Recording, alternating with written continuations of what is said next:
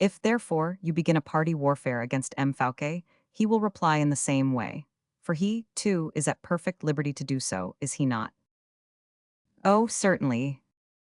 And as he is on good terms with Spain, he will make use of that friendship as a weapon of attack. You mean that he will be on good terms with the general of the Order of the Jesuits, my dear Aramis? That may be the case, Duchesse. And that, consequently, the pension I have been receiving from the order will be stopped. I am greatly afraid it might be. Well, I must contrive to console myself in the best way I can. For after Richelieu, after the Frondes, after exile, what is there left for Madame de Chevreuse to be afraid of? The pension, you are aware, is 48,000 francs. Alas, I am quite aware of it. Moreover, in party contests, the friends of the enemy do not escape. Ah, you mean that poor Lakes will have to suffer. I am afraid it is almost inevitable, Duchesse. Oh, he only receives 12,000 francs pension. Yes, but the King of Spain has some influence left. Advised by M. Fouquet, he might get M. Lakes shut up in prison for a little while. I am not very nervous on that point, my dear friend, because, thanks to a reconciliation with Anne of Austria, I will undertake that France should insist upon M. Lake's liberation. True, in that case, you will have something else to apprehend. What can that be? Said the Duchesse, pretending to be surprised and terrified. You will learn, indeed, you must know it already, that having once been an affiliated member of the order, it is not easy to leave it. For the secrets that any particular member may have acquired are unwholesome, and carry with them the germs of misfortune for whoever may reveal them. The Duchesse paused and reflected for a moment, and then said, "That is more serious, I will think over it."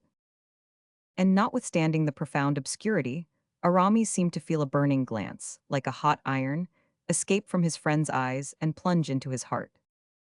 "Let us recapitulate," said Aramis, determined to keep himself on his guard, and gliding his hand into his breast where he had a dagger concealed. "Exactly, let us recapitulate. Good accounts make good friends. The suppression of your pension. 48,000 francs, and that of Lake's 12 make together 60,000 francs. That is what you mean, I suppose." "Precisely, and I was trying to find out what would be your equivalent for that." 500,000 francs, which I shall get from the Queen. Or which you will not get. I know a means of procuring them, said the Duchesse thoughtlessly. This remark made the Chevalier prick up his ears, and from the moment his adversary had committed this error, his mind was so thoroughly on its guard that he seemed every moment to gain the advantage more and more, and she, consequently, to lose it. "I will admit, for argument's sake, that you obtain the money," he resumed. "You will lose the double of it, having 100,000 francs pension to receive instead of 60,000, and that for a period of 10 years.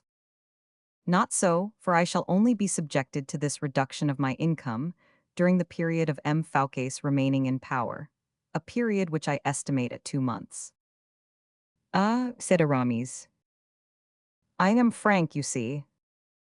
"I thank you for it, Duchesse, but you would be wrong to suppose that, after M. Fouquet's disgrace, the order would resume the payment of your pension. I know a means of making the order pay, as I know a means of forcing the Queen Mother to concede what I require. In that case, Duchesse, we are all obliged to strike our flags to you. The victory is yours, and the triumph also is yours. Be clement, I entreat you." "But is it possible," resumed the Duchesse, without taking notice of the irony, "that you really draw back from a miserable sum of 500,000 francs when it is a question of sparing you? I mean your friend. I beg your pardon. I ought rather to say your protector. The disagreeable consequences which a party contest produces. Duchesse, I will tell you why. Supposing the 500,000 francs were to be given you, M. Lakes will require his share, which will be another 500,000 francs, I presume. And then, after M. de Lakes and your own portions have been arranged, the portions which your children, your poor pensioners, and various other persons will require, will start up as fresh claims. And these letters, however compromising they may be in their nature, are not worth from 3 to 4 millions. Can you have forgotten the Queen of France's diamonds? They were surely worth more than these bits of waste paper signed by Mazarin, and yet their recovery did not cost a fourth part of what you ask for yourself. Yes, that is true, but the merchant values his goods at his own price, and it is for the purchaser to buy or refuse. Stay a moment, Duchesse. Would you like me to tell you why I will not buy your letters? Pray tell me.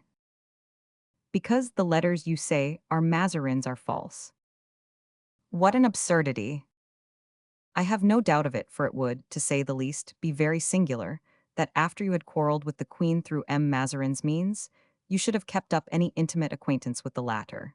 It would look as if you had been acting as a spy, and upon my word, I do not like to make use of the word. Oh, pray say it. Your great complaisance would seem very suspicious, at all events. That is quite true, but what is not less so is that which the letter contains. I pledge you my word, Duchesse, that you will not be able to make use of it with the Queen.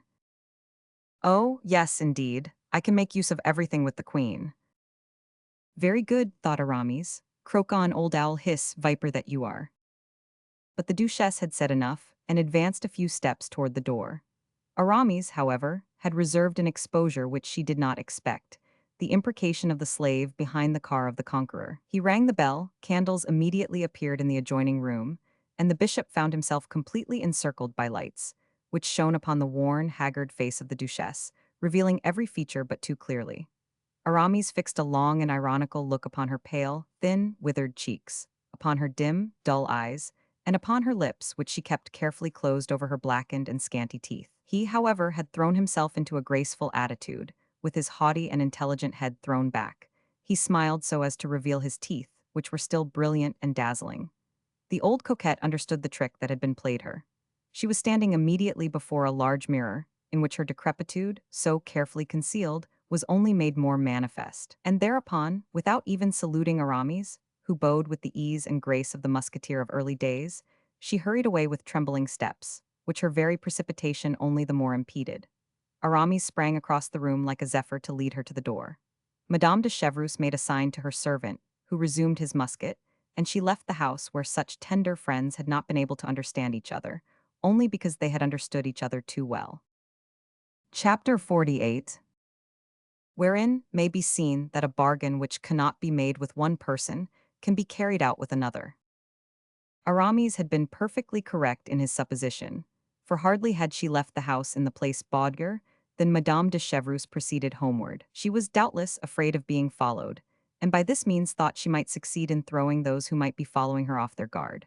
But scarcely had she arrived within the door of the hotel, and hardly had assured herself that no one who could cause her any uneasiness was on her track, when she opened the door of the garden, leading into another street, and hurried toward the Rue Croix des Petits Champs, where M. Colbert resided. We have already said that evening, or rather night, had closed in. It was a dark, thick night besides. Paris had once more sunk into its calm, quiescent state, enshrouding alike within its indulgent mantle the high-born duchesse carrying out her political intrigue, and the simple citizen's wife who, having been detained late by a supper in the city, was making her way slowly homeward, hanging on the arm of a lover by the shortest possible route. Madame de Chevreuse had been too well accustomed to nocturnal political intrigues to be ignorant that a minister never denies himself, even at his own private residence, to any young and beautiful woman who may chance to object to the dust and confusion of a public office, or to old women, as full of experience as of years, who dislike the indiscreet echo of official residences. A valet received the Duchesse under the peristyle, and received her, it must be admitted, with some indifference of manner. He intimated, after having looked at her face, that it was hardly at such an hour that one so advanced in years as herself could be permitted to disturb Monsieur Colbert's important occupations. But Madame de Chevreuse, without feeling or appearing to be annoyed, wrote her name upon a leaf of her tablets, a name which had but too frequently sounded so disagreeably in the ears of Louis XIII, and of the great cardinal. She wrote her name in the large, ill-formed characters of the higher classes of that period, folded the paper in a manner peculiarly her own, handed it to the valet without uttering a word, but with so haughty and imperious a gesture, that the fellow, well accustomed to judge of people from their manners and appearance, perceived at once the quality of the person before him, bowed his head, and ran to M. Colbert's room. The minister could not control a sudden exclamation as he opened the paper, and the valet, gathering from it the interest with which his master regarded the mysterious visitor, returned as fast as he could to beg the Duchesse to follow him. She ascended to the first floor of the beautiful new house very slowly, rested herself on the landing place, in order not to enter the apartment out of breath, and appeared before M. Colbert, who, with his own hands, held both the folding doors open. The Duchesse paused at the threshold, for the purpose of well studying the character of the man with whom she was about to converse. At the first glance, the round, large, heavy head, thick brows, and ill-favored features of Colbert, who wore, thrust low down on his head, a cap like a priest's calotte, seemed to indicate that but little difficulty was likely to be met with in her negotiations with him, but also that she was to expect as little interest in the discussion of particulars. For there was scarcely any indication that the rough and uncouth nature of the man was susceptible to the impulses of a refined revenge or of an exalted ambition.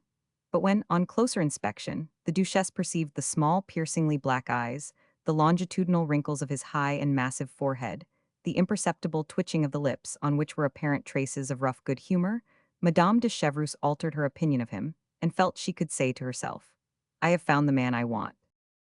"What is the subject, madame, which procures me the honor of a visit from you?" he inquired. "The need I have of you, monsieur," returned the Duchesse, "as well as that which you have of me." "I am delighted, madame, with the first portion of your sentence, but as far as the second portion is concerned." Madame de Chevreuse sat down in the armchair which M. Colbert advanced toward her. "Monsieur Colbert, you are the intendant of finances, and are ambitious of becoming the surintendant?" "Madame." "Nay, do not deny it. That would only unnecessarily prolong our conversation, and that is useless. And yet, madame, however well disposed and inclined to show politeness, I may be toward a lady of your position and merit. Nothing will make me confess that I have ever entertained the idea of supplanting my superior." "I said nothing about supplanting, Monsieur Colbert.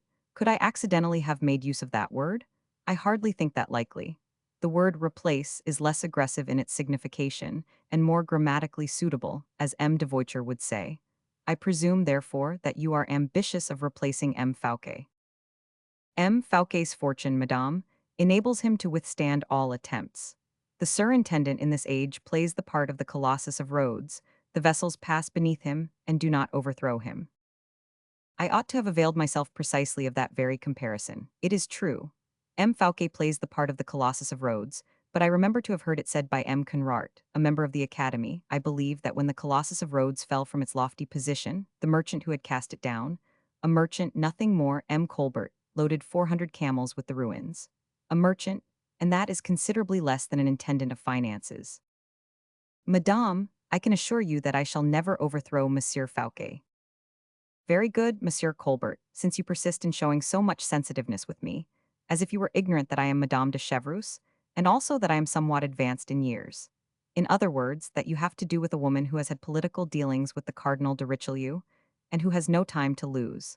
As, I repeat, you do not hesitate to commit such an imprudence, I shall go and find others who are more intelligent and more desirous of making their fortunes." "How, madame, how?" "You give me a very poor idea of negotiators of the present day. I assure you that if, in my earlier days, a woman had gone to M. de Cinq-Mars, who was not, moreover, a man of very high order of intellect, and had said to him about the cardinal what I have just now said to you of M. Fouquet, M. de Cinq-Mars would by this time have already set actively to work."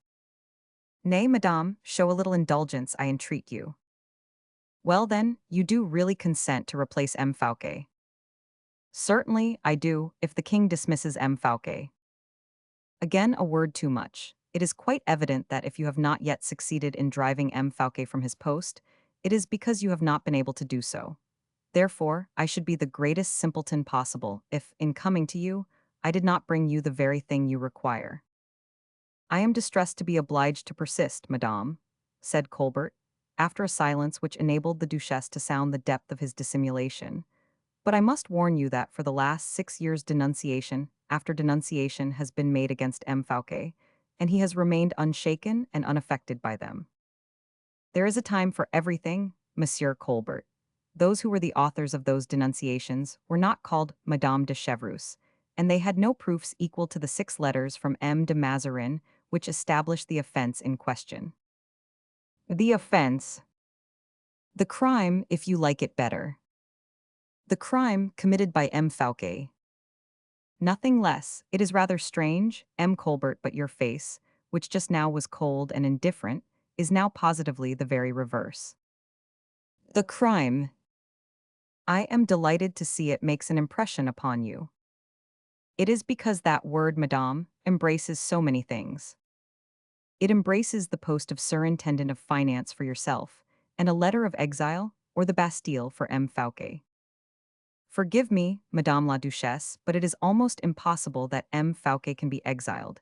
To be imprisoned or disgraced, that is already a great deal. Oh, I am perfectly aware of what I am saying, returned Madame de Chevreuse coldly. I do not live at such a distance from Paris as not to know what takes place there. The king does not like M. Fouquet, and he would willingly sacrifice M. Fouquet if an opportunity were only given him. It must be a good one, though. Good enough, and one I estimate to be worth 500,000 francs. In what way? Said Colbert. I mean, monsieur, that holding this opportunity in my own hands, I will not allow it to be transferred to yours, except for a sum of 500,000 francs. I understand you perfectly, madame, but since you have fixed a price for the sale, let me now see the value of the articles to be sold. Oh, a mere trifle. 6 letters, as I have already told you, from M. de Mazarin.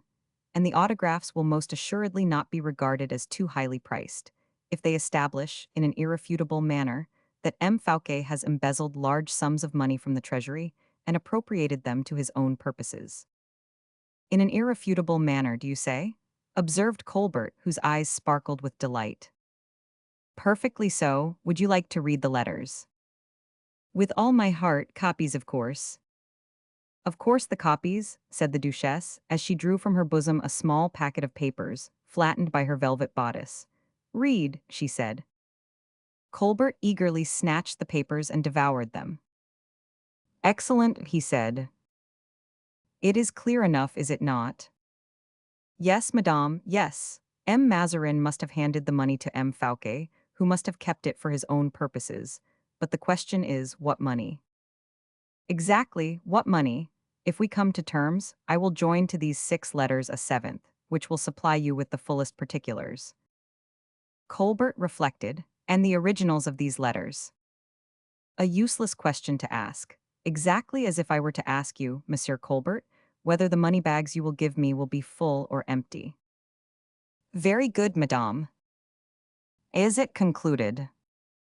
No, for there is one circumstance to which neither of us has given any attention. Name it. M. Fouquet can be utterly ruined, under the circumstances you have detailed, only by means of legal proceedings. Well, a public scandal, for instance, and yet neither the legal proceedings nor the scandal can be commenced against him. Why not? Because he is Procureur General of the Parliament. Because, too, in France, all public administrations, the army, justice itself, and commerce, are intimately connected by ties of good fellowship, which people call esprit de corps. In such a case, madame, the Parliament will never permit its chief to be dragged before a public tribunal. And never, even if he be dragged there by royal authority, never, I say, will he be condemned. Well, Monsieur Colbert, I do not see what I have to do with that. I am aware of that, madame, but I have to do with it, and it consequently diminishes the value of what you have brought to show me. What good can a proof of crime be to me, without the possibility of obtaining a condemnation? Even if he be only suspected, M. Fouquet will lose his post of surintendant. Is that all? Exclaimed Colbert, whose dark, gloomy features were momentarily lighted up by an expression of hate and vengeance. Ah, Monsieur Colbert, said the Duchesse, forgive me, but I did not think you were so impressionable. Very good, in that case, since you need more than I have to give you, there is no occasion to speak of the matter at all. Yes, madame, we will go on talking of it. Only as the value of your commodities has decreased, you must lower your pretensions. You are bargaining, then.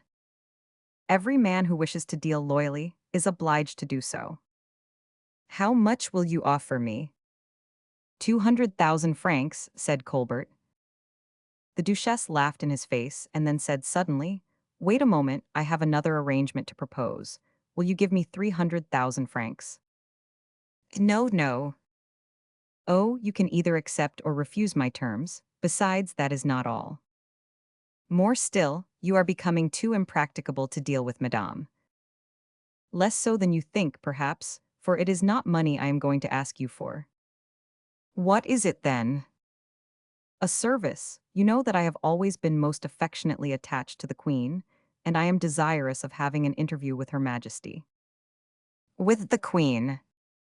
Yes, Monsieur Colbert, with the Queen, who is, I admit, no longer my friend, and who has ceased to be so for a long time past, but who may again become so if the opportunity be only given her. Her Majesty has ceased to receive anyone, madame. She is a great sufferer, and you may be aware that the paroxysms of her disease occur with greater frequency than ever. That is the very reason why I wish to have an interview with Her Majesty, for in Flanders there is a great variety of these kind of complaints. What cancers? A fearful, incurable disorder. Do not believe that, Monsieur Colbert. The Flemish peasant is somewhat a man of nature, and his companion for life is not alone a wife, but a female laborer also. For while he is smoking his pipe, the woman works. It is she who draws the water from the well, she who loads the mule or the ass, and even bears herself a portion of the burden. Taking but little care of herself, she gets knocked about, first in one direction, and then in another, and very often is beaten by her husband, and cancers frequently arise from contusions. True, true, said Colbert. The Flemish women do not die the sooner on that account. When they are great sufferers from this disease, they go in search of remedies, and the Beguines of Bruges are excellent doctors for every kind of disease. They have precious waters of one sort or another, specifics of various kinds, and they give a bottle of it and a wax candle to the sufferer, whereby the priests are gainers, and heaven is served by the disposal of both their wares. I will take the Queen some of this holy water, which I will procure from the Beguines of Bruges. Her Majesty will recover, and will burn as many wax candles as she may think fit. You see, Monsieur Colbert, to prevent my seeing the Queen is almost as bad as committing the crime of regicide. You are, undoubtedly, Madame la Duchesse, a woman of exceedingly great abilities, and I am more than astounded at their display. Still, I cannot but suppose that this charitable consideration toward the Queen in some measure covers a slight personal interest for yourself. I have not given myself the trouble to conceal it, that I am aware of, Monsieur Colbert. You said, I believe, that I had a slight personal interest?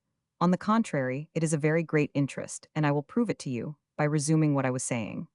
If you procure me a personal interview with Her Majesty, I will be satisfied with the 300,000 francs I have claimed. If not, I shall keep my letters, unless, indeed, you give me, on the spot, 500,000 francs for them. And, rising from her seat with this decisive remark, the old Duchesse plunged M. Colbert into a disagreeable perplexity. To bargain any further was out of the question, and not to bargain was to pay a great deal too dearly for them. Madame, he said, I shall have the pleasure of handing you over 100,000 crowns, but how shall I get the actual letters themselves? In the simplest manner in the world, my dear Monsieur Colbert. Whom will you trust?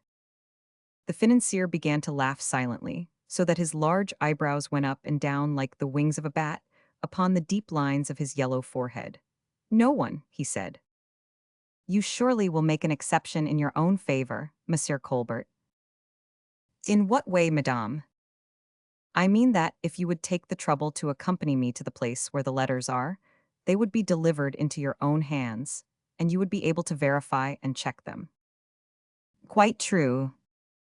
You would bring the 100,000 crowns with you at the same time, for I, too, do not trust anyone. Colbert colored to the tips of his ears. Like all eminent men in the art of figures, he was of an insolent and mathematical probity. I will take with me, madame, he said, 2 orders for the amount agreed upon, payable at my treasury. Will that satisfy you? Would that the orders on your treasury were for 2 millions, Monsieur l'Intendant. I shall have the pleasure of showing you the way, then. Allow me to order my carriage.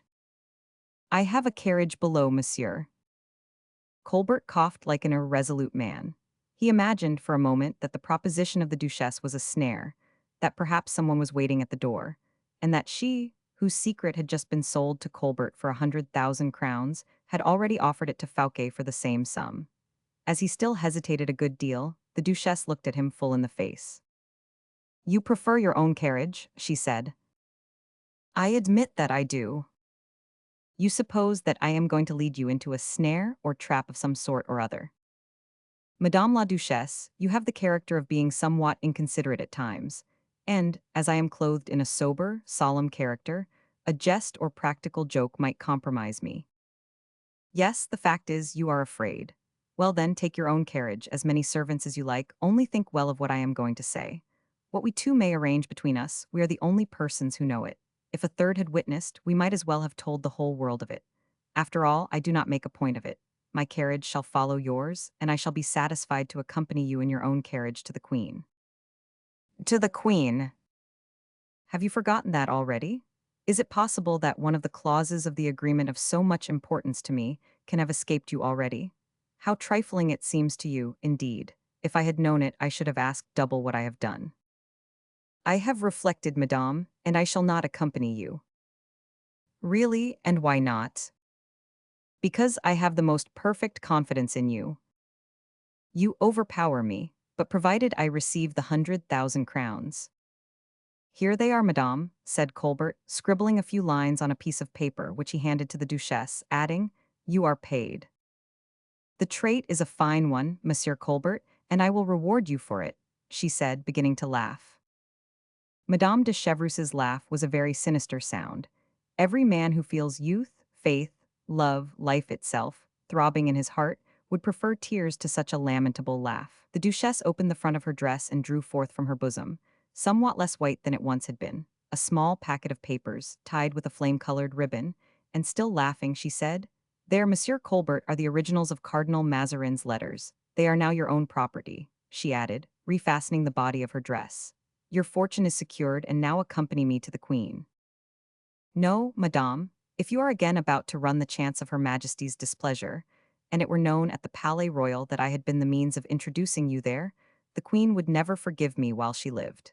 No, there are certain persons at the palace who are devoted to me, who will procure you an admission without my being compromised. Just as you please, provided I enter. What do you term those religious women at Bruges who cure disorders?" "Beguines." "Good, you are one." "As you please, but I must soon cease to be one." "That is your affair." "Excuse me, but I do not wish to be exposed to a refusal." "That is again your own affair, madame. I am going to give directions to the head valet of the gentleman in waiting on Her Majesty to allow admission to a Beguine, who brings an effectual remedy for Her Majesty's sufferings. You are the bearer of my letter, you will undertake to be provided with the remedy, and will give every explanation on the subject. I admit a knowledge of a Beguine, but I deny all knowledge of Madame de Chevreuse. Here, madame, then, is your letter of introduction." Chapter 49. The Skin of the Bear. Colbert handed the duchesse the letter, and gently drew aside the chair behind which she was standing. Madame de Chevreuse, with a very slight bow, immediately left the room. Colbert, who had recognized Mazarin's handwriting and had counted the letters, rang to summon his secretary, whom he enjoined to go in immediate search of M. Vanel, a councillor of the Parliament. The secretary replied that, according to his usual practice, M. Vanel had just that moment entered the house, in order to render to the intendant an account of the principal details of the business which had been transacted during the day in the sitting of the Parliament. Colbert approached one of the lamps, read the letters of the deceased cardinal over again, smiled repeatedly, as he recognized the great value of the papers Madame de Chevreuse had just delivered to him, and burying his head in his hands for a few minutes, reflected profoundly. In the meantime, a tall, large-made man entered the room. His spare, thin face, steady look, and hooked nose, as he entered Colbert's cabinet with a modest assurance of manner, revealed a character at once supple and decided. Supple toward the master who could throw him the prey, firm toward the dogs who might possibly be disposed to dispute it with him. M. Vanel carried a voluminous bundle of papers under his arm, and placed it on the desk on which Colbert was leaning both his elbows, as he supported his head. "Good day, M. Vanel," said the latter, rousing himself from his meditation. "Good day, monseigneur," said Vanel naturally. "You should say monsieur and not monseigneur," replied Colbert gently. "We give the title of monseigneur to ministers," returned Vanel with extreme self-possession, "and you are a minister." "Not yet." "You are so in point of fact, and I call you monseigneur accordingly. Besides, you are my seigneur for me, and that is sufficient. If you dislike my calling you monseigneur before others, allow me, at least, to call you so in private." Colbert raised his head as if to read, or to try to read, upon Vanel's face how much actual sincerity entered into this protestation of devotion. But the counselor knew perfectly well how to sustain the weight of his look, even were it armed with the full authority of the title he had conferred. Colbert sighed. He could not read anything in Venel's face, and Venel might possibly be honest in his profession, but Colbert recollected that this man, inferior to himself in every other respect, was actually his superior through the fact of his having a wife unfaithful to him. At the moment he was pitying this man's lot, Venel coldly drew from his pocket a perfumed letter, sealed with Spanish wax, and held it toward Colbert, saying, "A letter from my wife, Monseigneur." Colbert coughed, took, opened, and read the letter, and then put it carefully away in his pocket, while Venel turned over the leaves of the papers he had brought with him with an unmoved and unconcerned air. "Venel," he said suddenly to his protégé, "you are a hard-working man, I know. Would 12 hours daily labor frighten you?" "I work 15 hours every day." "Impossible. A councillor need not work more than 3 hours a day in the Parliament." "Oh, I am working up some returns for a friend of mine in the Department of Accounts, and, as I still have time left on my hands, I am studying Hebrew." "Your reputation stands high in the Parliament, Venel." "I believe so, Monseigneur." "You must not grow rusty in your post of councillor." "What must I do to avoid it?" "Purchase a high place. Mean and low ambitions are very difficult to satisfy." "Small purses are the most difficult to fill, Monseigneur." "What post have you in view?" said Colbert. "I see none, not one." "There is one, certainly, but one need be almost the king himself to be able to buy it without inconvenience. And the king will not be inclined, I suppose, to purchase the post of procureur general." At these words, Venel fixed his at once humble and dull look upon Colbert, who could hardly tell whether Venel had comprehended him or not. "Why do you speak to me, Monseigneur?" said Venel, "of the post of procureur general to the Parliament? I know no other post than the one M. Fouquet fills." "Exactly so, my dear counsellor." "You are not over fastidious, Monseigneur, but before the post can be bought, it must be offered for sale." "I believe, Monsieur Venel, that it will be for sale before long." "For sale, what M. Fouquet's post of procureur general?" "So it is said."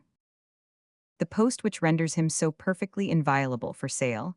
"Oh, oh," said Venel, beginning to laugh. "Would you be afraid, then, of the post?" said Colbert gravely.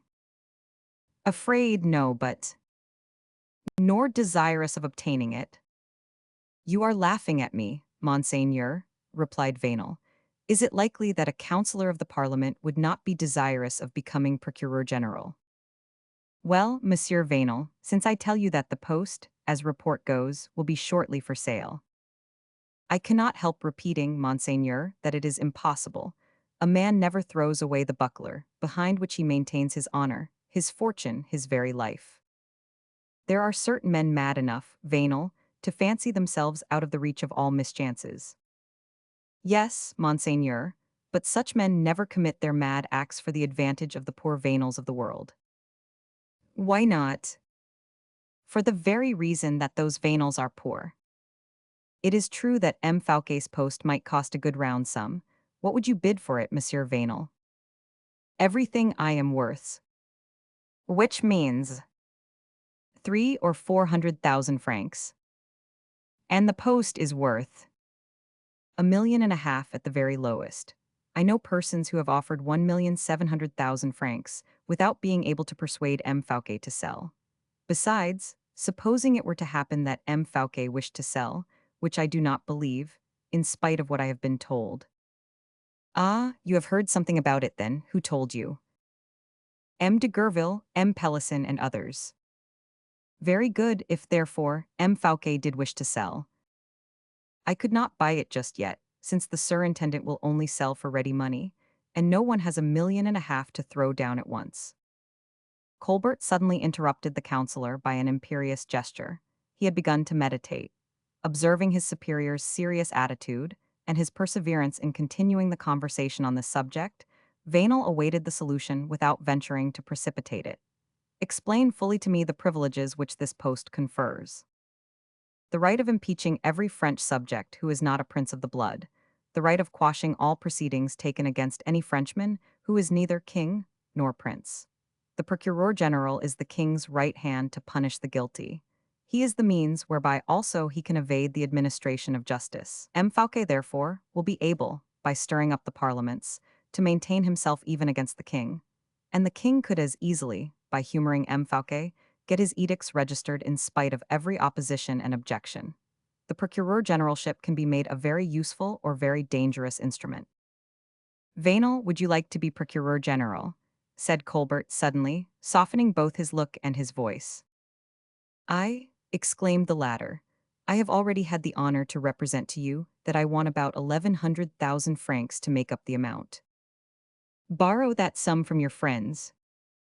I have no friends richer than myself. You are an honest and honorable man, Vainel. Ah, Monseigneur, if the world were to think as you do. I think so, and that is quite enough, and if it should be needed, I will be your security. Do you forget the proverb, Monseigneur? What is that? That he who becomes responsible for another has to pay for his responsibility. Let that make no difference. Vainel rose, quite bewildered by this offer, which had been so suddenly and unexpectedly made to him. You are not trifling with me, Monseigneur, he said. Stay, you say that M. Gerville has spoken to you about M. Fouquet's post. Yes, and M. Pelisson also. Officially so, or only by their own suggestion. These were their very words. These parliamentary people are as proud as they are wealthy. They ought to club together 2 or 3 millions among themselves to present to their protector and great luminary, M. Fouquet.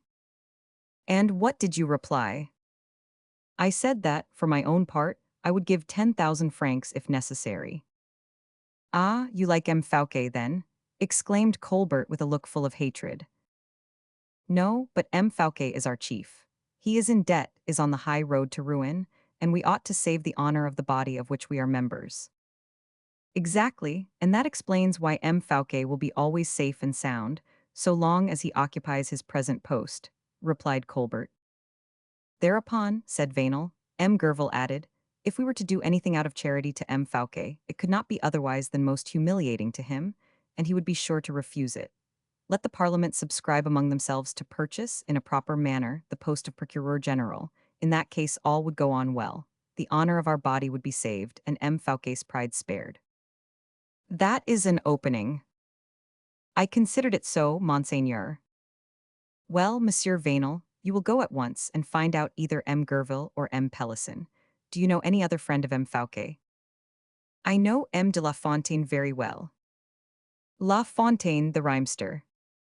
Yes, he used to write verses to my wife, when M. Fouquet was one of our friends. Go to him, then, and try and procure an interview with the surintendant. Willingly, but the sum itself.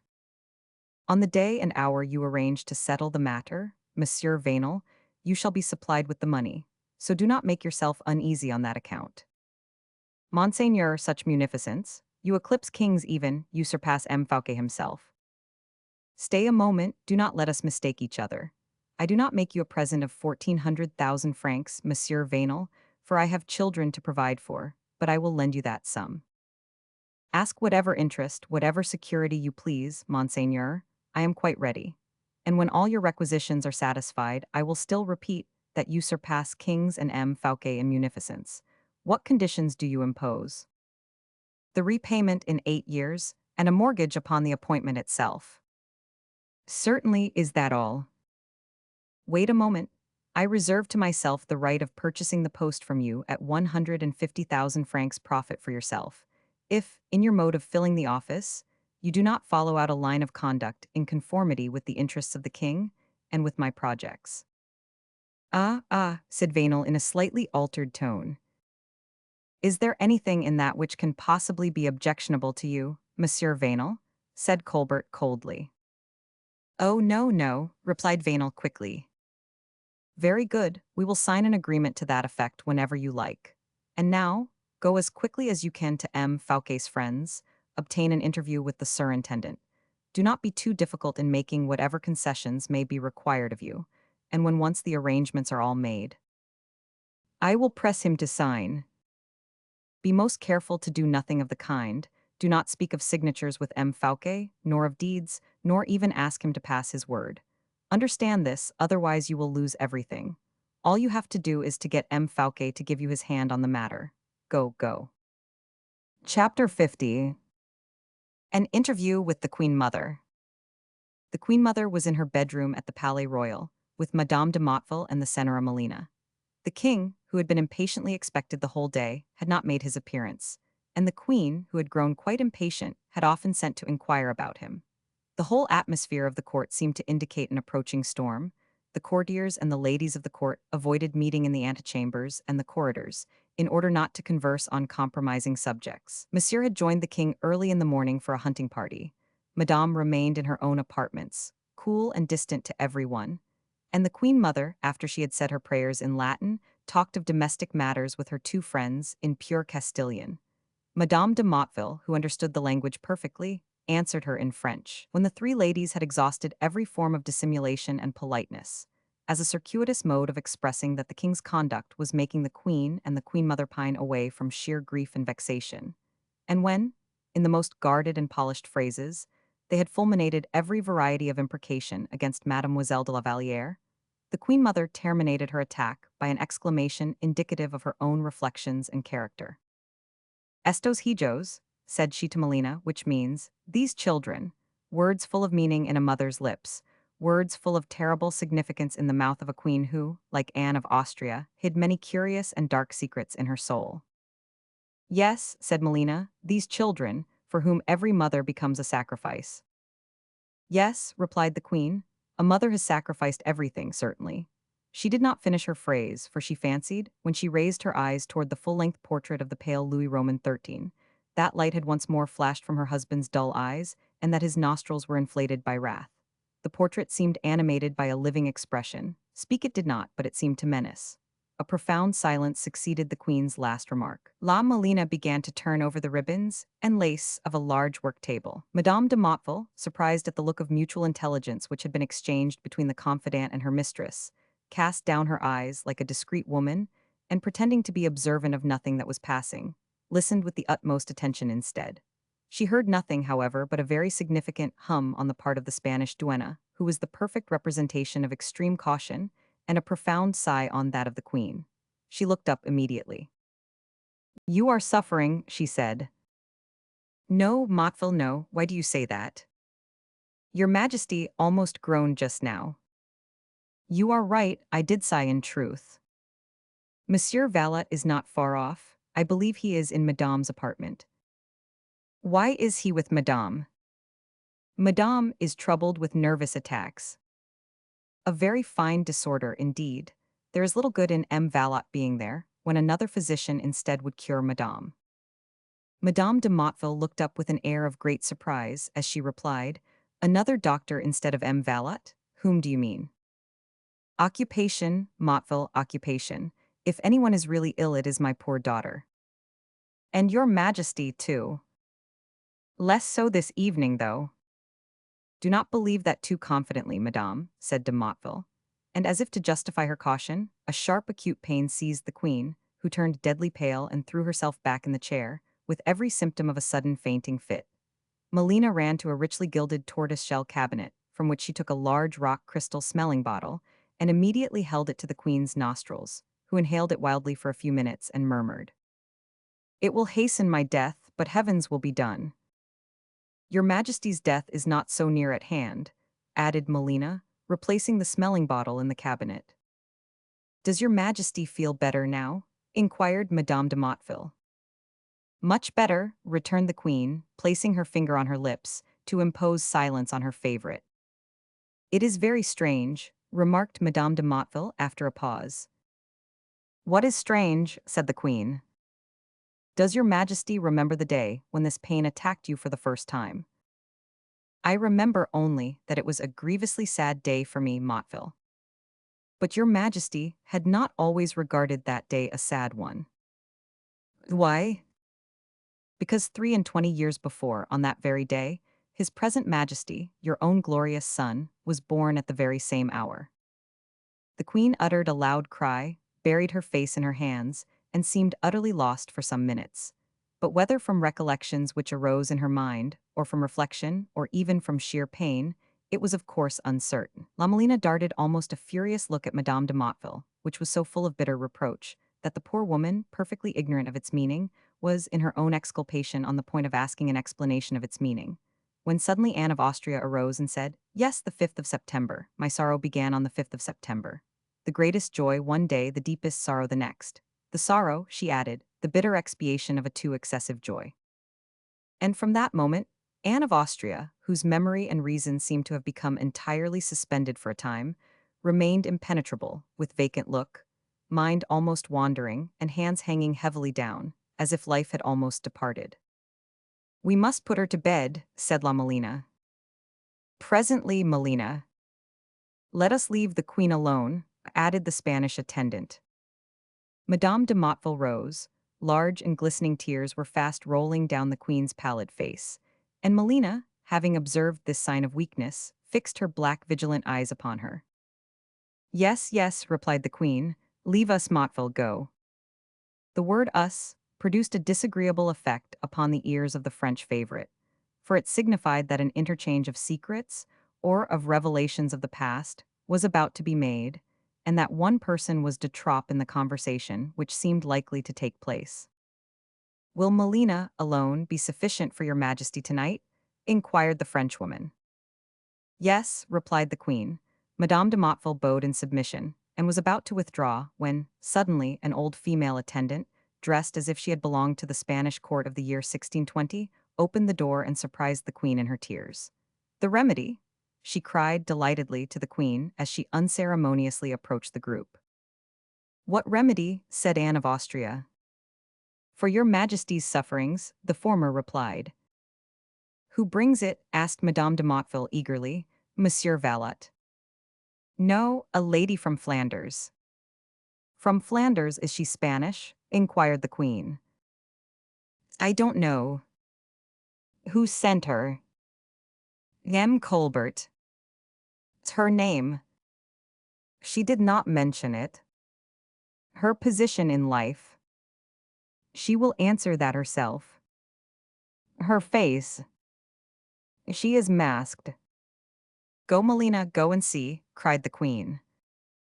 "It is needless," suddenly replied a voice, at once firm and gentle in its tone, which proceeded from the other side of the tapestry hangings.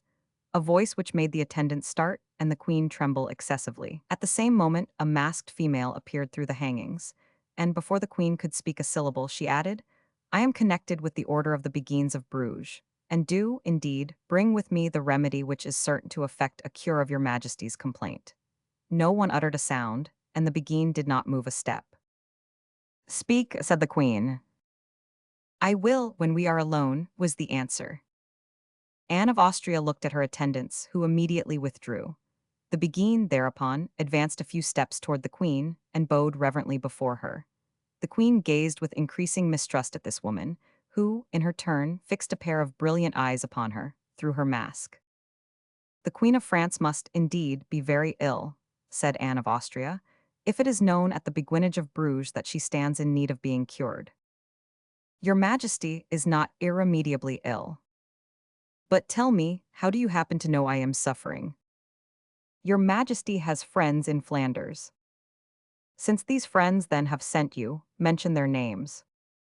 "Impossible, madame, since your Majesty's memory has not been awakened by your heart." Anne of Austria looked up, endeavoring to discover through the concealment of the mask, and through her mysterious language, the name of her companion, who expressed herself with such familiarity and freedom.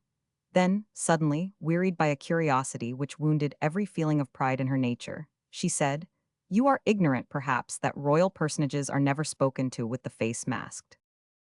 "Deign to excuse me, madame," replied the Beguine humbly. "I cannot excuse you. I may possibly forgive you if you throw your mask aside.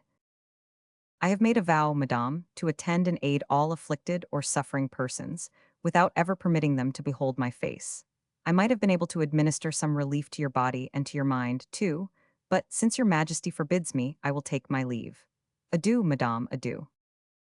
These words were uttered with a harmony of tone and respect of manner that deprived the queen of all her anger and suspicion, but did not remove her feeling of curiosity. You are right, she said. It ill becomes those who are suffering to reject the means of relief which heaven sends them. Speak then, and may you indeed be able, as you assert you can, to administer relief to my body. Let us first speak a little of the mind, if you please, said the Beguine, of the mind which, I am sure, must also suffer. My mind.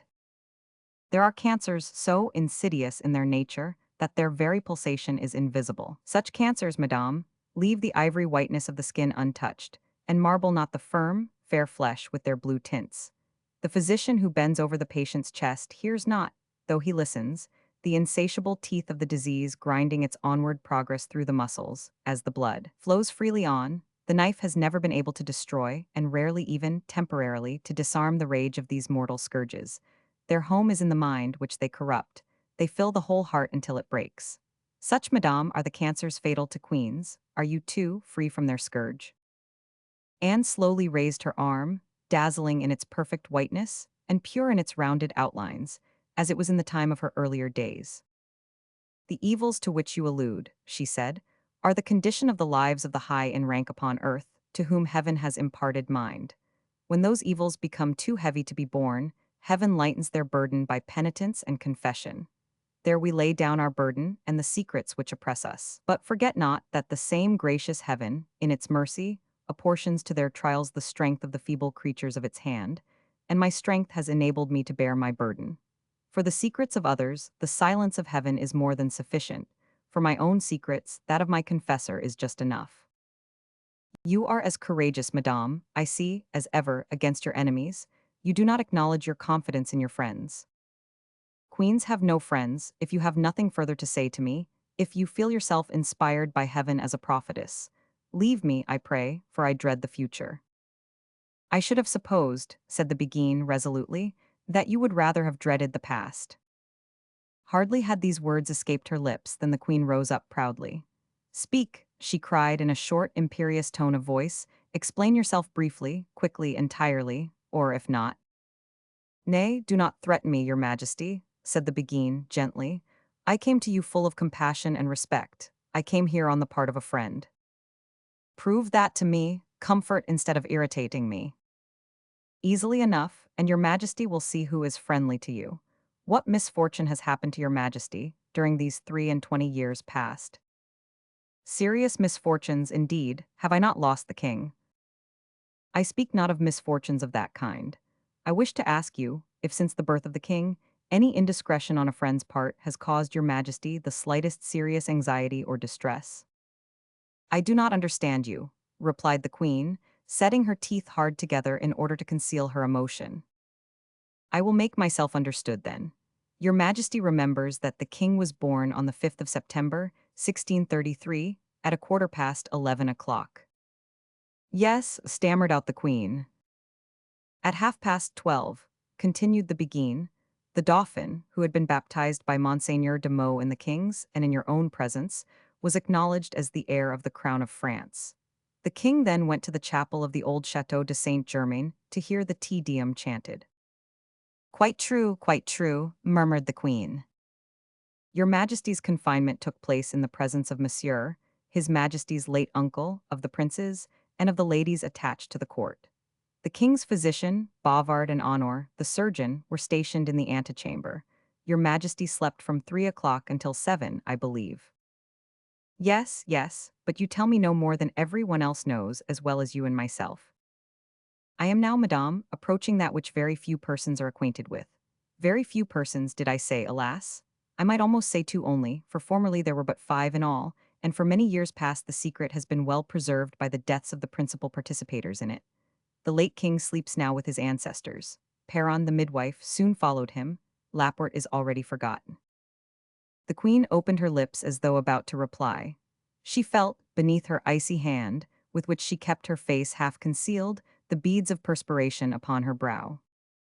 It was 8 o'clock, pursued the Beguine. The king was seated at supper, full of joy and happiness. Around him on all sides arose wild cries of delight and drinking of healths. The people cheered beneath the balconies. The Swiss guards, the musketeers, and the royal guards wandered through the city, borne about in triumph by the drunken students. Those boisterous sounds of the general joy disturbed the dauphin. the future king of France, who was quietly lying in the arms of Madame de Hossec, his nurse, and whose eyes, as he opened them and stared about, might have observed 2 crowns at the foot of his cradle. Suddenly your majesty uttered a piercing cry, and Dame Perron immediately flew to your bedside. The doctors were dining in a room at some distance from your chamber. The palace, deserted from the frequency of the eruptions made into it, was without either sentinels or guards. The midwife, having questioned and examined your majesty, gave a sudden exclamation, as if in wild astonishment, and taking you in her arms, bewildered almost out of her senses from sheer distress of mind, dispatched Laporte to inform the king that her majesty the queen mother wished to see him in her room. Laporte, you are aware, madame, was a man of the most admirable calmness and presence of mind. He did not approach the king as if he were the bearer of alarming intelligence and wished to inspire the terror which he himself experienced. Besides, it was not a very terrifying intelligence which awaited the king. Therefore, Laporte appeared with a smile upon his lips and approached the king's chair, saying to him, "Sire, the queen is very happy, and would be still more so to see your majesty."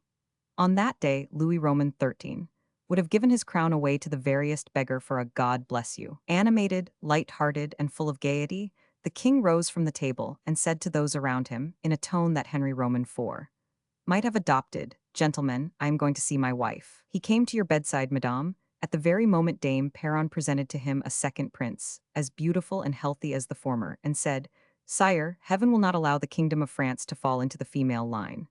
The king, yielding to a first impulse, clasped the child in his arms and cried, "Oh, heaven, I thank thee."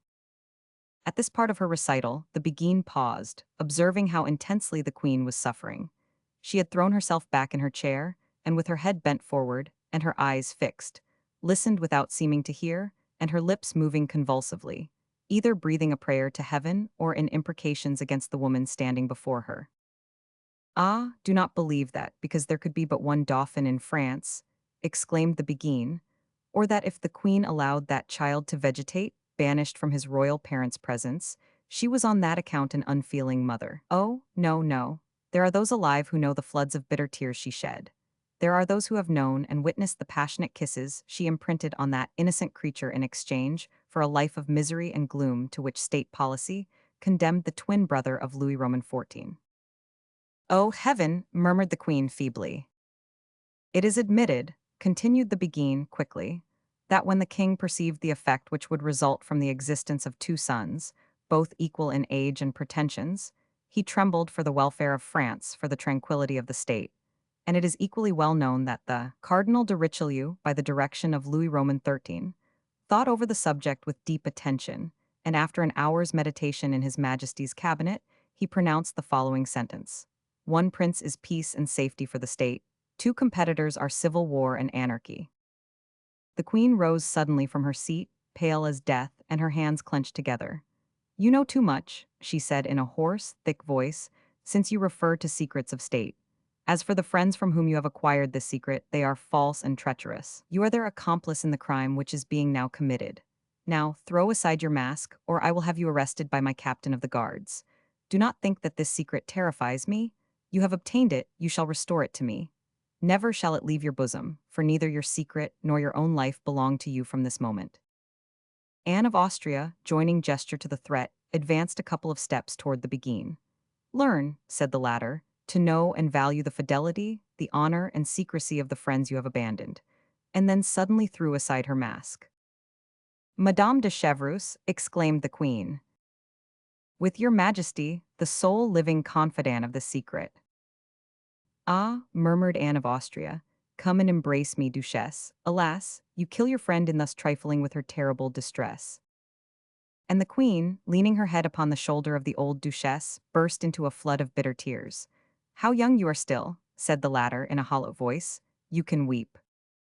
Chapter 51. 2 friends. The queen looked steadily at Madame de Chevreuse and said, "I believe you just now made use of the word 'happy' in speaking of me. Hitherto, Duchesse, I had thought it impossible that a human creature could anywhere be found less happy than the Queen of France. Your afflictions, madame, have indeed been terrible enough. But by the side of those great and grand misfortunes to which we, 2 old friends separated by men's malice, were just now alluding, you possess sources of pleasure, slight enough in themselves it may be, but which are greatly envied by the world. What are they? Said Anne of Austria bitterly. What can induce you to pronounce the word pleasure, Duchesse, you who, just now, admitted that my body and my mind both stood in need of remedies? Madame de Chevreuse collected herself for a moment, and then murmured, "How far removed kings are from other people." "What do you mean?"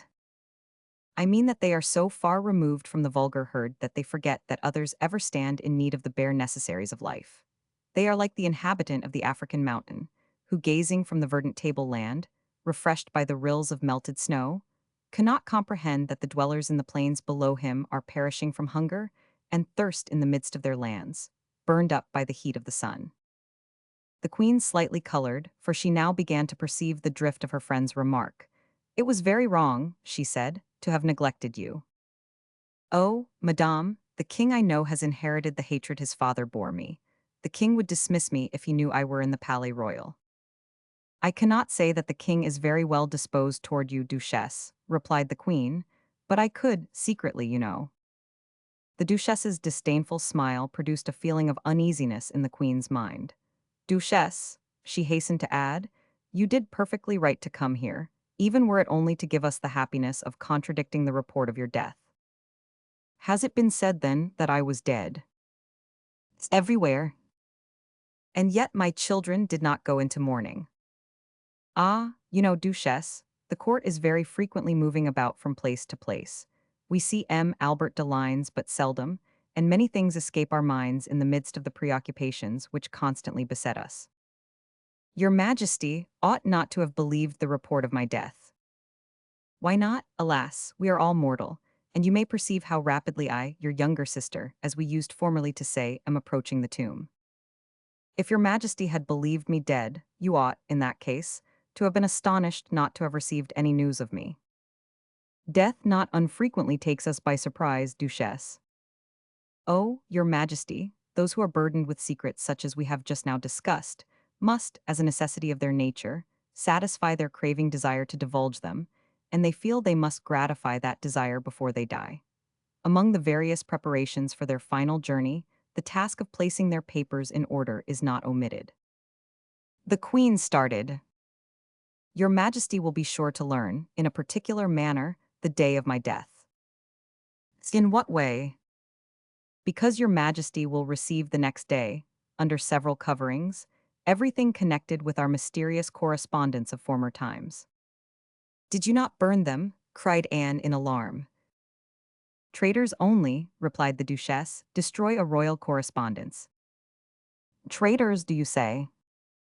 "Yes, certainly, or rather they pretend to destroy, instead of which they keep or sell it. Faithful friends, on the contrary, most carefully secrete such treasures, for it may happen that some day or other they would wish to seek out their queen in order to say to her, 'Madame, I am getting old. My health is fast failing me, in the presence of the danger of death, for there is the danger for your Majesty that this secret may be revealed. Take, therefore, this paper, so fraught with danger for yourself, and trust not to another to burn it for you.'" "What paper do you refer to?" "As far as I am concerned, I have but one, it is true, but that is indeed most dangerous in its nature." "Oh, Duchesse, tell me what it is."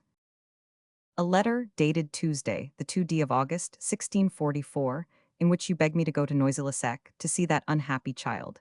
In your own handwriting, madame, there are those words, 'that unhappy child.'" A profound silence ensued. The queen's mind was wandering in the past. Madame de Chevreuse was watching the progress of her scheme. "Yes, unhappy, most unhappy," murmured Anne of Austria. "How sad the existence he led, poor child, to finish it in so cruel a manner." "Is he dead?" cried the Duchesse suddenly, with a curiosity whose sincere accents the queen instinctively detected.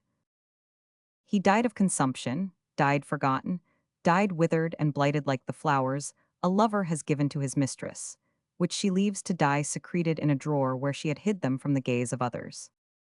"Died?" repeated the Duchesse with an air of discouragement, which would have afforded the queen the most unfeigned delight, had it not been tempered in some measure by a mixture of doubt. "Died at Noisy-le-Sec?" "Yes, in the arms of his tutor, a poor, honest man, who did not long survive him." "That can easily be understood. It is so difficult to bear up under the weight of such a loss and such a secret," said Madame de Chevreuse, the irony of which reflection the queen pretended not to perceive. Madame de Chevreuse continued. Well, madame, I inquired some years ago at Noisy-le-Sec about this unhappy child. I was told that it was not believed he was dead, and that was my reason for not having at first been grieved with your majesty. For, most certainly, if I could have thought it were true, never should I have made the slightest allusion to so deplorable an event, and thus have reawakened your majesty's legitimate distress. You say that it is not believed that the child died at Noisy. No, madame. What did they say about him then? They said, but no doubt they were mistaken. Nay, speak. They said that one evening, about the year 1645, a lady, beautiful and majestic in her bearing, which was observed notwithstanding the mask, and the mantle which concealed her figure, a lady of rank, of very high rank no doubt, came in a carriage to the place where the road branches off. The very same spot, where I awaited news of the young prince when your majesty was graciously pleased to send me there. Well.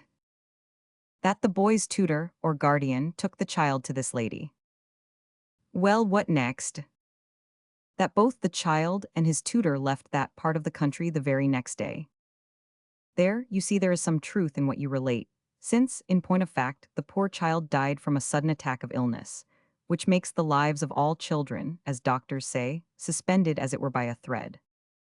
What your majesty says is quite true. No one knows it better than you, no one believes it more than myself, but yet how strange it is. What can it now be? Thought the queen.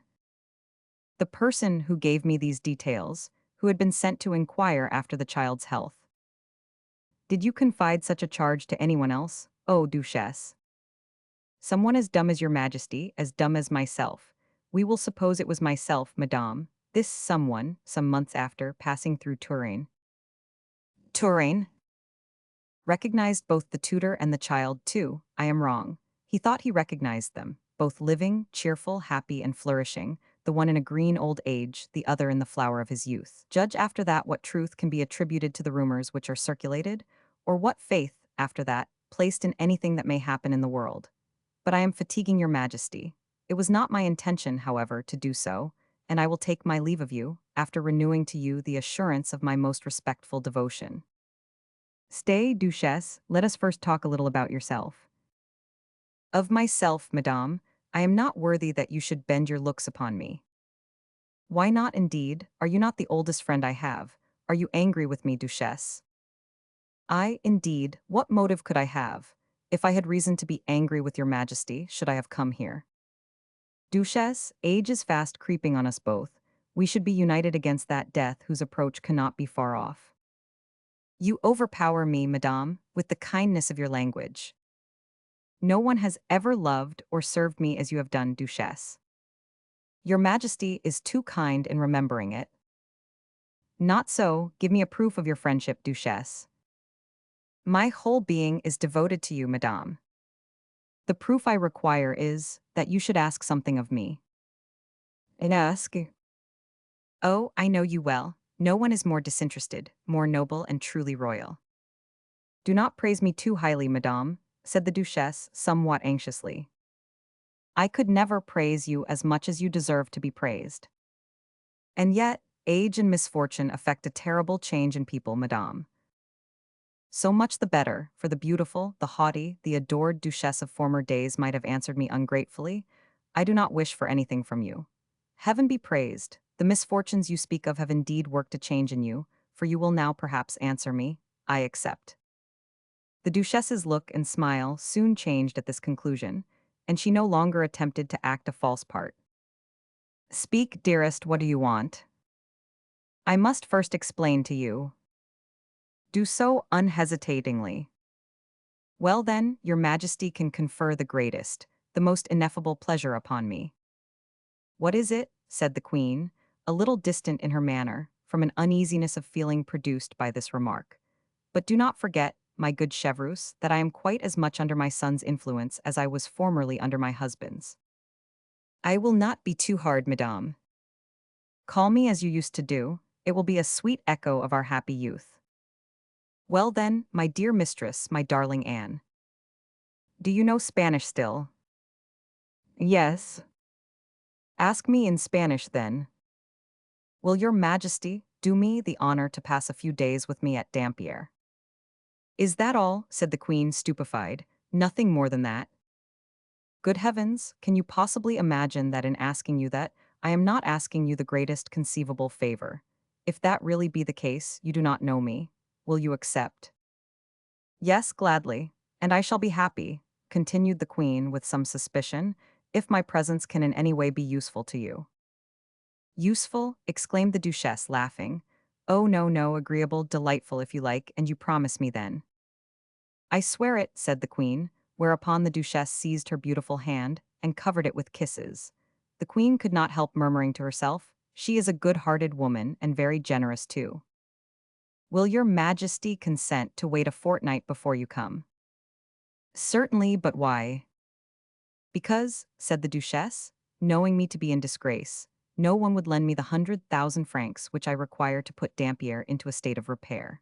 But when it is known that I require that sum for the purpose of receiving your majesty at Dampierre properly, all the money in Paris will be at my disposal. Ah, said the queen, gently nodding her head in sign of intelligence, 100,000 francs. You want 100,000 francs to put Dampierre into repair. Quite as much as that. And no one will lend you them. No one. I will lend them to you, if you like, duchesse. Oh, I hardly dare accept such a sum. You would be wrong if you did not. Besides, 100,000 francs is really not much. I know but too well that you never set a right value upon your silence and your secrecy. Push that table a little toward me, duchesse, and I will write you an order on M. Colbert, no, on M. Fouquet, who is a far more courteous and obliging man. Will he pay it, though? If he will not pay it, I will, but it will be the first time he will have refused me. The queen wrote and handed the duchesse the order, and afterward dismissed her with a warm and cheerful embrace. Chapter 52. How Jean de La Fontaine wrote his first tale. All these intrigues are exhausted. The human mind, so variously complicated, has been enabled to develop itself at its ease in the three outlines with which our recital has supplied it. It is not unlikely that, in the future we are now preparing, a question of politics and intrigues may still arise, but the springs by which they work will be so carefully concealed that no one will be able to see aught but flowers and paintings. Just as at a theater, where a colossus appears upon the scene, walking along moved by the small legs and slender arms of a child concealed within the framework. We now return to Saint Monde, where the surintendant was in the habit of receiving his select society of Epicureans. For some time past, the host had met with some terrible trials. Everyone in the house was aware of and felt the minister's distress. No more magnificent or recklessly improvident reunions. Money had been the pretext assigned by Fouquet, and never was any pretext, as Gerville said, more fallacious, for there was not the slightest appearance of money. M. Vadel was most resolutely painstaking in keeping up the reputation of the house, and yet the gardeners who supplied the kitchens complained of a ruinous delay. The agents for the supply of Spanish wines frequently sent drafts which no one honored. Fishermen, whom the surintendent engaged on the coast of Normandy, calculated that if they were paid all that was due to them, the amount would enable them to retire comfortably for the rest of their lives. Fish, which at a later period was the cause of Vadel's death, did not arrive at all. However, on the ordinary day of reception, Fouquet's friends flocked in more numerously than ever. Gerville and the Abbé Fouquet talked over money matters. That is to say, the Abbé borrowed a few pistoles from Gerville. Pelisson, seated with his legs crossed, was engaged in finishing the peroration of a speech with which Fouquet was to open the Parliament, and this speech was a masterpiece, because Pelisson wrote it for his friend. That is to say, he inserted everything in it which the latter would most certainly never have taken the trouble to say of his own accord. Presently Lauret and La Fontaine would enter from the garden, engaged in a dispute upon the facility of making verses. The painters and musicians in their turn, also, were hovering near the dining room. As soon as 8 o'clock struck, the supper would be announced, for the surintendant never kept anyone waiting. It was already 7:30, and the appetites of the guests were beginning to be declared in a very emphatic manner. As soon as all the guests were assembled, Gerville went straight up to Pelisson, awoke him out of his reverie, and led him into the middle of a room and closed the doors. "Well," he said, "anything new?" Pelisson raised his intelligent and gentle face and said, "I have borrowed 25,000 francs of my aunt, and I have them here in good sterling money." "Good," replied Gerville, We only want 195,000 livres for the first payment. The payment of what? Asked La Fontaine. What? Absent as usual. Why, it was you who told us that the small estate at Corbeil was going to be sold by one of M. Fouquet's creditors. And you, also, who proposed that all his friends should subscribe. More than that, too, it was you who said that you would sell a corner of your house at Château-Thierry in order to furnish your own proportion, and you now come and ask, the payment of what? This remark was received with a general laugh which made La Fontaine blush. I beg your pardon, he said. I had not forgotten it. Oh no, only. Only you remembered nothing about it, replied Lauret. That is the truth, and the fact is, he is quite right. There is a great difference between forgetting and not remembering. Well then, added Pelisson, you bring your mite in the shape of the price of the piece of land you have sold. Sold, no. Have you not sold the field, then? Inquired Gerville in astonishment, for he knew the poet's disinterestedness. My wife would not let me, replied the latter, at which there were fresh bursts of laughter. And yet you went to Château-Thierry for that purpose, said someone. Certainly I did, and on horseback. Poor fellow. I had 8 different horses, and I was almost jolted to death. You are an excellent fellow, and you rested yourself when you arrived there. Rested? Oh, of course I did, for I had an immense deal of work to do. How so? My wife had been flirting with the man to whom I wished to sell the land. The fellow drew back from his bargain, and so I challenged him. Very good, and you fought? It seems not. You know nothing about it, I suppose. No, my wife and her relations interfered in the matter. I was kept a quarter of an hour with my sword in my hand, but I was not wounded. And your adversary? Oh, he just as much, for he never came onto the field.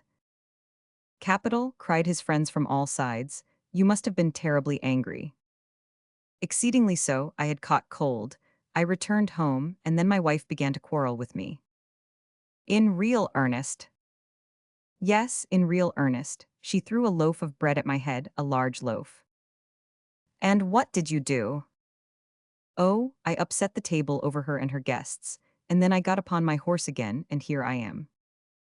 Every one had great difficulty in keeping his countenance at the exposure of his heroic comedy, and when the laughter had somewhat ceased, one of the guests present said to him, Is that all you have brought us back? Oh no, I have an excellent idea in my head. What is it? Have you noticed that there is a good deal of sportive, jesting poetry written in France? Yes, of course, replied everyone. And, pursued La Fontaine, only a very small portion of it is printed. The laws are strict, you know. That may be, but a rare article is a dear article, and that is the reason why I have written a small poem, excessively free in its style, very broad, and extremely cynical in its tone. The deuce you have!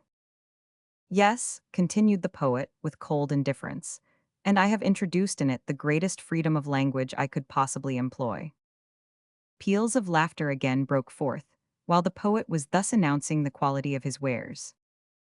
And, he continued, I have tried to exceed everything that Boccaccio, Aretin, and other masters of their craft have written in the same style. Its fate is clear, said Pelisson. It will be scouted and forbidden. Do you think so? Said La Fontaine simply. I assure you, I did not do it on my own account so much as on M. Fouquet's. This wonderful conclusion again raised the mirth of all present. And I have sold the first edition of this little book for 800 livres, exclaimed La Fontaine, rubbing his hands together. Serious and religious books sell at about half that rate. It would have been better, said Gerville, to have written 2 religious books instead. It would have been too long and not amusing enough, replied La Fontaine tranquilly. My 800 livres are in this little bag, and I beg to offer them as my contribution. As he said this, he placed his offering in the hands of their treasurer. It was then Lauret's turn, who gave 150 livres. The others stripped themselves in the same way, and the total sum in the purse amounted to 40,000 livres. The money was still being counted over when the surintendant noiselessly entered the room. He had heard everything. And then this man, who had possessed so many millions, who had exhausted all the pleasures and honors that this world had to bestow, this generous heart, this inexhaustible brain, which had, like two burning crucibles, devoured the material and moral substance of the first kingdom in the world, was seen to cross the threshold with his eyes filled with tears, and pass his fingers through the gold and silver which the bag contained. "Poor offering," he said, in a softened and affected tone of voice. "You will disappear in the smallest corner of my empty purse, but you have filled to overflowing that which no one can ever exhaust, my heart. Thank you, my friends, thank you." And as he could not embrace everyone present, who were all weeping a little philosophers as they were, he embraced La Fontaine, saying to him, "Poor fellow, so you have, on my account, been beaten by your wife and censured by your confessor." "Oh, it is a mere nothing," replied the poet. "If your creditors will only wait a couple of years, I shall have written 100 other tales, which, at 2 editions each, will pay off the debt." Chapter 53. La Fontaine in the character of a negotiator. Fouquet pressed La Fontaine's hand most warmly, saying to him, "My dear poet, write 100 other tales, not only for the 80 pistoles which each of them will produce you, but, still more, to enrich our language with 100 other masterpieces of composition." "Oh, oh," said La Fontaine with a little air of pride, "you must not suppose that I have only brought this idea and the 80 pistoles to the surintendant."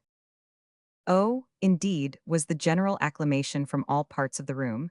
"M. de La Fontaine is in funds today." "Heaven bless the idea, if it only brings us 1 or 2 millions," said Fouquet gaily. "Exactly," replied La Fontaine. "Quick, quick," cried the assembly. "Take care," said Pelisson in La Fontaine's ear. "You have had a most brilliant success up to the present moment, so do not go too far." "Not at all, Monsieur Pelisson. And you, who are a man of decided taste, will be the first to approve of what I have done." "We are talking of millions, remember," said Gerville. "I have 1,500,000 francs here, Monsieur Gerville," he replied, striking himself on the chest. "The deuce take this Gascon from Chateau-Thierry," cried Lauret. "It is not the pocket you should touch, but the brain," said Fouquet. "Stay a moment, Monsieur le Surintendant," added La Fontaine. "You are not Procureur General, you are a poet." "True, true," cried Lauret, Conrart, and every person present connected with literature. "You are, I repeat, a poet and a painter, a sculptor, a friend of the arts and sciences, but acknowledge that you are no lawyer." "Oh, I do acknowledge it," replied M. Fouquet, smiling. "If you were to be nominated at the Academy, you would refuse, I think." "I think I should, with all due deference to the academicians." "Very good. If therefore you do not wish to belong to the Academy, why do you allow yourself to form one of the Parliament?" "Oh, oh," said Pelisson, "we are talking politics. I wish to know whether the barrister's gown does or does not become M. Fouquet." "There is no question of the gown at all," retorted Pelisson, annoyed at the laughter of those who were present. "On the contrary, it is the gown," said Lauret. "Take the gown away from the Procureur General," said Conrart, "and we have M. Fouquet left us still, of whom we have no reason to complain. But, as he is no Procureur General without his gown, we agree with M. de La Fontaine, and pronounce the gown to be nothing but a bugbear." "Fugiant risus leporsk," said Lauret. "The smiles and the graces," said some one present. "That is not the way," said Pelisson gravely, "that I translate lepores." "How do you translate it?" said La Fontaine. "Thus, the hares run away as soon as they see M. Fouquet." A burst of laughter, in which the surintendant joined, followed this sally. "But why hares?" objected Conrart, vexed. "Because the hare will be the very one who will not be overpleased to see M. Fouquet, surrounded by all the attributes which his parliamentary strength and power confer on him." "Oh, oh," murmured the poets. "Quo non ascendant," said Conrart, "seems impossible to me, when one is fortunate enough to wear the gown of the Procureur General." "On the contrary, it seems so to me without that gown," said the obstinate Pelisson. "What is your opinion, Gerville?" "I think the gown in question is a very good thing," replied the latter, "but I equally think 1,500,000 is far better than the gown." "And I am of Gerville's opinion," exclaimed Fouquet, stopping the discussion by the expression of his own opinion, which would necessarily bear down all the others. 1.5 million, Pelisson grumbled out. Now I happen to know an Indian fable. Tell it me, said La Fontaine. I ought to know it too. Tell it, said the others. There was a tortoise which was as usual well protected by its shell, said Pelisson. Whenever its enemies threatened it, it took refuge within its covering. One day someone said to it, "You must feel very hot in such a house as that in the summer, and you are altogether prevented showing off your graces. Here is a snake here who will give you 1.5 million for your shell." "Good," said the surintendant, laughing. "Well, what next?" said La Fontaine, much more interested in the apologue than its moral. The tortoise sold his shell and remained naked and defenseless. A vulture happened to see him, and being hungry, broke the tortoise's back with a blow of his beak and devoured it. The moral is that M. Fouquet should take very good care to keep his gown. La Fontaine understood the moral seriously. "You forget Aeschylus," he said to his adversary. "What do you mean?" "Aeschylus was bald-headed and a vulture. Your vulture, probably, who was a great amateur in tortoises, mistook at a distance his head for a block of stone, and let a tortoise, which was shrunk up in his shell, fall upon it." "Yes, yes, La Fontaine is right," resumed Fouquet, who had become very thoughtful. "Whenever a vulture wishes to devour a tortoise, he well knows how to break his shell, and but too happy is that tortoise which a snake pays 1.5 million for his envelope. If anyone were to bring me a generous-hearted snake like the one in your fable, Pelisson, I would give him my shell." "Rara avis in terris," cried Conrart. "And like a black swan is he not?" added La Fontaine. "Well then, the bird in question, black and very rare, is already found." "Do you mean to say that you have found a purchaser for my post of Procureur General?" exclaimed Fouquet. "I have, monsieur." "But the surintendant never said that he wished to sell," resumed Pelisson. "I beg your pardon," said Conrart. "You yourself spoke about it, even." "Yes, I am a witness to that," said Gerville. "He seems very tenacious about his brilliant idea," said Fouquet, laughing. "Well, La Fontaine, who is the purchaser?" "A perfect black bird, for he is a councillor belonging to the Parliament, an excellent fellow." "What is his name?" "Vainel." "Vainel," exclaimed Fouquet, "Vainel, the husband of—" "Precisely, her husband, yes, monsieur." "Poor fellow," said Fouquet, with an expression of great interest. "He wishes to be everything that you have been, monsieur," said Gerville, "and to do everything that you have done." "It is very agreeable. Tell us all about it, La Fontaine." "It is very simple. I see him occasionally, and a short time ago I met him walking about on the Place de la Bastille, at the very moment when I was about to take the small carriage to come down here to Saint Mande." "He must have been watching his wife," interrupted Lauret. "Oh no," said La Fontaine. "He is far from being jealous. He accosted me, embraced me, and took me to the inn called 50 Image Saint Fiacre, and told me all about his troubles."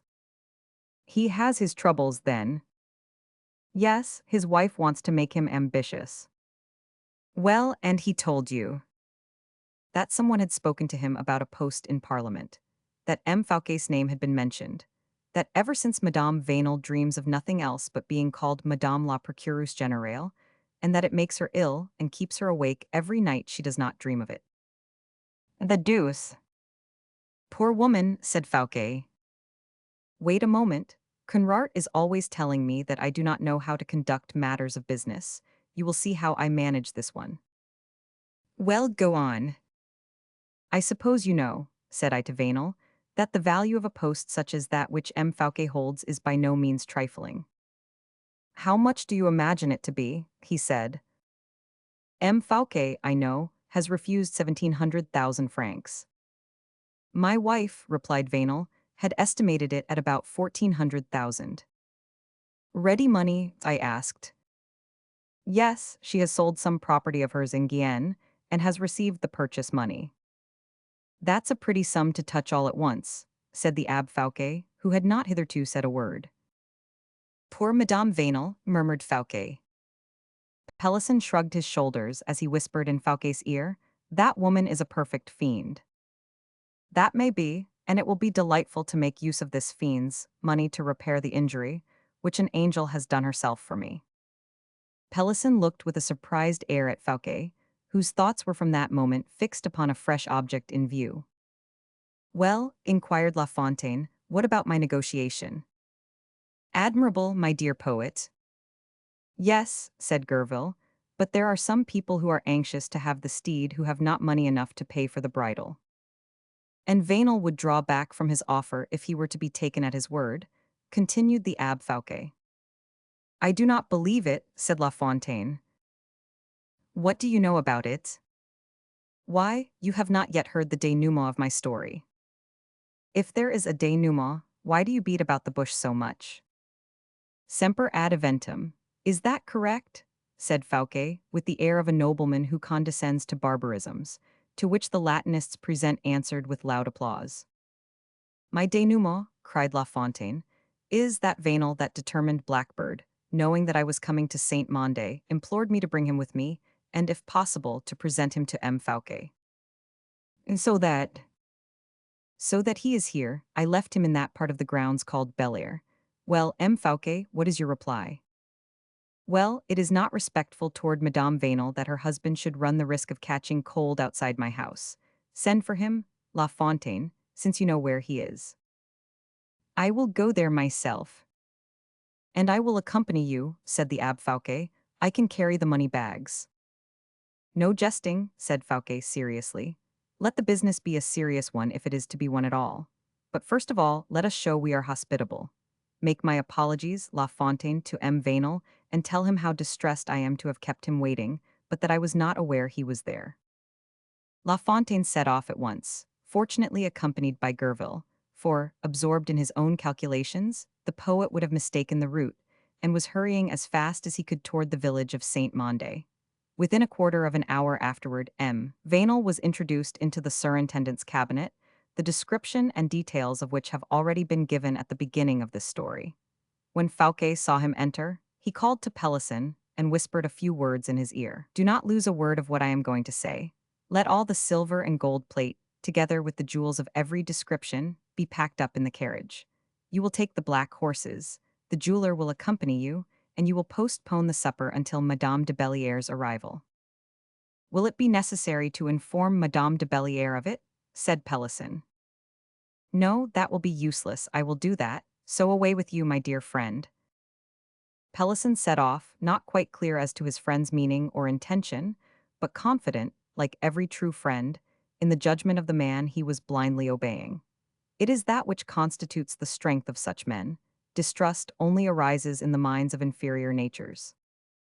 Vainel bowed lowly to the surintendant, and was about to begin a speech. "Do not trouble yourself, monsieur," said Fouquet politely. "I am told that you wish to purchase a post I hold. How much can you give me for it?" "It is for you, monseigneur, to fix the amount you require. I know that offers of purchase have already been made to you for it." "Madame Vainel, I have been told, values it at 1,400,000 livres." "That is all we have." "Can you give me the money immediately?" "I have not the money with me," said Vainel, frightened almost by the unpretending simplicity, amounting to greatness of the man, for he had expected disputes and difficulties and opposition of every kind. "When will you be able to have it?" "Whenever you please, monseigneur," for he began to be afraid that Fouquet was trifling with him. "If it were not for the trouble you would have in returning to Paris, I would say at once. But we will arrange that the payment and the signature shall take place at 6 o'clock tomorrow morning." "Very good," said Vainel, as cold as ice and feeling quite bewildered. "Adieu, Monsieur Vainel, present my humblest respects to Madame Vainel," said Fouquet as he rose. Upon which Vainel, who felt the blood rushing up to his head, for he was quite confounded by his success, said seriously to the surintendant, "Will you give me your word, monseigneur, upon this affair?" Fouquet turned round his head, saying, "Pardieu and you, monsieur." Vainel hesitated, trembled all over, and at last finished by hesitatingly holding out his hand. Fouquet opened and nobly extended his own. This loyal hand lay for a moment in Vainel's moist hypocritical palm, and he pressed it in his own, in order the better to convince himself of its truth. The surintendant gently disengaged his hand, as he again said, "Adieu." And then Vainel ran hastily to the door. hurried along the vestibules, and fled away as quickly as he could. Chapter 54. Madame de Bellaire's plate and diamonds. Hardly had Fouquet dismissed Vanel than he began to reflect for a few moments. A man never can do too much for the woman he has once loved. Marguerite wishes to be the wife of a procureur general, and why not confer this pleasure upon her? And now that the most scrupulous and sensitive conscience will be unable to reproach me with anything, let my thoughts be bestowed on her who has shown so much devotion for me. Madame de Belliere ought to be there by this time, he said, as he turned toward the secret door.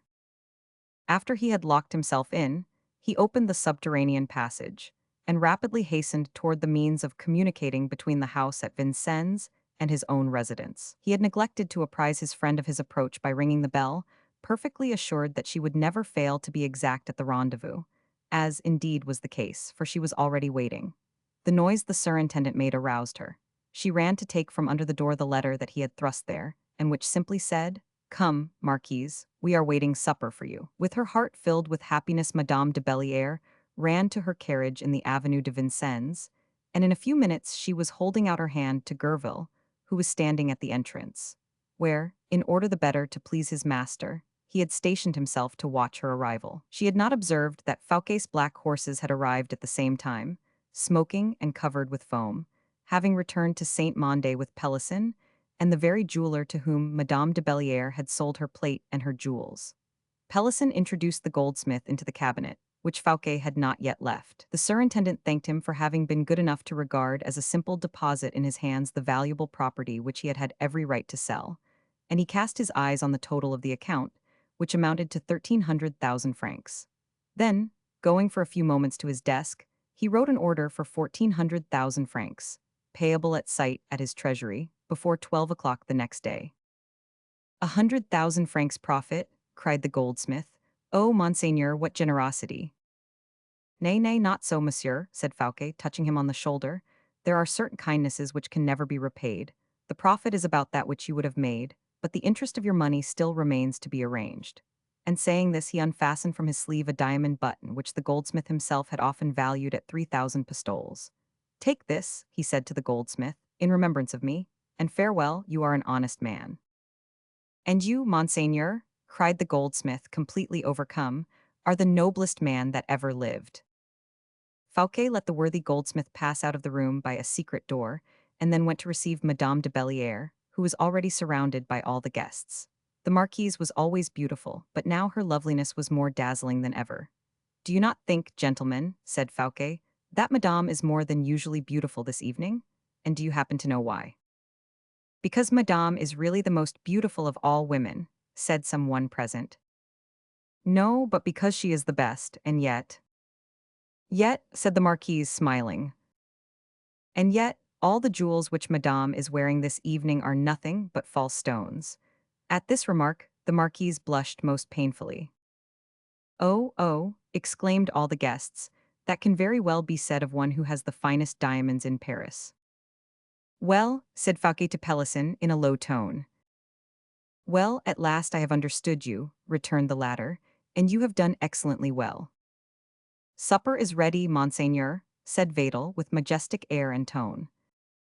The crowd of guests hurried, less slowly than is usually the case with ministerial entertainments, toward the banqueting room, where a magnificent spectacle presented itself. Upon the buffets, upon the side tables, upon the supper table itself, in the midst of flowers and light, glittered most dazzlingly the richest and most costly gold and silver plate that could possibly be seen, relics of those ancient magnificent productions which the Florentine artists, whom the Medici family had patronized, had sculptured, chased, and cast for the purpose of holding flowers, at a time when gold yet existed in France. These hidden marvels, which had been buried during the civil wars, had timidly reappeared during the intervals of that war of good taste called La Fronde, at a time when noblemen fighting against noblemen killed, but did not pillage each other. All the plate present had Madame de Belliere's arms engraved upon it. Look, cried La Fontaine, here is a P and a B. But the most remarkable object present was the cover which Fouquet had assigned to the marquise. Near her was a pyramid of diamonds, sapphires, emeralds, antique cameos, sardonyx stones, carved by the old Greeks of Asia Minor, with mountings of Mysian gold, curious mosaics of ancient Alexandria, mounted in silver, Massive Egyptian bracelets lay heaped up in a large plate of palissy ware, supported by a tripod of gilt bronze which had been sculptured by Benvenuto. The marquise turned pale as she recognized what she had never expected to see again. A profound silence seemed to seize upon every one of the restless and excited guests. Fouquet did not even make a sign in dismissal of the richly liveried servants who crowded like bees round the huge buffets and other tables in the room. "Gentlemen," he said, "all this plate which you behold once belonged to Madame de Bellière, who, having observed one of her friends in great distress, sent all this gold and silver, together with the heap of jewels now before her, to her goldsmith. This noble conduct of a devoted friend can well be understood by such friends as you. Happy indeed is that man who sees himself loved in such a manner. Let us drink to the health of Madame de Bellière." A tremendous burst of applause followed his words, and made poor Madame de Bellière sink back dumb and breathless on her seat. "And then," added Pelisson, who was always affected by a noble action, as he was invariably impressed by beauty, "let us also drink to the health of him who inspired Madame's noble conduct, for such a man is worthy of being worthily loved." It was now the marquise's turn. She rose, pale and smiling, and as she held out her glass with a faltering hand and her trembling fingers touched those of Fouquet, her look, full of love, found its reflection and response in that of her ardent and generous-hearted lover. Begun in this manner, the supper soon became a fete. No one tried to be witty, for no one failed in being so. La Fontaine forgot his Gorgny wine and allowed Vadel to reconcile him to the wines of the Rhone and those from the shores of Spain. The Abbe Fouquet became so kind and good-natured that Gerville said to him, "Take care, Monsieur l'Abbe, if you are so tender you will be eaten." The hours passed away so joyously that, contrary to his usual custom, the surintendant did not leave the table before the end of the dessert. He smiled upon his friends, delighted as a man is, whose heart becomes intoxicated before his head, and for the first time he had just looked at the clock. Suddenly a carriage rolled into the courtyard, and strange to say, it was heard high above the noise of the mirth which prevailed. Fouquet listened attentively, and then turned his eyes toward the antechamber. It seemed as if he could hear a step passing across it, and that this step, instead of pressing the ground, weighed heavily upon his heart. M. de Herblay, Bishop of Vannes, the usher announced, and Aramis' grave and thoughtful face appeared upon the threshold of the door, between the remains of two garlands, of which the flame of a lamp had just burned the thread that had united them. Chapter 55. M. de Mazarin's Receipt. Fouquet would have uttered an exclamation of delight on seeing another friend arrive, if the cold air and averted aspect of Aramis had not restored all his reserve. "Are you going to join us at our dessert?" he asked. "And yet you would be frightened, perhaps, at the noise which our wild friends here are making." "Monseigneur," replied Aramis respectfully, "I will begin by begging you to excuse me for having interrupted this merry meeting, and then I will beg you to give me, as soon as pleasure shall have finished, a moment's audience on matters of business." As the word business had aroused the attention of some of the Epicureans present, Fouquet rose, saying, "Business first of all, Monsieur de Herblay. We are too happy when matters of business arrive only at the end of a meal." As he said this, he took the hand of Madame de Bellière, who looked at him with a kind of uneasiness, and then led her to an adjoining salon, after having recommended her to the most reasonable of his guests. And then, taking Aramis by the arm, he led him toward his cabinet.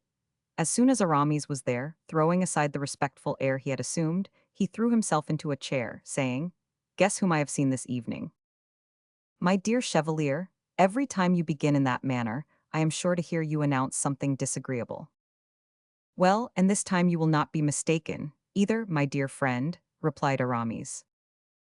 "Do not keep me in suspense," added Fouquet phlegmatically. "Well then, I have seen Madame de Chevreuse." "The old Duchesse, do you mean?" "Yes." "Her ghost, perhaps?" "No, no, the old she-wolf herself." "Without teeth?" "Possibly, but not without claws." "Well, what harm can she meditate against me? I am no miser, with women who are not prudes. That is a quality that is always prized, even by the woman who no longer dares to provoke love. Madame de Chevreuse knows very well that you are not avaricious, since she wishes to draw some money out of you." "Indeed, under what pretext?" "Oh, pretexts are never wanting with her. Let me tell you what hers is. It seems that the Duchesse has a good many letters of M. de Mazarin's in her possession." "I am not surprised at that, for the prelate was gallant enough." Yes, but these letters have nothing whatever to do with the prelate's love affairs. They concern, it is said, financial matters rather. And accordingly, they are less interesting. Do you not suspect what I mean? Not at all. Have you ever heard speak of a prosecution being instituted for an embezzlement, or appropriation, rather, of public funds? Yes, 100, nay, 1,000 times, ever since I have been engaged in public matters, I have hardly heard anything else but that. It is precisely your own case, when, as a bishop, people reproach you for your impiety, or, as a musketeer, for your cowardice. The very thing of which they are always accusing ministers of finance is the embezzlement of public funds. Very good, but take a particular instance, for the Duchesse asserts that M. de Mazarin alludes to certain particular instances. What are they? Something like a sum of 13 millions of francs, of which it would be very difficult for you to define the precise nature of the employment. 13 millions, said the surintendant, stretching himself in his armchair, in order to enable him the more comfortably to look up toward the ceiling.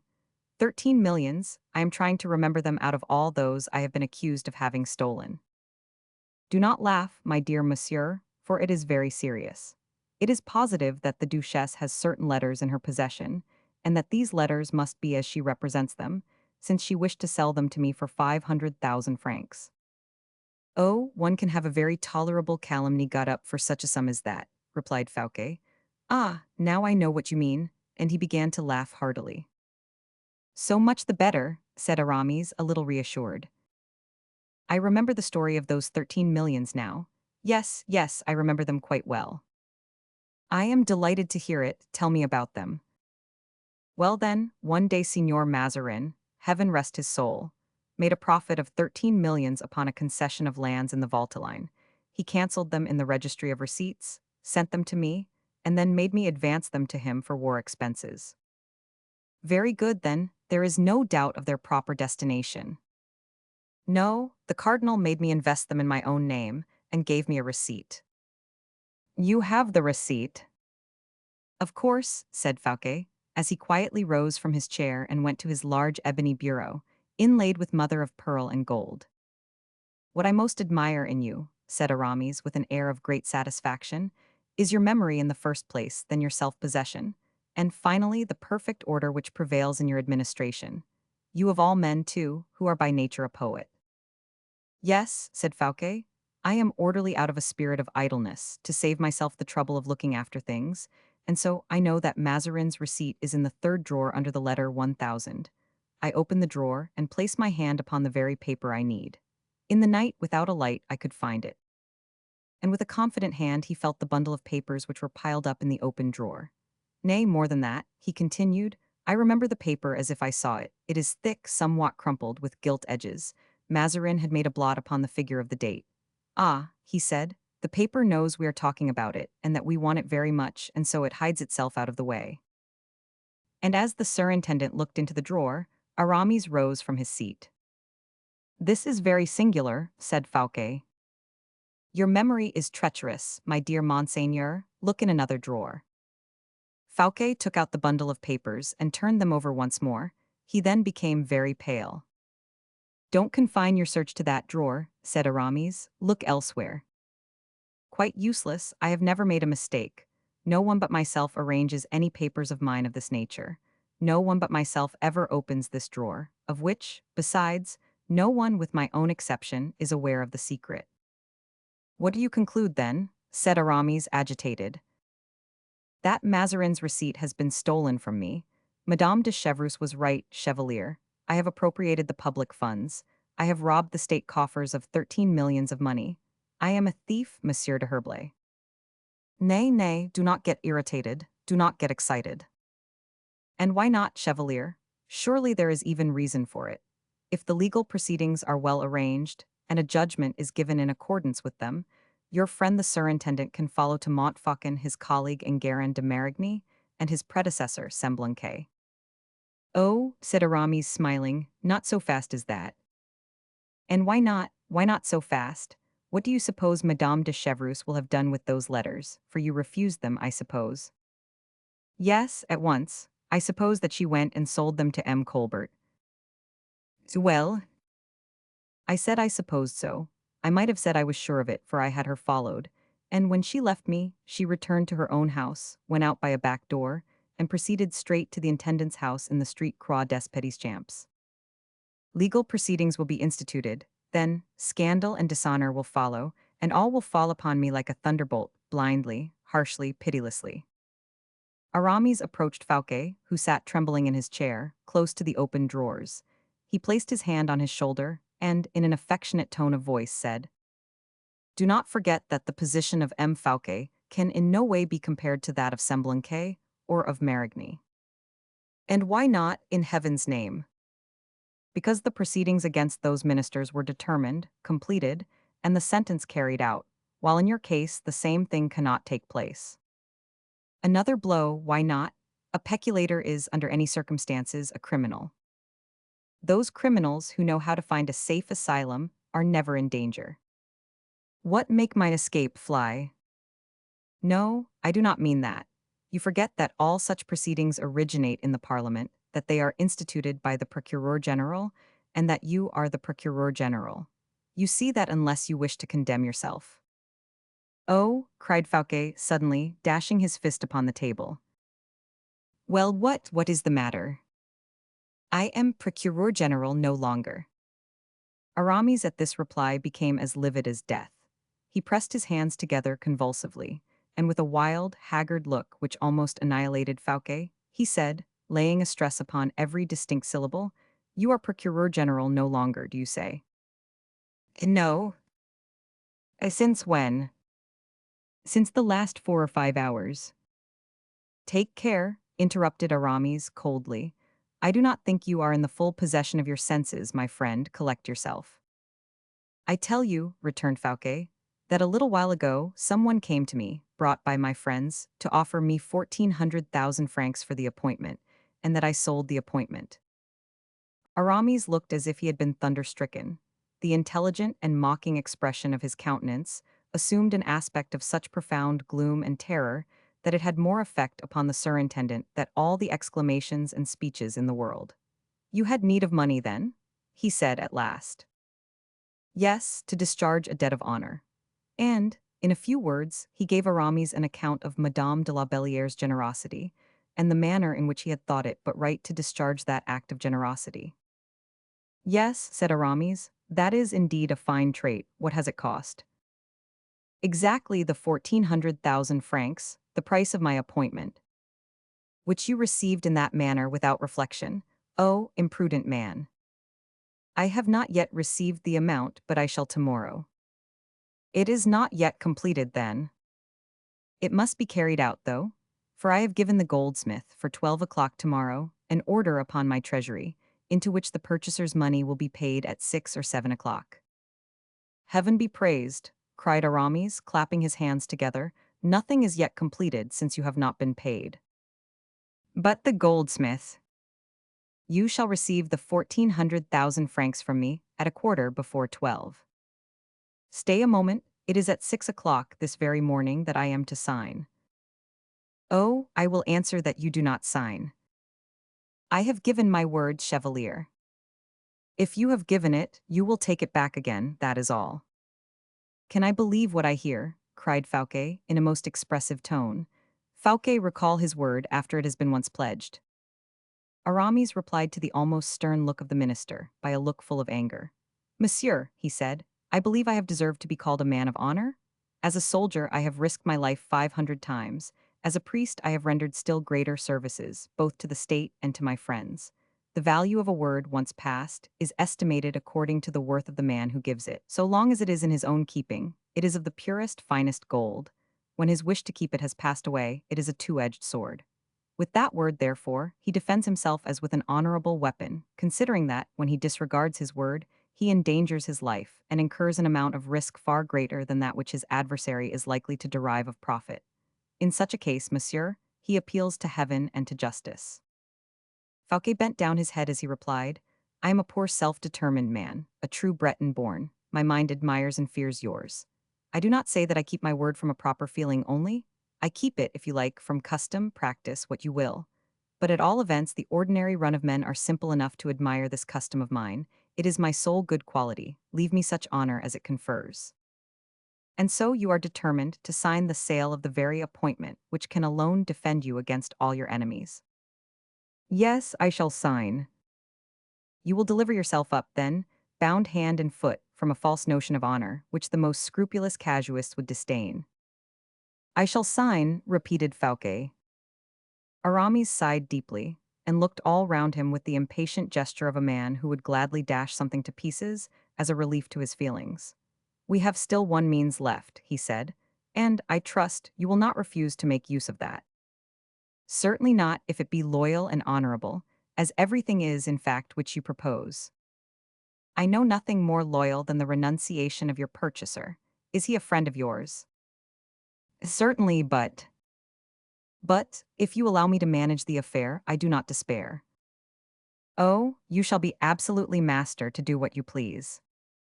Whom are you in treaty with? What man is it? I am not aware whether you know the Parliament. Most of its members, one of the presidents, perhaps. No, only a councillor of the name of Vanel. Aramis became perfectly purple. Vanel, he cried, rising abruptly from his seat. Vanel, the husband of Marguerite Vanel. Exactly. Of your former mistress. Yes, my dear fellow, she is anxious to be the wife of the Procureur General.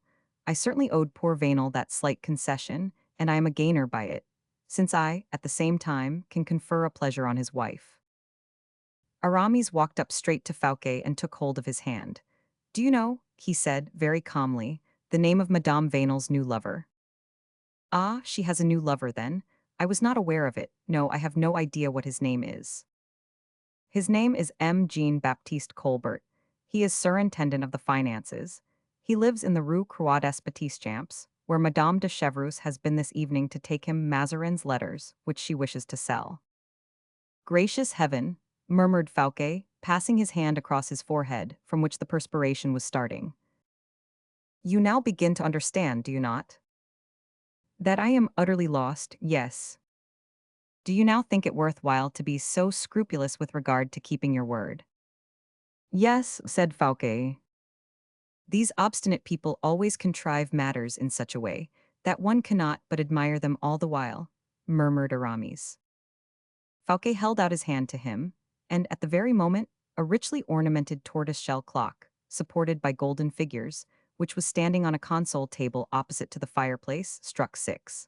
The sound of a door being opened in the vestibule was heard, and Gerville came to the door of the cabinet to inquire if Fouquet would receive M. Vanel. Fouquet turned his eyes from the eyes of Aramis, and then desired that M. Vanel should be shown to him.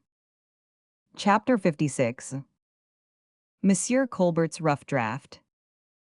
Vanel, who entered at this stage of the conversation, was nothing less for Aramis and Fouquet than the full stop which completes a phrase. But for Vanel, Aramis' presence in Fouquet's cabinet had quite another signification.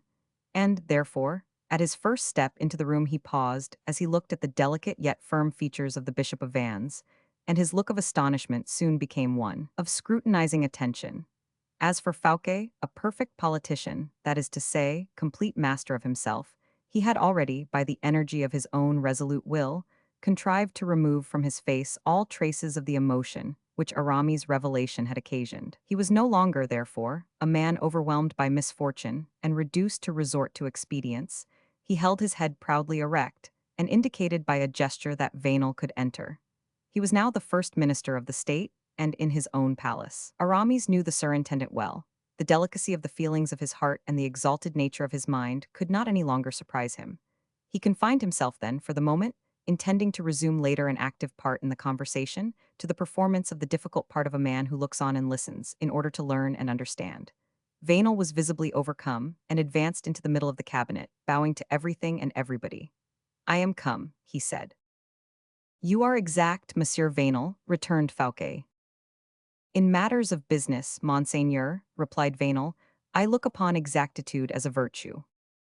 No doubt, monsieur. I beg your pardon, interrupted Aramis, indicating Vanel with his finger but addressing himself to Fouquet. This is the gentleman, I believe, who has come about the purchase of your appointment. Yes, I am. replied Vainel, astonished at the extremely haughty tone with which Aramis had put the question. But in what way am I to address you, who do me the honor? Call me Monseigneur, replied Aramis dryly. Vainel bowed. Come, gentlemen, a truce to these ceremonies, let us proceed to the matter itself. Monseigneur sees, said Vainel, that I am waiting your pleasure. On the contrary, I am waiting, replied Fouquet. What for, may I be permitted to ask, Monseigneur? I thought that you had perhaps something to say. Oh, said Vainel to himself, he has reflected on the matter, and I am lost. But resuming his courage, he continued, No, Monseigneur, nothing, absolutely nothing more than what I said to you yesterday, and which I am again ready to repeat to you now. Come, now, tell me frankly, Monsieur Vainel, is not the affair rather a burdensome one for you? Certainly, Monseigneur, 1,400,000 francs is an important sum. So important indeed, said Fouquet, that I have reflected. You have been reflecting, do you say, Monseigneur? Exclaimed Vainel anxiously.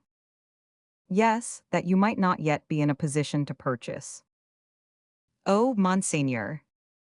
Do not make yourself uneasy on that score, Monsieur Vainel. I shall not blame you for a failure in your word, which evidently may arise from inability on your part. Oh, yes, Monseigneur, you would blame me, and you would be right in doing so, said Vainel. For a man must either be very imprudent or a perfect fool to undertake engagements which he cannot keep. And I, at least, have always regarded a thing agreed upon as a thing actually carried out. Fouquet colored while Aramis uttered a hum of impatience. You would be wrong to exaggerate such notions as those, monsieur, said the surintendant. For a man's mind is variable and full of these very excusable caprices, which are, however, sometimes estimable enough, and a man may have wished for something yesterday of which he repents today. Vainel felt a cold sweat trickle down his face. Monseigneur, he muttered. Aramis, who was delighted to find the surintendant carry on the debate with such clearness and precision, stood leaning his arm upon the marble top of a console, and began to play with a small gold knife with a malachite handle. Fouquet did not hurry himself to reply, but after a moment's pause, Come, my dear Monsieur Vainel, he said, I will explain to you how I am situated. Vainel began to tremble. Yesterday I wished to sell. Monseigneur did more than wish to sell, for you actually sold.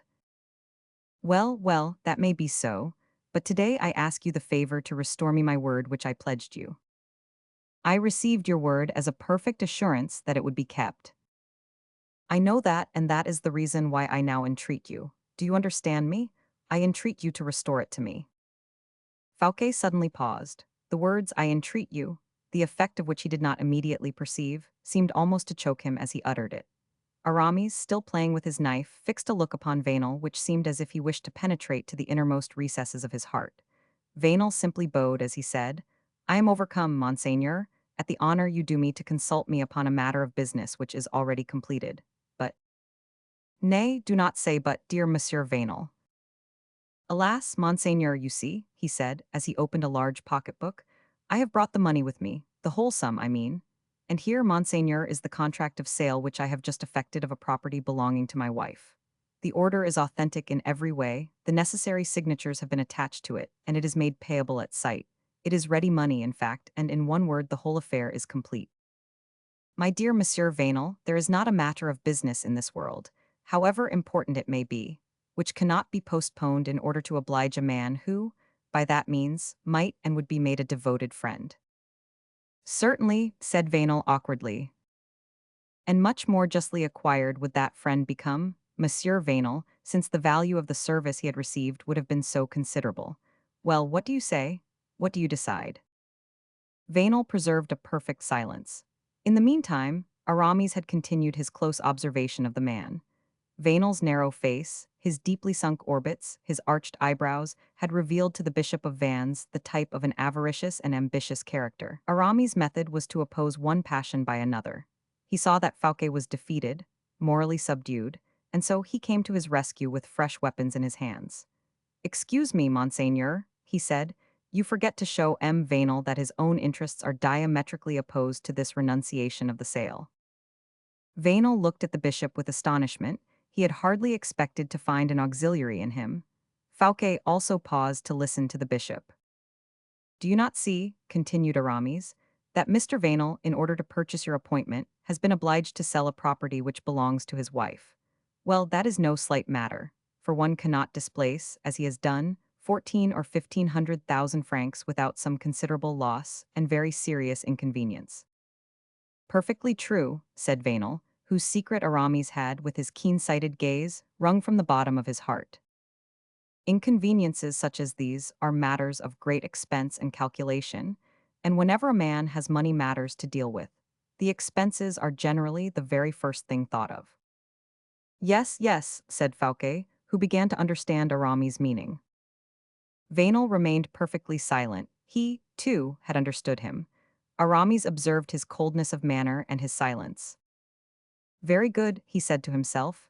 You are waiting, I see, until you know the amount. But do not fear, I shall send you such a flight of crowns that you cannot but capitulate on the spot. We must offer M. Vainel 100,000 crowns at once, said Fouquet, carried away by his generous feelings. The sum was a good one. A prince, even, would have been satisfied with such a bonus. 100,000 crowns at that period was the dowry of a king's daughter. Vainel, however, did not move.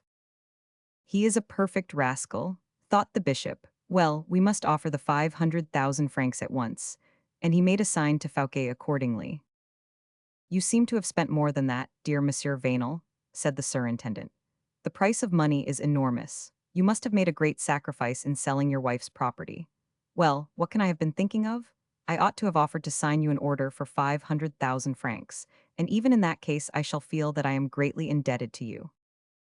There was not a gleam of delight or desire on Vainel's face, which remained perfectly impassible. Not a muscle of it changed in the slightest degree. Aramis cast a look almost of despair at Fouquet, and then, going straight up to Vainel and taking hold of him by the coat in a familiar manner, he said, Monsieur Vainel, it is neither the inconvenience nor the displacement of your money, nor the sale of your wife's property even, that you are thinking of at this moment. It is something more important still. I can well understand it, so pay particular attention to what I am going to say. Yes, Monseigneur, Vainel replied, beginning to tremble in every limb, as the prelate's eyes seemed almost ready to devour him. I offer you, therefore, in the surintendant's name, not 300,000 livres, nor 500,000, but 1,000,000. 1,000,000, do you understand me? He added, as he shook him nervously. 1,000,000, repeated Vainel, as pale as death. 1,000,000, in other words, at the present rate of interest, an income of 70,000 francs. Come, monsieur, said Fouquet, you can hardly refuse that. Answer, do you accept? Impossible, murmured Vainel. Aramis bit his lips, and something like a white cloud seemed to pass over his face. The thunder behind this cloud could easily be imagined. He still kept his hold on Vainel. You have purchased the appointment for 1,500,000 francs, I think? Well, you will receive these 1,500,000 francs back again. By paying M. Fouquet a visit and shaking hands with him on the bargain, you will have become a gainer of 1,500,000. You get honor and profit at the same time, Monsieur Vainel. I cannot do it, said Vainel hoarsely. Very well, replied Aramis, who had grasped Vainel so tightly by the coat that when he let go his hold, Vainel staggered back a few paces. Very well, one can now see clearly enough your object in coming here. Yes, said Fouquet, one can easily see that. But, said Vainel, attempting to stand erect before the weakness of these two men of honor. Does the fellow presume to speak? Said Aramis with the tone of an emperor. Fellow, repeated Vainel. The wretch, I meant to say, added Aramis, who had now resumed his usual self-possession. Come, monsieur, produce your deed of sale. You have it about you, I suppose, in one of your pockets, already prepared, as an assassin holds his pistol or his dagger concealed under his cloak. Vainel began to mutter something. Enough, cried Fouquet, where is this deed? Vainel tremblingly searched in his pockets, and as he drew out his pocketbook, a paper fell out of it, while Vainel offered the other to Fouquet. Aramis pounced upon the paper which had fallen out as soon as he recognized the handwriting. I beg your pardon, said Vainel, that is a rough draft of the deed. I see that very clearly, retorted Aramis, with a smile far more cutting than a lash of a whip would have been, and what I admire most is that this draft is in M. Colbert's handwriting. Look, Monseigneur, look. And he handed the draft to Fouquet, who recognized the truth of the fact. For, covered with erasures, with inserted words, the margins filled with additions, this deed, a living proof of Colbert's plot, had just revealed everything to its unhappy victim. Well, murmured Fouquet. Vainal, completely humiliated, seemed as if he were looking for some deep hole where he could hide himself. Well, said Aramis, if your name were not Fouquet, and if your enemy's name were not Colbert, if you had not this mean thief before you, I should say to you, repudiate it. Such a proof as this absolves you from your word. But these fellows would think you were afraid, they would fear you less than they do, therefore sign the deed at once. And he held out a pen toward him. Fouquet pressed Aramis' hand, but instead of the deed which Vainal handed to him, he took the rough draft of it. No, not that paper, said Aramis hastily. This is the one, the other is too precious a document for you to part with. No, no, replied Fouquet. I will sign under M. Colbert's own handwriting even, and I write, the handwriting is approved of. He then signed and said, Here it is, Monsieur Vainal. And the latter seized the paper, laid down his money, and was about to make his escape. One moment, said Aramis. Are you quite sure the exact amount is there? It ought to be counted over, Monsieur Vainal, particularly since M. Colbert makes presents of money to ladies, I see. Ah, that worthy M. Colbert is not so generous as M. Fouquet. And Aramis, spelling every word, every letter of the order to pay, distilled his wrath and his contempt, drop by drop, upon the miserable wretch, who had to submit to this torture for a quarter of an hour. He was then dismissed, not in words, but by a gesture, as one dismisses or discharges a beggar or a menial. As soon as Vainal had gone, the minister and the prelate, their eyes fixed on each other, remained silent for a few moments. Well, said Aramis, the first to break the silence, to what can that man be compared, who, at the very moment he is on the point of entering into a conflict with an enemy armed from head to foot, thirsting for his life, presents himself for the contest quite defenseless, throws down his arms, and smiles and kisses his hands to his adversary, in the most gracious manner? Good faith, M. Fouquet, is a weapon which scoundrels very frequently make use of against men of honor, and it answers their purpose. Men of honor ought in their turn also to make use of dishonest means against such scoundrels. You would soon see how strong they would become without ceasing to be men of honor. What they did would be termed the acts of a scoundrel, replied Fouquet. Far from that, it would be merely coquetting or playing with the truth. At all events, since you have finished with this Vainal, since you have deprived yourself of the happiness of confounding him by repudiating your word, and since you have given up, for the purpose of being used against yourself, the only weapon which can ruin you. My dear friend, said Fouquet mournfully, you are like the teacher of philosophy whom La Fontaine was telling us about the other day. He saw a child drowning, and began to read him a lecture divided into 3 heads. Aramis smiled as he said, Philosophy? Yes, teacher, yes, a drowning child, yes, but a child that can be saved, you shall see. But first of all let us talk about business. Did you not some time ago, he continued, as Fouquet looked at him with a bewildered air, speak to me about an idea you had of giving a fete at Vaux? Oh, said Fouquet, that was when affairs were flourishing. A fete, I believe, to which the king invited himself of his own accord. No, no, my dear prelate, a fete to which M. Colbert advised the king to invite himself. Ah, exactly, as it would be a fete of so costly a character that you would be ruined in giving it. Precisely so. In other times, as I said just now, I had a kind of pride in showing my enemies how inexhaustible my resources were. I felt it a point of honor to strike them with amazement, in creating millions under circumstances where they had imagined nothing, but bankruptcies and failures would follow. But at the present day, I am arranging my accounts with the state, with the king, with myself, and I must now become a mean, stingy man. I shall be able to prove to the world that I can act or operate with my deniers as I used to do with my bags of pistoles. And from tomorrow my equipages shall be sold, my mansions mortgaged, my expenses contracted. From tomorrow, interrupted Aramis quietly, you will occupy yourself without the slightest delay with your fate at Vaux, which must hereafter be spoken of as one of the most magnificent productions of your most prosperous days. You are mad, Chevalier de Herblay. You do not think that. What do you mean then? Do you not know that a fete at Vaux, of the very simplest possible character, would cost 4 or 5 millions? I do not speak of a fete of the very simplest possible character, my dear Sir Intendant. But since the fete is to be given to the king, replied Fouquet, who misunderstood Aramis' idea, it cannot be simple. Just so, it ought to be on a scale of the most unbounded magnificence. In that case, I shall have to spend 10 or 12 millions. You shall spend 20 if you require it, said Aramis in a perfectly calm voice. Where shall I get them? Exclaimed Fouquet. That is my affair, Monsieur le Surintendant, and do not be uneasy for a moment about it. The money will be placed at once at your disposal, as soon as you shall have arranged the plans of your fate. Chevalier, chevalier, said Fouquet, giddy with amazement, whither are you hurrying me? Across the gulf into which you were about to fall, replied the Bishop of Vannes. Take hold of my cloak and throw fear aside. Why did you not tell me that sooner, Aramis? There was a day when, with 1 million only, you could have saved me, while today I can give you 20, said the prelate. Such is the case, however. The reason is very simple. On the day you speak of, I had not the million which you had need of at my disposal, while now I can easily procure the 20 millions we require. May heaven hear you and save me. Aramis resumed his usual smile, the expression of which was so singular. Heaven never fails to hear me, he said. I abandon myself to you unreservedly, Fouquet murmured. No, no, I do not understand it in that manner. I am unreservedly devoted to you. Therefore, as you have the clearest, the most delicate, and the most ingenious mind of the two, you shall have entire control over the fate, even to the very smallest details.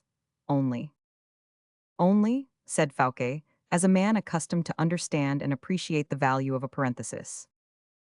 Well then, leaving the entire invention of the details to you, I shall reserve to myself a general superintendence over the execution.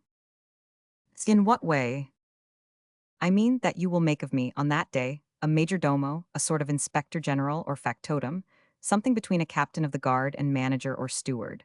I will look after the people and will keep the keys of the doors. You will give your orders, of course, but will give them to no one but to me. They will pass through my lips to reach those for whom they are intended, you understand. No, I am very far from understanding. But you agree. Of course, my friend. That is all I care about then. Thanks, and now go and prepare your list of invitations. Whom shall I invite? Everyone. Chapter 57. In which the author thinks it is now time to return to the Vicomte de Bragelonne.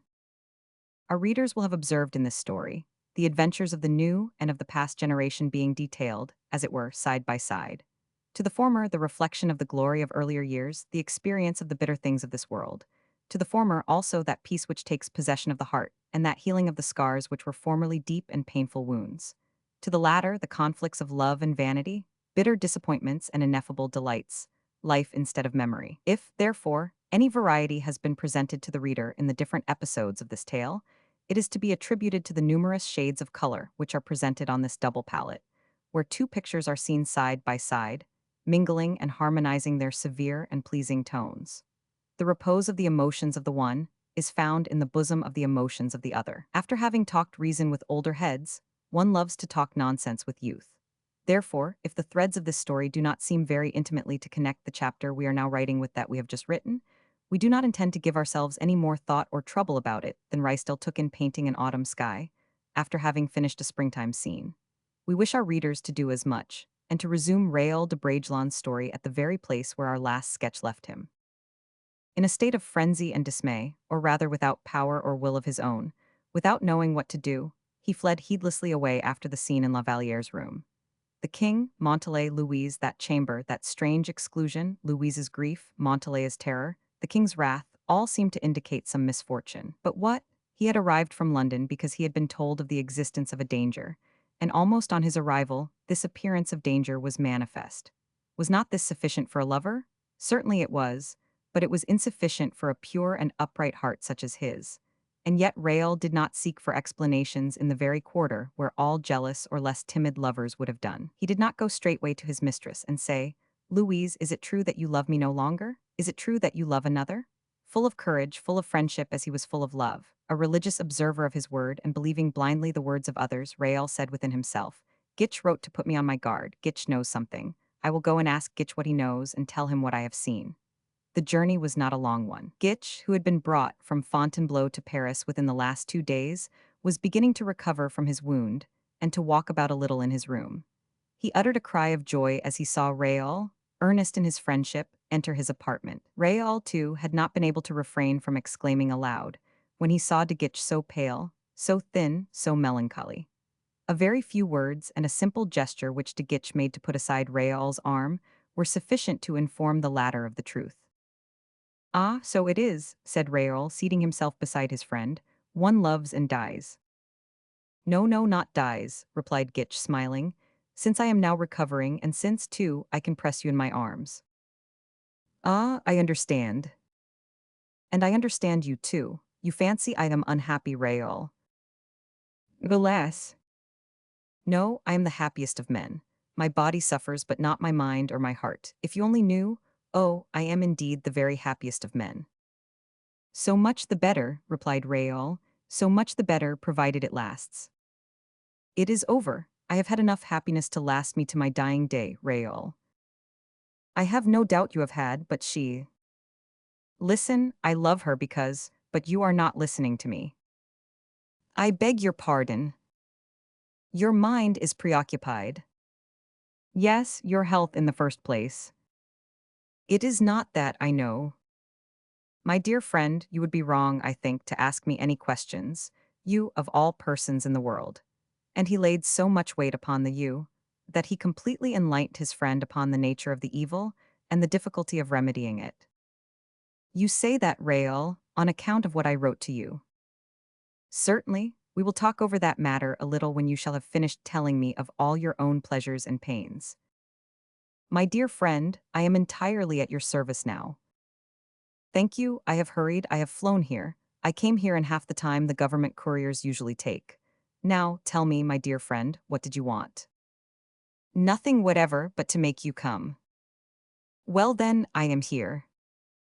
"All is quite right then." "There must have been something else, I suppose." "No, indeed." "De Guiche." "Upon my honor." "You cannot possibly have crushed all my hopes so violently, or have exposed me to being disgraced by the king for my return, which is in disobedience of his orders. You cannot, I say, have planted jealousy in my heart, merely to say to me, 'It is all right, be perfectly easy.' I do not say to you, Raoul, be perfectly easy, but pray understand me, I never will, nor can I indeed tell you anything else." "What sort of a person do you take me for?" "What do you mean?" "If you know anything, why conceal it from me? If you do not know anything, why did you write so warningly?"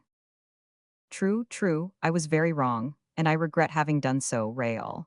It seems nothing to write to a friend and say, 'Come,' but to have this friend face to face, to feel him tremble, and breathlessly and anxiously wait to hear what one hardly dare tell him, is very different." "Dare, I have courage enough if you have not," exclaimed Raoul in despair. "See how unjust you are, and how soon you forget you have to do with a poor wounded fellow such as your unhappy friend is. So, calm yourself, Raoul. I said to you, 'Come, you are here, so ask me nothing further.' Your object in telling me to come was your hope that I should see with my own eyes, was it not? Nay, do not hesitate, for I have seen all." "Oh," exclaimed De Guiche. "Or at least I thought." "There now, you see you are not sure. But if you have any doubt, my poor friend, what remains for me to do?" I saw Louise much agitated, Montalais in a state of bewilderment, the king. "The king?" "Yes, you turn your head aside. The danger is there, the evil is there. Tell me, is it not so, is it not the king?" "I say nothing." "Oh, you say 1,000 upon 1,000 times more than nothing. Give me facts, for pity's sake, give me proofs. My friend, the only friend I have, speak, tell me all. My heart is crushed, wounded to death, I am dying from despair." "If that really be so, as I see it is, indeed, dear Raoul," replied De Guiche, "you relieve me from my difficulty, and I will tell you all, perfectly sure that I can tell you nothing but what is consoling, compared to the despair from which I now see you suffering." Go on, I am listening." "Well then, I can only tell you what you can learn from every person you meet." "From everyone, do you say? It is talked about then." "Before you say people talk about it, learn what it is that people can talk about. I assure you solemnly that people only talk about what may, in truth, be very innocent, perhaps a walk. Ah, a walk with the king. Yes, certainly, a walk with the king. And I believe the king has already very frequently before taken walks with ladies, without, on that account. You would not have written to me, shall I say again, if there had been nothing unusual in this promenade. I know that while the storm lasted, it would have been far better if the king had taken shelter somewhere else, than to have remained with his head uncovered before La Vallière. But the king is so very courteous and polite. Oh, de Guiche, you are killing me. Do not let us talk any more then. Nay, let us continue. This walk was followed by others, I suppose. No, I mean yes, there was the adventure of the oak, I think, but I know nothing about the matter at all. Raoul rose, de Guiche endeavored to imitate him, notwithstanding his weakness. Well, I will not add another word. I have said either too much or not enough. Let others give you further information if they will, or if they can. My duty was to warn you, and that I have done. Watch over your own affairs now yourself. Question others, alas, you are no true friend to speak to me in that manner, said the young man in utter distress. The first man I may meet may be evilly disposed or a fool. If the former, he will tell me a lie to make me suffer more than I now do. If the latter, he will do far worse still. Ah, de Guiche, before 2 hours are over, I shall have been told 10 falsehoods, and shall have as many duels on my hands. Save me, then, is it not best to know the whole misfortune? But I know nothing, I tell you. I was wounded, attacked by fever. My senses were gone, and I have only a very faint recollection of it all. But there is no reason why we should search very far, when the very man we want is close at hand. Is not 500 Artagnan your friend? Oh, true, true. Go to him, then, he will be able to throw some light on the subject. At this moment, a lackey entered the room. What is it? Said de Guiche. Someone is waiting for Monseigneur in the cabinet des porcelains. Very well, will you excuse me, my dear Raoul? I am so proud since I have been able to walk again. I would offer you my arm, de Guiche, if I did not guess that the person in question is a lady. I believe so, said de Guiche, smiling, as he quitted Raoul. Raoul remained motionless, absorbed in his grief, overwhelmed, like the miner upon whom a vault has just fallen in, wounded, his lifeblood welling fast, his thoughts confused, endeavors to recover himself, and to save his life and to preserve his reason. A few minutes were all Raoul needed to dissipate the bewildering sensations which had been occasioned by these two revelations. He had already recovered the thread of his ideas, when, suddenly, through the door, he fancied he recognized Montalais's voice in the cabinet des porcelains. She, he cried. Yes, it is indeed her voice. She will be able to tell me the whole truth, but shall I question her here? She conceals herself even from me. She is coming no doubt from Madame. I will see her in her own apartment. She will explain her alarm, her flight, the strange manner in which I was driven out. She will tell me all that, after M. d'Artagnan, who knows everything, shall have given me fresh strength and courage. Madame, a coquette, I fear, and yet a coquette who is herself in love, has her moments of kindness. A coquette who is as capricious and uncertain as life or death, but who tells de Guiche that he is the happiest of men. He at least is lying on roses. And so he hastily quitted the Comte's apartments, and reproaching himself as he went for having talked of nothing but his own affairs to de Guiche, he arrived at 500 Artagnan's quarters. Chapter 58. Bragelonne continues his inquiries. The captain was sitting buried in his leathern armchair, his spur fixed in the floor, his sword between his legs, and was occupied in reading a great number of letters, as he twisted his mustache. 500 Artagnan uttered a welcome full of pleasure when he perceived his friend's son. Raoul, my boy, he said, by what lucky accident does it happen that the king has recalled you? These words did not sound over agreeably in the young man's ears, who, as he seated himself, replied, Upon my word, I cannot tell you. All that I know is that I have come back. Hum, said 500 Artagnan, folding up his letters and directing a look full of meaning at him. What do you say, my boy? That the king has not recalled you, and that you have returned? I do not understand that at all. Raoul was already pale enough, and he began to turn his hat round and round in his hand. What the deuce is the matter that you look as you do, and what makes you so dumb? Said the captain. Do people assume that sort of airs in England? I have been in England and came back again as lively as a chaffinch. Will you not say something? I have too much to say. How is your father? Forgive me, my dear friend, I was going to ask you that. 500 Artagnan increased the sharpness of his penetrating gaze, which no secret was capable of resisting. You are unhappy about something, he said. I am, indeed, and you know very well what, Monsieur d'Artagnan. I, of course, nay, do not pretend to be astonished.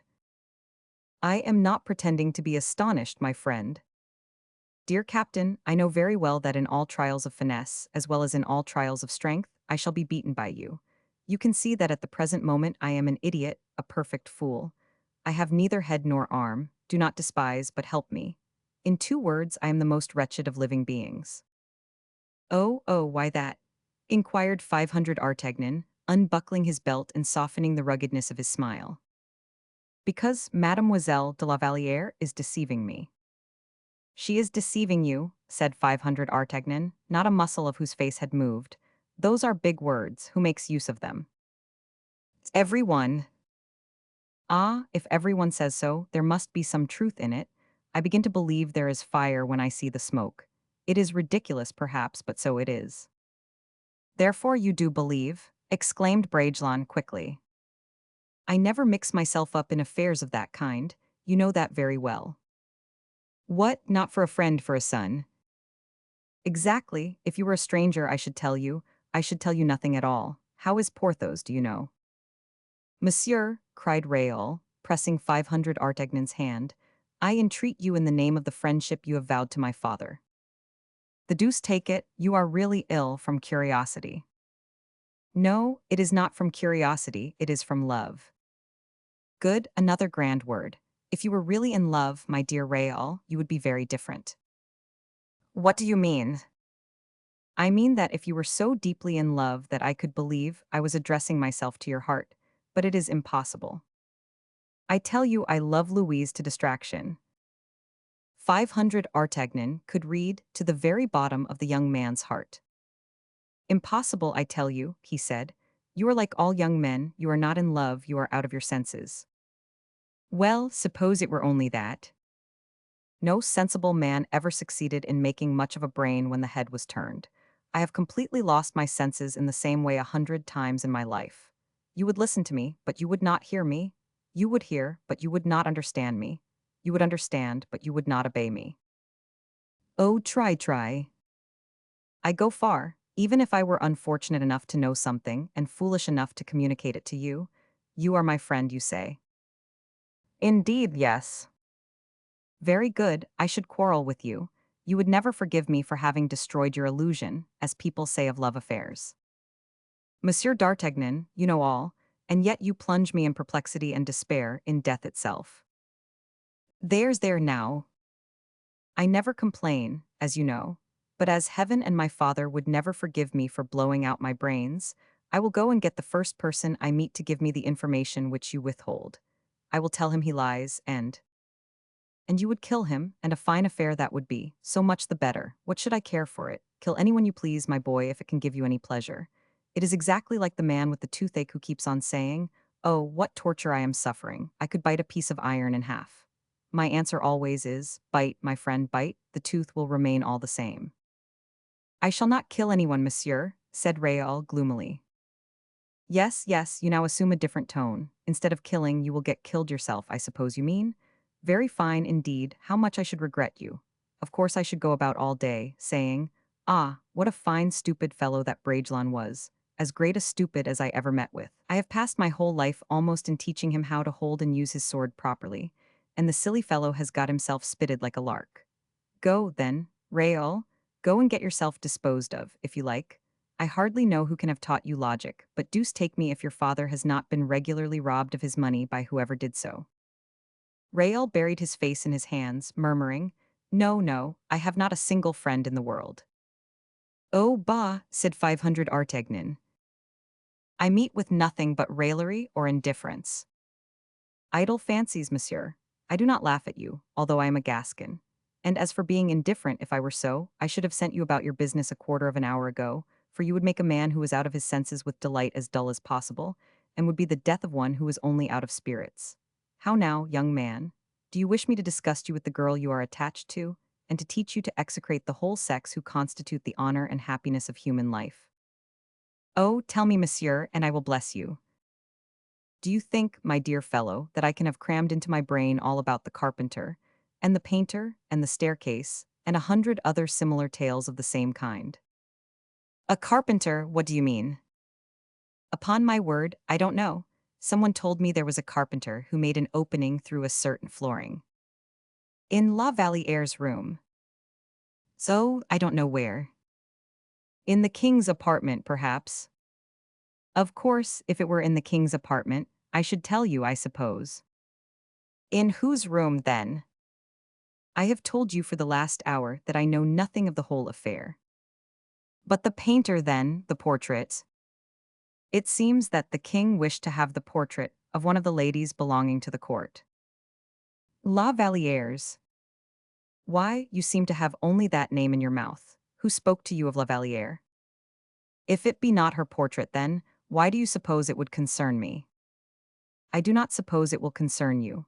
But you ask me all sorts of questions, and I answer you.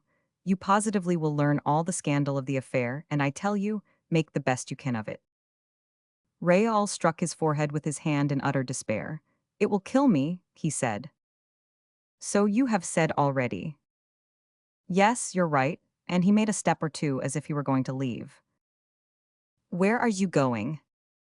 To look for someone who will tell me the truth. Who is that? A woman. Mademoiselle de la Vallière herself, I suppose you mean? Said 500 Artagnan with a smile. Ah, a famous idea that. You wish to be consoled by someone, and you will be so at once. She will tell you nothing ill of herself, of course, so be off. You are mistaken, monsieur, replied Raoul. The woman I mean will tell me all the evil she possibly can. You allude to Montalais, I suppose, her friend, a woman who, on that account, will exaggerate all that is either bad or good in the matter. Do not talk to Montalais, my good fellow. You have some reason for wishing me not to talk with Montalais.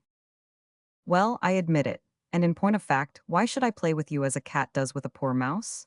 You distress me, you do indeed. And if I wish you not to speak to Montalais just now, it is because you will be betraying your secret and people will take advantage of it. Wait, if you can. I cannot. So much the worse. Why, you see, Raoul, if I had an idea, but I have not got one. Promise that you will pity me, my friend, that is all I need, and leave me to get out of the affair by myself. Oh, yes, indeed, in order that you may get deeper into the mire. A capital idea, truly? Go and sit down at that table and take a pen in your hand. What for? To write to ask Montalais to give you an interview. Ah, said Raoul, snatching eagerly at the pen which the captain held out to him. Suddenly the door opened, and one of the musketeers, approaching 500 Artagnan, said, Captain, Mademoiselle de Montalais is here and wishes to speak to you. To me, murmured 500 Artagnan. Ask her to come in, I shall soon see, he said to himself, whether she wishes to speak to me or not. The cunning captain was quite right in his suspicions, for as soon as Montalais entered, she exclaimed, Oh, monsieur, monsieur, I beg your pardon, Monsieur d'Artagnan. Oh, I forgive you, mademoiselle, said 500 Artagnan. I know that, at my age, those who are looking for me generally need me for something or another. I was looking for M. de Bragelonne, replied Montalais. How very fortunate that is. He was looking for you too. Raoul, will you accompany Mademoiselle de Montalais? Oh, certainly. Go along then, he said, as he gently pushed Raoul out of the cabinet. And then, taking hold of Montalais's hand, he said in a low voice, Be kind toward him, spare him, and spare her too, if you can. Ah, she said, in the same tone of voice, it is not I who am going to speak to him. Who then? It is Madame who has sent for him. Very good, cried 500 Artagnan. It is Madame, is it? In an hour's time, then, the poor fellow will be cured. Or else dead, said Montalais, in a voice full of compassion. Adieu, Monsieur d'Artagnan, she said, and she ran to join Raoul, who was waiting for her at a little distance from the door, very much puzzled and uneasy at the dialogue, which promised no good augury for him. Chapter 59. Two Jealousies. Lovers are very tender toward everything which concerns the person they are in love with. Raoul no sooner found himself alone with Montalais than he kissed her hand with rapture. There, said the young girl sadly. You are throwing your kisses away. I will guarantee that they will not bring you back any interest. How so? Why? Will you explain to me, my dear Aura? Madame will explain everything to you. I am going to take you to her apartments. What? Silence, and throw aside your wild and savage looks. The windows here have eyes, the walls have ears. Have the kindness not to look at me any longer. Be good enough to speak to me aloud of the rain, of the fine weather, and of the charms of England. At all events, interrupted Raoul. I tell you, I warn you, that wherever it may be, I know not now, Madame is sure to have eyes and ears open. I am not very desirous, you can easily believe, to be dismissed or thrown into the Bastille. Let us talk, I tell you, or rather, do not let us talk at all. Raoul clenched his hands, and tried to assume the look and gait of a man of courage. It is true, but of a man of courage on his way to the torture. Montalais, glancing in every direction, walking along with an easy swinging gait, and holding up her head pertly in the air, preceded him to Madame's apartments, where he was at once introduced. Well, he thought, this day will pass away without my learning anything. Gitch showed too much consideration for my feelings. He had no doubt come to an understanding with Madame, and both of them, by a friendly plot, agreed to postpone the solution of the problem. Why have I not a determined, inveterate enemy? That serpent de Wardes, for instance, that he would bite is very likely, but I should not hesitate any more. To hesitate, to doubt, better by far to die. The next moment Raoul was in Madame's presence. Henrietta, more charming than ever, was half lying, half reclining in her armchair, her little feet upon an embroidered velvet cushion. She was playing with a little kitten with long, silky fur, which was biting her fingers and hanging by the lace of her collar. Madame seemed plunged in deep thought, so deep, indeed, that it required both Montalais and Raoul's voice to disturb her from her reverie. Your Highness sent for me, repeated Raoul. Madame shook her head as if she were just awakening and then said, Good morning, Monsieur de Bragelonne. Yes, I sent for you, so you have returned from England. Yes, Madame, and am at your Royal Highness's commands. Thank you, leave us, Montalais, and the latter immediately left the room. You have a few minutes to give me, Monsieur de Bragelonne, have you not? My very life is at your Royal Highness's disposal. Raoul returned, with respect, guessing that there was something serious in all these outward courtesies of Madame. Nor was he displeased, indeed, to observe the seriousness of her manner, feeling persuaded that there was some sort of affinity between Madame's sentiments and his own. In fact, everyone at court of any perception at all knew perfectly well the capricious fancy and absurd despotism of the princess's singular character. Madame had been flattered beyond all bounds by the king's attentions. She had made herself talked about. She had inspired the queen with that mortal jealousy which is the gnawing worm at the root of every woman's happiness. Madame, in a word, in her attempts to cure a wounded pride, had found that her heart had become deeply and passionately attached.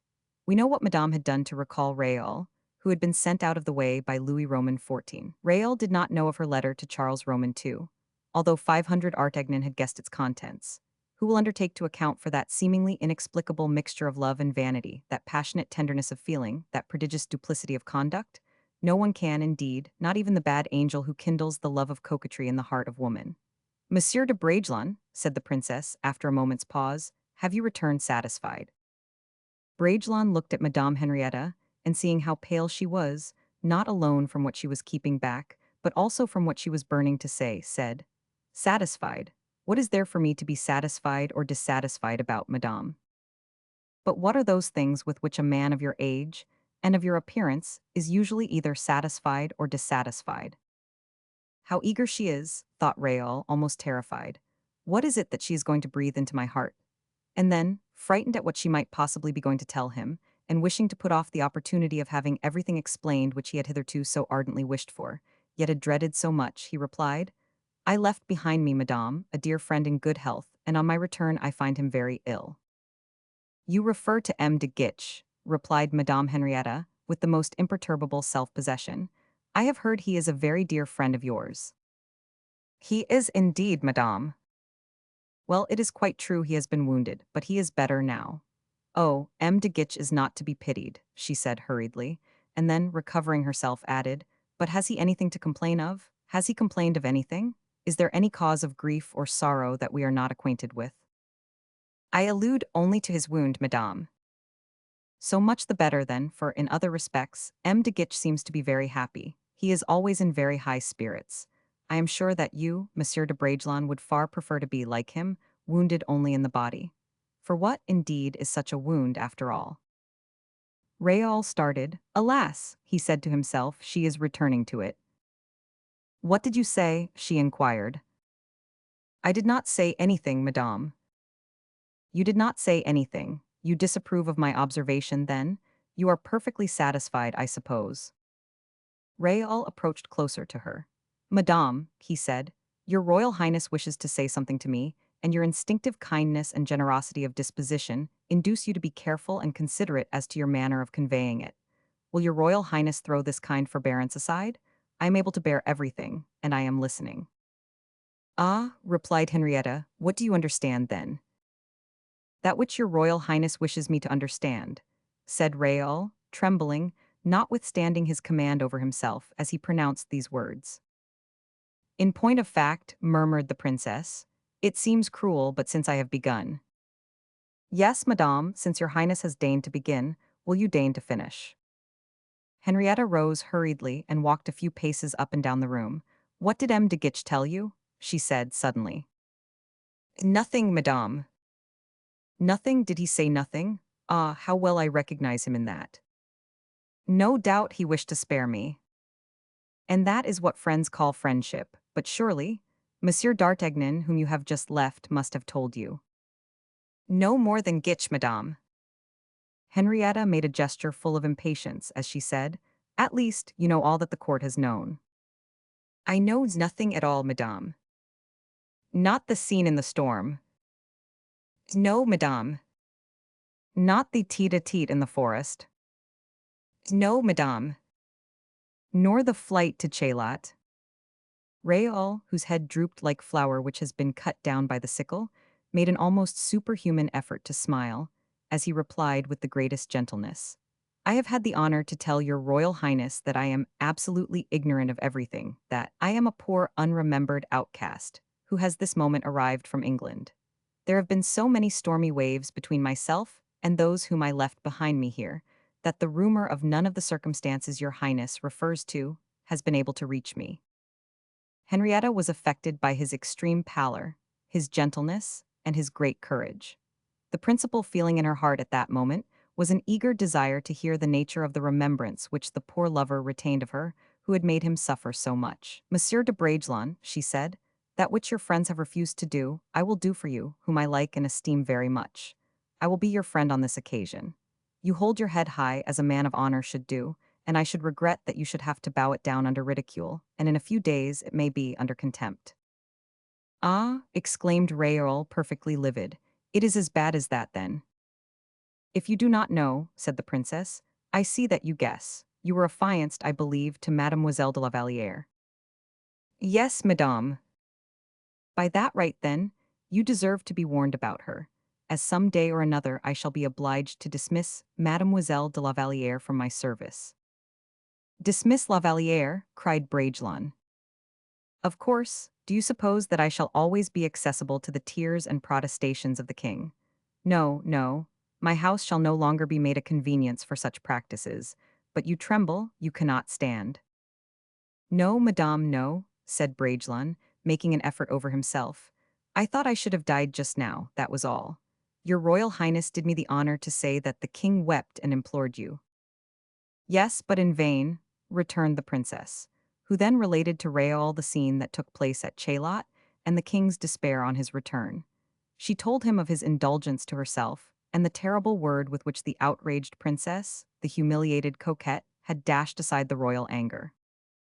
Raoul stood with his head bent down. What do you think of it all? She said. The king loves her, he replied. But you seem to think she does not love him. Alas, madame, I am thinking of the time when she loved me. Henrietta was for a moment struck with admiration at this sublime disbelief, and then, shrugging her shoulders, she said, You do not believe me, I see. How deeply you must love her, and you doubt if she loves the king. I do, until I have a proof of it. Forgive me, madame, but she has given me her word, and her mind and heart are too upright to tell a falsehood. You require a proof, be it so, come with me then. Chapter 60. A domiciliary visit. The princess, preceding Raoul, led him through the courtyard toward that part of the building which La Vallière inhabited, and, ascending the same staircase which Raoul had himself ascended that very morning, she paused at the door of the room in which the young man had been so strangely received by Montalais. The opportunity had been well chosen to carry out the project which Madame Henrietta had conceived, for the chateau was empty. The king, the courtiers, and the ladies of the court had set off for Saint-Germain. Madame Henrietta was the only one who knew of Bragelonne's return, and, thinking over the advantages which might be drawn from this return, had feigned indisposition in order to remain behind. Madame was therefore confident of finding La Valliere's room and Saint-Ainan's apartment perfectly empty. She took a passkey from her pocket and opened the door of her maid of honor's apartment. Bragelonne's gaze was immediately fixed upon the interior of the room, which he recognized at once, and the impression which the sight of it produced upon him was one of the first tortures which awaited him. The princess looked at him, and her practiced eye could at once detect what was passing in the young man's heart. "You ask me for proofs," she said. "Do not be astonished, then, if I give you them. But if you do not think you have courage enough to confront them, there is still time to withdraw." "I thank you, madame," said Bragelonne, "but I came here to be convinced. You promised to convince me, do so." "Enter, then," said madame, "and shut the door behind you." Bragelonne obeyed, and then turned toward the princess, whom he interrogated by a look. "You know where you are, I suppose?" inquired Madame Henrietta. "Everything leads me to believe I am in Mademoiselle de la Valliere's room." "You are. But I would observe to your highness that this room is a room, and is not a proof." "Wait," said the princess, as she walked to the foot of the bed, folded up the screen into its several compartments, and stooped down toward the floor. "Look here," she continued. "Stoop down and lift up this trapdoor yourself." "A trapdoor?" said Raoul, astonished, for 500 Artagnan's words began to return to his memory, and he had an indistinct recollection that 500 Artagnan had made use of the same word. He looked, but uselessly so, for some cleft or crevice which might indicate an opening, or a ring to assist in lifting up some portion of the planking. "Ah, I forgot," said Madame Henrietta. "I forgot the secret spring, the fourth plank of the flooring. Press on the spot where you will observe a knot in the wood. Those are the instructions. Press, Vicomte. Press, I say, yourself." Raoul, pale as death, pressed his finger on the spot which had been indicated to him. At the same moment the spring began to work, and the trap rose of its own accord. "It is ingenious enough, certainly," said the princess, "and one can see that the architect foresaw that a very little hand only would have to make use of this spring, for see how easily the trapdoor opened without assistance." "A staircase," cried Raoul. "Yes, and a very pretty one, too," said Madame Henrietta. "See, Vicomte, the staircase has a balustrade, intended to prevent the falling of timid persons, who might be tempted to descend the staircase, and I will risk myself on it accordingly. Come, Vicomte, follow me." "But before following you, madame, may I ask where this staircase leads to?" "Ah, true, I forgot to tell you. You know, perhaps, that formerly M. de Saint-Ainan lived in the very next apartment to the king." "Yes, madame, I am aware of that. That was the arrangement, at least, before I left, and more than once I have had the honor of visiting him in his old rooms." "Well, he obtained the king's leave to change his former convenient and beautiful apartment for the 2 rooms to which this staircase will conduct us, and which together form a lodging for him, twice as small, and at 10 times greater distance from the king, a close proximity to whom is by no means disdained, in general, by the gentlemen belonging to the court." "Very good, madame," returned Raoul, "but go on, I beg, for I do not understand yet." "Well, then, it accidentally happened," continued the princess, "that M. de Saint-Ainan's apartment is situated underneath the apartments of my maids of honor, and particularly underneath the room of La Vallière." "But what was the motive of this trapdoor and this staircase?" "That I cannot tell you. Would you like us to go down to Monsieur de Saint-Ainan's rooms? Perhaps we shall be able to find the solution of the enigma there." And Madame set the example by going down herself, while Raoul, sighing deeply, followed her. At every step Bragelonne took, he advanced further into that mysterious apartment which had been witness to La Valliere's sighs, and still retained the sweetest perfume of her presence. Bragelonne fancied that he perceived, as he inhaled his every breath, that the young girl must have passed through there. Then succeeded to these emanations of herself, which he regarded as invisible through certain proofs, the flowers she preferred to all others, the books of her own selection. Had Raoul preserved a single doubt on the subject, it would have vanished at the secret harmony of tastes and connection of the mind with the use of the ordinary objects of life. La Vallière, in Bragelonne's eyes, was present there in every article of furniture, in the color of the hangings, in everything that surrounded him. Dumb and completely overwhelmed, there was nothing further for him now to learn, and he followed his pitiless conductress as blindly as the culprit follows the executioner, while Madame, as cruel as all women of delicate and nervous temperaments are, did not spare him the slightest detail. But it must be admitted that, notwithstanding the kind of apathy into which he had fallen, none of these details, even had he been left alone, would have escaped him. The happiness of the woman who loves, when that happiness is derived from a rival, is a living torture for a jealous man. But for a jealous man such as Raoul was, for one whose heart had for the first time been steeped in gall and bitterness, Louise's happiness was in reality an ignominious death, a death of body and soul. He guessed all, he fancied he could see them, with their hands clasped in each other's, their faces drawn close together, and reflected, side by side, in loving proximity as they gazed upon the mirrors around them. So sweet an occupation for lovers, who, as they thus see themselves twice over, impress the picture more enduringly in their memories. He could guess, too, the stolen kiss snatched as they separated from each other's loved society. The luxury, the studied elegance, eloquent of the perfection of indolence, of ease, the extreme care shown, either to spare the loved object every annoyance or to occasion her a delightful surprise. That strength and power of love multiplied by the strength and power of royalty itself seemed like a death blow to Raoul. If there be anything which can in any way assuage or mitigate the tortures of jealousy, it is the inferiority of the man who is preferred to yourself.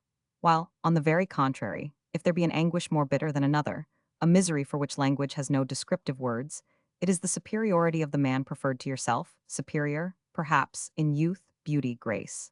It is in such moments as these that heaven almost seems to have taken part against the disdained and rejected lover.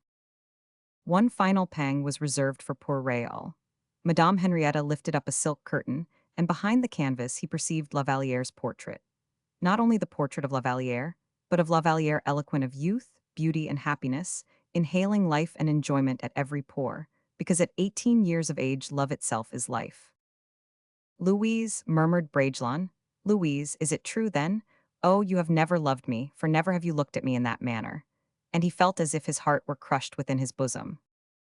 Madame Henrietta looked at him, almost envious of his extreme grief, although she well knew there was nothing to envy in it, and that she herself was as passionately loved by de Guiche as Louise by Bragelonne. Raoul interpreted Madame Henrietta's look. "Oh, forgive me, madame. In your presence I know I ought to have greater mastery over myself. But heaven grant that you may never be struck by a similar misery to that which crushes me at this moment, for you are but a woman, and would not be able to endure so terrible an affliction. Forgive me, I again entreat you, madame. I am but a man without rank or position, while you belong to a race whose happiness knows no bounds, whose power acknowledges no limit." "Monsieur de Bragelonne," replied Henrietta, "a heart such as yours merits all the consideration and respect which a queen's heart even can bestow. Regard me as your friend, monsieur, and as such, indeed, I would not allow your whole life to be poisoned by perfidy and covered with ridicule. It was I, indeed, who, with more courage than any of your pretended friends, I except M. de Guiche, was the cause of your return from London. It is I also who have given you these melancholy proofs, necessary, however, for your cure, if you are a lover with courage in his heart and not a weeping Amadis. Do not thank me, pity me even, and do not serve the king less faithfully than you have done." Raoul smiled bitterly. "Ah, true, true, I was forgetting that. The king is my master. Your liberty, nay, your very life is in danger." A steady, penetrating look informed Madame Henrietta that she was mistaken, and that her last argument was not a likely one to affect the young man. "Take care, Monsieur de Bragelonne," she said, "for if you do not weigh well all your actions, you might throw into an extravagance of wrath a prince whose passions, once aroused, exceed the utmost limits of reason, and you would thereby involve your friends and family in the deepest distress. You must bend, you must submit, and must cure yourself." "I thank you, madame. I appreciate the advice your Royal Highness is good enough to give me, and I will endeavor to follow it. But one final word, I beg." "Name it." "Should I be indiscreet in asking you the secret of this staircase, of this trapdoor, a secret which, it seems, you have discovered?" "Nothing is more simple. For the purpose of exercising a surveillance over the young girls who are attached to my service, I have duplicate keys of their doors. It seemed very strange to me that M. de Saint-Aignan should change his apartments.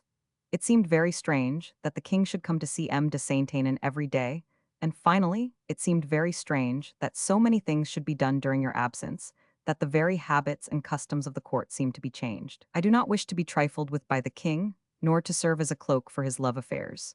For, after La Vallière, who weeps incessantly, he will take a fancy to Montalais, who is always laughing, and then to Tunny Charent, who does nothing but sing all day.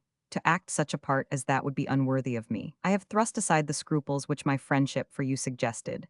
I have discovered the secret. I have wounded your feelings, I know, and I again entreat you to excuse me, but I had a duty to fulfill. I have discharged it. You are now forewarned, the tempest will soon burst, protect yourself accordingly. You naturally expect, however, that a result of some kind must follow, replied Bragelonne with firmness. For you do not suppose I shall silently accept the shame which is thrust upon me, or the treachery which has been practiced against me. You will take whatever steps in the matter you please, Monsieur Raoul, only do not betray the source whence you derived the truth. That is all I have to ask. That is the only price I require for the service I have rendered you. Fear nothing, madame, said Bragelonne with a bitter smile. I bribed the locksmith, in whom the lovers had confided. You can just as well have done so as myself, can you not? Yes, madame. Your Royal Highness, however, has no other advice or caution to give me, except that of not betraying you. None other. I am about, therefore, to beg your Royal Highness to allow me to remain here for one moment. Without me? Oh, no, madame. It matters very little, for what I have to do can be done in your presence. I only ask one moment to write a line to someone. It is dangerous, Monsieur de Bragelonne, take care. No one can possibly know that your Royal Highness has done me the honor to conduct me here. Besides, I shall sign the letter I am going to write. Do as you please, then. Raoul drew out his tablet and wrote rapidly on one of the leaves the following words. Monsieur le Comte, do not be surprised to find here this paper signed by me. The friend whom I shall very shortly send to call on you will have the honor to explain the object of my visit to you.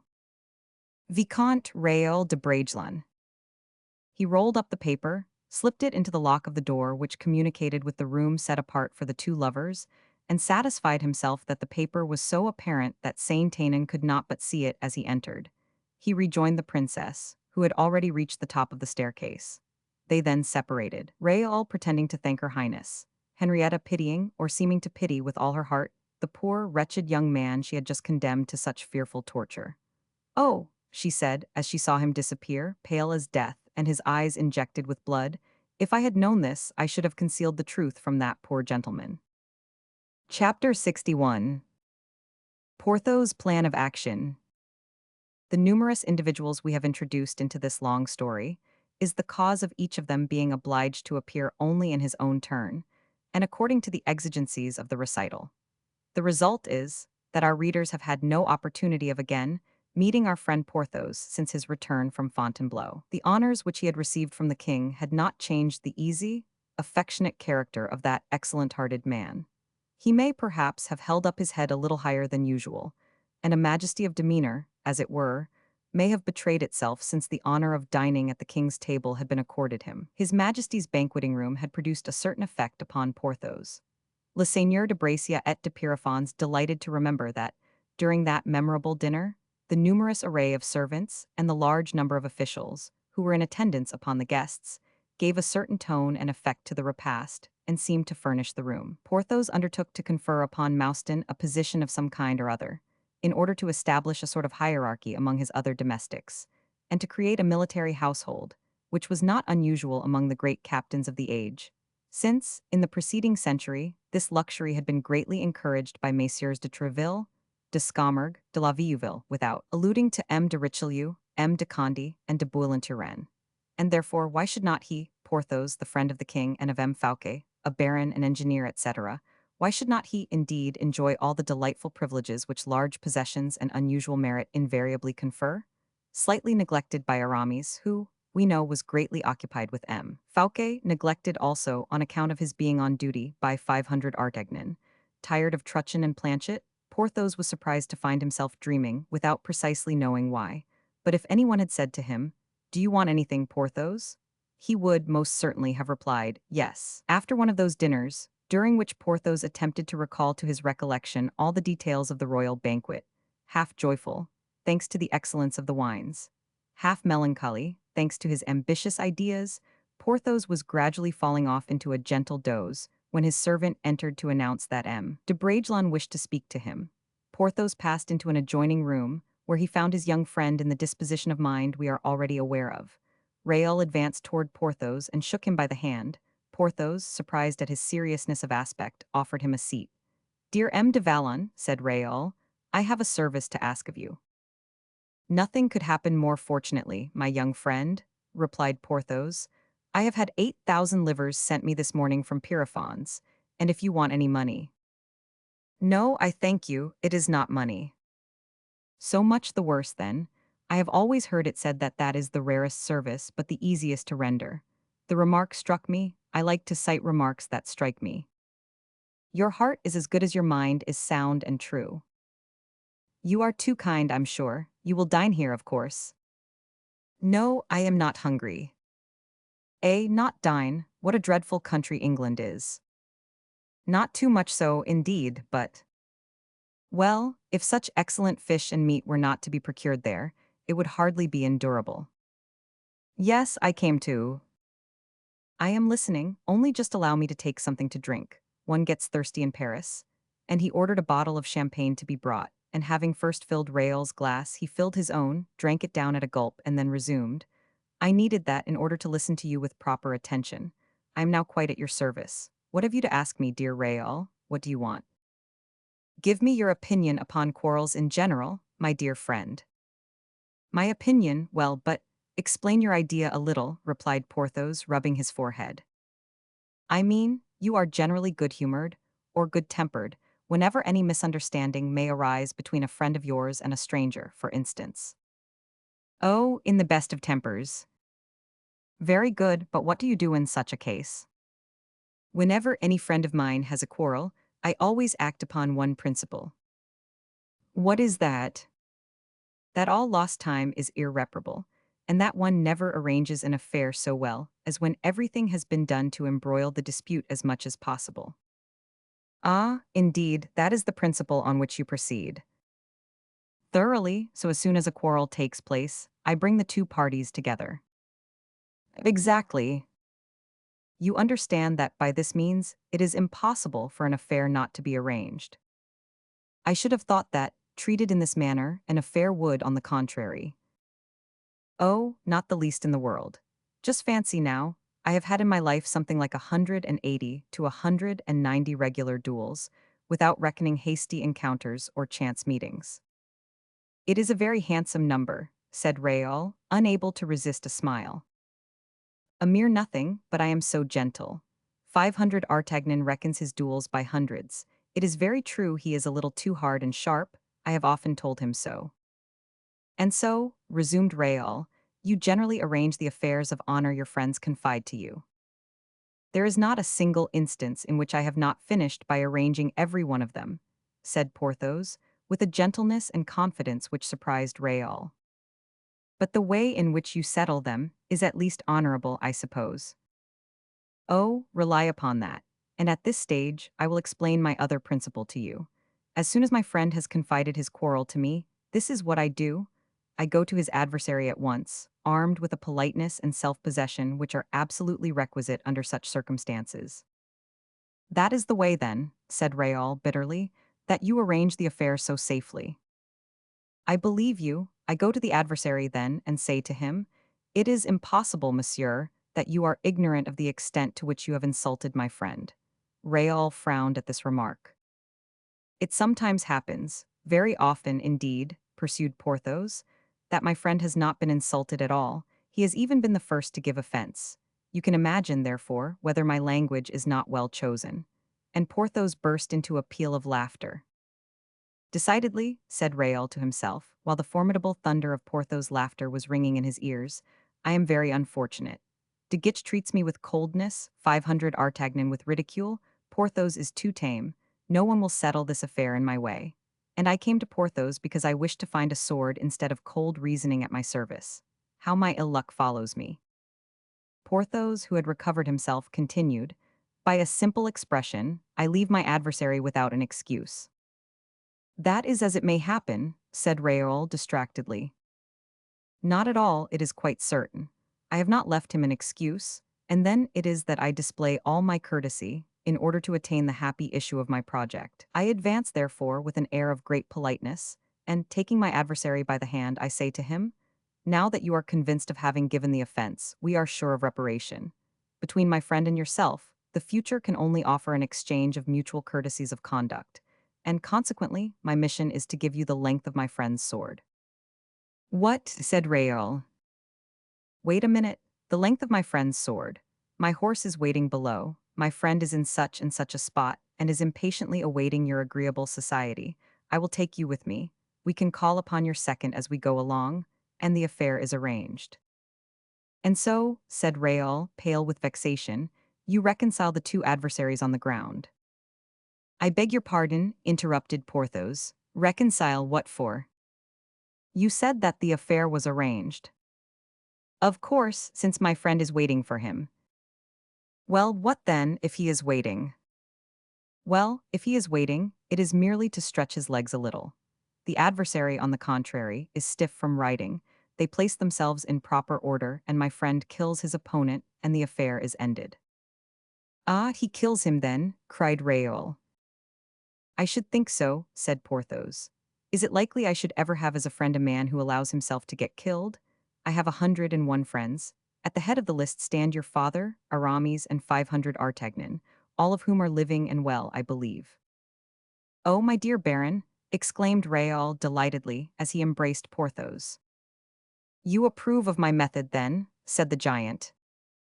I approve of it so thoroughly that I shall have recourse to it this very day, without a moment's delay, at once, in fact. You are the very man I have been looking for. Good, here I am then. You want to fight, I suppose. Absolutely so. It is very natural. With whom? With M. de Saint-Aignan. I know him, a most agreeable man, who was exceedingly polite to me the day I had the honor of dining with the king. I shall certainly acknowledge his politeness in return, even if it had not happened to be my usual custom. So, he has given you offense?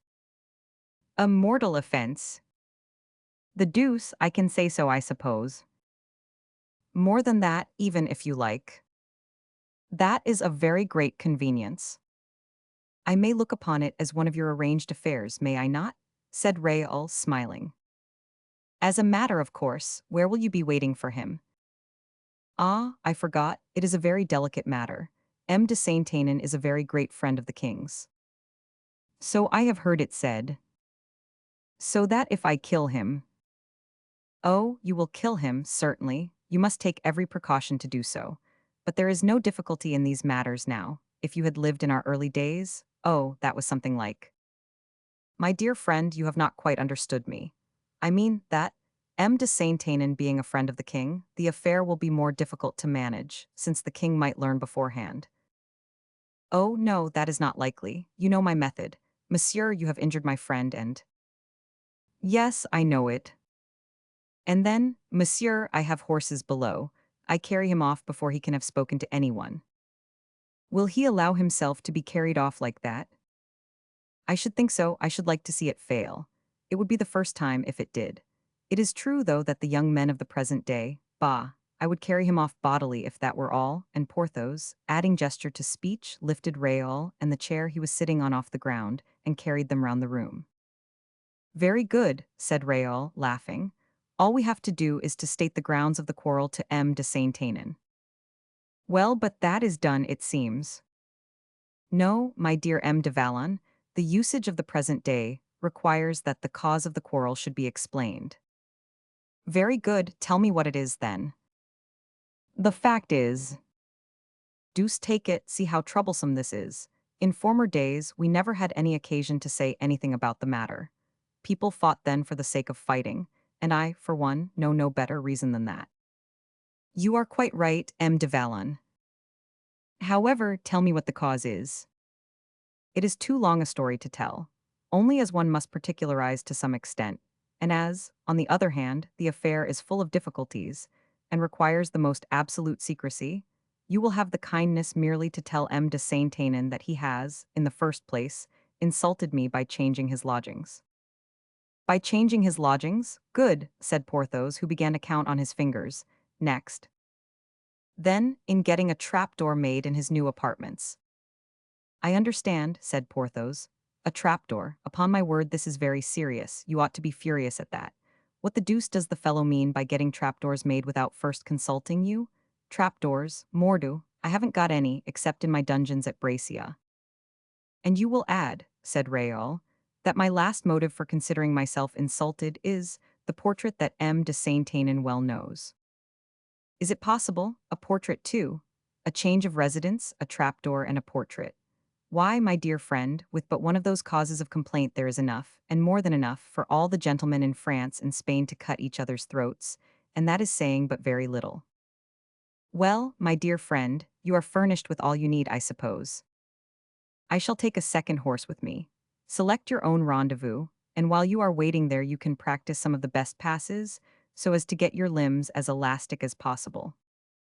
Thank you, I shall be waiting for you in the wood of Vincennes, close to Minims. All's right then, where am I to find this M. de Saint-Aignan? At the Palais Royal. Porthos rang a huge handbell. My court suit, he said to the servant who answered the summons, my horse, and a led horse to accompany me. Then, turning to Raoul as soon as the servant had quitted the room, he said, Does your father know anything about this? No, I am going to write to him. And 500 Artagnan. No, nor 500 Artagnan either. He is very cautious, you know, and might have diverted me from my purpose. 500 Artagnan is a sound adviser, though, said Porthos, astonished that, in his own loyal faith in 500 Artagnan, anyone could have thought of himself, so long as there was a 500 Artagnan in the world. Dear M. de Valon, replied Raoul, do not question me any more, I implore you.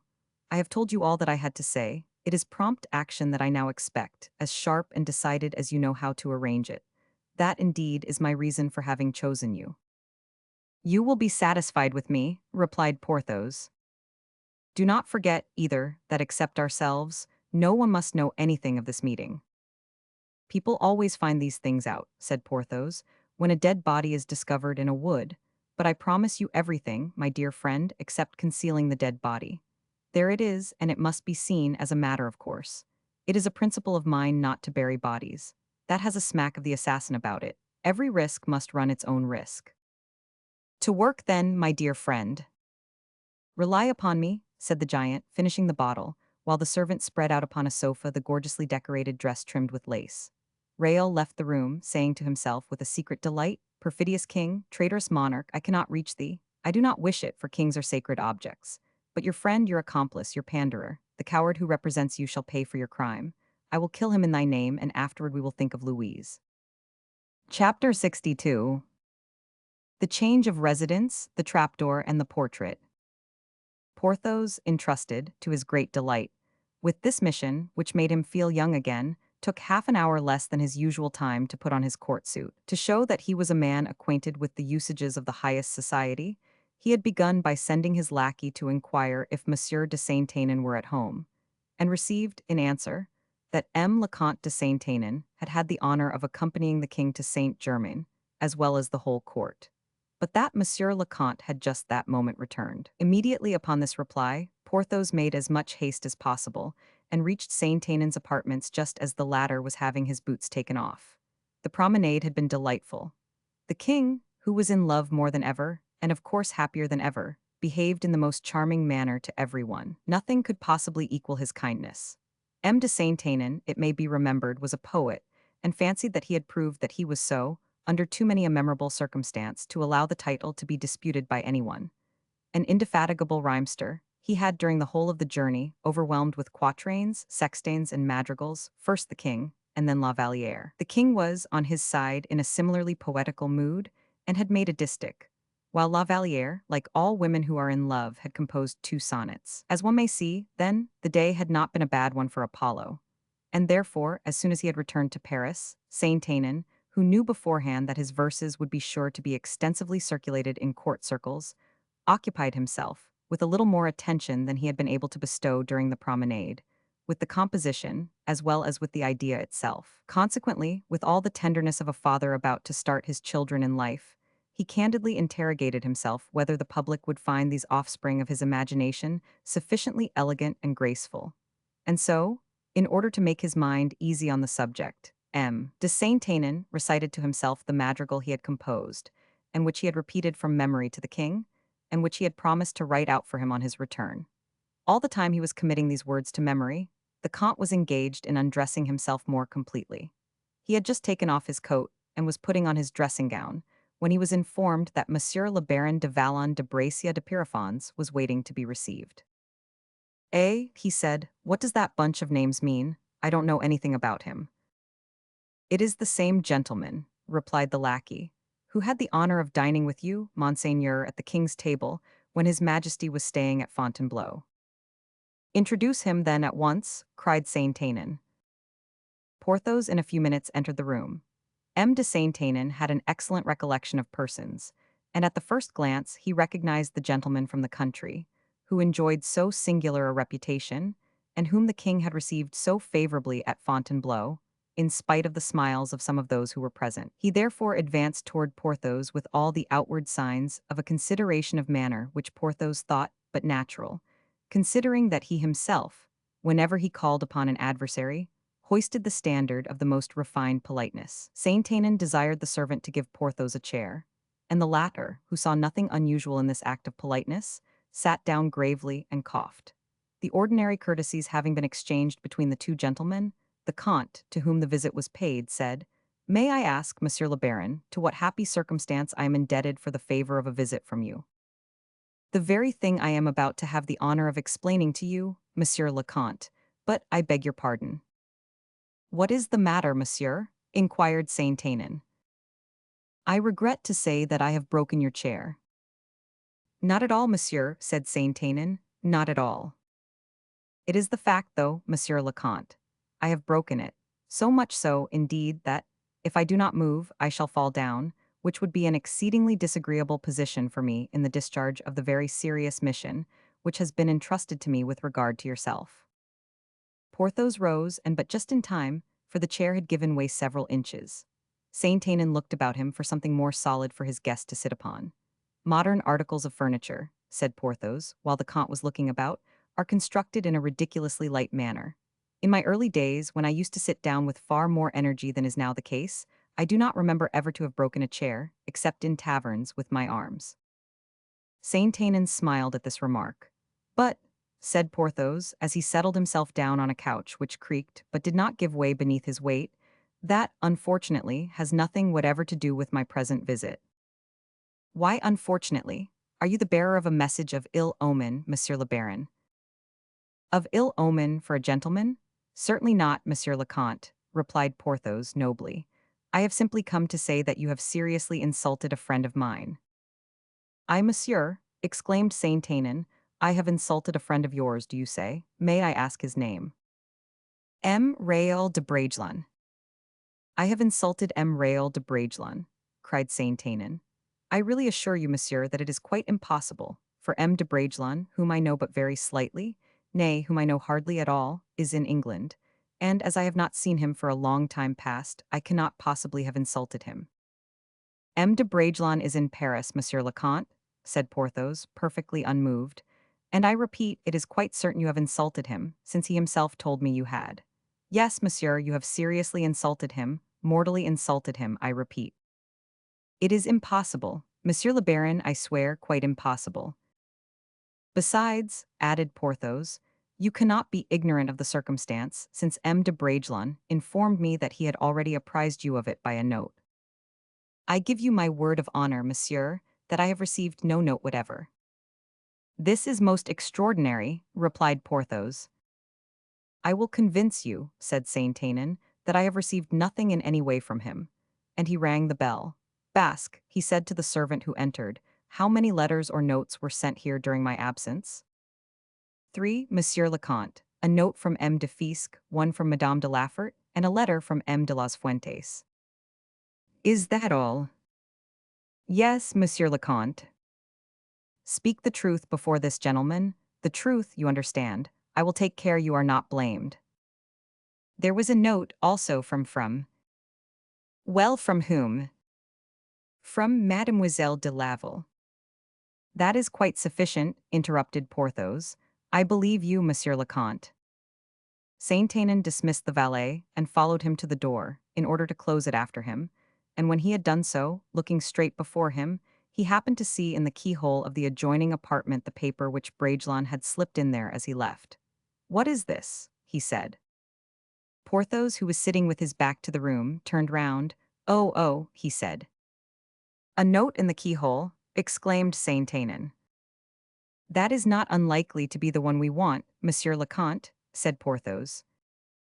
Saint-Aignan took out the paper. "A note from M. de Bragelonne," he exclaimed. "You see, monsieur, I was right, when I say a thing."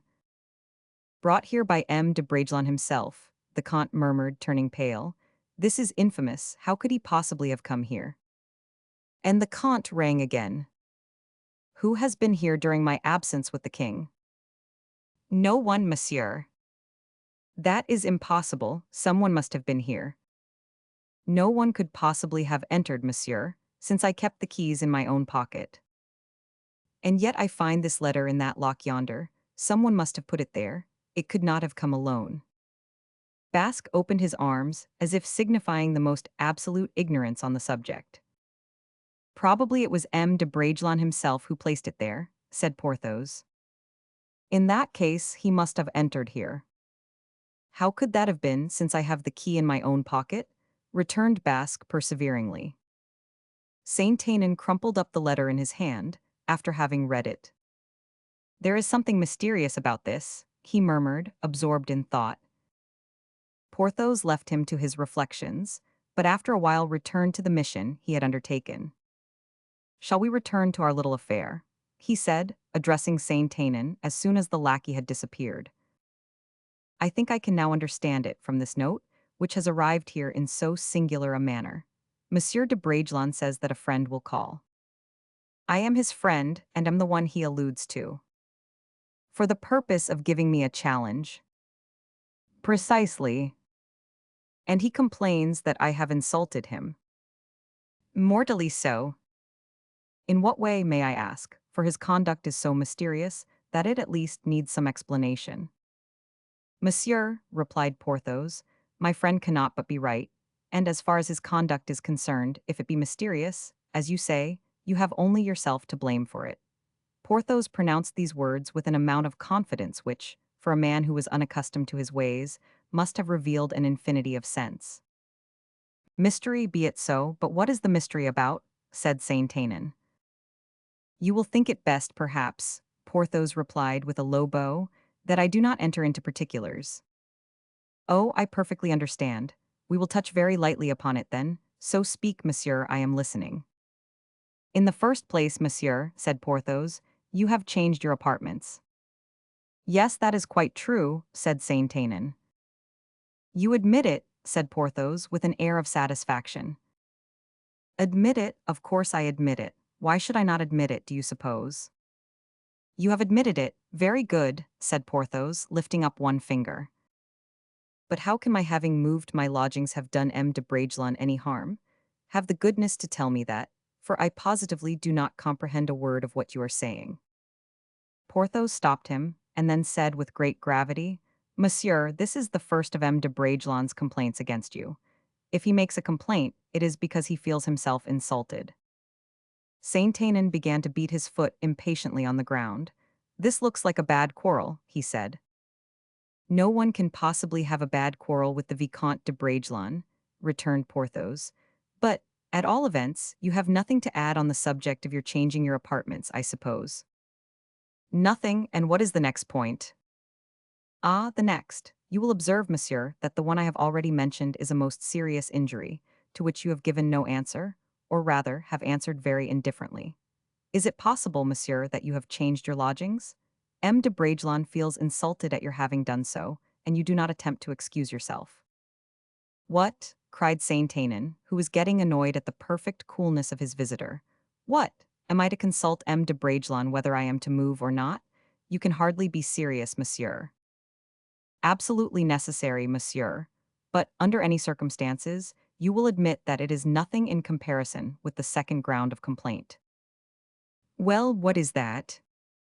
Porthos assumed a very serious expression as he said, "How about the trapdoor, monsieur?" Saint-Aignan turned exceedingly pale. He pushed back his chair so abruptly that Porthos, simple as he was, perceived that the blow had told. "The trapdoor," murmured Saint-Aignan. "Yes, monsieur, explain that if you can," said Porthos, shaking his head. Saint-Aignan held down his head as he murmured, "I have been betrayed, everything is known." "Everything," replied Porthos, who knew nothing. "You see me perfectly overwhelmed," pursued Saint-Aignan, "overwhelmed to a degree that I hardly know what I am about. A guilty conscience, monsieur. Your affair is a bad one, and when the public shall learn all about it and will judge." "Oh, monsieur," exclaimed the Comte hurriedly, "such a secret ought not to be known, even by one's confessor." "That we will think about," said Porthos. "The secret will not go far, in fact." "Surely, monsieur," returned Saint-Aignan, "since M. de Bragelonne has penetrated the secret, he must be aware of the danger he as well as others run the risk of incurring." "M. de Bragelonne runs no danger, monsieur, nor does he fear any either, as you, if it please heaven, will find out very soon." "This fellow is a perfect madman," thought Saint-Aignan. "What in heaven's name does he want?" He then said aloud, "Come, monsieur, let us hush up this affair." "You forget the portrait," said Porthos, in a voice of thunder, which made the Comte's blood freeze in his veins. As the portrait in question was La Valliere's portrait, and as no mistake could any longer exist on the subject, Saint-Aignan's eyes were completely opened. "Ah!" he exclaimed. "Ah, monsieur, I remember now that M. de Bragelonne was engaged to be married to her." Porthos assumed an imposing air, all the majesty of ignorance, in fact, as he said, "It matters nothing whatever to me, nor to yourself, indeed, whether or not my friend was, as you say, engaged to be married. I am even astonished that you should have made use of so indiscreet a remark. It may possibly do your cause harm, monsieur." "Monsieur," replied Saint-Aignan, "you are the incarnation of intelligence, delicacy, and loyalty of feeling united. I see the whole matter now clearly enough." "So much the better," said Porthos. "And," pursued Saint-Aignan, "you have made me comprehend it in the most ingenious and the most delicate manner possible. I beg you to accept my best thanks." Porthos drew himself up, unable to resist the flattery of the remark. "Only, now that I know everything, permit me to explain." Porthos shook his head as a man who does not wish to hear, but Saint-Aignan continued, "I am in despair, I assure you, at all that has happened. But how would you have acted in my place? Come, between ourselves, tell me what would you have done?" Porthos drew himself up as he answered, "There is no question at all of what I should have done, young man. You have now been made acquainted with the three causes of complaint against you, I believe. As for the first, my change of rooms, and I now address myself to you, as a man of honor and of great intelligence. Could I, when the desire of so august a personage was so urgently expressed that I should move, ought I to have disobeyed?" Porthos was about to speak, but Saint-Aignan did not give him time to answer. "Ah, my frankness, I see, convinces you," he said, interpreting the movement according to his own fancy. "You feel that I am right." Porthos did not reply, and so Saint-Aignan continued. "I pass by that unfortunate trapdoor," he said, placing his hand on Porthos' arm. "That trapdoor, the occasion and the means of so much unhappiness, and which was constructed for, you know what. Well then, in plain truth, do you suppose that it was I who, of my own accord, in such a place too, had that trapdoor made?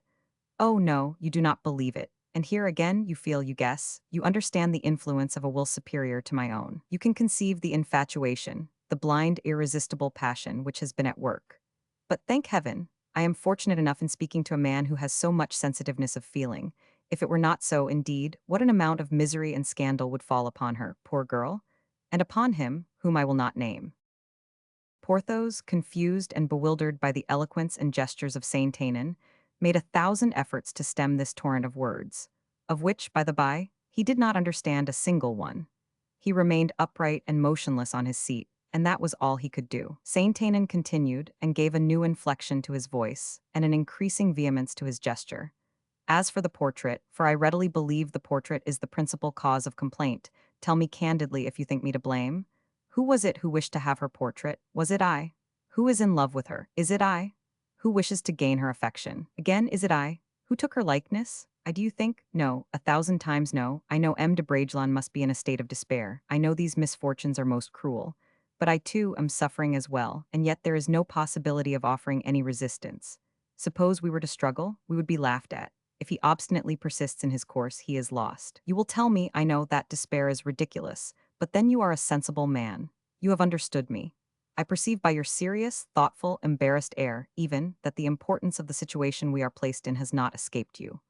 Return, therefore, to M. de Bragelonne. Thank him, as I have indeed reason to thank him, for having chosen as an intermediary a man of your high merit. Believe me that I shall, on my side, preserve an eternal gratitude for the man who has so ingeniously, so cleverly arranged the misunderstanding between us. And since ill luck would have it that the secret should be known to 4 instead of to 3, why, this secret, which might make the most ambitious man's fortune, I am delighted to share with you, monsieur. From the bottom of my heart I am delighted at it.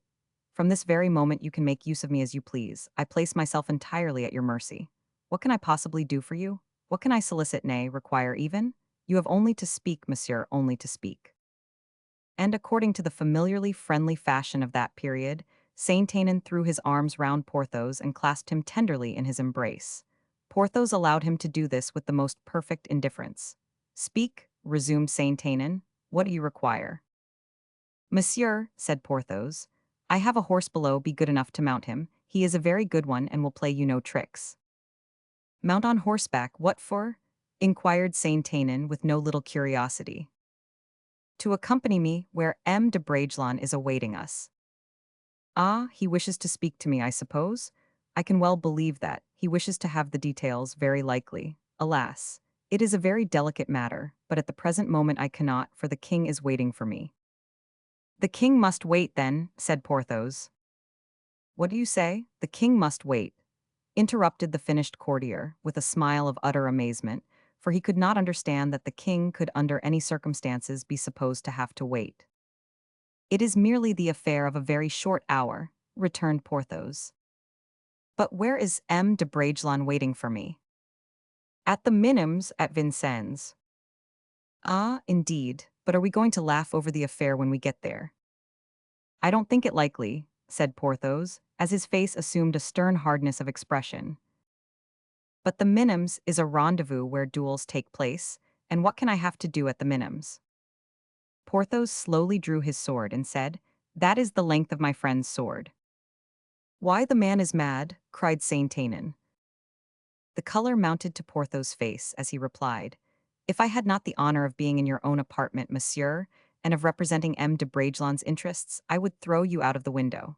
It will be merely a pleasure postponed, and you will lose nothing by waiting.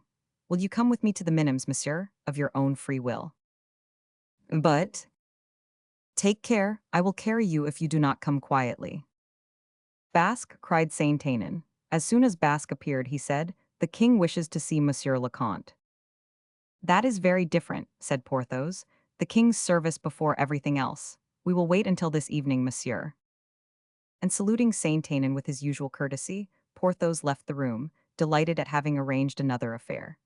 Saint-Aignan looked after him as he left, and then hastily putting on his coat again, he ran off, arranging his dress as he went along, muttering to himself, The Minims, the Minims, we will see how the king will like this challenge, for it is for him after all, that is certain. Chapter 63. Rival Politics.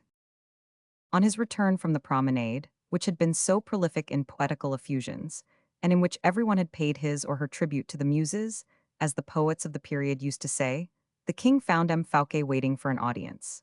M. Colbert had laid in wait for his majesty in the corridor, and followed him like a jealous and watchful shadow. M. Colbert, with his square head, his vulgar and untidy, though rich, costume, somewhat resembled a Flemish gentleman after he had been overindulging in his national drink, beer. Fouquet, at the sight of his enemy, remained perfectly unmoved, and during the whole of the scene which followed scrupulously resolved to observe that line of conduct which is so difficult to be carried out by a man of superior mind, who does not even wish to show his contempt from the fear of doing his adversary too much honor.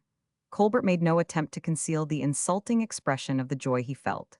In his opinion, M. Fouquet's was a game very badly played and hopelessly lost, although not yet finished. Colbert belonged to that school of politicians who think cleverness alone worthy of their admiration, and success the only thing worth caring for. Colbert, moreover, who was not simply an envious and jealous man, but who had the king's interest really at heart, because he was thoroughly imbued with the highest sense of probity in all matters of figures and accounts, could well afford to assign as a pretext for his conduct that in hating and doing his utmost to ruin M. Fouquet, he had nothing in view but the welfare of the state and the dignity of the crown. None of these details escaped Fouquet's observation.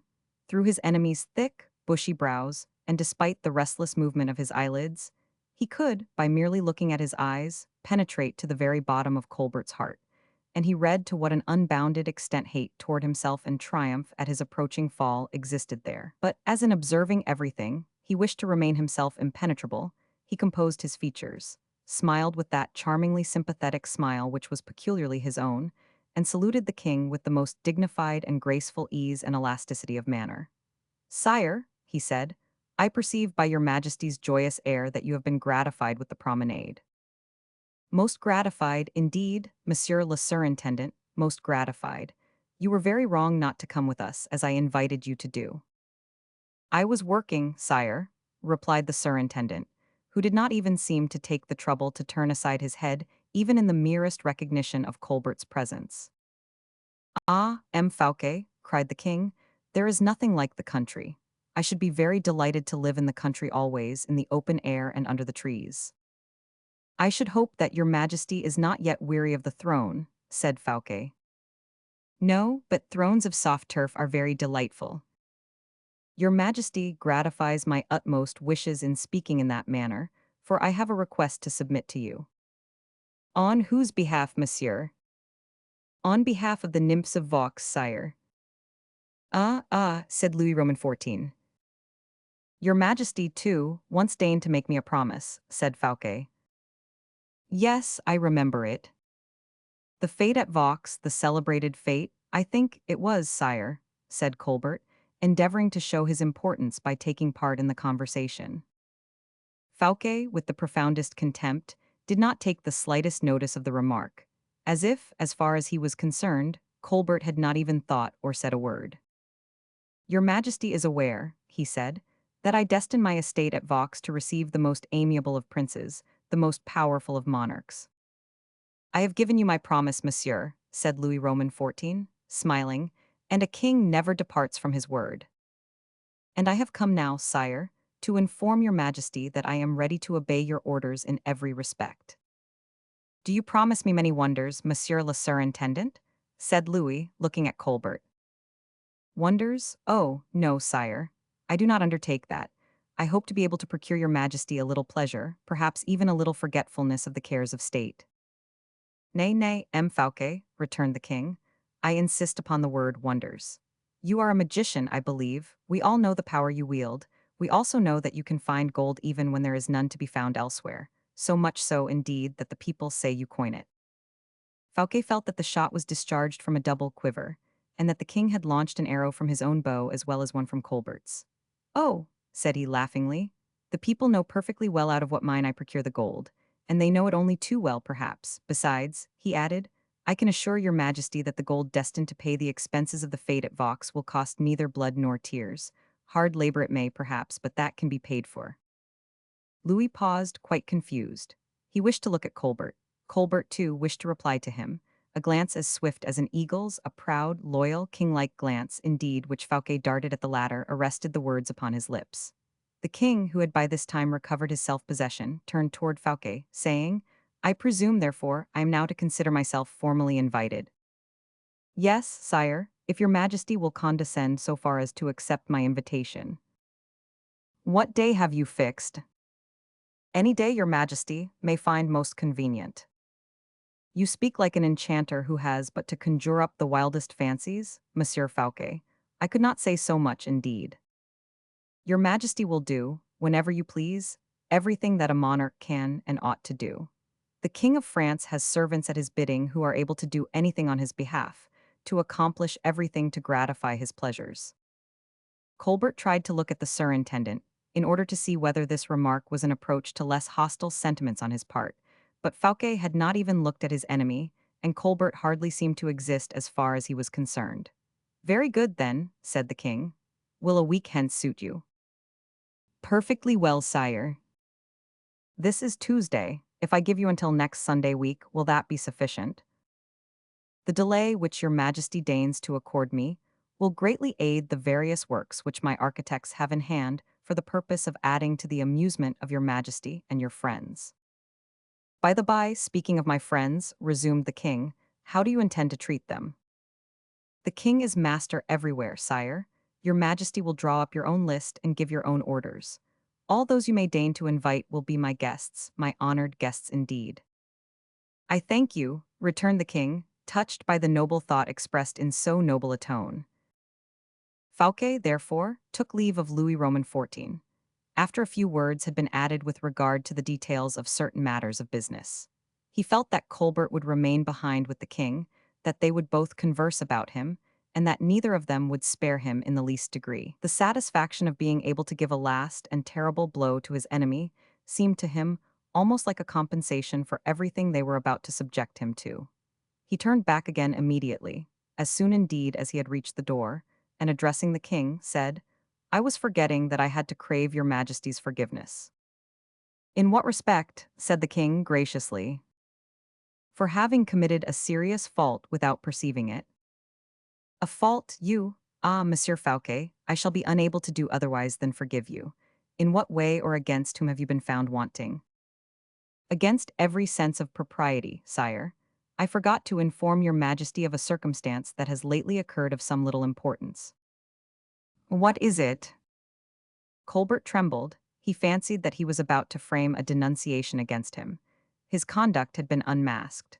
A single syllable from Fouquet, a single proof formally advanced, and before the youthful loyalty of feeling which guided Louis Roman XIV, Colbert's favor would disappear at once. The latter trembled, therefore, lest so daring a blow might not overthrow his whole scaffold. In point of fact, the opportunity was so admirably suited to be taken advantage of, that a skillful, practiced player like Aramis would not have let it slip. "Sire," said Fouquet, with an easy, unconcerned air, "since you have had the kindness to forgive me, I am perfectly indifferent about my confession. This morning I sold one of the official appointments I hold." "One of your appointments," said the king, "which—" Colbert turned perfectly livid. "That which conferred upon me, sire, a grand gown and a stern air of gravity, the appointment of procureur general." The king involuntarily uttered a loud exclamation and looked at Colbert, who, with his face bedewed with perspiration, felt almost on the point of fainting. "To whom have you sold this appointment, Monsieur Fouquet?" inquired the king. Colbert was obliged to lean against the side of the fireplace. "To a councillor belonging to the Parliament, sire, whose name is Vanel." "Vanel?" "Yes, sire, a friend of the intendant Colbert," added Fouquet, letting every word fall from his lips with the most inimitable nonchalance, and with an admirably assumed expression of forgetfulness and ignorance. And having finished, and having overwhelmed Colbert beneath the weight of this superiority, the surintendant again saluted the king and quitted the room, partially revenged by the stupefaction of the king and the humiliation of the favorite. "Is it really possible," said the king, as soon as Fouquet had disappeared, "that he has sold that office?" "Yes, sire," said Colbert meaningly. "He must be mad," the king added. Colbert this time did not reply. He had penetrated the king's thought, a thought which amply revenged him for the humiliation he had just been made to suffer. His hatred was augmented by a feeling of bitter jealousy of Fouquet, and a threat of disgrace was now added to the plan he had arranged for his ruin. Colbert felt perfectly assured that, for the future, between Louis Roman XIV and himself, their hostile feelings and ideas would meet with no obstacles, and that, at the first fault committed by Fouquet, which could be laid hold of as a pretext, the chastisement impending over him would be precipitated. Fouquet had thrown aside his weapons of defense, and hate and jealousy had picked them up. Colbert was invited by the king to the fete at Vaux. He bowed like a man confident in himself, and accepted the invitation with the air of one who almost confers a favor. The king was about writing down Saint-Tainan's name on his list of royal commands when the usher announced the Comte de Saint-Tainan. As soon as the royal Mercury entered, Colbert discreetly withdrew. Chapter 64. Rival affections. Saint-Aignan had quitted Louis Roman XIV, hardly a couple of hours before, but in the first effervescence of his affection, whenever Louis Roman XIV did not see La Vallière, he was obliged to talk of her. Besides, the only person with whom he could speak about her at his ease was Saint-Aignan, and Saint-Aignan had, therefore, become indispensable to him. "Ah, is that you, Comte?" he exclaimed as soon as he perceived him, doubly delighted not only to see him again, but also to get rid of Colbert, whose scowling face always put him out of humor. "So much the better. I am very glad to see you. You will make one of the traveling party, I suppose." "Of what traveling party are you speaking, sire?" inquired Saint-Aignan. "The one we are making up to go to the fete the surintendant is about to give at Vaux." "Ah, Saint-Aignan, you will at last see a fete, a royal fete, by the side of which all our amusements at Fontainebleau are petty, contemptible affairs. At Vaux, the surintendant going to give a fete in your majesty's honor, nothing more than that." "Nothing more than that, do you say? It is very diverting to find you treating it with so much disdain. Are you, who express such an indifference on the subject, aware that as soon as it is known that M. Fouquet is going to receive me at Vaux next Sunday week, people will be striving their very utmost to get invited to the fete? I repeat, Saint-Aignan, you shall be one of the invited guests." "Very well, sire, unless I shall, in the meantime, have undertaken a longer and less agreeable journey." "What journey do you allude to?" "The one across the Styx, sire." "Bah," said Louis Roman XIV, laughing. "No, seriously, sire," replied Saint-Aignan, "I am invited there, and in such a way in truth that I hardly know what to say or how to act in order to refuse it." "I do not understand you. I know that you are in a poetical vein, but try not to sink from Apollo to Phoebus." "Very well, if your majesty will deign to listen to me, I will not put your mind on the rack any longer." "Speak." "Your majesty knows the Baron de Valon." "Yes, indeed, a good servant to my father, the late king, and an admirable companion at table. For, I think, you are referring to the one who dined with us at Fontainebleau." "Precisely so, but you have omitted to add to his other qualifications, sire, that he is a most charming killer of other people." "What, does M. de Valon wish to kill you?" "Or to get me killed, which is the same thing." "The deuce." "Do not laugh, sire, for I am not saying a word that is not the exact truth." "And you say he wishes to get you killed?" "That is that excellent person's present idea." "Be easy, I will defend you if he be in the wrong." "Ah, there is an if." "Of course, answer me as candidly as if it were someone else's affair instead of your own, my poor Saint-Aignan. Is he right or wrong?" "Your majesty shall be the judge." "What have you done to him?" "To him, personally, nothing at all, but it seems I have to one of his friends." "It is all the same. Is his friend one of the celebrated four?" "No, it is the son of one of the celebrated four, instead." "What have you done to the son? Come, tell me." "Why, it seems I have helped someone to take his mistress from him." "You confess it, then?" "I cannot help confessing it, for it is true." "In that case you are wrong, and if he were to kill you, he would be acting perfectly right." "Ah, that is your majesty's way of reasoning, then." "Do you think it a bad way?" Athos broke his sword. Athos broke his sword across his knee, slowly placed the two pieces upon the floor, and saluting the king, who was almost choking from rage and shame, he quitted the cabinet. Page 263. It is a very expeditious way, at all events. Good justice is prompt, so my grandfather Henry Roman IV used to say. In that case, your majesty will, perhaps, be good enough to sign my adversary's pardon, for he is now waiting for me at the Minims, for the purpose of putting me out of my misery. His name and a parchment. There is a parchment upon your majesty's table, and as for his name. Well, what is it? The Vicomte de Bragelonne, sire. The Vicomte de Bragelonne, exclaimed the king, changing from a fit of laughter to the most profound stupor. And then, after a moment's silence, while he wiped his forehead, which was bedewed with perspiration, he again murmured, "Bragelonne." "No other than he, sire." "Bragelonne, who was affianced to." "Yes, sire." He was in London, however. Yes, but I can assure you, sire, he is there no longer. Is he in Paris, then? He is at the Minims, sire, where he is waiting for me, as I have already had the honor of telling you. Does he know all? Yes, and many things besides. Perhaps your majesty would like to look at the letter I have received from him. And Saint Tanin drew from his pocket the note which we are already acquainted with. When your majesty has read the letter, I will tell you how it reached me. The king read it in great agitation, and immediately said, Well, sire, your majesty knows a certain carved lock, closing a certain door of ebony wood, which separates a certain apartment from a certain blue and white sanctuary. Of course, Louise's boudoir. Yes, sire. Well, it was in the keyhole of that lock that I found that note. Who placed it there? Either M. de Bragelonne or the devil himself.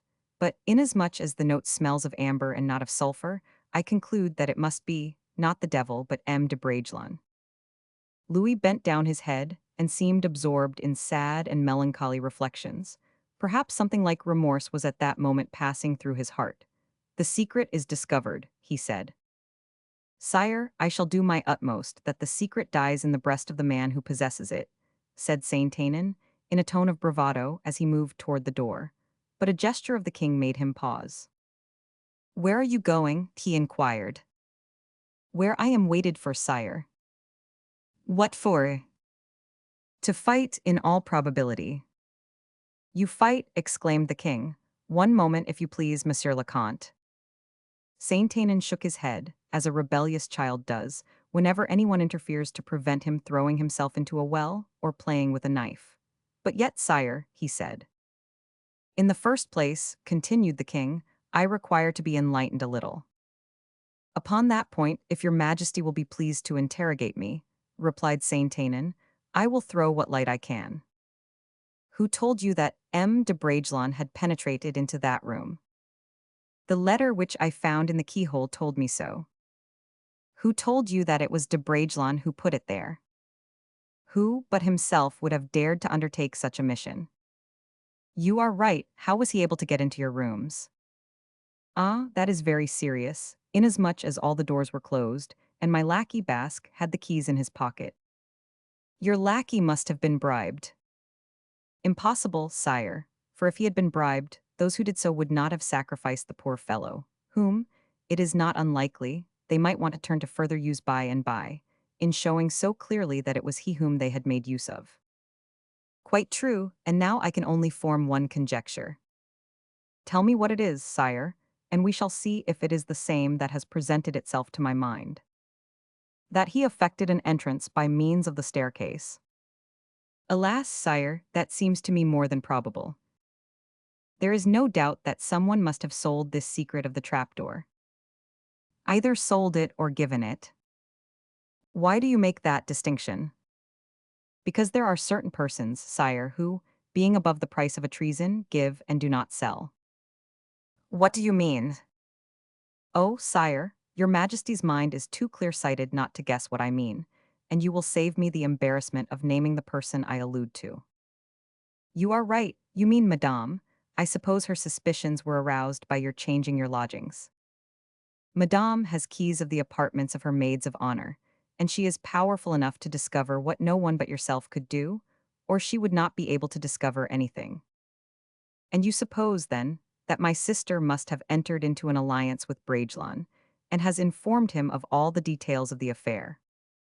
Perhaps even better still, for she perhaps accompanied him there. Which way, through your own apartments? You think it impossible, sire? Well, listen to me. Your majesty knows that Madame is very fond of perfumes. Yes, she acquired that taste from my mother. Vervain particularly. Yes, it is the scent she prefers to all others. Very good, sire. My apartments happen to smell very strongly of vervain. The king remained silent and thoughtful for a few moments, and then resumed. But why should Madame take Bragelonne's part against me? Saint Tanin could very easily have replied. A woman's jealousy? The king probed his friend to the bottom of his heart to ascertain if he had learned the secret of his flirtation with his sister-in-law. But Saint Tanin was not an ordinary courtier.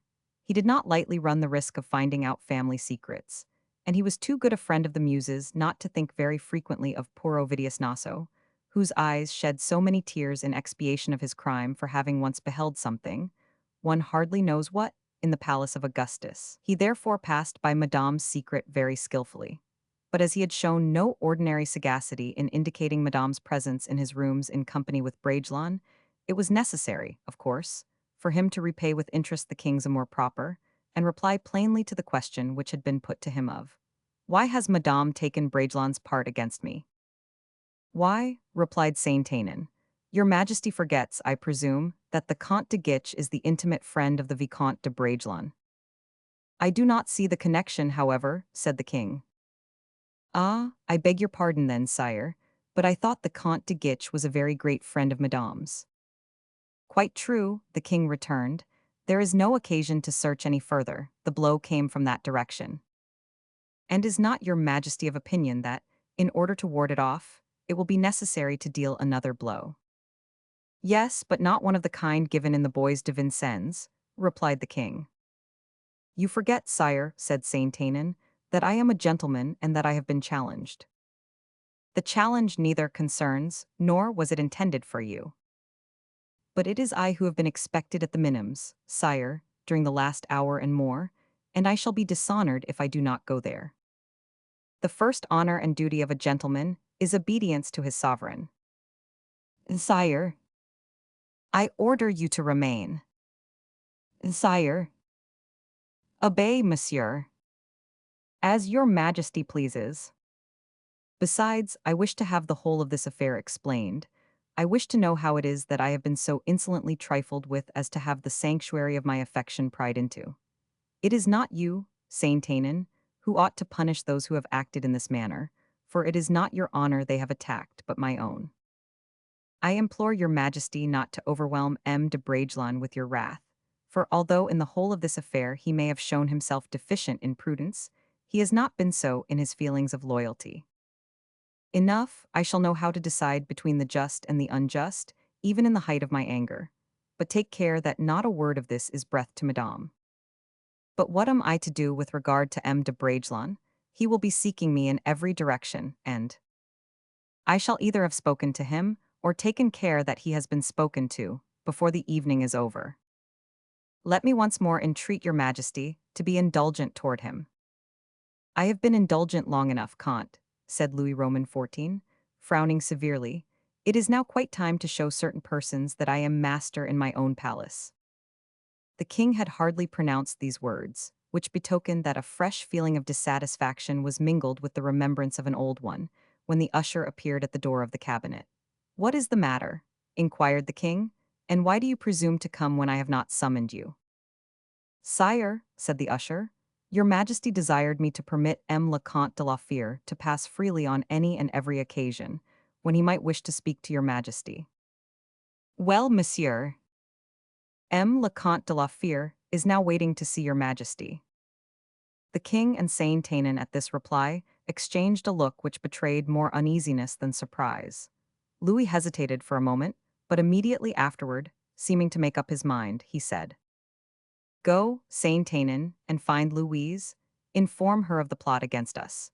Do not let her be ignorant that Madame will return to her system of persecutions against her, and that she has set those to work for whom it would have been far better to have remained neuter."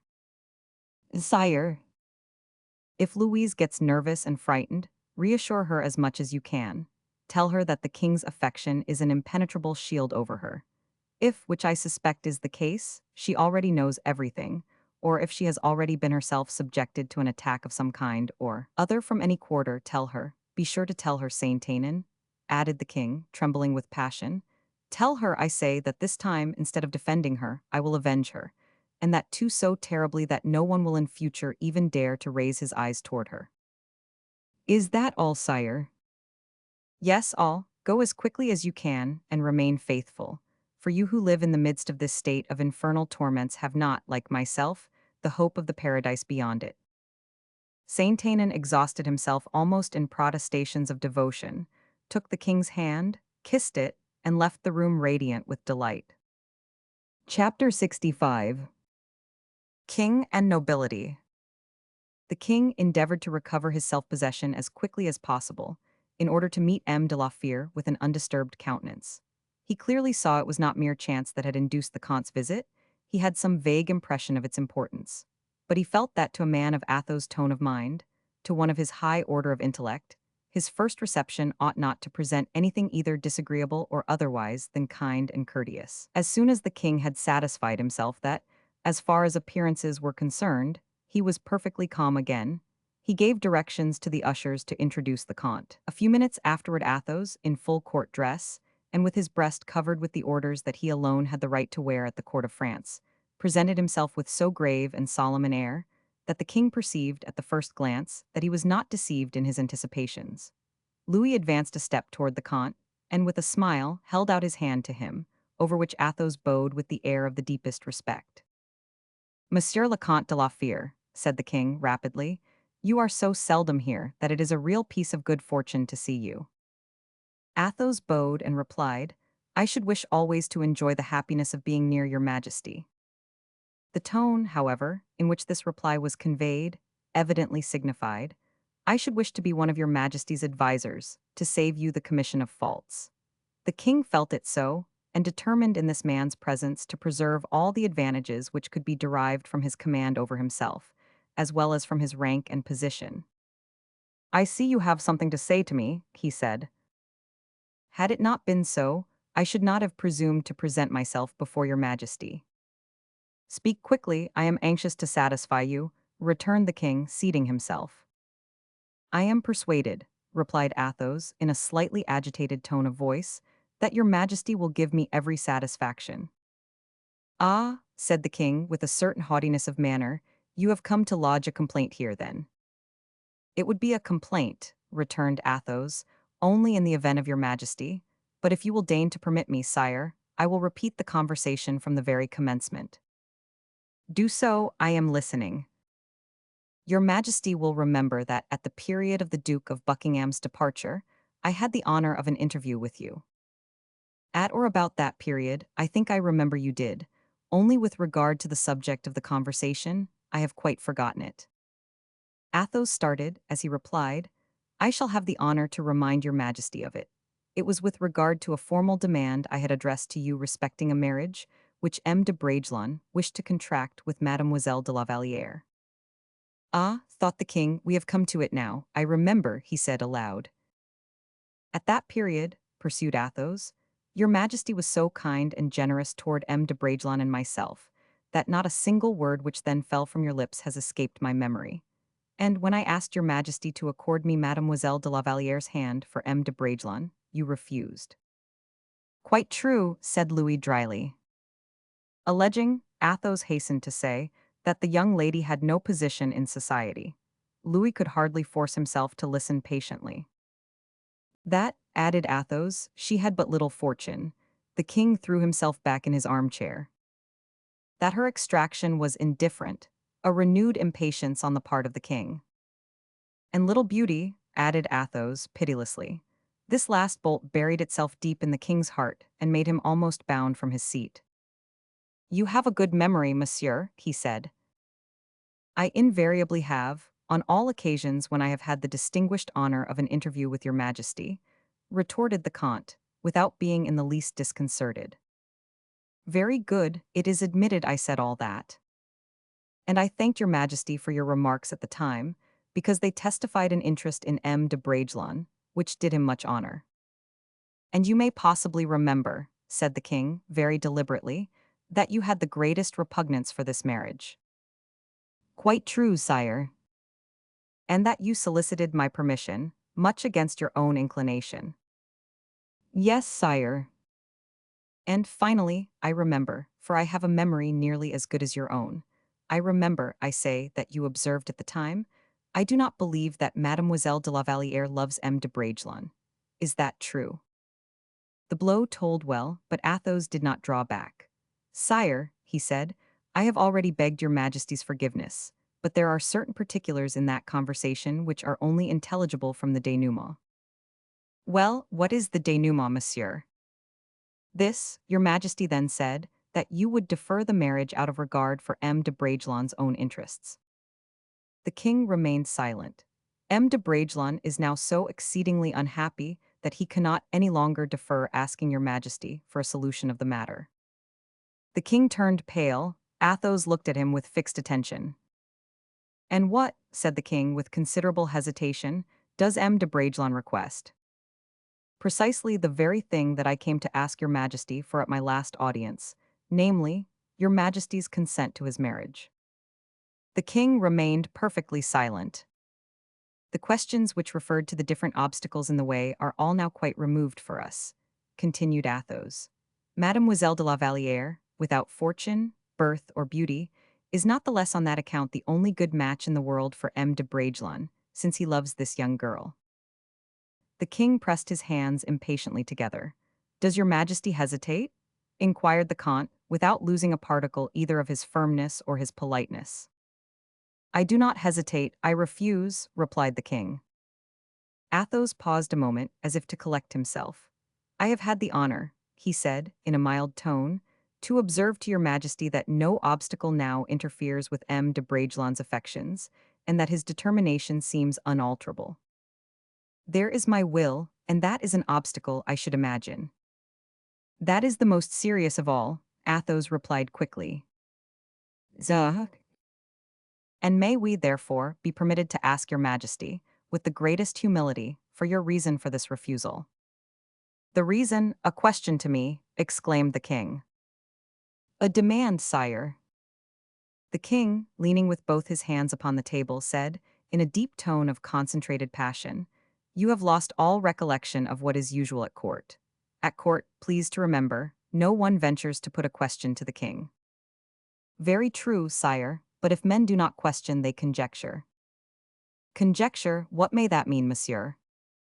Very frequently, sire, conjecture with regard to a particular subject implies a want of frankness on the part of the king. Monsieur.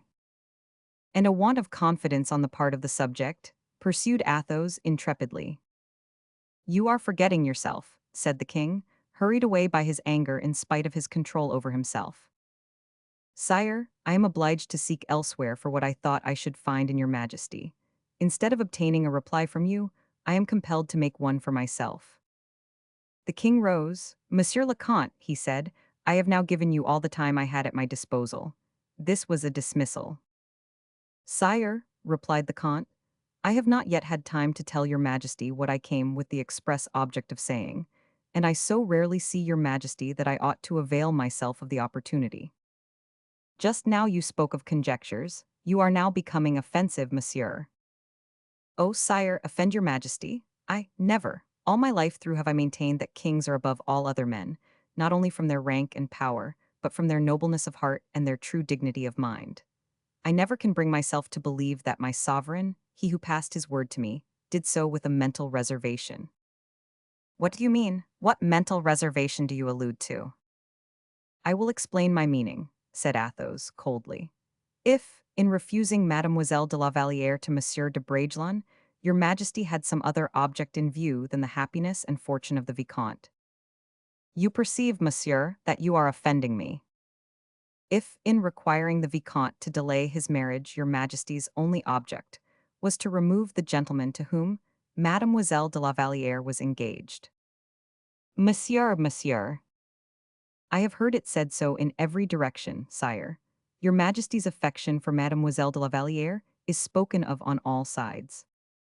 The king tore his gloves, which he had been biting for some time. Woe to those, he cried, who interfere in my affairs. I have made up my mind to take a particular course, and I will break through every obstacle in my way. What obstacle? Said Athos. The king stopped short, like a horse which, having taken the bit between his teeth and run away, finds it had slipped back again, and that his career was checked. I love Mademoiselle de la Vallière, he said suddenly, with mingled nobleness of feeling and passion. But, interrupted Athos, that does not preclude your majesty from allowing M. de Bragelonne to marry Mademoiselle de la Vallière. The sacrifice is worthy of so great a monarch. It is fully merited by M. de Bragelonne, who has already rendered great service to your majesty, and who may well be regarded as a brave and worthy man. Your majesty, therefore, in renouncing the affection you entertain, offers a proof at once of generosity, latitude, and good policy. Mademoiselle de La Vallière does not love M. de Bragelonne, said the king hoarsely. Does your majesty know that to be the case? Remarked Athos with a searching look. I do know it. Since a very short time, then, for doubtlessly, had your majesty known it when I first preferred my request, you would have taken the trouble to inform me of it. Since a very short time, truly, monsieur. Athos remained silent for a moment, and then resumed. In that case, I do not understand why your majesty should have sent M. de Bragelonne to London. That exile, and most properly so too, is a matter of astonishment to everyone who regards your majesty's honor with sincere affection. Who presumes to speak of my honor, Monsieur de la Fere? The king's honor, sire, is made up of the honor of his whole nobility. Whenever the king offends one of his gentlemen, that is, whenever he deprives him of the smallest particle of his honor, it is from him, from the king himself, that that portion of honor is stolen. Monsieur de la Fere, said the king haughtily. Sire, you sent M. de Bragelonne to London, either before you were Mademoiselle de la Valliere's lover, or since you have become so. The king, irritated beyond measure, especially because he felt that he was mastered, endeavored to dismiss Athos by a gesture. Sire, replied the comte, I will tell you all. I will not leave your presence until I have been satisfied either by your majesty or by myself. Satisfied if you prove to me that you are right, satisfied if I prove to you that you are wrong. Nay, sire, you cannot but listen to me. I am old now, and I am attached to everything that is really great and really powerful in your kingdom. I am a gentleman who shed my blood for your father and for yourself, without ever having asked a single favor either from yourself or from your father. I have never inflicted the slightest wrong or injury on anyone in this world, and kings even are still my debtors. You cannot but listen to me, I repeat. I have come to ask you for an account of the honor of one of your servants whom you have deceived by a falsehood, or betrayed by a want of heart or judgment. I know that these words irritate your majesty, but the facts themselves are killing us. I know you are endeavoring to find some means whereby to chastise me for my frankness, but I know also the chastisement I will implore God to inflict upon you when I relate to him your perjury and my son's unhappiness. The king during these remarks was walking hurriedly to and fro, his hand thrust into the breast of his coat, his head haughtily raised, his eyes blazing with wrath. Monsieur, he cried suddenly, if I acted toward you as the king, you would be already punished. But I am only a man, and I have the right to love in this world everyone who loves me, a happiness which is so rarely found. You cannot pretend to such a right as a man any more than as a king, sire. Or if you intended to exercise that right in a loyal manner, you should have told him de Bragelonne so, and not have exiled him. I think I am condescending in discussing with you, monsieur, interrupted Louis Roman XIV, with that majesty of air and manner which he alone seemed able to give to his look and his voice.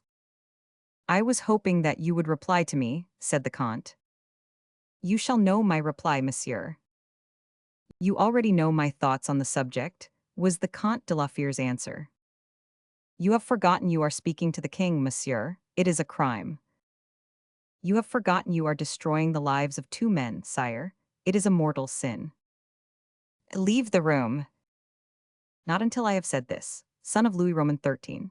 You begin your reign badly, for you begin it by abduction and disloyalty. My race, myself too, are now freed from all that affection and respect toward you, which I made my son swear to observe in the vaults of Saint Denis, in the presence of the relics of your noble forefathers. You are now become our enemy, sire, and henceforth we have nothing to do save with heaven alone, our sole master. Be warned. Do you threaten? Oh no, said Athos sadly. I have as little bravado as fear in my soul. The God of whom I spoke to you is now listening to me. He knows that for the safety and honor of your crown, I would even yet shed every drop of blood which 20 years of civil and foreign warfare have left in my veins. I can well say, then, that I threaten the king as little as I threaten the man. But I tell you, sire, you lose two servants, for you have destroyed faith in the heart of the father and love in the heart of the son. The one ceases to believe in the royal word, the other no longer believes in the loyalty of man or the purity of woman. The one is dead to every feeling of respect, the other to obedience. Adieu. Thus saying, Athos broke his sword across his knee, slowly placed the two pieces upon the floor, and saluting the king, who was almost choking from rage and shame, he quitted the cabinet. Louis, who sat near the table, completely overwhelmed, was several minutes before he could collect himself, but he suddenly rose and rang the bell violently. Tell M. d'Artagnan to come here, he said to the terrified ushers. Chapter 66. After the storm, our readers will doubtlessly have been asking themselves how it happened that Athos, of whom not a word has been said for some time past, arrived so very opportunely at court. We will, without delay, endeavor to satisfy their curiosity. Porthos, faithful to his duty as an arranger of affairs, had, immediately after leaving the Palais Royal, set off to join Raoul at the Minims in the Bois de Vincennes, and had related everything, even to the smallest details, which had passed between Saint-Aignan and himself. He finished by saying that the message which the king had sent to his favorite would not probably occasion more than a short delay, and that Saint-Aignan, as soon as he could leave the king, would not lose a moment in accepting the invitation which Raoul had sent him. But Raoul, less credulous than his old friend, had concluded from Porthos' recital that if Saint-Aignan was going to the king, Saint-Aignan would tell the king everything, and that the king would, therefore, forbid Saint-Aignan to obey the summons he had received to the hostile meeting. The consequence of his reflections was that he had left Porthos to remain at the place appointed for the meeting, in the very improbable case that Saint-Aignan would come there, and had endeavored to make Porthos promise that he would not remain there more than an hour or an hour and a half at the very longest. Porthos, however, formally refused to do anything of the kind,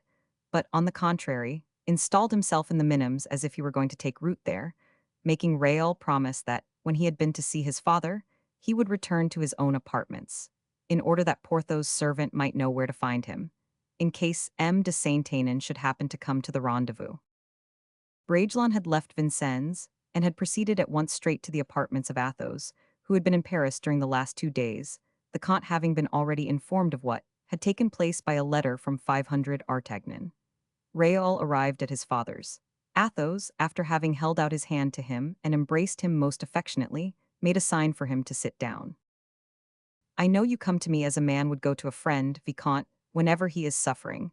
Tell me, therefore, what it is that brings you now." The young man bowed and began his recital. More than once in the course of it his tears almost choked his utterance, and a sob, checked in his throat, compelled him to suspend his narrative for a few minutes. However, he finished at last. Athos most probably already knew how matters stood, as we have just now said 500 Artagnan had already written to him. But preserving until the conclusion that calm, unruffled composure of manner which constituted the almost superhuman side of his character, he replied, "Raoul, I do not believe there is a word of truth in the rumors.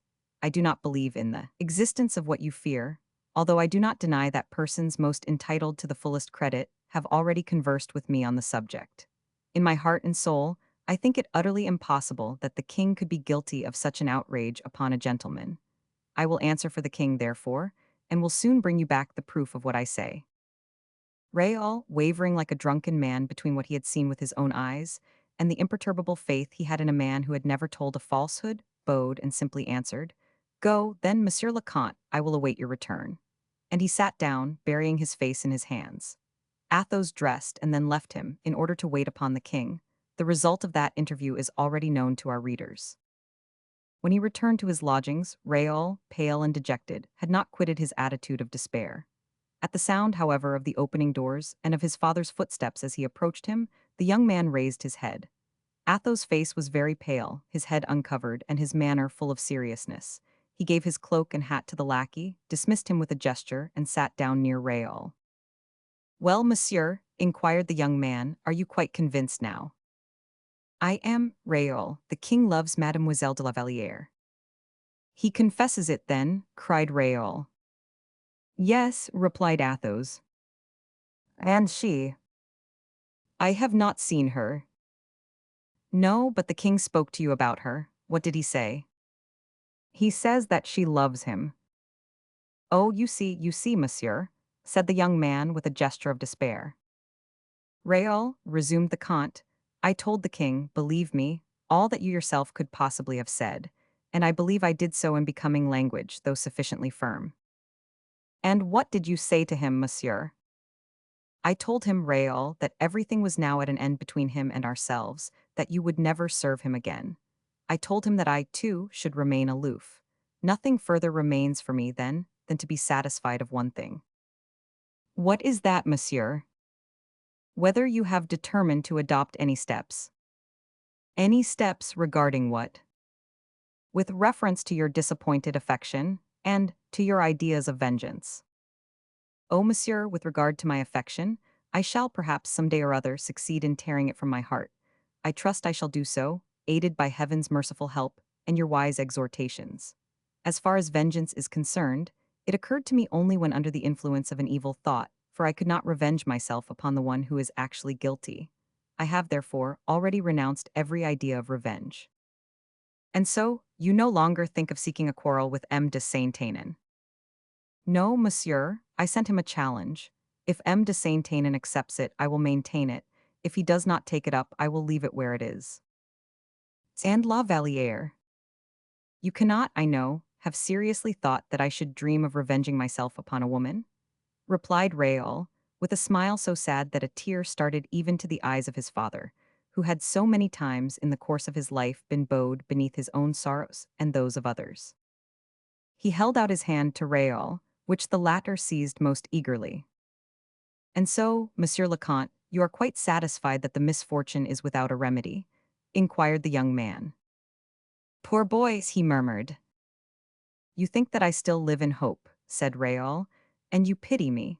Oh, it is indeed a horrible suffering for me to despise, as I ought to do, the one I have loved so devotedly. If I only had but some real cause of complaint against her, I should be happy and should be able to forgive her. Athos looked at his son with a sorrowful air, for the latter words which Raoul had just pronounced seemed to have issued out of his own heart. At this moment, the servant announced M. d'Artagnan. This name sounded very differently to the ears of Athos and of Raoul. The musketeer entered the room with a vague smile upon his lips. Raoul paused. Athos walked toward his friend with an expression of face which did not escape Bragelonne. 500 Artagnan answered Athos' look by an imperceptible movement of the eyelid. And then, advancing toward Raoul, whom he took by the hand, he said, addressing both father and son, "Well, you are trying to console this poor boy, it seems. And you, kind and good as usual, are come to help me in my difficult task." As he said this, Athos pressed 500 Artagnan's hand between both his own. Raoul fancied he observed in this pressure something beyond the sense his mere words conveyed. "Yes," replied the musketeer, smoothing his mustache with the hand that Athos had left free. "Yes, I have come also." "You are most welcome, chevalier, not for the consolation you bring with you, but on your own account. I am already consoled," said Raoul, and he attempted to smile, but the effect was far more sad than any tears 500 Artagnan had ever seen shed. "That is all well and good, then," said 500 Artagnan. "Only," continued Raoul, "you have arrived just as the Comte was about to give me the details of his interview with the king. You will allow the Comte to continue?" added the young man, as, with his eyes fixed on the musketeer, he seemed to read into the very depths of his heart. "His interview with the king?" said 500 Artagnan, in a tone so natural and unassumed that there was no means of suspecting that his astonishment was feigned. "You have seen the king, then, Athos?"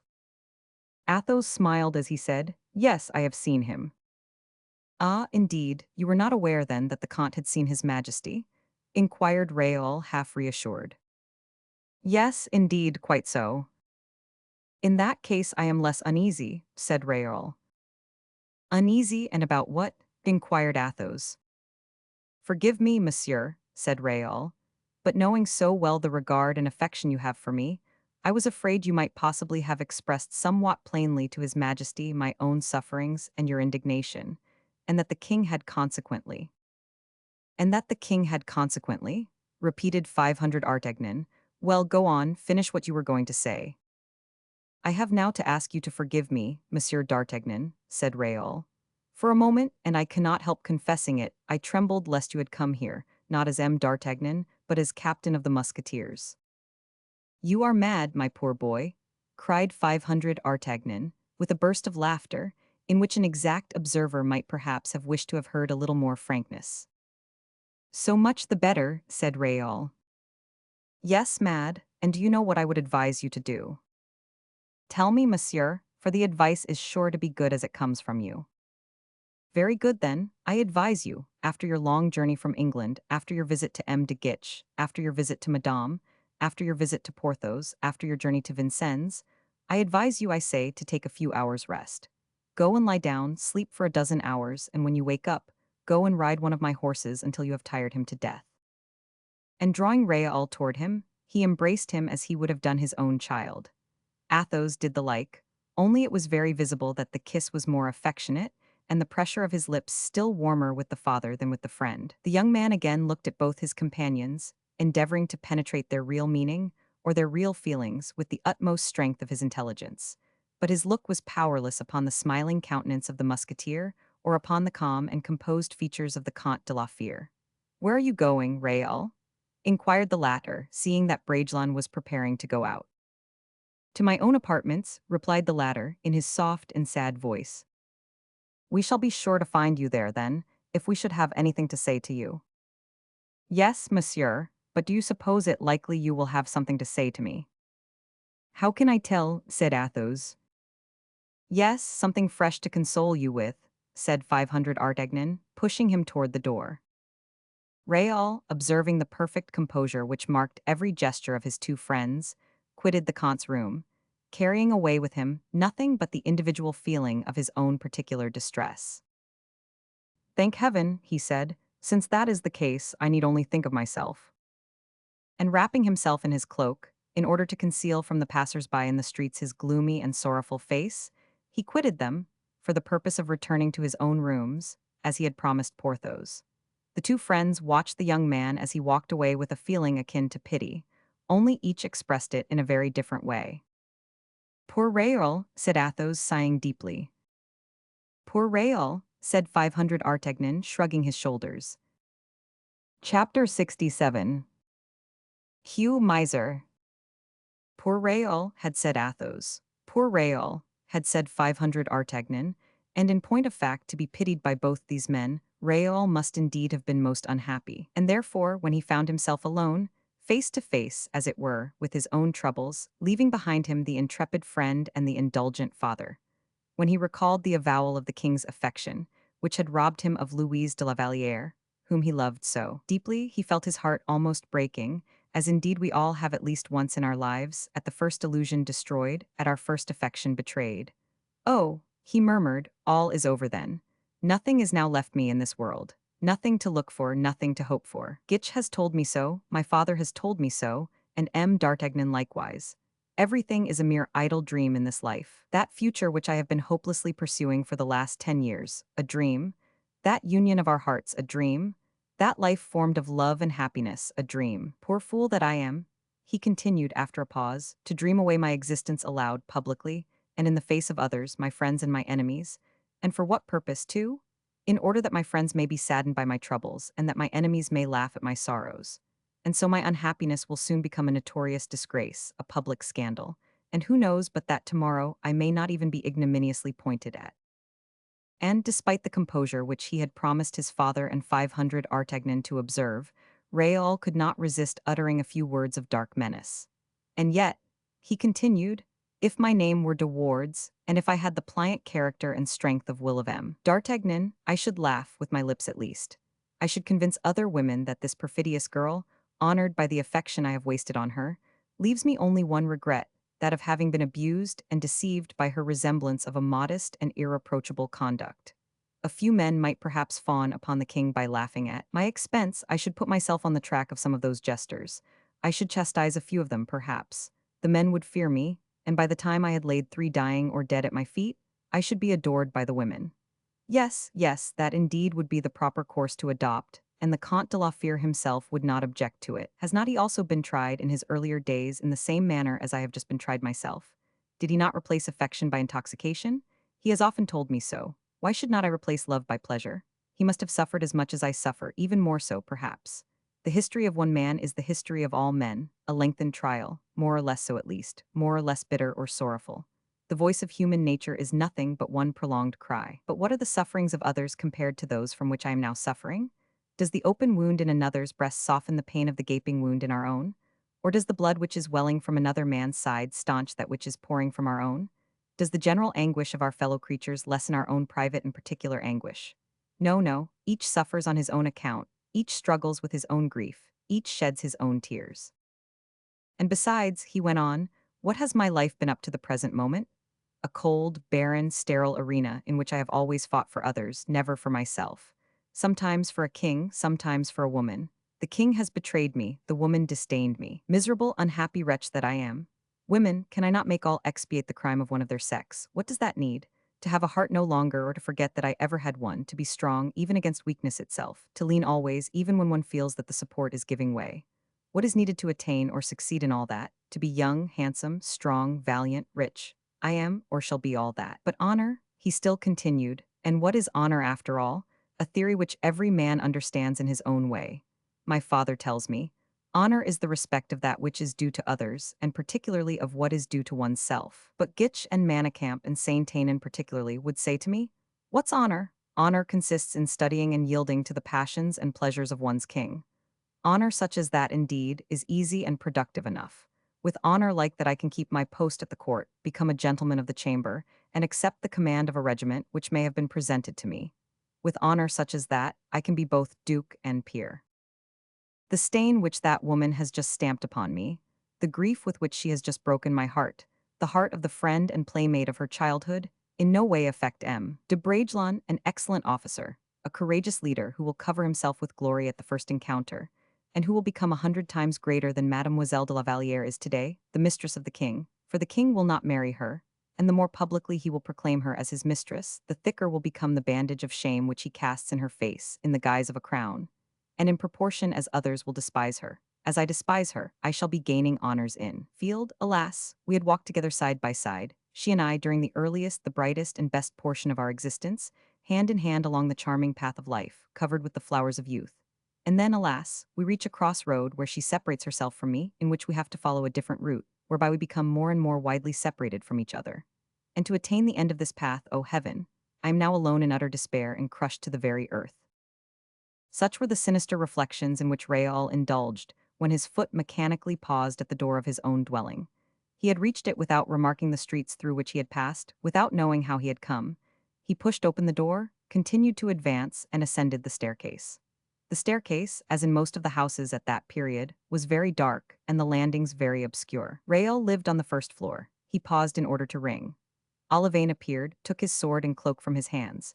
Raoul himself opened the door which, from the antechamber, led into a small salon, richly enough furnished for the salon of a young man, and completely filled with flowers by Olivain, who, knowing his master's tastes, had shown himself studiously attentive in gratifying them, without caring whether his master perceived his attention or not. There was a portrait of La Vallière in the salon, which had been drawn by herself and given by her to Raoul. This portrait, fastened above a large easy chair covered with dark-colored damask, was the first point toward which Raoul bent his steps, the first object on which he fixed his eyes.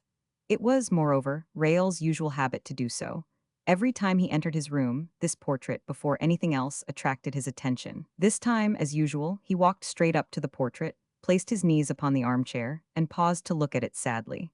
His arms were crossed upon his breast, his head slightly thrown back, his eyes filled with tears, his mouth worked into a bitter smile. He looked at the portrait of one whom he so tenderly loved.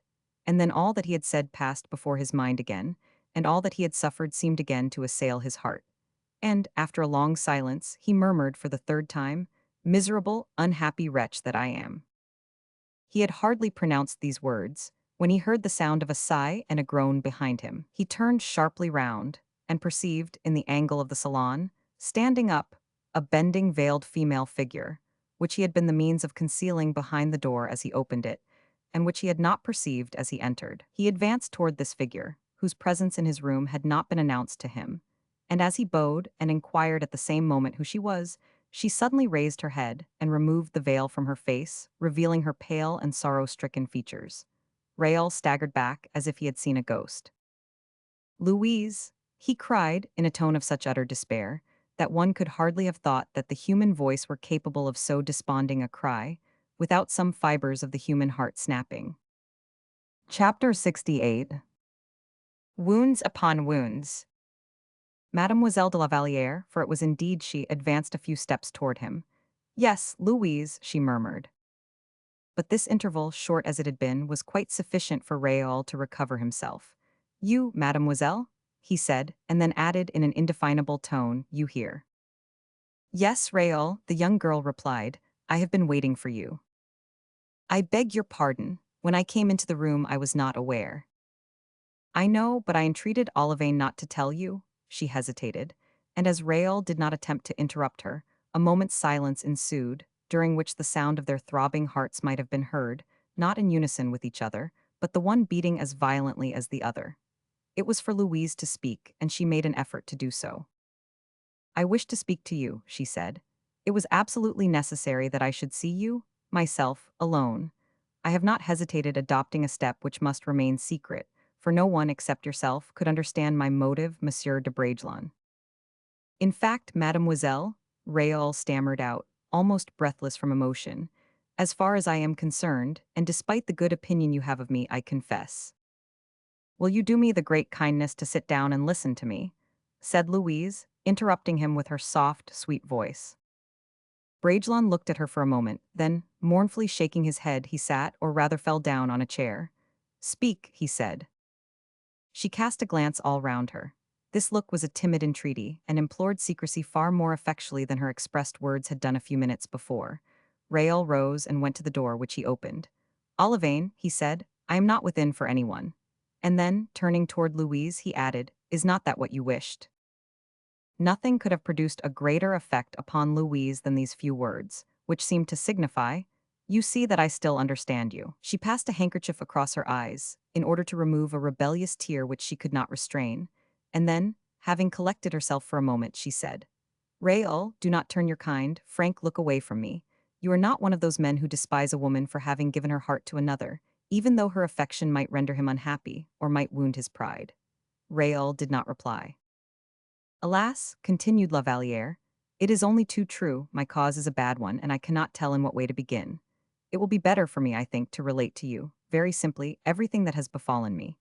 As I shall speak but the pure and simple truth, I shall always find my path clear before me in the obscurity, hesitation, and obstacles which I have to brave in order to solace my heart, which is full to overflowing, and wishes to pour itself out at your feet." Raoul continued to preserve the same unbroken silence. La Vallière looked at him with an air that seemed to say, "Encourage me, for pity's sake, but a single word." But Raoul did not open his lips, and the young girl was obliged to continue. "Just now," she said, "M. de Saint-Aignan came to me by the king's directions." She cast down her eyes as she said this, while Raoul on his side turned his away in order to avoid looking at her. "M. de Saint-Aignan came to me from the king," she repeated, "and told me that you knew all," and she attempted to look Raoul in the face after inflicting this further wound upon him, in addition to the many others he had already received, but it was impossible to meet Raoul's eyes. "He told me you were incensed with me, and justly so, I admit." This time Raoul looked at the young girl, and a smile full of disdain passed across his lips. "Oh," she continued, "I entreat you, do not say that you have had any other feeling against me than that of anger merely. Raoul, wait until I have told you all, wait until I have said to you all that I had to say, all that I came to say." Raoul, by the strength of his own iron will, forced his features to assume a calmer expression, and the disdainful smile upon his lip passed away. "In the first place," said La Vallière, "in the first place, with my hands raised in entreaty toward you, with my forehead bowed to the ground before you, I entreat you, as the most generous, as the noblest of men, to pardon, to forgive me. If I have left you in ignorance of what was passing in my own bosom, never, at least, would I have consented to deceive you. Oh, I entreat you, Raoul, I implore you on my knees, answer me one word, even though you wronged me in doing so. Better, far better, an injurious word from your lips than a suspicion from your heart." "I admire your subtlety of expression, mademoiselle," said Raoul, making an effort to remain calm. "To leave another in ignorance that you are deceiving him is loyal, but to deceive him, it seems that that would be very wrong and that you would not do it. Monsieur, for a long time I thought that I loved you better than anything else, and so long as I believed in my affection for you, I told you that I loved you. I could have sworn it on the altar, but a day came when I was undeceived. Well, on that day, mademoiselle, knowing that I still continued to love you, true loyalty of conduct ought to have obliged you to tell me you had ceased to love me. But on that day, Raoul, on that day when I read in the depths of my own heart, when I confessed to myself that you no longer filled my mind entirely, when I saw another future before me than that of being your friend, your lifelong companion, your wife. On that day, Raoul, you were not, alas, any more beside me. But you knew where I was, mademoiselle, you could have written to me. Raoul, I did not dare to do so. Raoul, I have been weak and cowardly. I knew you so thoroughly. I knew how devotedly you loved me, that I trembled at the bare idea of the grief I was going to cause you. And that is so true, Raoul, that at this very moment I am now speaking to you, bending thus before you, my heart crushed in my bosom, my voice full of sighs, my eyes full of tears. It is so perfectly true that I have no other defense than my frankness. I have no other sorrow greater than that which I read in your eyes. Raoul attempted to smile. No, said the young girl with a profound conviction. No, no, you will not do me so foul a wrong as to disguise your feelings before me now. You loved me. You were sure of your affection for me. You did not deceive yourself. You did not lie to your own heart, while I, and pale as death, her arms thrown despairingly above her head, she fell upon her knees. While you, said Raoul, you told me you loved me, and yet you loved another. Alas, yes, cried the poor girl. Alas, yes, I do love another, and that other, oh, for heaven's sake let me say it, Raoul, for it is my only excuse. That other I love better than my own life, better than my own soul even.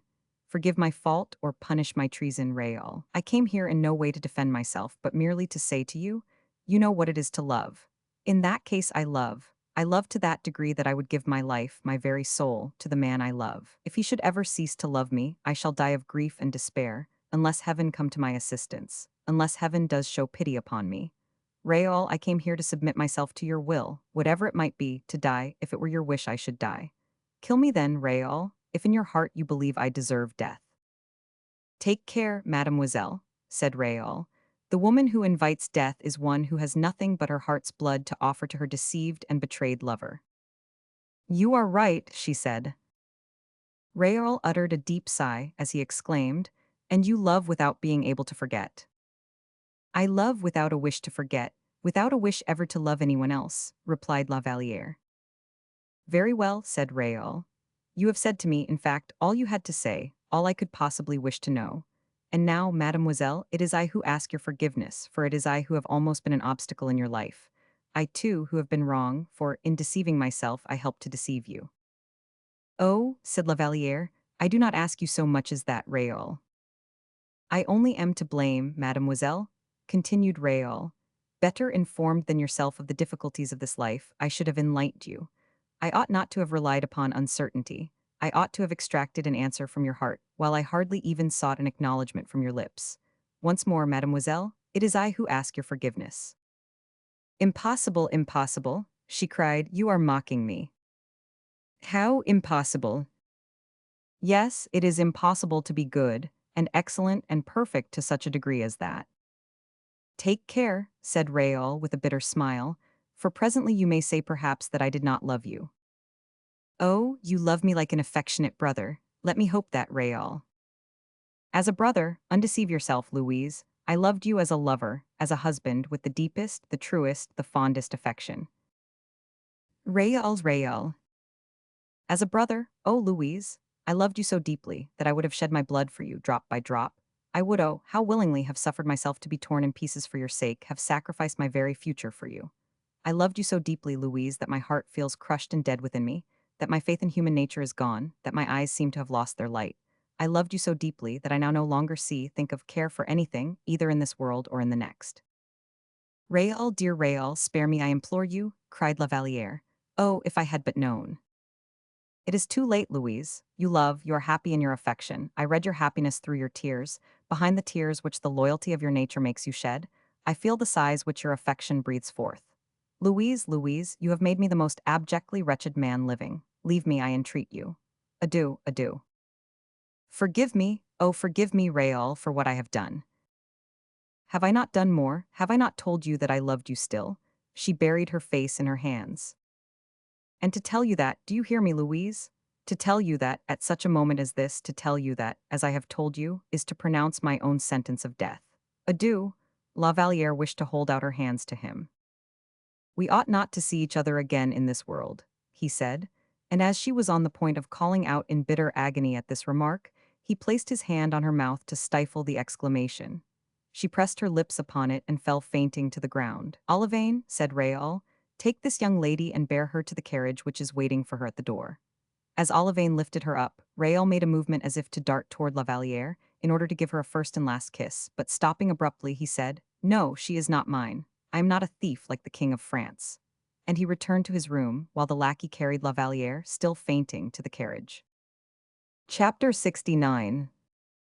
What Raoul had guessed. As soon as Raoul had quitted Athos and 500 Artagnan, and as soon as the two exclamations which had followed his departure had escaped their lips, they found themselves face to face alone. Athos immediately resumed the earnest air that he had assumed at 500 Artagnan's arrival. "Well," he said, "what have you come to announce to me, my friend?" "I?" inquired 500 Artagnan. "Yes, I do not see you in this way without some reason for it," said Athos, smiling. "The deuce," said 500 Artagnan. "I will place you at your ease. The king is furious, I suppose." "Well, I must say he is not altogether pleased." "And you have come to arrest me, then?" "My dear friend, you have hit the very mark." "Oh, I expected it. I am quite ready to go with you." "Deuce take it," said 500 Artagnan. "What a hurry you are in." "I am afraid of delaying you," said Athos, smiling. "I have plenty of time. Are you not curious, besides, to know how things went on between the king and me?" "If you will be good enough to tell me, I will listen with the greatest pleasure," said Athos, pointing out to 500 Artagnan a large chair, into which the latter threw himself, assuming the easiest possible attitude. "Well, I will do so willing enough," continued 500 Artagnan, "for the conversation is rather curious, I must say. In the first place, the king sent for me. As soon as I had left, you were just going down the last steps of the staircase, as the musketeers told me. I arrived. My dear Athos, he was not red in the face merely, he was positively purple. I was not aware, of course, of what had passed. Only on the ground, lying on the floor, I saw a sword broken in two. "Captain d'Artagnan," cried the king as soon as he saw me. "Sire," I replied, "M. de la Fère has just left me. He is an insolent man." "An insolent man?" I exclaimed in such a tone that the king stopped suddenly short. "Captain d'Artagnan," resumed the king with his teeth clenched, "you will be good enough to listen to and hear me." "That is my duty, sire." "I have, out of consideration for M. de la Fère, wished to spare him, of whom I still retain some kind recollections, the discredit of being arrested in my palace. You will therefore take a carriage." At this, I made a slight movement. "If you object to arrest him yourself," continued the king, "send me my captain of the guards here." "Sire," I replied, "there is no necessity for the captain of the guards, since I am on duty." "I should not like to annoy you," said the king kindly, "for you have always served me well, Monsieur d'Artagnan." "You do not annoy me, sire," I replied. "I am on duty, that is all." "But," said the king in astonishment, "I believe the Comte is your friend." "If he were my father, sire, it would not make me less on duty than I am." The king looked at me, he saw how unmoved my face was and seemed satisfied. "You will arrest M. le Comte de la Fère, then?" he inquired. "Most certainly, sire, if you give me the order to do so." "Very well, I order you to do so." I bowed and replied, "Where is the Comte, sire?" "You will look for him." "And I am to arrest him, wherever he may be." "Yes, but try that he may be at his own house. If he should have started for his own estate, leave Paris at once, and arrest him on his way thither." I bowed, but as I did not move, he said, "Well, what are you waiting for?" "For the order to arrest the Comte, signed by yourself." The king seemed annoyed, for in point of fact it was the exercise of a fresh act of authority, a repetition of the arbitrary act, if, indeed, it is to be considered as such. He took hold of his pen slowly, and evidently in no very good temper, and then he wrote, "Order for M. Le Chevalier d'Artagnan, captain of my musketeers, to arrest M. le Comte de la Fère, wherever he is to be found." He then turned toward me, but I was looking on without moving a muscle of my face. In all probability he thought he perceived something like bravado in my tranquil manner, for he signed hurriedly, and then handing me the order, he said, "Go, monsieur." I obeyed, and here I am. Athos pressed his friend's hand. "Well, let us set off," he said.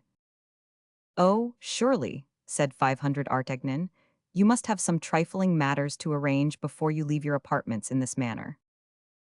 Not at all." "Why not?" "Why, 500 Artagnan, that I have always been a very simple traveler on this earth, ready to go to the end of the world by the order of my sovereign, ready to quit it at the summons of my Maker. What does a man who is thus prepared require in such a case? A portmanteau or a shroud? I am ready at this moment, as I have always been, my dear friend, and can accompany you at once. But Bragelonne, I have brought him up in the same principles I laid down for my own guidance, and you observed that as soon as he perceived you he guessed, that very moment, the motive of your visit. We have thrown him off his guard for a moment, but do not be uneasy, he is sufficiently prepared for my disgrace to be too much alarmed at it. So let us go. Very well, let us go, said 500 Artagnan quietly. As I broke my sword in the king's presence, and threw the pieces at his feet, I presume that will dispense with the necessity of delivering it over to you. You are quite right, and besides that, what the deuce do you suppose I could do with your sword? Am I to walk behind or before you? Inquired Athos, laughing. You will walk arm in arm with me, replied 500 Artagnan, as he took the comte's aim to descend the staircase, and in this manner they arrived at the landing. Grimaud, whom they had met in the anteroom, looked at them, as they went out together in this manner, with some little uneasiness.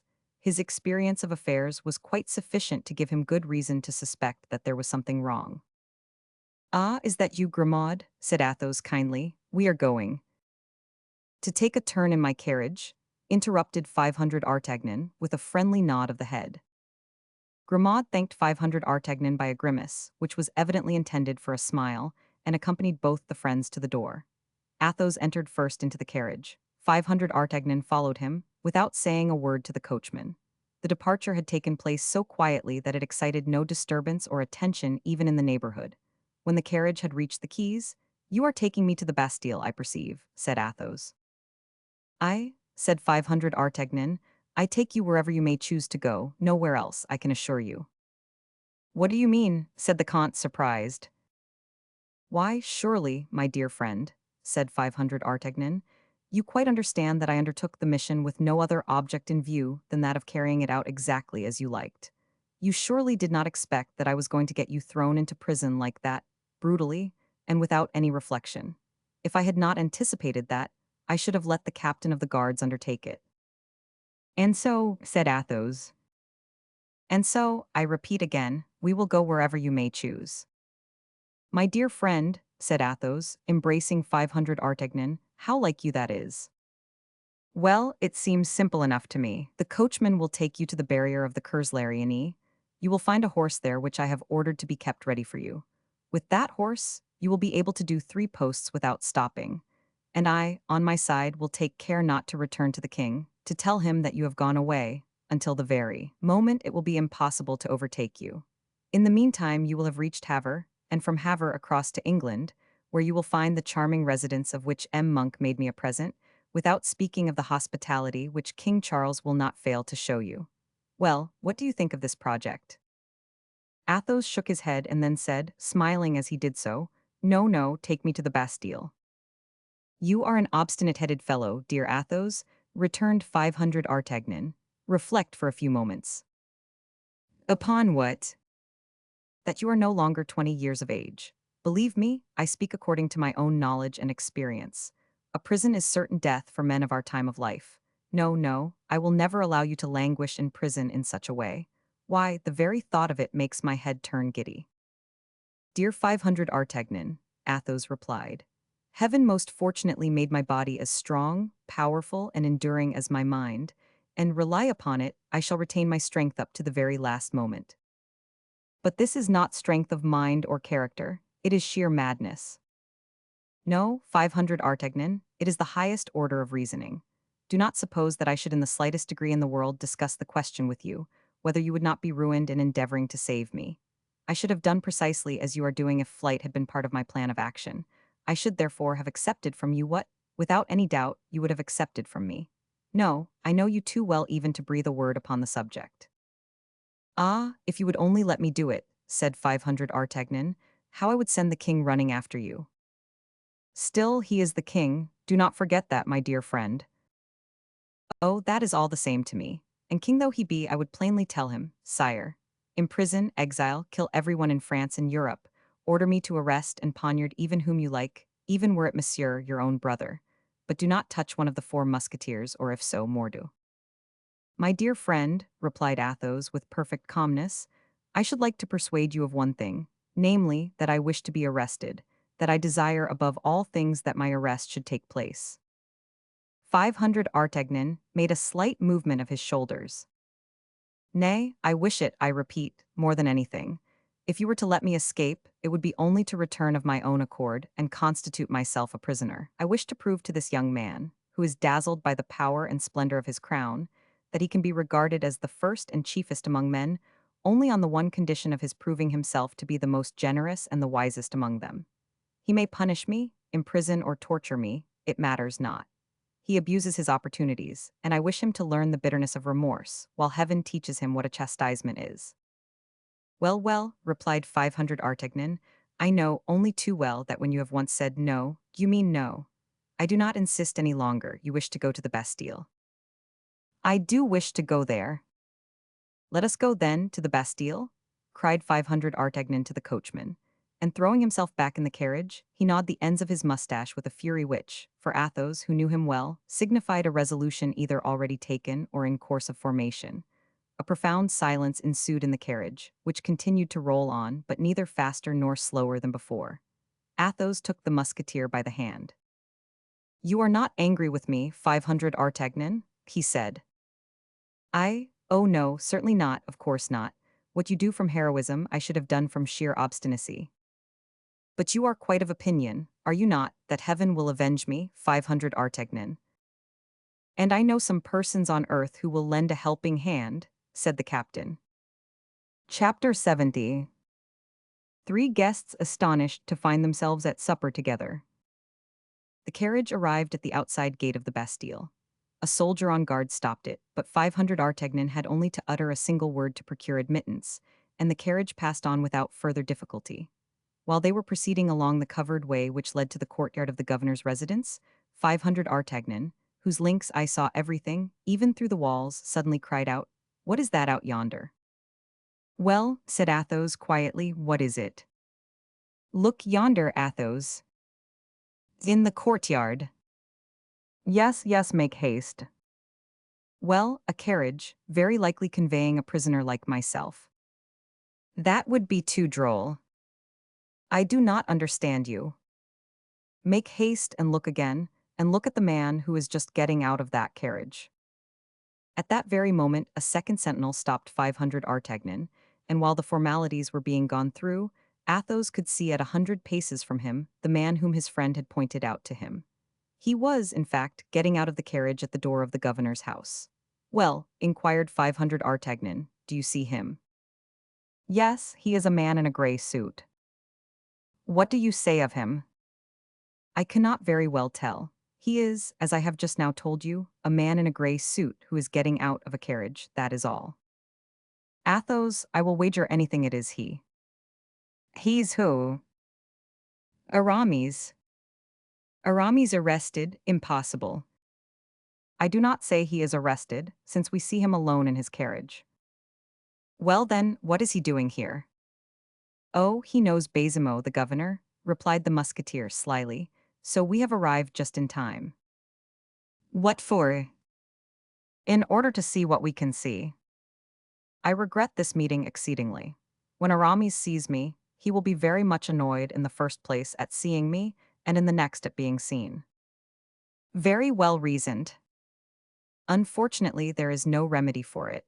Whenever anyone meets another in the Bastille, even if he wished to draw back to avoid him, it would be impossible." "Athos, I have an idea. The question is, to spare Aramis the annoyance you were speaking of, is it not?"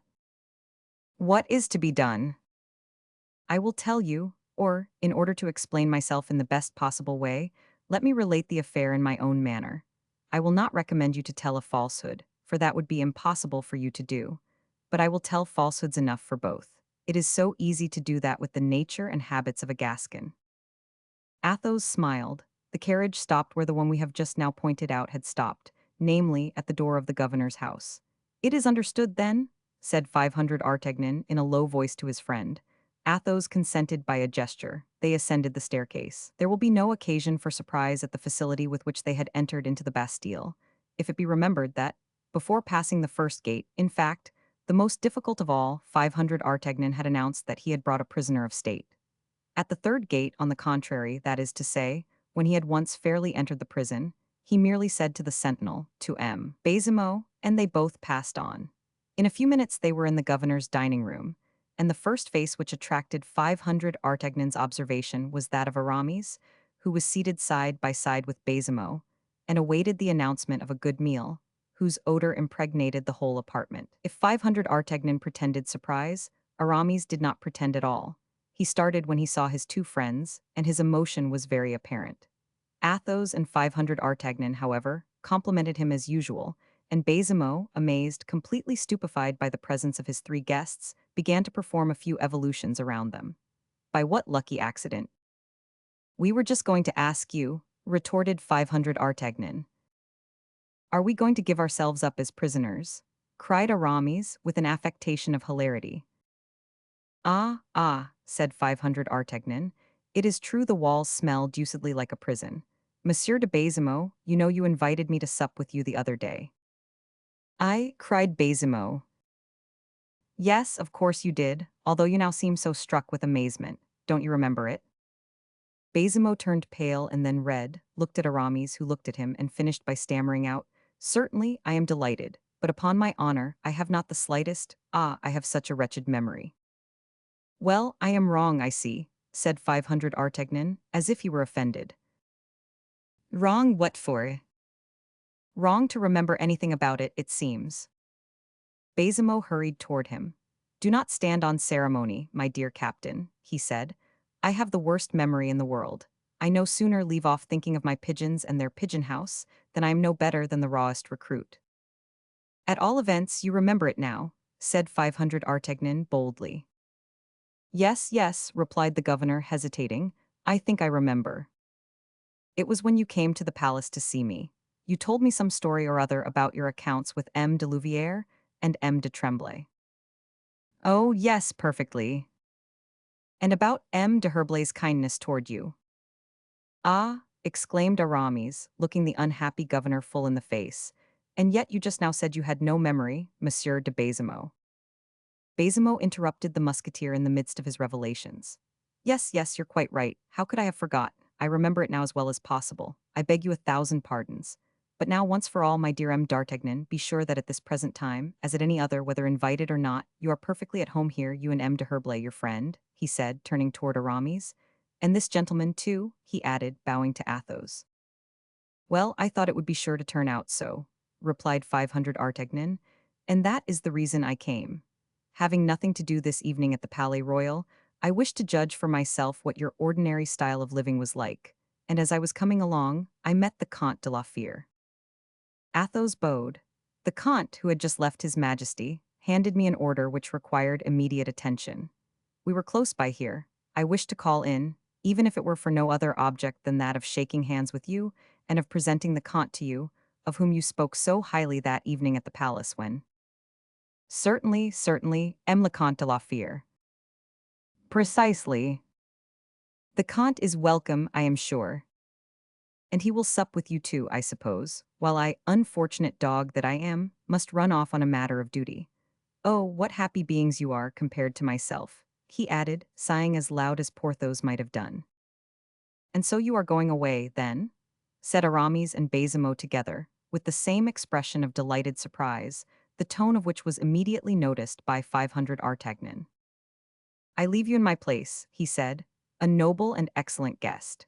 And he touched Athos gently on the shoulder, who, astonished also, could not prevent exhibiting his surprise a little, a tone which was noticed by Aramis only, for M. de Baisemeaux was not quite equal to the three friends in point of intelligence. What, are you going to leave us? Resumed the governor. I shall only be about an hour or an hour and a half. I will return in time for dessert. Oh, we will wait for you, said Baisemeaux. No, no, that would be really disobliging me. You will be sure to return, though, said Athos with an expression of doubt. Most certainly, he said, pressing his friend's hand confidentially, and he added in a low voice, Wait for me, Athos, be cheerful and lively as possible, and above all, don't allude even to business affairs, for heaven's sake. And with a renewed pressure of the hand, he seemed to warn the Comte of the necessity of keeping perfectly discreet and impenetrable.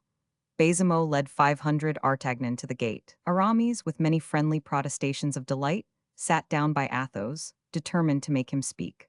But Athos possessed every virtue and quality to the very highest degree. If necessity had required it, he would have been the finest orator in the world, but on other occasions he would rather have died than have opened his lips. 10 minutes after 500 Artagnan's departure, the three gentlemen sat down to table, which was covered with the most substantial display of gastronomic luxury. Large joints, exquisite dishes, preserves, the greatest variety of wines, appeared successively upon the table, which was served at the king's expense, and of which expense M. Colbert would have found no difficulty in saving two-thirds, without anyone in the Bastille being the worse for it. Baisemeaux was the only one who ate and drank resolutely. Aramis allowed nothing to pass by him, but merely touched everything he took. Athos, after the soup and 3 hors d'oeuvres, ate nothing more.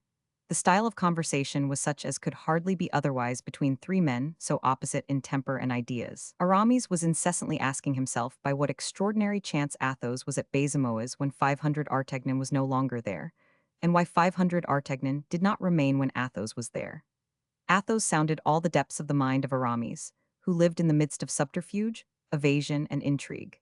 He studied his man well and thoroughly, and felt convinced that he was engaged upon some important project. And then he too began to think of his own personal affair, and to lose himself in conjectures as to 500 Artagnan's reason for having left the Bastille so abruptly, and for leaving behind him a prisoner so badly introduced and so badly looked after by the prison authorities. But we shall not pause to examine into the thoughts and feelings of these personages, but will leave them to themselves, surrounded by the remains of poultry, game, and fish, which Baisemeaux's generous knife and fork had so mutilated.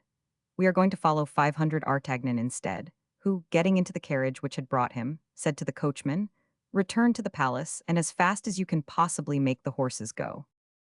Chapter 71. What took place at the Louvre during the supper at the Bastille.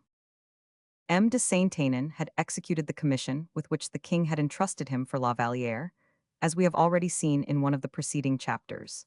But, whatever his eloquence might have been, he did not succeed in persuading the young girl that she had in the king a protector powerful enough for her under any combination of circumstances, and that she had no need of anyone else in the world when the king was on her side. In point of fact, at the very first word which the favorite mentioned of the discovery of the famous secret, Louise, in a passion of tears, abandoned herself in utter despair to a sorrow which would have been far from flattering for the king, if he had been a witness of it from one of the corners of the room. Saint-Aignan, in his character of ambassador, felt greatly offended at it, as his master himself would have been, and returned to inform the king what he had seen and heard. And it is there we shall now find him in a state of great agitation, in the presence of the king, who was, if possible, in a state of greater agitation than he. "But," said the king to the courtier, when the latter had finished his report, "what did she decide to do? Shall I at least see her presently before supper? Will she come to me, or shall I be obliged to go to her room?" "I believe, sire, that if your majesty wishes to see her, you will not only have to take the first step in advance, but will have to go the whole way." "That I do not mind. Do you think she has still a fancy for that Bragelonne?" muttered the king between his teeth. "Oh, sire, that is not possible. For it is you alone, I am convinced, Mademoiselle de La Vallière loves, and that, too, with all her heart. But you know that de Bragelonne belongs to that proud race who play the part of Roman heroes." The king smiled feebly. He knew how true the illustration was, for Athos had just left him. "As for Mademoiselle de La Vallière," Saint-Aignan continued, "she was brought up under the care of the Dowager Madame, that is to say, in the greatest austerity and formality. This young engaged couple coldly exchanged their little vows in the presence of the moon and the stars, and now, when they find they have to break those vows asunder, it plays the very deuce with them." Saint-Aignan thought he should have made the king laugh, but quite on the contrary, from a mere smile Louis passed to the greatest seriousness of manner.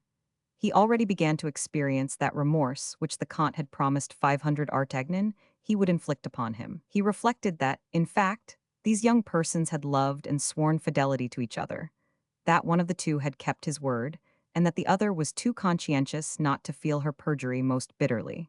And his remorse was not unaccompanied, for bitter pangs of jealousy began to beset the king's heart. He did not say another word, and instead of going to pay a visit to his mother, or the queen, or madame, in order to amuse himself a little, and make the ladies laugh, as he himself used to say, he threw himself into the huge armchair in which his august father, Louis Roman XIII, had passed so many weary days and years in company with Baradas and Cinq-Mars.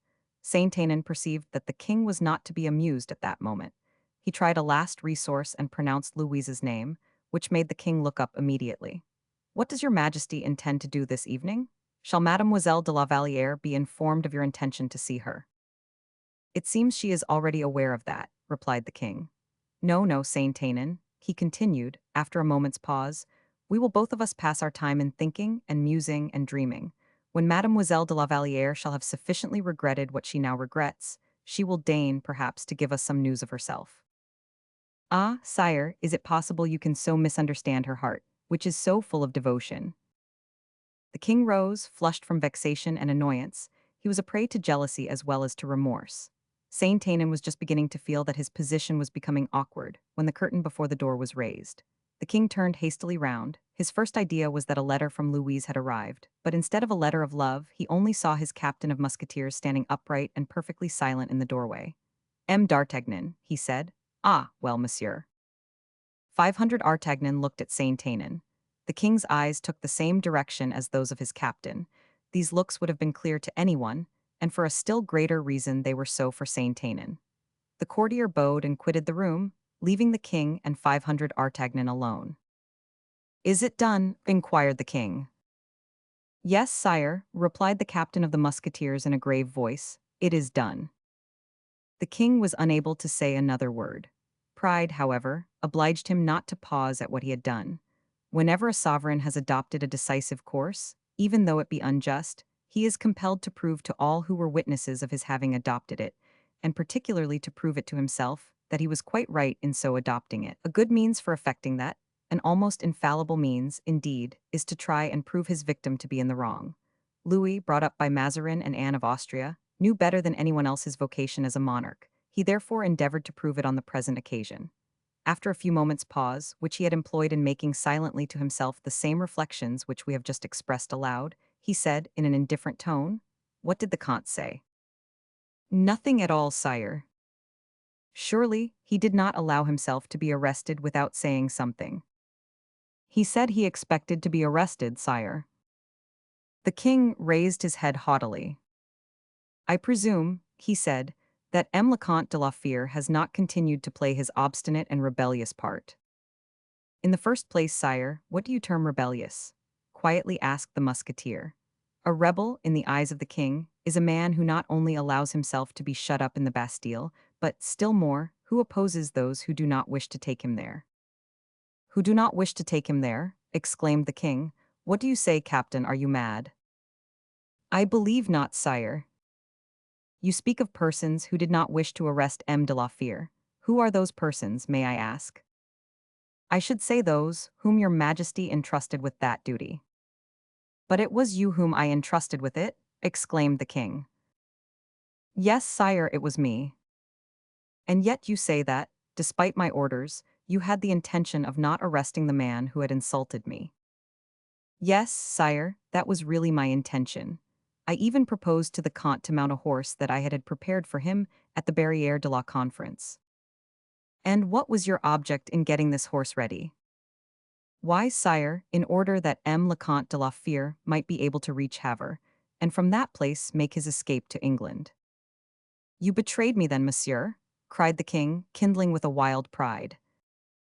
"Exactly so." There was nothing to say in answer to statements made in such a tone.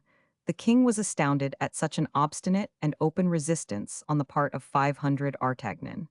"At least you had a reason, Monsieur d'Artagnan, for acting as you did?" said the king proudly. "I have always a reason for everything, sire." "Your reason cannot be your friendship for the comte, at all events. The only one that can be of any avail, the only one that could possibly excuse you, for I placed you perfectly at your ease in that respect." "Me, sire. Did I not give you the choice to arrest, or not to arrest M. le Comte de la Fère?" "Yes, sire, but—" "But what?" exclaimed the king impatiently. "But you warned me, sire, that if I did not arrest him, your captain of the guards should do so. Was I not considerate enough toward you from the very moment I did not compel you to obey me. To me, sire, you were, but not to my friend, for my friend would be arrested all the same, whether by myself or by the captain of the guards. And this is your devotion, monsieur, a devotion which argues and reasons. You are no soldier, monsieur. I wait for your majesty to tell me what I am. Well then, you are a frondeur. And since there is no longer any frond, sire, in that case.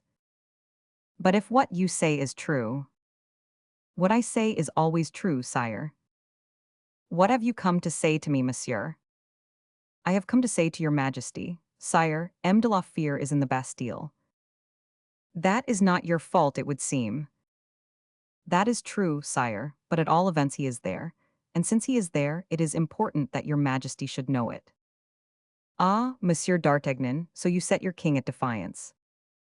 Sire. Monsieur d'Artagnan, I warn you that you are abusing my patience. On the contrary, sire. What do you mean by on the contrary? I have come to get myself arrested too. To get yourself arrested, you. Of course, my friend will get wearied to death in the Bastille by himself, and I have come to propose to your majesty to permit me to bear him company. If your majesty will but give the word, I will arrest myself. I shall not need the captain of the guards for that, I assure you. The king darted toward the table and seized hold of a pen to write the order for 500 Artagnans' imprisonment. Pay attention, monsieur, that this is forever, cried the king in a tone of stern menace. I can quite believe that, returned the musketeer, for when you have once done such an act as that, you will never be able to look me in the face again. The king dashed down his pen violently. Leave the room, monsieur, he said. Not so, if it please your majesty. How is that? Sire, I came to speak gently and temperately to your majesty. Your majesty got into a passion with me. That is a misfortune, but I shall not the less on that account say what I had to say to you. Your resignation, monsieur, your resignation, cried the king. Sire, you know whether I care about my resignation or not, since at Blois, on the very day when you refused King Charles the million which my friend the Comte de la Fere gave him, I then tendered my resignation to your majesty. Very well, monsieur, do it at once. No, sire, for there is no question of my resignation at the present moment. Your majesty took up your pen just now to send me to the Bastille. Why should you change your intention? 500 Artagnan, Gascon that you are, who is the king, allow me to ask, you or myself? You, sire, unfortunately. What do you mean by unfortunately? Yes, sire, for if it were I. If it were you, you would approve of M. d'Artagnan's rebellious conduct, I suppose. Certainly. Really, said the king, shrugging his shoulders. And I should tell my captain of the musketeers, continued 500 Artagnan, I should tell him, looking at him all the while with human eyes, and not with eyes like coals of fire, M. d'Artagnan, I had forgotten that I was the king, for I descended from my throne in order to insult a gentleman. Monsieur, said the king, do you think you can excuse your friend by exceeding him in insolence? Oh, sire, I should go much farther than he did, said 500 Artagnan, and it would be your own fault. I should tell you what he, a man full of the finest sense of delicacy, did not tell you. I should say, sire, you have sacrificed his son, and he defended his son, you sacrificed himself. He addressed you in the name of honor, of religion, of virtue. You repulsed, drove him away, imprisoned him. I should be harder than he was, for I should say to you, sire, it is for you to choose. Do you wish to have friends or lackeys, soldiers or slaves, great men or mere puppets? Do you wish men to serve you, or to bend and crouch before you? Do you wish men to love you, or to be afraid of you? If you prefer baseness, intrigue, cowardice, say so at once, sire, and we will leave you. We who are the only individuals who are left, nay, I will say more, the only models of the valor of former times. We who have done our duty and have exceeded, perhaps, in courage and in merit, the men already great for posterity. Choose, sire, and that too without delay. Whatever remains to you of great nobles, guard it with a jealous eye. You will never be deficient in courtiers. Delay not, and send me to the Bastille with my friend, for, if you have not known how to listen to the Comte de la Fere, whose voice is the sweetest and noblest when honor is his theme, if you do not know how to listen to 500 Artagnan, the frankest and honestest voice of sincerity, you are a bad king, and tomorrow will be a poor king. And learn from me, sire, that bad kings are hated by their people, and poor kings are driven ignominiously away. That is what I had to say to you, sire. You are wrong to have driven me to do it. The king threw himself back in his chair, cold as death and livid as a corpse. Had a thunderbolt fallen at his feet, he could not have been more astonished. He seemed as if his respiration had utterly ceased and that he was at the point of death. The honest voice of sincerity, as 500 Artagnan had called it, had pierced through his heart like a sword blade. 500 Artagnan had said all he had to say. Comprehending the king's anger, he drew his sword and, approaching Louis Roman XIV, respectfully he placed it on the table. But the king, with a furious gesture, thrust aside the sword, which fell on the ground and rolled to 500 Artagnan's feet. Notwithstanding the perfect mastery which 500 Artagnan exercised over himself, he, too, in his turn, became pale and, trembling with indignation, said, "A king may disgrace a soldier. He may exile him and may even condemn him to death. But were he 100 times a king, he has no right to insult him by casting a dishonor upon his sword. Sire, a king of France has never repulsed with contempt the sword of a man such as I am. Stained with disgrace as this sword now is, it has henceforth no other sheath than either your heart or my own. I choose my own, sire, and you have to thank heaven and my own patience that I do so." Then snatching up his sword, he cried, "My blood be upon your head." And with a rapid gesture, he placed the hilt upon the floor and directed the point of the blade toward his breast. The king, however, with a movement far more rapid than that of 500 Artagnan, threw his right arm round the musketeer's neck, and with his left hand seized hold of the blade by the middle, and returned it silently to the scabbard. 500 Artagnan, upright, pale, and still trembling, let the king do all to the very end. Louis, overcome and softened by gentler feelings, returned to the table, took a pen in his hand, wrote a few lines, signed them, and then held it out to 500 Artagnan.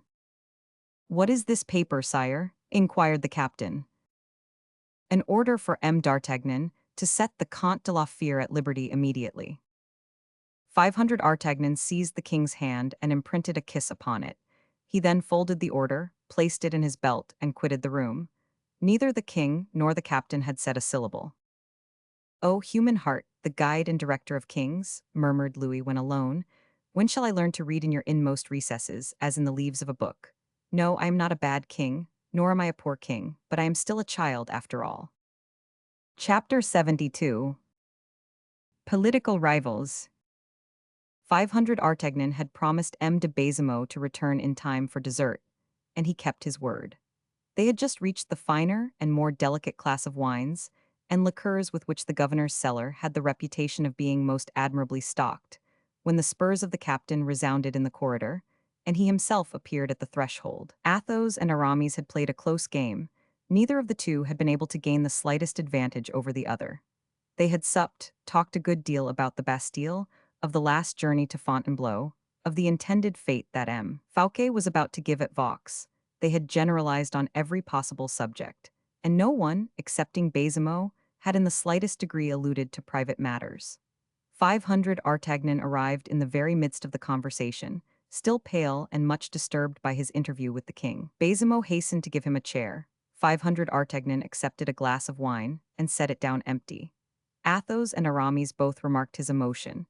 As for Baisemeaux, he saw nothing more than the captain of the king's musketeers, to whom he endeavored to show every possible attention. But although Aramis had remarked his emotion, he had not been able to guess the cause of it.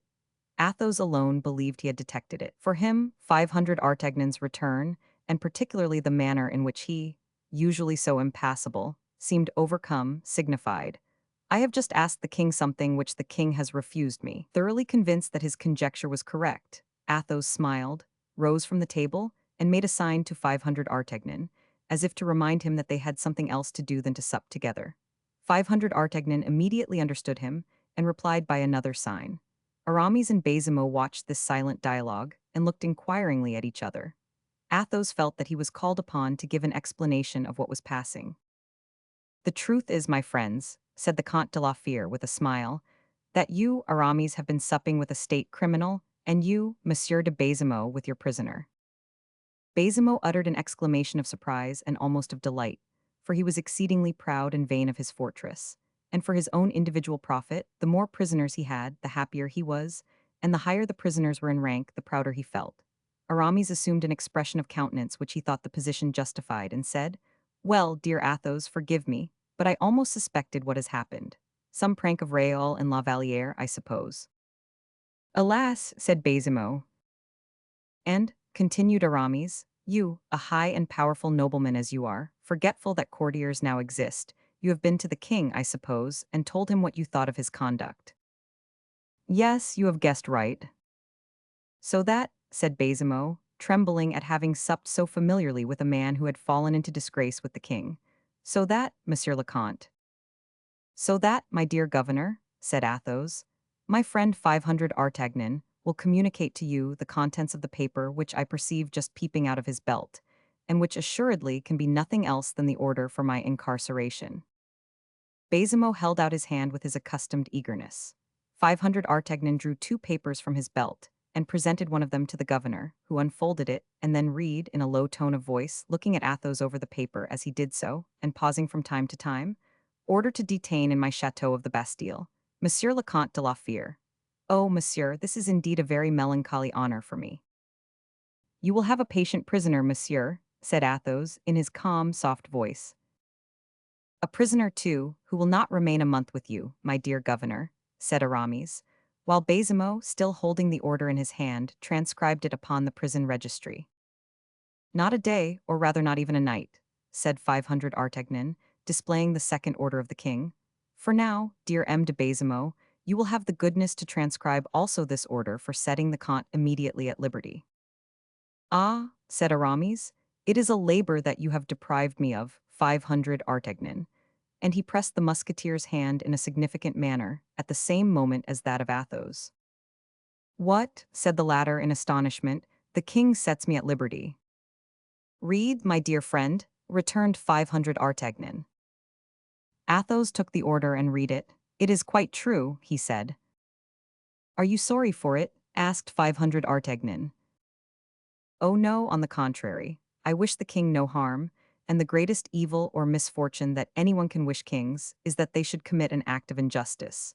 But you have had a difficult and painful task, I know. Tell me, have you not, 500 Artagnan?" "I? Not at all," said the musketeer, laughing. "The king does everything I wish him to do." Aramis looked fixedly at 500 Artagnan, and saw that he was not speaking the truth. But Baisemeaux had eyes for nothing but 500 Artagnan, so great was his admiration for a man who seemed to make the king do all he wished. "And does the king exile Athos?" inquired Aramis. "No, not precisely. The king did not explain himself upon that subject," replied 500 Artagnan. "But I think the comte could not well do better, unless, indeed, he wishes particularly to thank the king." "No, indeed," replied Athos, smiling. "Well then, I think," resumed 500 Artagnan, "that the comte cannot do better than to retire to his own chateau. However, my dear Athos, you have only to speak, to tell me what you want. If any particular place of residence is more agreeable to you than another, I am influential enough, perhaps, to obtain it for you." "No, thank you," said Athos. "Nothing can be more agreeable to me, my dear friend, than to return to my solitude beneath my noble trees on the banks of the Loire. If heaven be the overruling physician of the evils of the mind, nature is a sovereign remedy. And so, monsieur," continued Athos, turning again toward Baisemeaux, "I am now free, I suppose." "Yes, Monsieur le Comte, I think so, at least I hope so," said the governor, turning over and over the two papers in question, "unless, however, M. d'Artagnan has a third order to give me."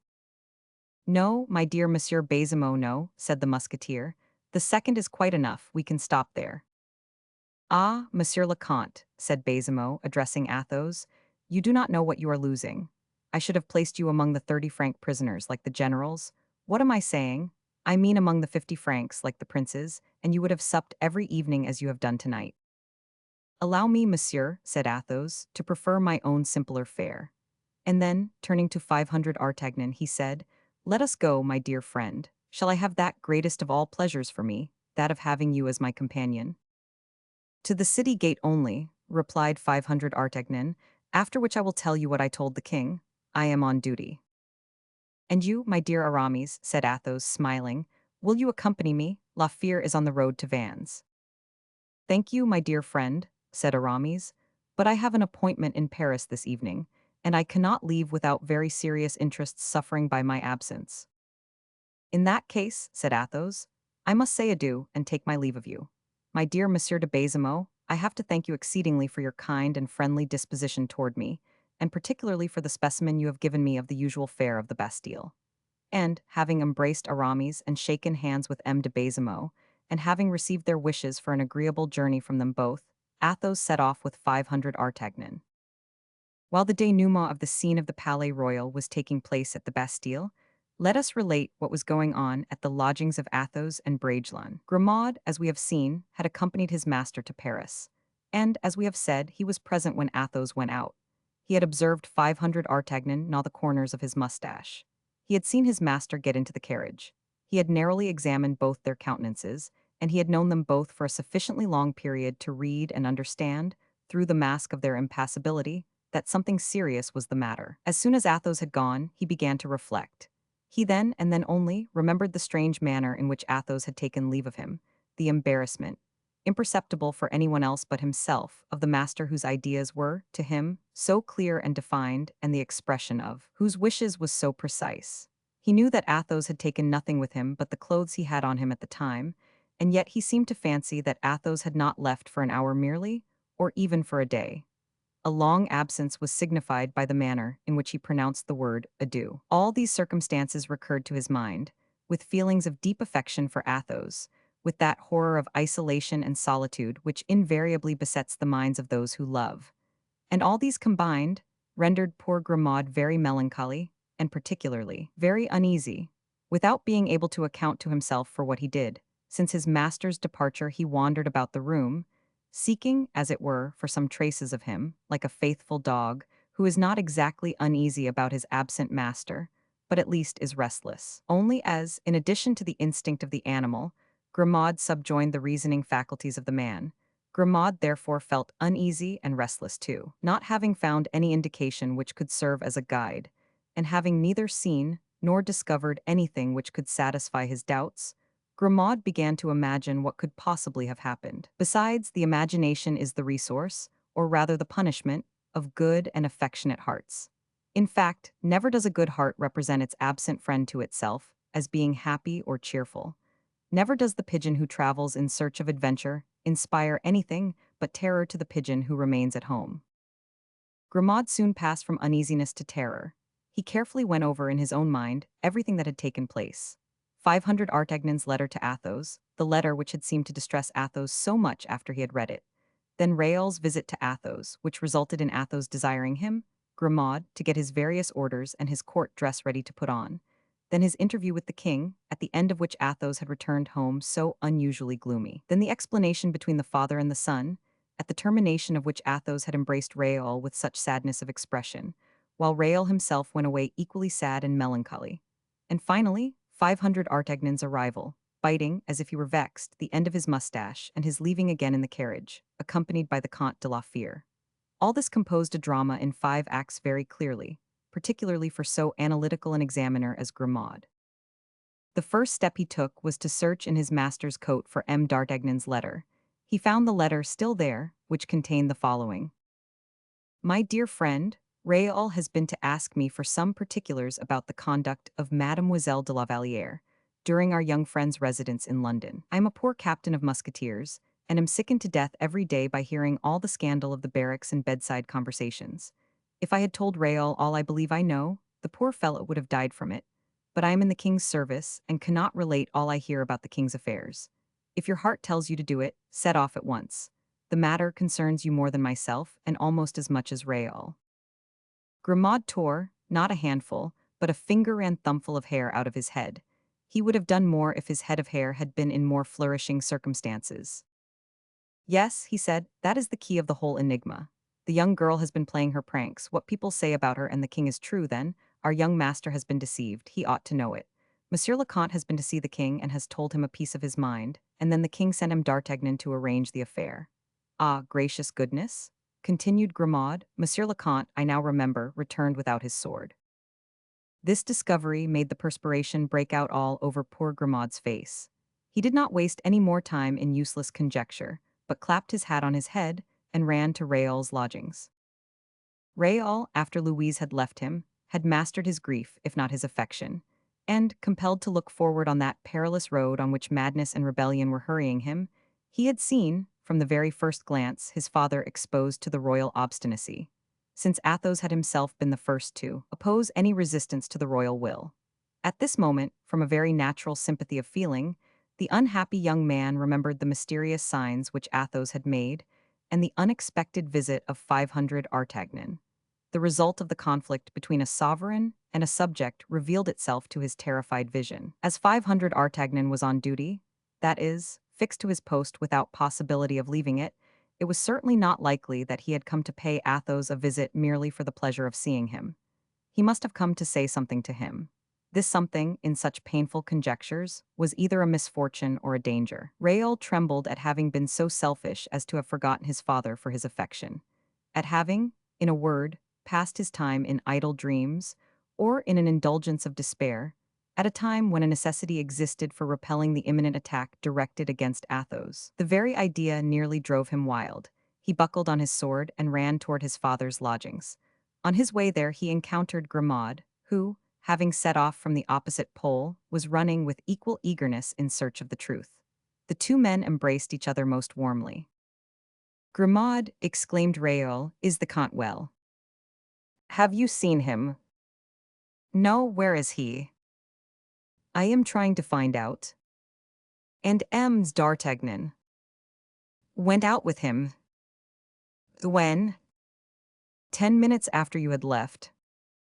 "In what way did they go out?" "In a carriage." "Where did they go to?" "I have no idea at all." "Did my father take any money with him?" "No." "Or his sword?" "No." "I have an idea, Grimaud, that M. d'Artagnan came in order to arrest Monsieur le Comte, do you not think, monsieur?" "Yes, Grimaud. I could have sworn it." "What road did they take?" "The way leading toward the quays." "To the Bastille, then?" "Yes, yes." "Quick, quick, let us run." "Yes, let us not lose a moment." "But where are we to go to?" said Raoul, overwhelmed. "We will go to M. d'Artagnan's first. We may perhaps learn something there." "No, if they keep me in ignorance at my father's, they will do the same everywhere. Let us go to, oh, good heavens! Why I must be mad today, Grimaud. I have forgotten M. de Valon, who is waiting for and expecting me still." "Where is he then?" "At the minims of Vincennes." "Thank goodness that is on the same side as the Bastille. I will run and saddle the horses, and we will go at once," said Grimaud. "Do, my friend, do." Chapter 73, in which Porthos is convinced without having understood anything. The good and worthy Porthos, faithful to all the laws of ancient chivalry, had determined to wait for M. de Saint-Aignan until sunset, and, as Saint-Aignan did not come, as Raoul had forgot to communicate with his second, and as he found that waiting so long was very wearisome, Porthos had desired one of the gatekeepers to fetch him a few bottles of good wine and a good joint of meat, so that he at least might pass away the time with a glass of wine and a mouthful of something to eat. He had just finished when Raoul arrived, escorted by Grimaud, both of them riding at full speed. As soon as Porthos saw the two cavaliers riding at such a pace along the road, he did not for a moment doubt but that they were the men he was expecting, and he rose from the grass upon which he had been indolently reclining and began to stretch his legs and arms, saying, "See what it is to have good habits. The fellow has finished by coming after all. If I had gone away, he would have found no one here, and would have taken an advantage from that." He then threw himself into a martial attitude and drew himself up to the full height of his gigantic stature. But instead of Saint-Aignan, he only saw Raoul, who, with the most despairing gestures, accosted him by crying out, "Pray forgive me, my dear friend, I am most wretched." "Raoul," cried Porthos, surprised. "You have been angry with me?" said Raoul, embracing Porthos. "I what for?" "For having forgotten you, but I assure you my head seems utterly lost, if you only knew." "You have killed him." "Who?" "Saint-Aignan, or if that is not the case, what is the matter?" "The matter is that Monsieur le Comte de la Fere has by this time been arrested." Porthos gave a start that would have thrown down a wall. "Arrested?" he cried out. "By whom?" "By 500 Artagnan." "It is impossible," said Porthos. "My dear friend, it is perfectly true." Porthos turned toward Grimaud, as if he needed a second confirmation of the intelligence. Grimaud nodded his head. And where have they taken him to? Probably to the Bastille. What makes you think that? As we came along, we questioned some persons who saw the carriage pass, and others who saw it enter the Bastille. Oh, oh, muttered Porthos. What do you intend to do? Inquired Raoul. Nothing, only I will not have Athos remain at the Bastille. Do you know, said Raoul, advancing nearer to Porthos, that the arrest was made by order of the king? Porthos looked at the young man as if to say, what does that matter to me? This dumb language seemed so eloquent of meaning to Raoul that he did not ask another question. He mounted his horse again, and Porthos, assisted by Grimaud, had already done the same. Let us arrange our plan of action, said Raoul. Yes, returned Porthos, that is the best thing we can do. Raoul sighed deeply, and then paused suddenly. What is the matter? Asked Porthos. Are you faint? No, only I feel how utterly helpless our position is. Can we three pretend to go and take the Bastille? Well, if 500 Artagnan were only here, replied Porthos, I don't know about that. Raoul could not resist a feeling of admiration at the sight of such a perfect confidence, heroic in its simplicity. These were truly the celebrated men who, by 3 or 4, attacked armies and assaulted castles. Those men who had terrified death itself, and who survived the wrecks of an age, and were still stronger than the most robust of the young. Monsieur, said he to Porthos, you have just given me an idea. We absolutely must see M. d'Artagnan. Undoubtedly. He ought by this time to have returned home, after having taken my father to the Bastille. Let us go to his house. First, inquire at the Bastille, said Grimaud, who was in the habit of speaking little but that to the purpose. Accordingly, they hastened toward the fortress, when one of those chances which heaven bestows on men of strong will caused Grimaud suddenly to perceive the carriage, which was entering by the great gate of the drawbridge. This was at the moment that 500 Artagnan was, as we have seen, returning from his visit to the king. In vain was it that Raoul urged on his horse in order to join the carriage, and to see whom it contained. The horses had already gained the other side of the great gate, which again closed, while one of the sentries struck the nose of Raoul's horse with his musket. Raoul turned about, only too happy to find he had ascertained something respecting the carriage which had contained his father. We have him, said Grimaud. If we wait a little it is certain he will leave. Don't you think so, my friend? Unless, indeed, 500 Artagnan also be a prisoner, replied Porthos, in which case everything is lost. Raoul returned no answer, for any hypothesis was admissible. He instructed Grimaud to lead the horses to the little street Jean Beausire, so as to give rise to less suspicion, and himself with his piercing gaze watched for the exit either of 500 Artagnan or the carriage. Nor had he decided wrongly, for 20 minutes had not elapsed before the gate reopened and the carriage reappeared. A dazzling of the eyes prevented Raoul from distinguishing what figures occupied the interior. Grimaud averred that he had seen 2 persons, and that one of them was his master. Porthos kept looking at Raoul and Grimaud by turns, in the hope of understanding their idea. It is clear, said Grimaud, that if the Comte is in the carriage, either he is set at liberty or they are taking him to another prison. We shall soon see that by the road he takes, answered Porthos. If he is set at liberty, said Grimaud, they will conduct him home. True, rejoined Porthos. The carriage does not take that way, cried Raoul, and indeed the horses were just disappearing down the Faubourg Saint-Antoine. Let us hasten, said Porthos. We will attack the carriage on the road and tell Athos to flee. Rebellion, murmured Raoul. Porthos darted a second glance at Raoul, quite worthy of the first. Raoul replied only by spurring the flanks of his steed. In a few moments the 3 cavaliers had overtaken the carriage, and followed it so closely that their horses' breath moistened the back of it. 500 Artagnan, whose senses were ever on the alert, heard the trot of the horses, at the moment when Raoul was telling Porthos to pass the chariot so as to see who was the person accompanying Athos. Porthos complied, but could not see anything, for the blinds were lowered. Rage and impatience were gaining mastery over Raoul. He had just noticed the mystery preserved by Athos' companion, and determined on proceeding to extremities. On his part, 500 Artagnan had perfectly recognized Porthos, and Raoul also, from under the blinds, and had communicated to the Comte the result of his observation. They were desirous only of seeing whether Raoul and Porthos would push the affair to the uttermost. And this they speedily did, for Raoul, presenting his pistol, threw himself on the leader, commanding the coachman to stop. Porthos seized the coachman and dragged him from his seat. Grimaud already had hold of the carriage door. Raoul threw open his arms, exclaiming, "M. le Comte, M. le Comte." "Ah, is it you, Raoul?" said Athos, intoxicated with joy. "Not bad, indeed," added 500 Artagnan, with a burst of laughter, and they both embraced the young man and Porthos, who had taken possession of them. "My brave Porthos, best of friends," cried Athos, "it is still the same with you." "He is still only 20, said 500 Artagnan, "brave Porthos." "Confound it," answered Porthos, slightly confused, "we thought that you were being arrested." "While," rejoined Athos, "the matter in question was nothing but my taking a drive in M. d'Artagnan's carriage."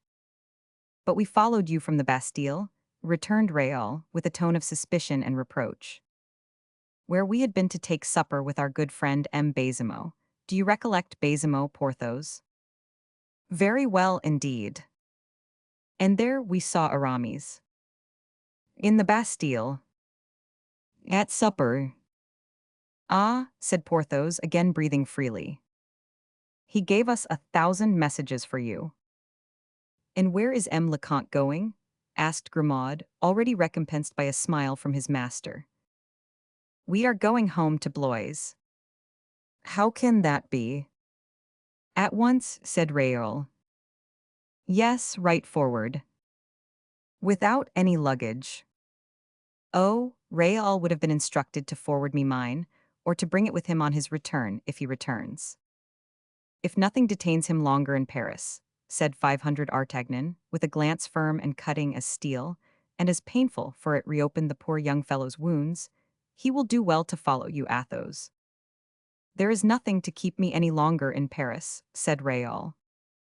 "Then we will go immediately," replied Athos. "And M's d'Artagnan?"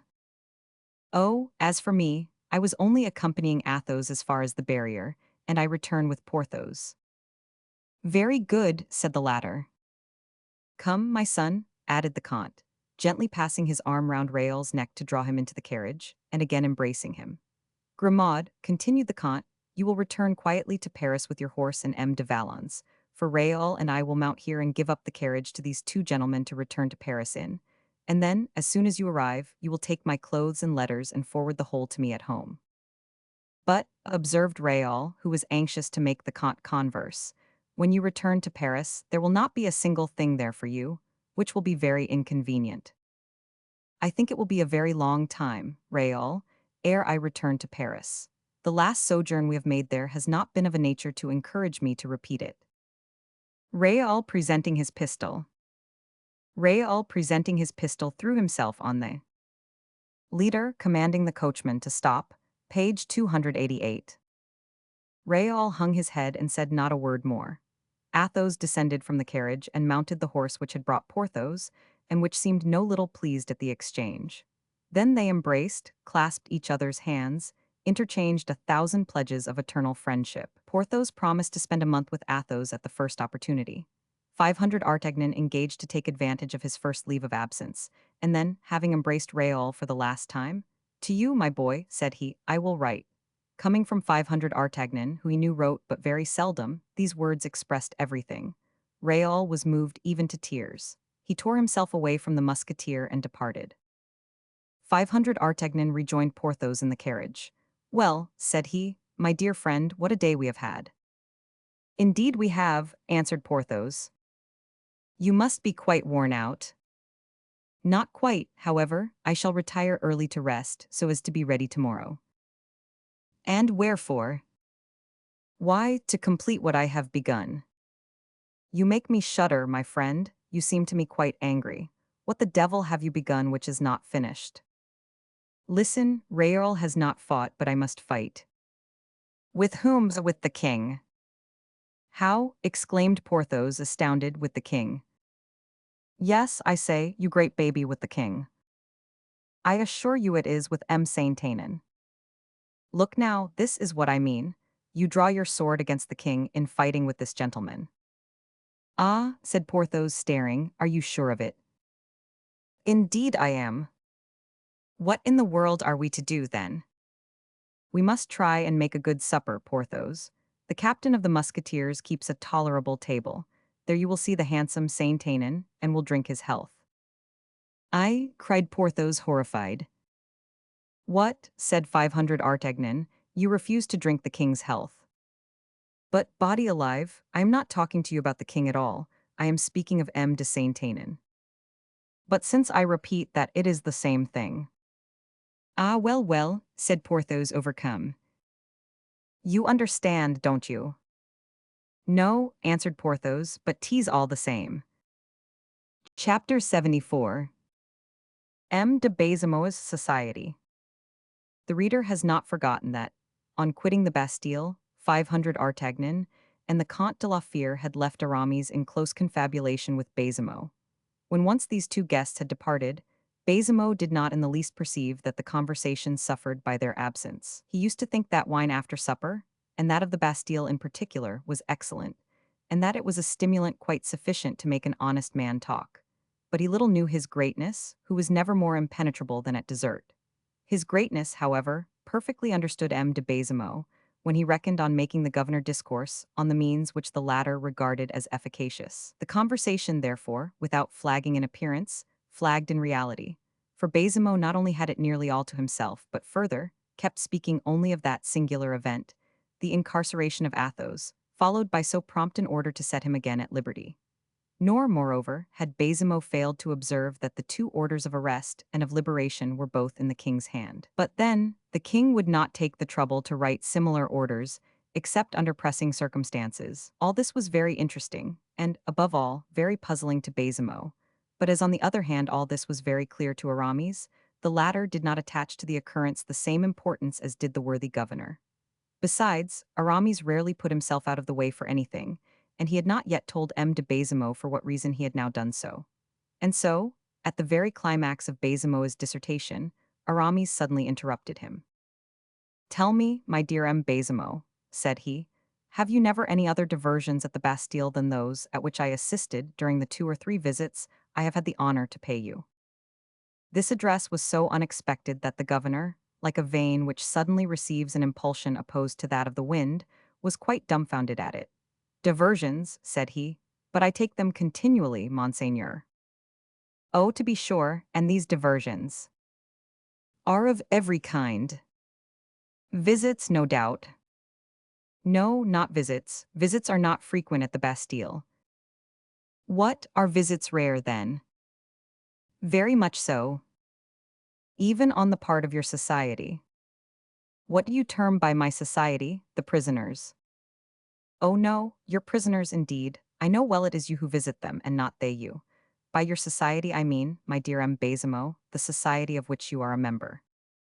Baisemeaux looked fixedly at Aramis, and then, as if the idea which had flashed across his mind were impossible. Oh, he said, I have very little society at present. If I must own it to you, my dear M. de Herblay, the fact is, to stay at the Bastille appears for the most part distressing and distasteful to persons of the gay world. As for the ladies, it is never without a dread, which costs me infinite trouble to allay, that they succeed in reaching my quarters. And indeed, how should they avoid trembling a little, poor things, when they see those gloomy dungeons, and reflect that they are inhabited by prisoners who? And in proportion as the eyes of Baisemeaux concentrated their gaze on the face of Aramis, the worthy governor's tongue faltered more and more, until it ended by stopping altogether.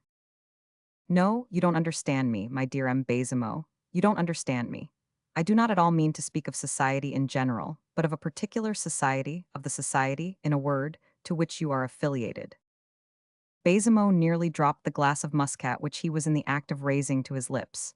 Affiliated, cried he, affiliated. Yes, affiliated, undoubtedly, repeated Aramis with the greatest self-possession. Are you not a member of a secret society, my dear M. Baisemeaux? And secret? Secret or mysterious? So, M. de Herblay. Consider now, don't deny it. But believe me. I believe what I know. I swear to you. Listen to me, my dear M. Baisemeaux. I say yes, you say no. One of us two necessarily says what is true, and the other it inevitably follows what is false. Well, and then? Well, we shall come to an understanding presently. Let us see, said Baisemeaux, let us see.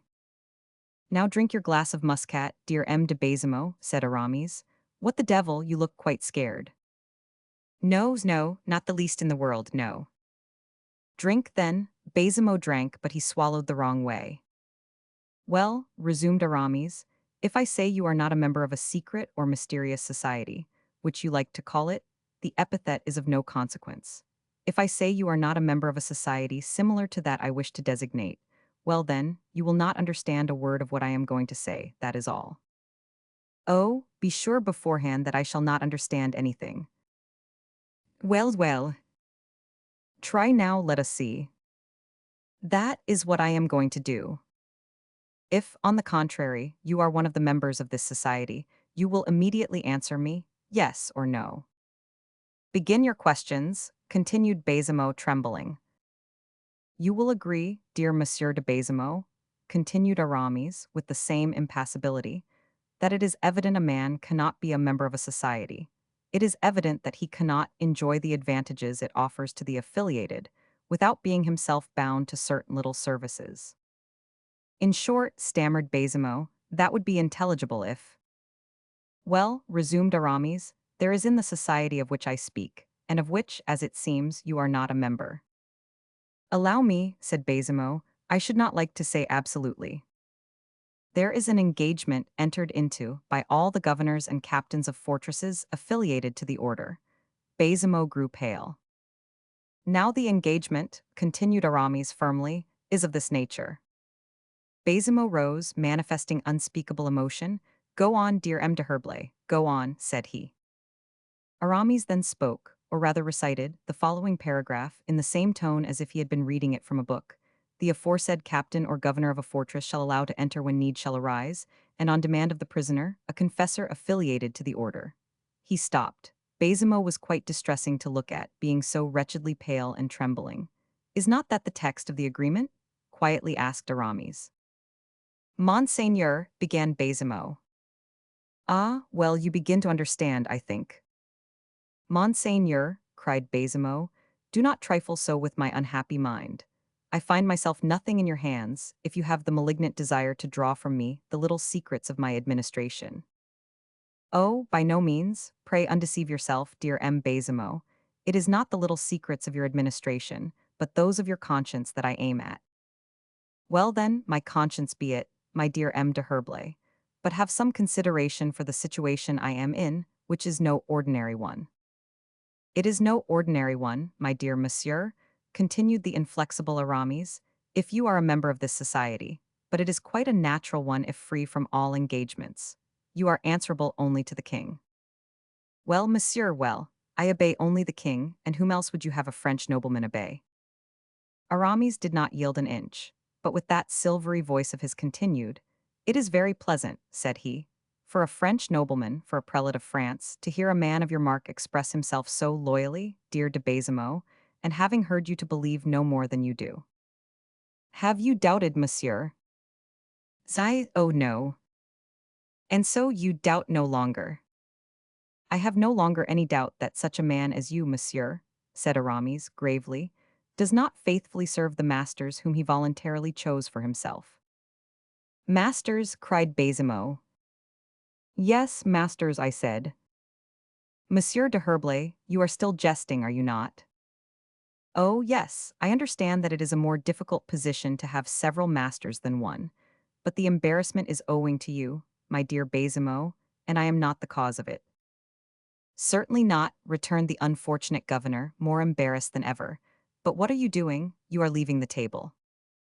Assuredly. Are you going? Yes, I am going. But you are behaving very strangely toward me, monseigneur. I am behaving strangely. How do you make that out? Have you sworn, then, to put me to the torture? No, I should be sorry to do so. Remain, then. I cannot. And why? Because I have no longer anything to do here. And, indeed, I have duties to fulfill elsewhere. Duties so late as this? Yes, understand me now, my dear de Baisemeaux. They told me at the place whence I came, the aforesaid governor or captain will allow to enter, as need shall arise on the prisoner's demand, a confessor affiliated with the order. I came, you do not know what I mean, and so I shall return to tell them that they are mistaken, and that they must send me elsewhere. What, you are? Cried Baisemeaux, looking at Aramis almost in terror. The confessor affiliated to the order, said Aramis, without changing his voice. But gentle as the words were, they had the same effect on the unhappy governor as a clap of thunder.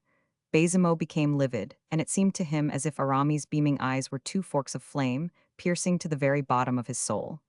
The confessor, murmured he. You, Monseigneur, the confessor of the order. Yes, but we have nothing to unravel together, seeing that you are not one of the affiliated. Monseigneur. And I understand that, not being so, you refuse to comply with its commands. Monseigneur, I beseech you, condescend to hear me. And wherefore? Monseigneur, I do not say that I have nothing to do with the society. I say not that I refuse to obey. Nevertheless, M. de Baisemeaux, what has passed wears very much the air of resistance. Oh no, Monseigneur, no, I only wish to be certain. To be certain of what? Said Aramis, in a tone of supreme contempt. Of nothing at all, Monseigneur.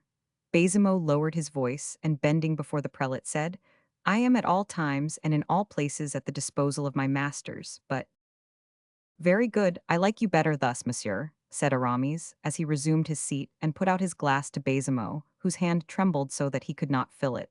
You were saying, but— continued Aramis. But, replied the unhappy man, having no notice I was far from expecting. Does not the gospel say, watch, for the moment is known only of God?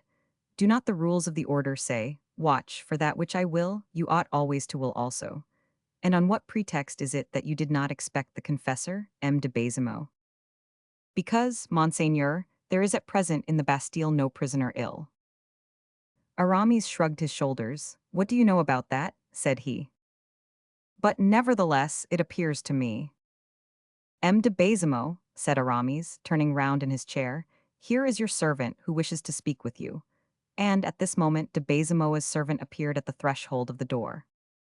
What is it? Asked Baisemeaux sharply. Monsieur, said the man, they are bringing you the doctor's return. Aramis looked at de Baisemeaux with a calm and confident eye.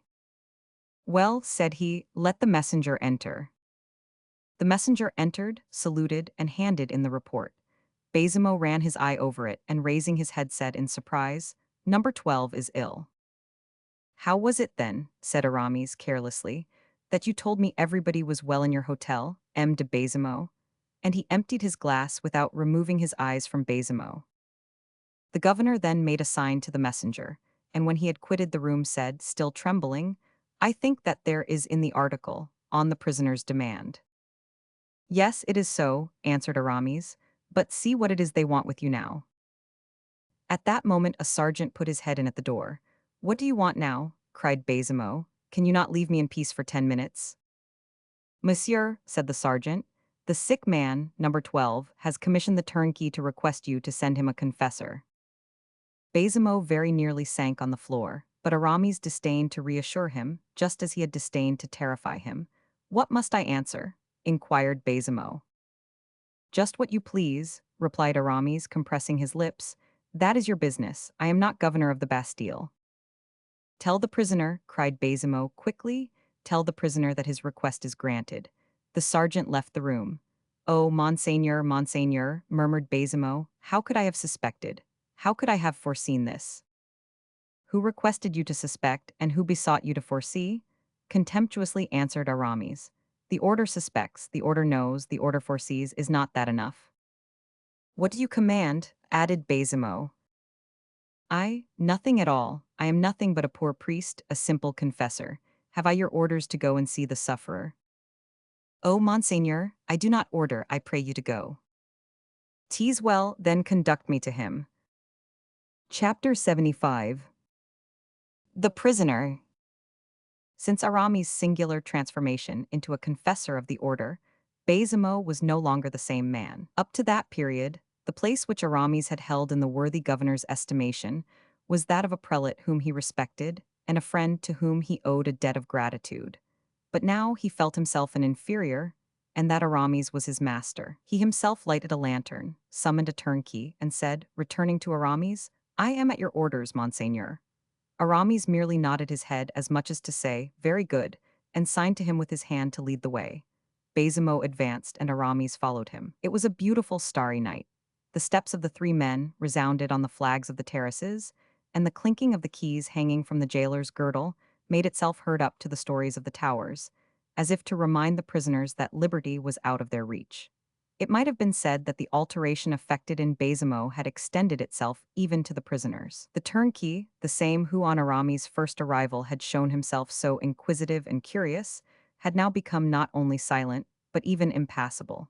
He held his head down and seemed afraid to keep his ears open. In this wise they reached the basement of the Bertaudiere, the two first stories of which were mounted silently and somewhat slowly. For Baisemeaux, though far from disobeying, was far from exhibiting any eagerness to obey. On arriving at the door, Baisemeaux showed a disposition to enter the prisoner's chamber. But Aramis, stopping him on the threshold, said, "The rules do not allow the governor to hear the prisoner's confession."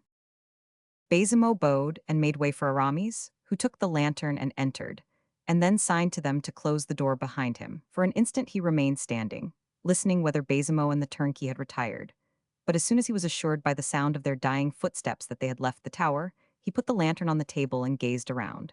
On a bed of green serge, similar in all respects to the other beds in the Bastille, save that it was newer, and under curtains half drawn, reposed a young man to whom we have already once before introduced Aramis. According to custom, the prisoner was without a light. At the hour of curfew, he was bound to extinguish his lamp, and we perceive how much he was favored, in being allowed to keep it burning even till then. Near the bed, a large leathern armchair, with twisted legs, sustained his clothes. A little table, without pens, books, paper, or ink, stood neglected in sadness near the window, while several plates, still unemptied, showed that the prisoner had scarcely touched his recent repast. Aramis saw that the young man was stretched upon his bed, his face half concealed by his arms. The arrival of a visitor did not cause any change of position. Either he was waiting in expectation, or was asleep. Aramis lighted the candle from the lantern, pushed back the armchair, and approached the bed with an evident mixture of interest and respect. The young man raised his head. "What is it?" said he. "Have you not desired a confessor?" replied Aramis. "Yes." "Because you are ill." "Yes." "Very ill." The young man gave Aramis a piercing glance and answered, "I thank you." After a moment's silence, "I have seen you before," he continued. Aramis bowed. Doubtless, the scrutiny the prisoner had just made of the cold, crafty, and imperious character stamped upon the features of the Bishop of Vannes was little reassuring to one in his situation, for he added, "I am better." "And then," said Aramis, "why then, being better, I have no longer the same need of a confessor, I think. Not even of the haircloth, which the note you found in your bread informed you of." The young man started, but before he had either assented or denied, Aramis continued, "Not even of the ecclesiastic from whom you were to hear an important revelation." "If it be so," said the young man, sinking again on his pillow, "it is different, I listen." Aramis then looked at him more closely, and was struck with the easy majesty of his mien, one which can never be acquired unless heaven has implanted it in the blood or heart. "Sit down, monsieur," said the prisoner. Aramis bowed and obeyed. "How does the Bastille agree with you?" asked the bishop. "Very well." "You do not suffer." "No." "You have nothing to regret." "Nothing." "Not even your liberty." "What do you call liberty, monsieur?" asked the prisoner, with the tone of a man who is preparing for a struggle. "I call liberty the flowers, the air, light, the stars, the happiness of going whithersoever the nervous limbs of 20 years of age may wish to carry you." The young man smiled. Whether in resignation or contempt, it was difficult to tell. "Look," said he, "I have in that Japanese vase 2 roses gathered yesterday evening in the bud from the governor's garden. This morning they have blown and spread their vermilion chalices beneath my gaze. With every opening petal, they unfold the treasures of their perfume, filling my chamber with a fragrance that embalms it. Look now on these two roses. Even among roses, these are beautiful, and the rose is the most beautiful of flowers. Why, then, do you bid me desire other flowers when I possess the loveliest of all? Aramis gazed at the young man in surprise. If flowers constitute liberty, sadly resumed the captive, I am free, for I possess them. But the air, cried Aramis, air so necessary to life. Well, monsieur, returned the prisoner, draw near to the window, it is open. Between heaven and earth the wind whirls on its storms of hail and lightning, wafts its warm mists or breathes in gentle breezes. It caresses my face. When mounted on the back of this armchair, with my arm around the bars of the window to sustain myself, I fancy I am swimming in the wide expanse before me. The countenance of Aramis darkened as the young man continued. Light I have. What is better than light? I have the sun, a friend who comes to visit me every day without the permission of the governor or the jailer's company. He comes in at the window and traces in my room a square the shape of the window, and which lights up the hangings of my bed down to the border. This luminous square increases from 10 o'clock till midday, and decreases from 1 till 3 slowly, as if, having hastened to come, it sorrowed at leaving me. When its last ray disappears, I have enjoyed its presence for 4 hours. Is not that sufficient? I have been told that there are unhappy beings who dig in quarries, and laborers who toil in mines, and who never behold it at all. Aramis wiped the drops from his brow. As to the stars which are so delightful to view, continued the young man, they all resemble each other save in size and brilliancy. I am a favored mortal, for if you had not lighted that candle, you would have been able to see the beautiful stars which I was gazing at from my couch before your arrival, and whose rays were playing over my eyes. Aramis lowered his head. He felt himself overwhelmed with the bitter flow of that sinister philosophy which is the religion of the captive. So much, then, for the flowers, the air, the daylight, and the stars, tranquilly continued the young man. There remains but my exercise. Do I not walk all day in the governor's garden if it is fine, here if it rains, in the fresh air if it is warm, in the warm, thanks to my winter stove, if it be cold? Ah, monsieur, do you fancy, continued the prisoner, not without bitterness, that men have not done everything for me that a man can hope for or desire? Men, said Aramis, be it so, but it seems to me you forget heaven. Indeed, I have forgotten heaven, murmured the prisoner with emotion. But why do you mention it? Of what use is it to talk to a prisoner of heaven? Aramis looked steadily at this singular youth, who possessed the resignation of a martyr with the smile of an atheist. Is not heaven in everything? He murmured in a reproachful tone. Say rather, at the end of everything, answered the prisoner firmly. Be it so, said Aramis, but let us return to our starting point. I desire nothing better, returned the young man. I am your confessor. Yes. Well then, you ought, as a penitent, to tell me the truth. All that I wish is to tell it you. Every prisoner has committed some crime for which he has been imprisoned. What crime then have you committed? You asked me the same question the first time you saw me, returned the prisoner. And then, as now, you evaded giving me an answer. And what reason have you for thinking that I shall now reply to you? Because this time I am your confessor. Then, if you wish me to tell what crime I have committed, explain to me in what a crime consists. For as my conscience does not accuse me, I aver that I am not a criminal.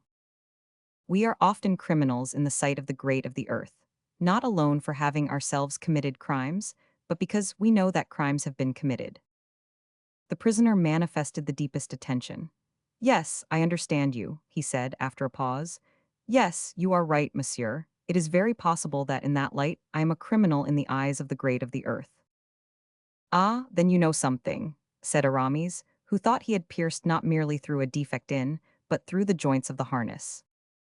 No, I am not aware of anything, replied the young man, but sometimes I think and I say to myself. What do you say to yourself?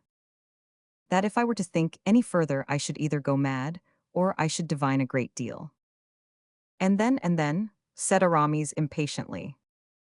Then I leave off. You leave off. Yes, my head becomes confused and my ideas melancholy. I feel ennui overtaking me, I wish. What? I don't know, but I do not like to give myself up to longing for things which I do not possess, when I am so happy with what I have. You are afraid of death, said Aramis with a slight uneasiness. Yes, said the young man, smiling. Aramis felt the chill of that smile and shuddered. Oh, as you fear death, you know more about matters than you say, he cried. And you, returned the prisoner, who bade me to ask to see you, you who, when I did ask for you, came here promising a world of confidence. How is it that, nevertheless, it is you who are silent and 'tis I who speak? Since then we both wear masks, either let us both retain them or put them aside together. Aramis felt the force and justice of the remark, saying to himself, this is no ordinary man, I must be cautious. Are you ambitious? Said he suddenly to the prisoner aloud, without preparing him for the alteration. What do you mean by ambition? Replied the youth. It is, replied Aramis, a feeling which prompts a man to desire more than he has. I said that I was contented, monsieur, but perhaps I deceive myself. I am ignorant of the nature of ambition, but it is not impossible I may have some. Tell me your mind, 'tis all I wish.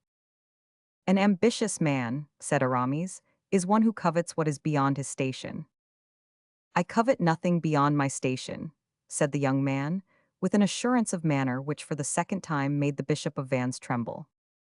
He was silent, but to look at the kindling eye, the knitted brow, and the reflective attitude of the captive, it was evident that he expected something more than silence, a silence which Aramis now broke. You lied the first time I saw you, said he. Lied? Cried the young man, starting up on his couch with such a tone in his voice and such a lightning in his eyes that Aramis recoiled in spite of himself. I should say, returned Aramis, bowing, you concealed from me what you knew of your infancy. A man's secrets are his own, monsieur, retorted the prisoner, and not at the mercy of the first chance comer.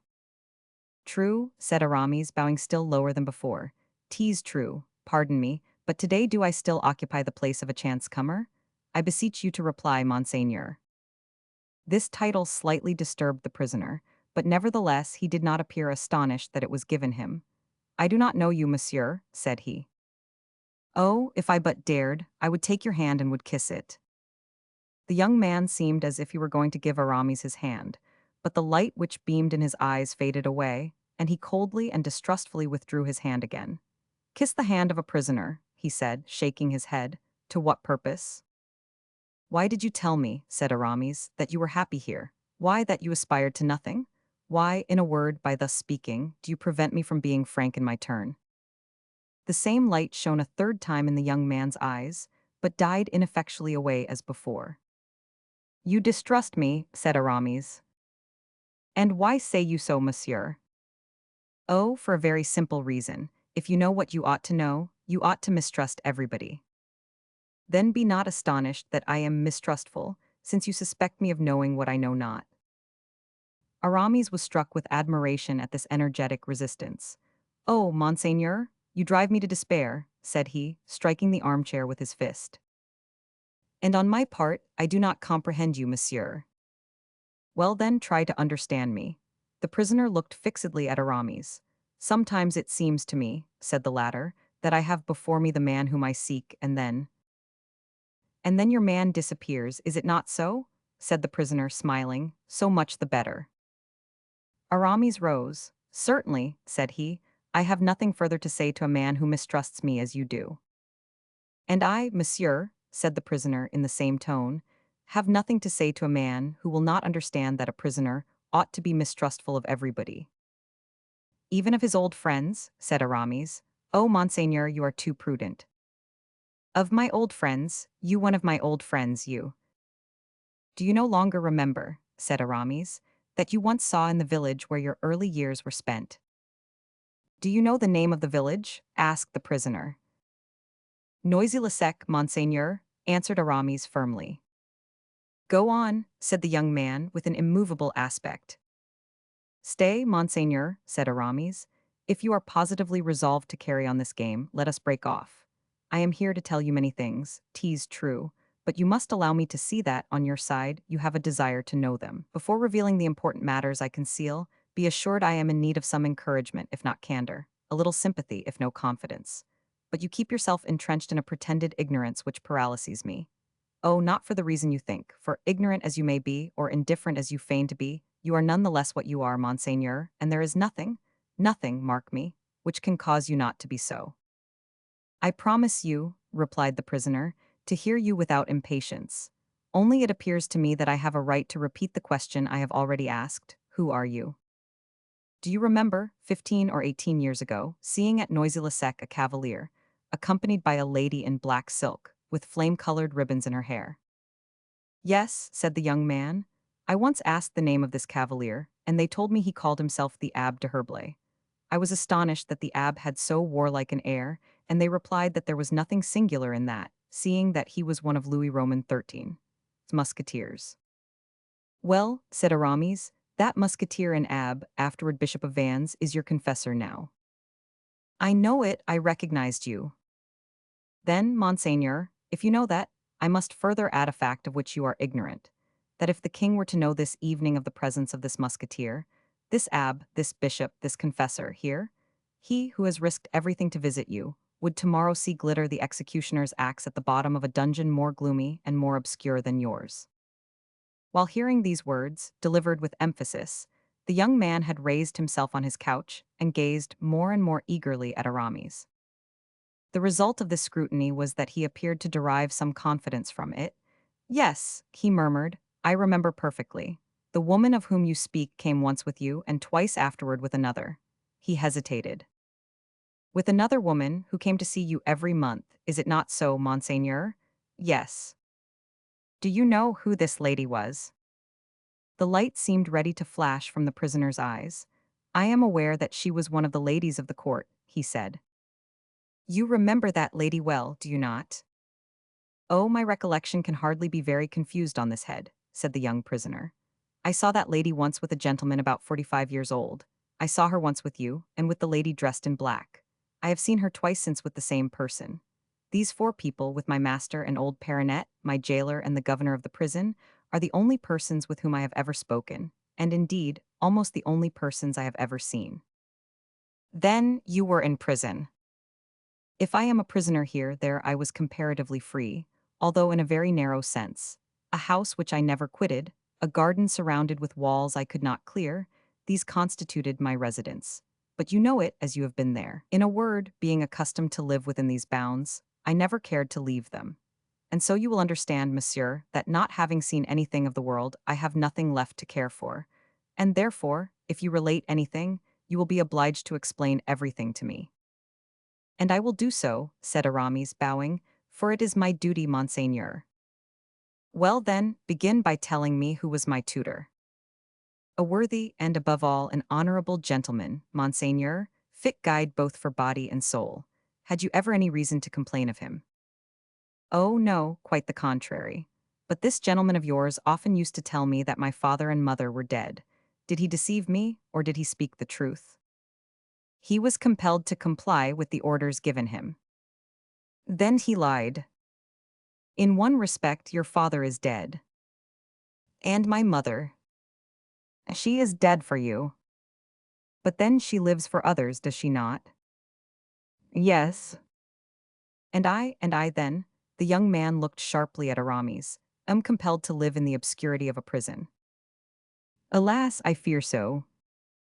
And that, because my presence in the world would lead to the revelation of a great secret. Certainly, a very great secret. My enemy must indeed be powerful, to be able to shut up in the Bastille a child such as I then was. He is. More powerful than my mother then. And why do you ask that? Because my mother would have taken my part. Aramis hesitated. Yes, monseigneur, more powerful than your mother. Seeing then that my nurse and preceptor were carried off, and that I also was separated from them, either they were, or I am, very dangerous to my enemy.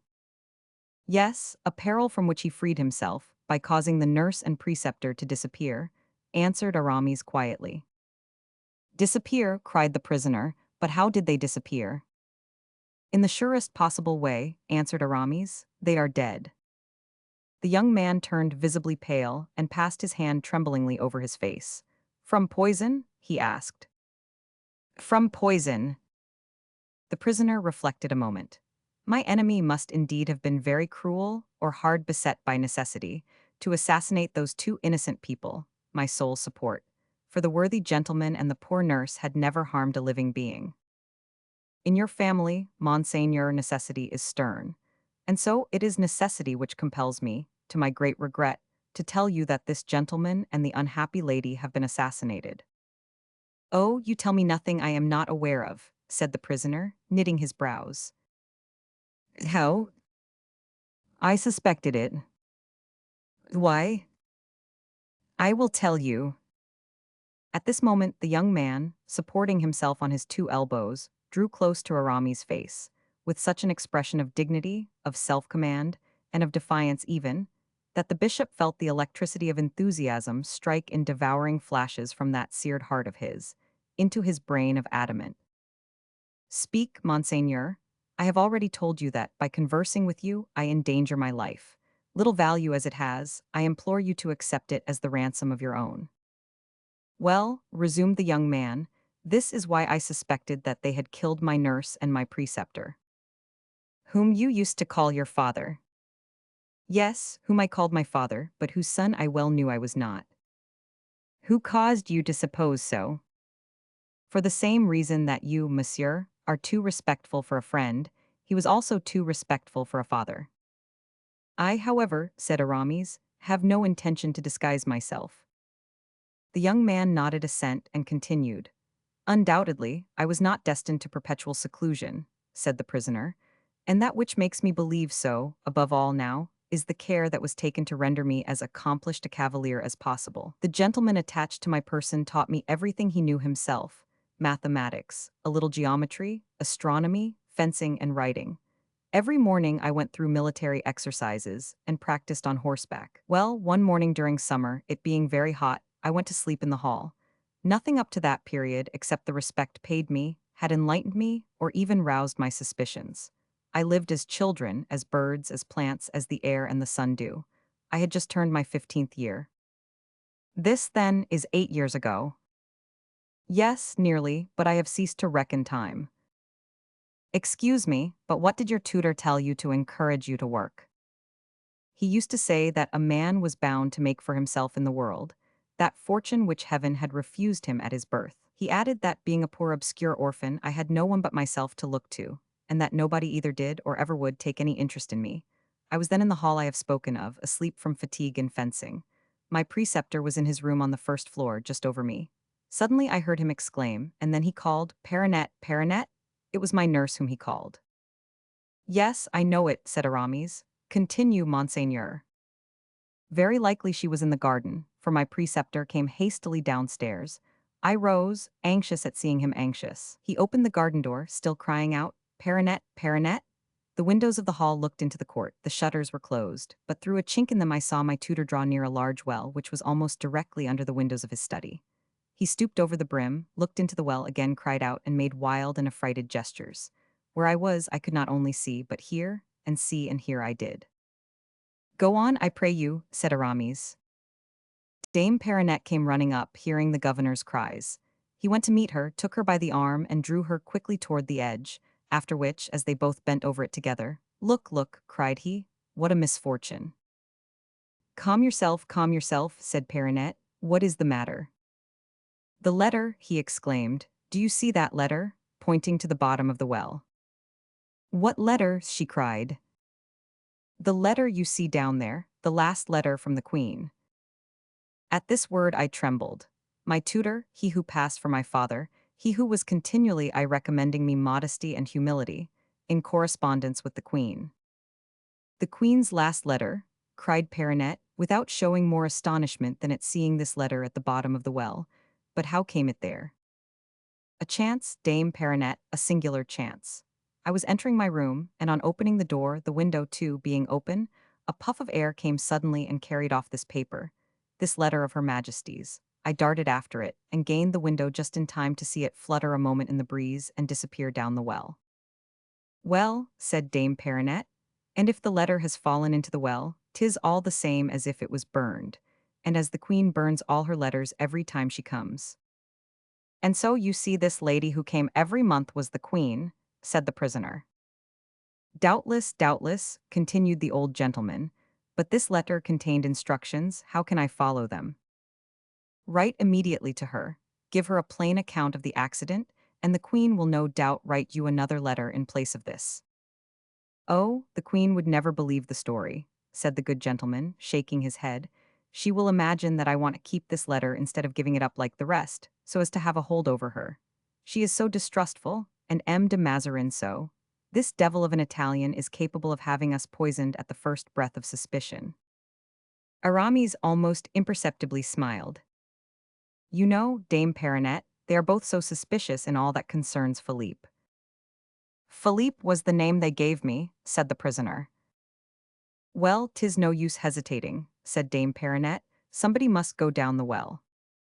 Of course, so that the person who goes down may read the paper as he is coming up. But let us choose some villager who cannot read, and then you will be at ease.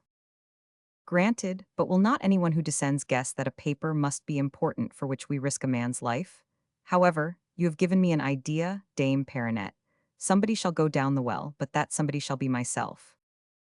But at this notion Dame Perinet lamented and cried in such a manner, and so implored the old nobleman, with tears in her eyes, that he promised her to obtain a ladder long enough to reach down, while she went in search of some stout-hearted youth, whom she was to persuade that a jewel had fallen into the well, and that this jewel was wrapped in a paper. And as paper, remarked my preceptor, naturally unfolds in water, the young man would not be surprised at finding nothing after all but the letter wide open.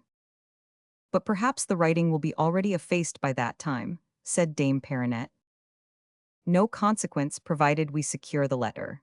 On returning it to the queen, she will see at once that we have not betrayed her, and consequently, as we shall not rouse the distrust of Mazarin, we shall have nothing to fear from him. Having come to this resolution, they parted. I pushed back the shutter, and seeing that my tutor was about to re-enter, I threw myself on my couch, in a confusion of brain caused by all I had just heard.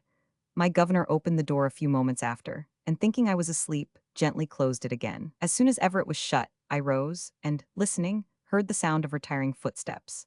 Then I returned to the shutter, and saw my tutor and Dame Perinet go out together. I was alone in the house.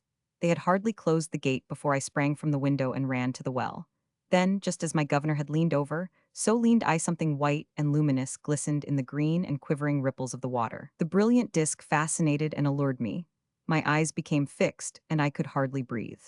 The well seemed to draw me in with its large mouth and icy breath, and I thought I read, at the bottom of the water, characters of fire traced upon the letter the queen had touched. Then, scarcely knowing what I was about, and urged on by one of those instinctive impulses which drive men upon their destruction, I lowered the cord from the windlass of the well to within about 3 feet of the water, leaving the bucket dangling, and at the same time taking infinite pains not to disturb that coveted letter, which was beginning to change its white tint for a greenish hue, proof enough that it was sinking, and then, with the rope weltering in my hands, slid down into the abyss. When I saw myself hanging over the dark pool, when I saw the sky lessening above my head, a cold shudder came over me, a chill fear got the better of me, I was seized with giddiness and the hair rose on my head, but my strong will still reigned supreme over all the terror and disquietude. I gained the water, and at once plunged into it, holding on by one hand, while I immersed the other and seized the dear letter, which, alas, came in two in my grasp. I concealed the 2 fragments in my body coat, and helping myself with my feet against the side of the pit, and clinging on with my hands, agile and vigorous as I was, and above all, pressed for time, I regained the brink, drenching it as I touched it with the water that streamed off me. I was no sooner out of the well with my prize than I rushed into the sunlight and took refuge in a kind of shrubbery at the bottom of the garden. As I entered my hiding place, the bell which resounded when the great gate was opened rang. It was my preceptor come back again. I had but just time. I calculated that it would take 10 minutes before he would gain my place of concealment, even if, guessing where I was, he came straight to it, and 20 if he were obliged to look for me. But this was time enough to allow me to read the cherished letter, whose fragments I hastened to unite again. The writing was already fading, but I managed to decipher it all. "And what read you there, monseigneur?" asked Aramis, deeply interested. "Quite enough, monsieur, to see that my tutor was a man of noble rank, and that Perinet, without being a lady of quality, was far better than a servant, and also to perceive that I must myself be highborn, since the Queen, Anne of Austria, and Mazarin, the Prime Minister, commended me so earnestly to their care. Here the young man paused, quite overcome. And what happened? Asked Aramis. It happened, monsieur, answered he, that the workmen they had summoned found nothing in the well, after the closest search, that my governor perceived that the brink was all watery, that I was not so well dried by the sun as to escape Dame Peronette's observing that my garments were moist, and lastly that I was seized with a violent fever, owing to the chill and the excitement of my discovery, an attack of delirium supervening, during which I related the whole adventure. So that, guided by my avowal, my governor found, under the bolster, the two pieces of the queen's letter. Ah, said Aramis, now I understand. Beyond this all is conjecture.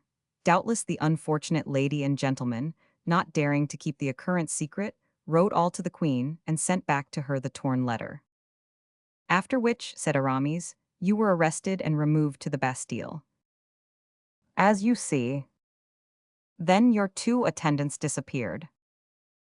Alas. Let us not take up our time with the dead, but see what can be done with the living. You told me you were resigned. I repeat it. Without any desire for freedom. As I told you. Without ambition, sorrow, or even thought. The young man made no answer. Well, asked Aramis, why are you silent? I think I have spoken enough, answered the prisoner, and that now it is your turn, I am weary. Aramis gathered himself up, and a shade of deep solemnity spread itself over his countenance. It was evident that he had reached the crisis in the part he had come to the prison to play. One question, said Aramis. What is it? Speak. In the house you inhabited there were neither looking-glasses nor mirrors. What are those two words, and what is their meaning? Asked the young man. I have no sort of knowledge of them. They designate two pieces of furniture which reflect objects, so that, for instance, you may see in them your own lineaments, as you see mine now, with the naked eye. No, then there was neither a glass nor a mirror in the house, answered the young man.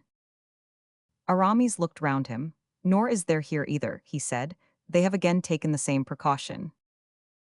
To what end? You will know directly. Now you have told me that you were instructed in mathematics, astronomy, fencing, and writing, but you have not said a word about history. My tutor sometimes related to me the principal deeds of the King St. Louis, King Francis I, and King Henry Roman IV. Is that all? Very nearly. This also was done by design, then, just as they deprived you of mirrors, which reflect the present, so they left you in ignorance of history, which reflects the past. Since your imprisonment books have been forbidden you, so that you are unacquainted with a number of facts, by means of which you would be able to reconstruct the shattered edifice of your recollections and your hopes. It is true, said the young man. Listen then, I will in a few words tell you what has passed in France during the last 23 or 24 years. That is, from the probable date of your birth. In a word, from the time that interests you. Say on, and the young man resumed his serious and attentive attitude. Do you know who was the son of Henry Roman IV? At least I know who his successor was. How? By means of a coin date which bears the effigy of Henry Roman IV, and another of 1612 bearing that of Louis Roman XIII. So I presumed that, there being only 2 years between the two dates, Louis was Henry's successor. Then, said Aramis, you know that the last reigning monarch was Louis Roman XIII. I do, answered the youth, slightly reddening. Well, he was a prince full of noble ideas and great projects, always, alas, deferred by the troubles of the times and the struggle that his minister Richelieu had to maintain against the great nobles of France. The king himself was of a feeble character, and died young and unhappy. I know it. He had been long anxious about having an heir, a care which weighs heavily on princes, who desire to leave behind them more than one pledge that their thoughts and their works will be continued. Did the king then die childless? Asked the prisoner, smiling. No, but he was long without one, and for a long while thought he should be the last of his race. This idea had reduced him to the depths of despair, when suddenly, his wife, Anne of Austria. The prisoner trembled. Did you know, said Aramis, that Louis Roman XIII, his wife was called Anne of Austria? Continue, said the young man, without replying to the question. When suddenly, resumed Aramis, the queen announced an interesting event. There was great joy at the intelligence, and all prayed for her happy delivery. On the 5th of September, 1638, she gave birth to a son. Here Aramis looked at his companion, and thought he observed him turning pale. "You are about to hear," said Aramis, "an account which few could now give, for it refers to a secret which they think buried with the dead or entombed in the abyss of the confessional." "And you will tell me this secret?" broke in the youth. "Oh," said Aramis, with unmistakable emphasis, "I do not know that I ought to risk this secret by entrusting it to one who has no desire to quit the Bastille." "I hear you, monsieur." The queen then gave birth to a son. But while the court was rejoicing over the event, when the king had shown the newborn child to the nobility and people, and was sitting gaily down to table to celebrate the event, the queen, who was alone in her room, was again taken ill, and gave birth to a second son. "Oh," said the prisoner, betraying a better acquaintance with affairs than he had owned to, "I thought that monsieur was only born a—" Aramis raised his finger. "Let me continue," he said. The prisoner sighed impatiently and paused. "Yes," said Aramis, "the queen had a second son, whom Dame Perronnette, the midwife, received in her arms." "Dame Perronnette," murmured the young man. They ran at once to the banqueting room, and whispered to the king what had happened. He rose and quitted the table. But this time it was no longer happiness that his face expressed, but something akin to terror. The birth of twins changed into bitterness the joy to which that of an only son had given rise, seeing that in France, a fact you are assuredly ignorant of, it is the oldest of the king's sons who succeeds his father. "I know it," and that the doctors and jurists assert that there is ground for doubting whether he who first makes his appearance is the elder by the law of heaven and of nature. The prisoner uttered a smothered cry, and became whiter than the coverlet under which he hid himself. "Now you understand," pursued Aramis, "that the king, who with so much pleasure saw himself repeated in one, was in despair about two, fearing that the second might dispute the first's claim to seniority, which had been recognized only 2 hours before. And so this second son, relying on party interests and caprices, might one day sow discord and engender civil war in the kingdom, by these means destroying the very dynasty he should have strengthened." "Oh, I understand," murmured the young man. "Well," continued Aramis, "this is what they relate, what they declare. This is why one of the queen's two sons, shamefully parted from his brother, shamefully sequestered, is buried in the profoundest obscurity.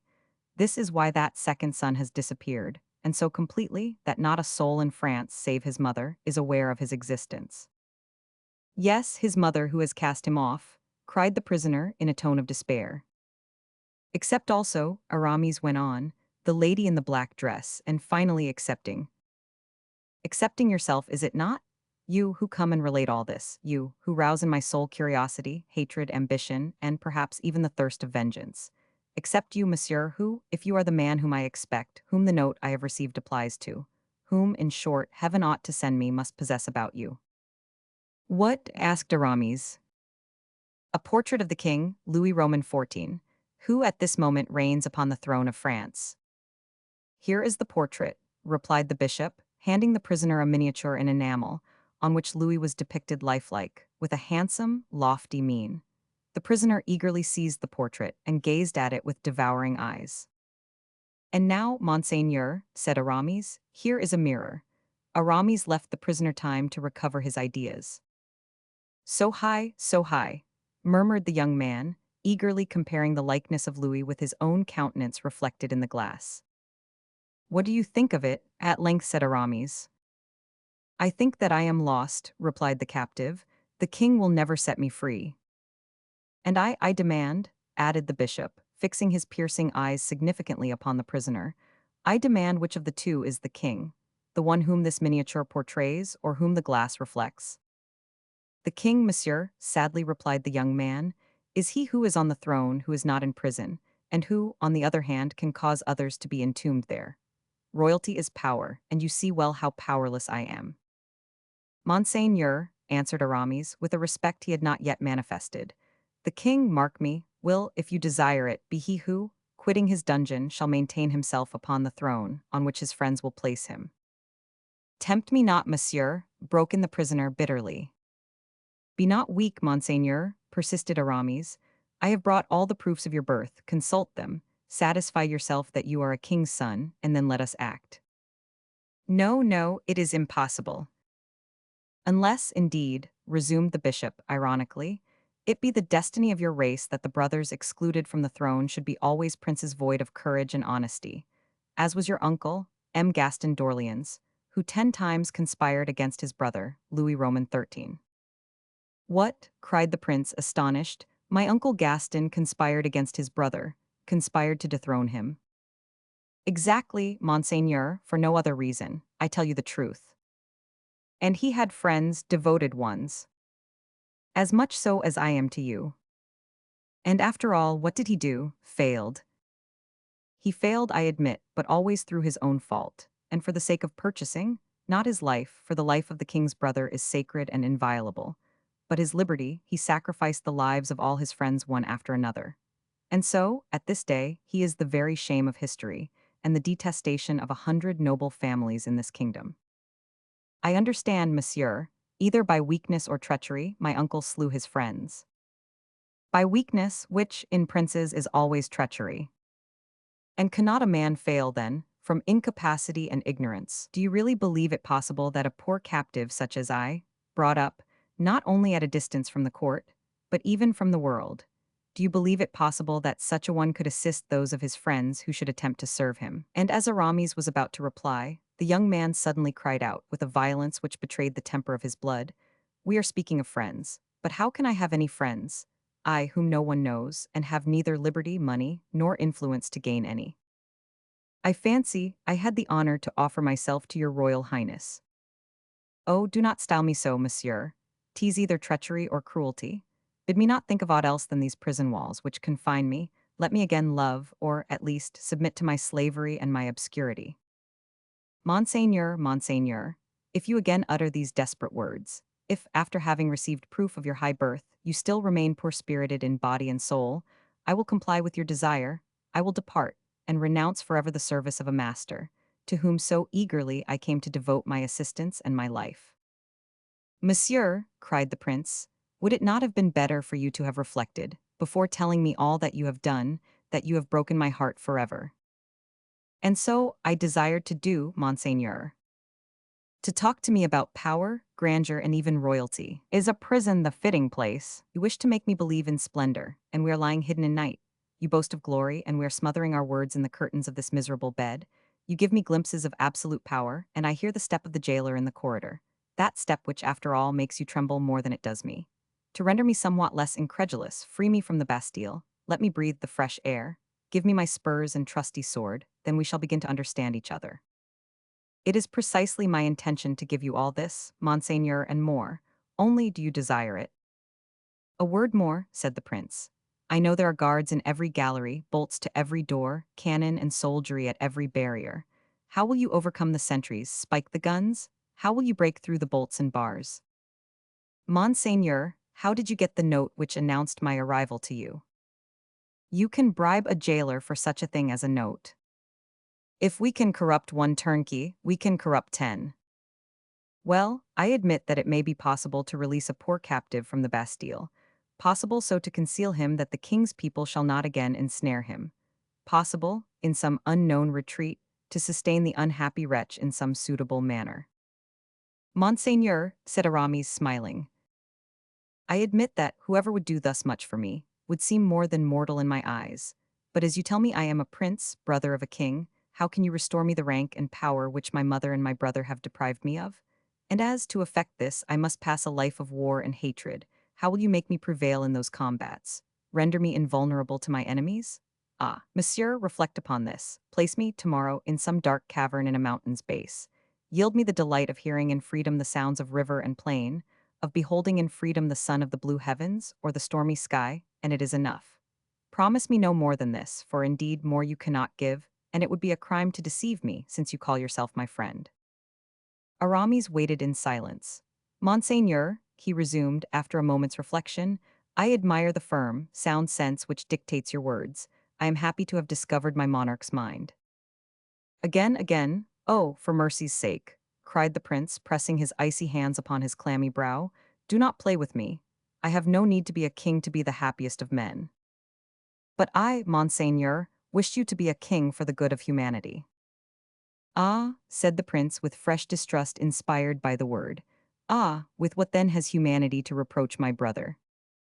I forgot to say, Monseigneur, that if you would allow me to guide you, and if you consent to become the most powerful monarch on earth, you will have promoted the interests of all the friends whom I devote to the success of your cause, and these friends are numerous. Numerous? Less numerous than powerful, Monseigneur. Explain yourself. It is impossible. I will explain, I swear before heaven, on that day that I see you sitting on the throne of France. But my brother, you shall decree his fate. Do you pity him? Him who leaves me to perish in a dungeon? No, I pity him not. So much the better. He might have himself come to this prison, have taken me by the hand, and have said, my brother, heaven created us to love, not to contend with one another. I come to you. A barbarous prejudice has condemned you to pass your days in obscurity, far from all men, and deprived of every joy. I will make you sit down beside me. I will buckle round your waist our father's sword. Will you take advantage of this reconciliation to put down or to restrain me? Will you employ that sword to spill my blood? Oh, never, I would have replied to him. I look on you as my preserver, and will respect you as my master. You give me far more than heaven bestowed, for through you I possess liberty and the privilege of loving and being loved in this world. And you would have kept your word, Monseigneur. On my life, well now that I have guilty ones to punish. In what manner, Monseigneur? What do you say as to the resemblance that heaven has given me to my brother? I say that there was in that likeness a providential instruction, which the king ought to have heeded. I say that your mother committed a crime in rendering those different in happiness and fortune, whom nature created so similar in her womb. And I conclude that the object of punishment should be only to restore the equilibrium. By which you mean that if I restore you to your place on your brother's throne, he shall take yours in prison.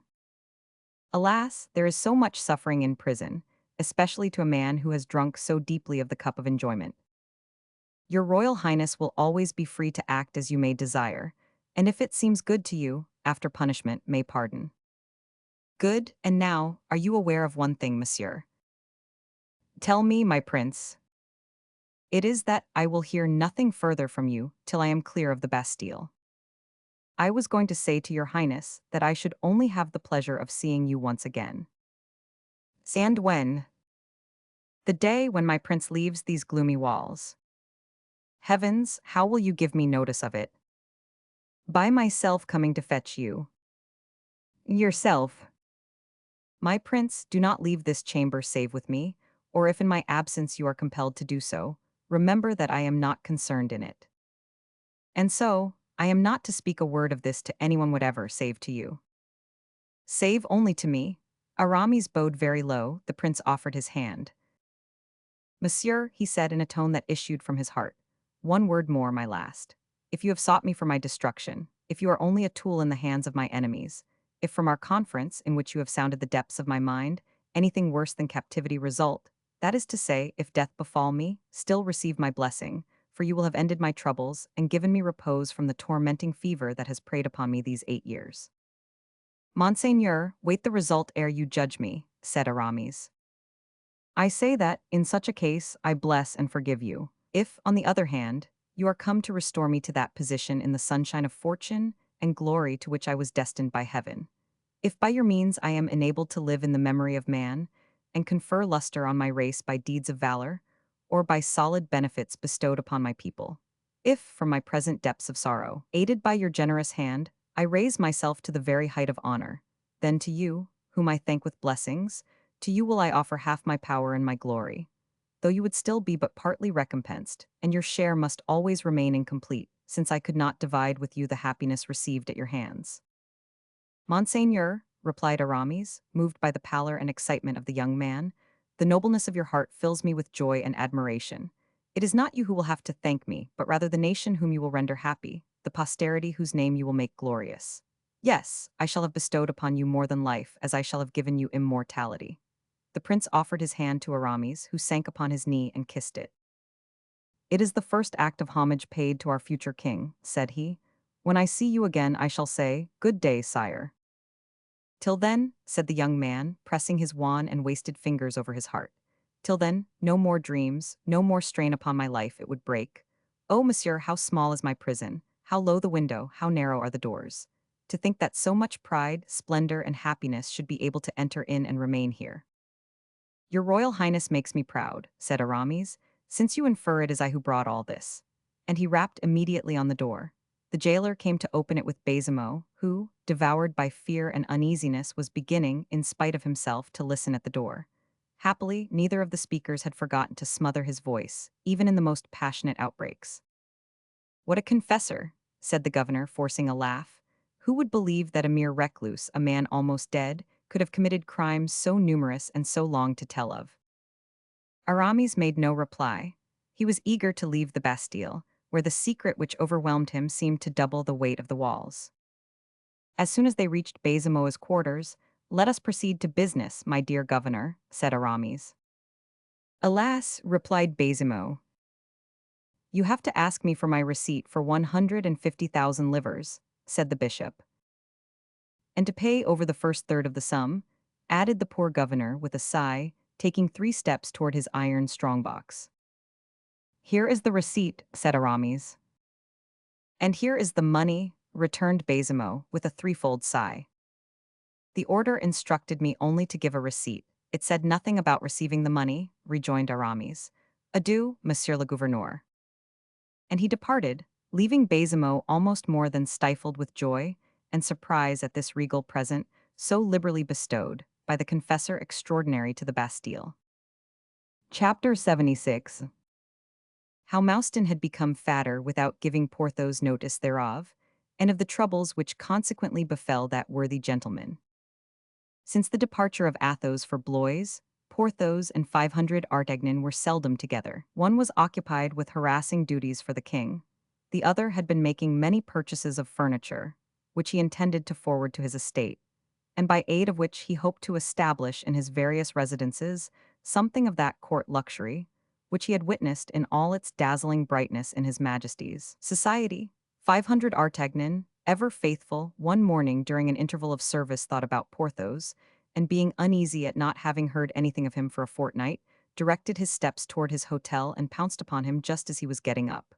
The worthy baron had a pensive, nay, more than pensive, a melancholy air. He was sitting on his bed, only half dressed, and with legs dangling over the edge, contemplating a host of garments, which with their fringes, lace, embroidery, and slashes of ill-assorted hues, were strewed all over the floor. Porthos, sad and reflective as La Fontaine's hair, did not observe 500 Artagnan's entrance, which was moreover screened at this moment by M. Mouston, whose personal corpulency, quite enough at any time to hide one man from another, was effectually doubled by a scarlet coat, which the intendant was holding up for his master's inspection, by the sleeves, that he might the better see it all over. 500 Artagnan stopped at the threshold and looked at the pensive Porthos. And then, as the sight of the innumerable garments strewing the floor caused mighty sighs to heave from the bosom of that excellent gentleman, 500 Artagnan thought it time to put an end to these dismal reflections, and coughed by way of announcing himself. "Ah," exclaimed Porthos, whose countenance brightened with joy. "Ah, here is 500 Artagnan. I shall then get hold of an idea." At these words Mouston, doubting what was going on behind him, got out of the way, smiling kindly at the friend of his master, who thus found himself freed from the material obstacle which had prevented his reaching 500 Artagnan. Porthos made his sturdy knees crack again in rising, and crossing the room in 2 strides, found himself face to face with his friend, whom he folded to his breast with a force of affection that seemed to increase with every day. "Ah," he repeated, "you are always welcome, dear friend, but just now you are more welcome than ever." "But you seem in the dumps here," exclaimed 500 Artagnan.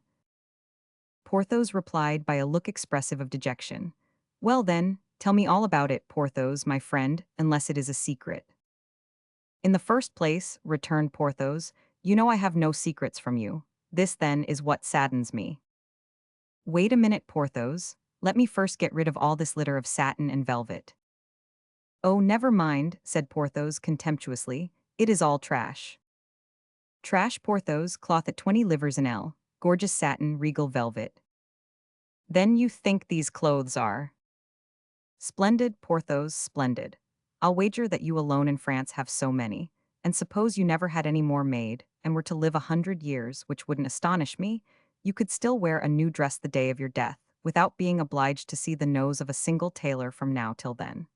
Porthos shook his head. Come, my friend, said 500 Artagnan, this unnatural melancholy in you frightens me. My dear Porthos, pray get out of it then, and the sooner the better. Yes, my friend, so I will, if indeed it is possible. Perhaps you have received bad news from Brescia. No, they have felled the wood, and it has yielded a third more than the estimate. Then, has there been a falling off in the pools of Pyriphons? No, my friend, they have been fished, and there is enough left to stock all the pools in the neighborhood. Perhaps your estate at Vallon has been destroyed by an earthquake. No, my friend. On the contrary, the ground was struck by lightning 100 paces from the chateau, and a fountain sprung up in a place entirely destitute of water. What in the world is the matter, then? The fact is, I have received an invitation for the fete at Vaux, said Porthos, with a lugubrious expression. Well, do you complain of that? The king has caused 100 mortal heart-burnings among the courtiers by refusing invitations. And so, my dear friend, you are really going to Vaux. Indeed I am. You will see a magnificent sight. Alas, I doubt it though. Everything that is grand in France will be brought together there. Ah, cried Porthos, tearing out a lock of his hair in despair. Eh, good heavens, are you ill? Cried 500 Artagnan. I am as well as the Pont Neuf, it isn't that. But what is it then? 'Tis that I have no clothes. 500 Artagnan stood petrified. No clothes, Porthos, no clothes, he cried, when I see at least 50 suits on the floor. 50 truly, but not one which fits me. What, not one that fits you? But are you not measured then when you give an order? To be sure he is, answered Mouston, but unfortunately I have grown stouter. What, you stouter? So much so that I am now bigger than the Baron. Would you believe it, monsieur? Parbleu, it seems to me that is quite evident. Do you see, stupid, said Porthos, that is quite evident. Be still, my dear Porthos, resumed 500 Artagnan, becoming slightly impatient. I don't understand why your clothes should not fit you, because Mouston has grown stouter. I am going to explain it, said Porthos. You remember having related to me the story of the Roman general Antony, who had always 7 wild boars kept roasting, each cooked up to a different point, so that he might be able to have his dinner at any time of the day he chose to ask for it. Well then, I resolved, as at any time I might be invited to court to spend a week, I resolved to have always 7 suits ready for the occasion. Capitally reasoned, Porthos, only a man must have a fortune like yours to gratify such whims. Without counting the time lost in being measured, the fashions are always changing. That is exactly the point, said Porthos, in regard to which I flattered myself I had hit on a very ingenious device. Tell me what it is, for I don't doubt your genius. You remember what Mouston once was, then? Yes, when he used to call himself Mousqueton. And you remember, too, the period when he began to grow fatter. No, not exactly. I beg your pardon, my good Mouston. Oh, you are not in fault, monsieur, said Mouston graciously. You were in Paris, and as for us, we were in Pyriphons. Well, well, my dear Porthos, there was a time when Mouston began to grow fat. Is that what you wish to say? Yes, my friend, and I greatly rejoice over the period. Indeed, I believe you do, exclaimed 500 Artagnan. You understand, continued Porthos, what a world of trouble it spared me. No, I do not, though. Look here, my friend. In the first place, as you have said, to be measured is a loss of time even though it occur only once a fortnight. And then, one may be traveling, and then you wish to have 7 suits always with you. In short, I have a horror of letting anyone take my measure. Confound it. Either one is a nobleman or not. To be scrutinized and scanned by a fellow who completely analyzes you, by inch and line, 'tis degrading. Here they find you too hollow, there too prominent. They recognize your strong and weak points.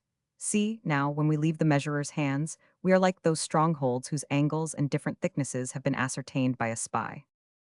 In truth, my dear Porthos, you possess ideas entirely your own. Ah, you see when a man is an engineer and has fortified Belle-Isle, 'tis natural, my friend. Well, I had an idea, which would doubtless have proved a good one, but for Mouston's carelessness. 500 Artagnan glanced at Mouston, who replied by a slight movement of his body, as if to say, "You will see whether I am at all to blame in all this."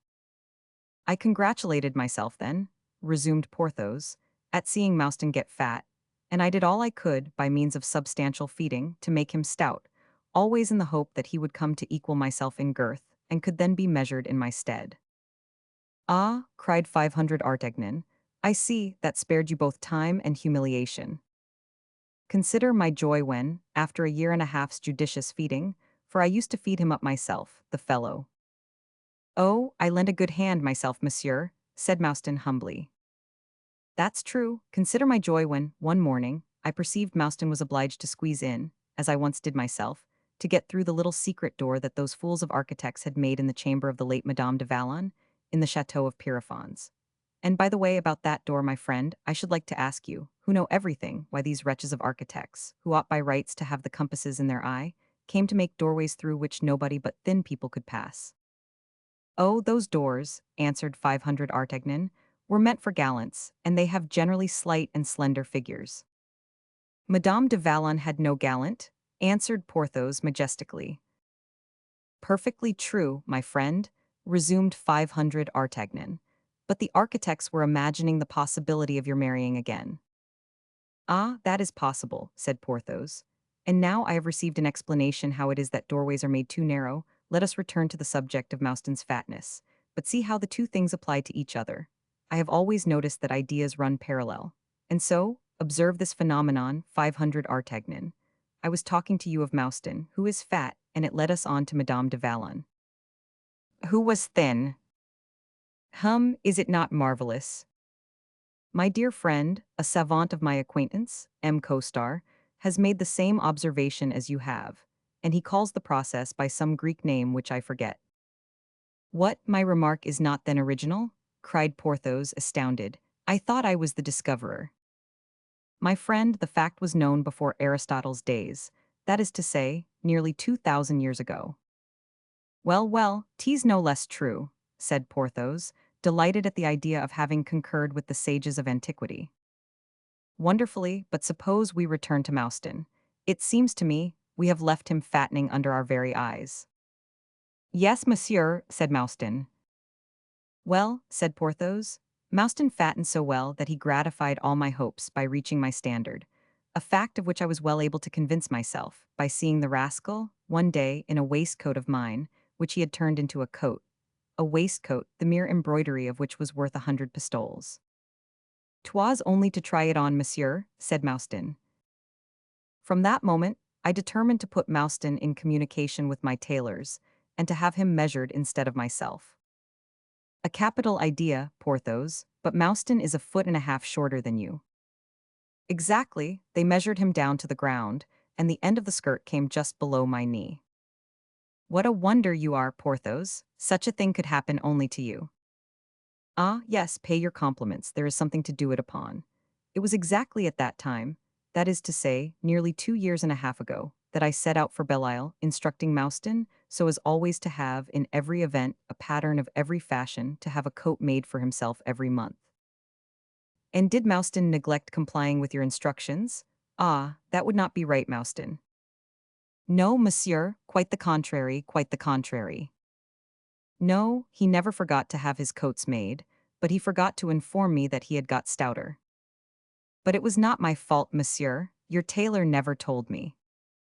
And this to such an extent, monsieur, continued Porthos, that the fellow in 2 years has gained 18 inches in girth, and so my last dozen coats are all too large, from a foot to a foot and a half.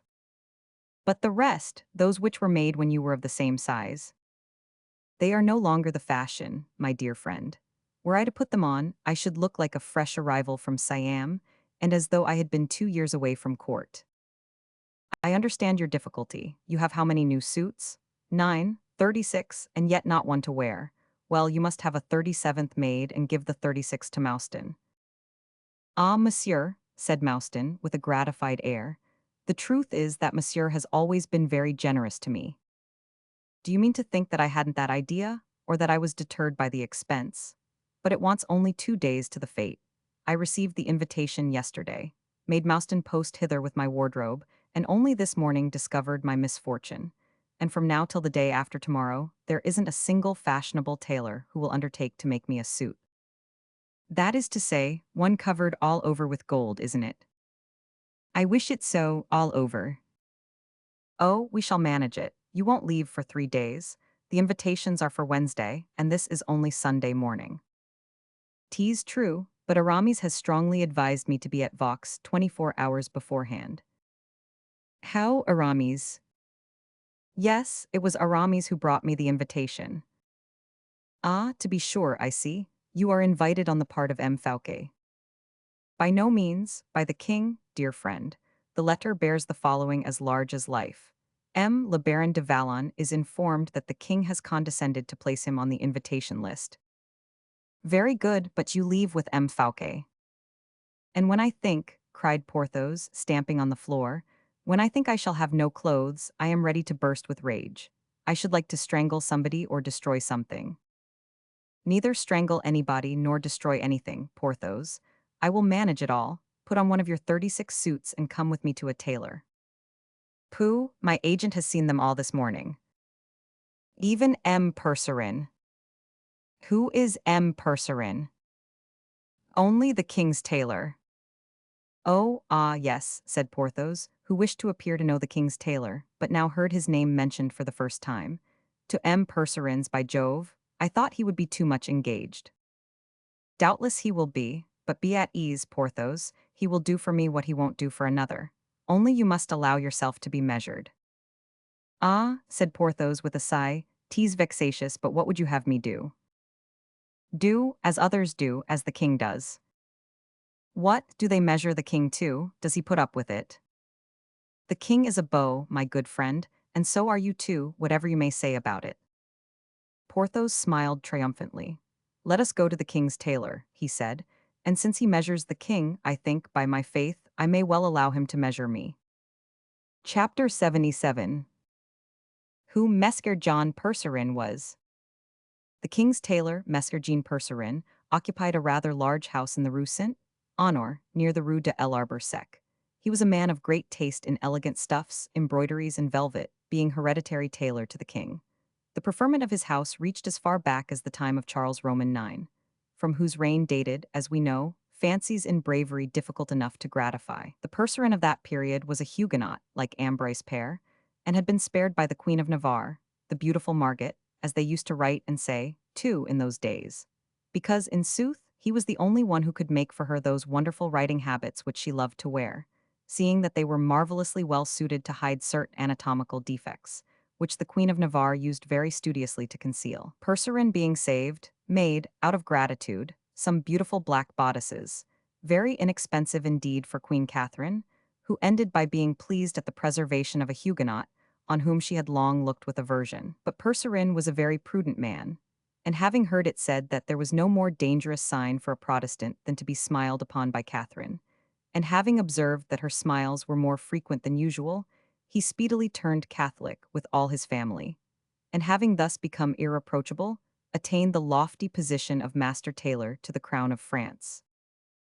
Under Henry Roman III, gay king as he was, this position was as good as the height of one of the loftiest peaks of the Cordilleras. Now Percerin had been a clever man all his life, and by way of keeping up his reputation beyond the grave, took very good care not to make a bad death of it, and so contrived to die very skillfully, and that at the very moment he felt his powers of invention declining.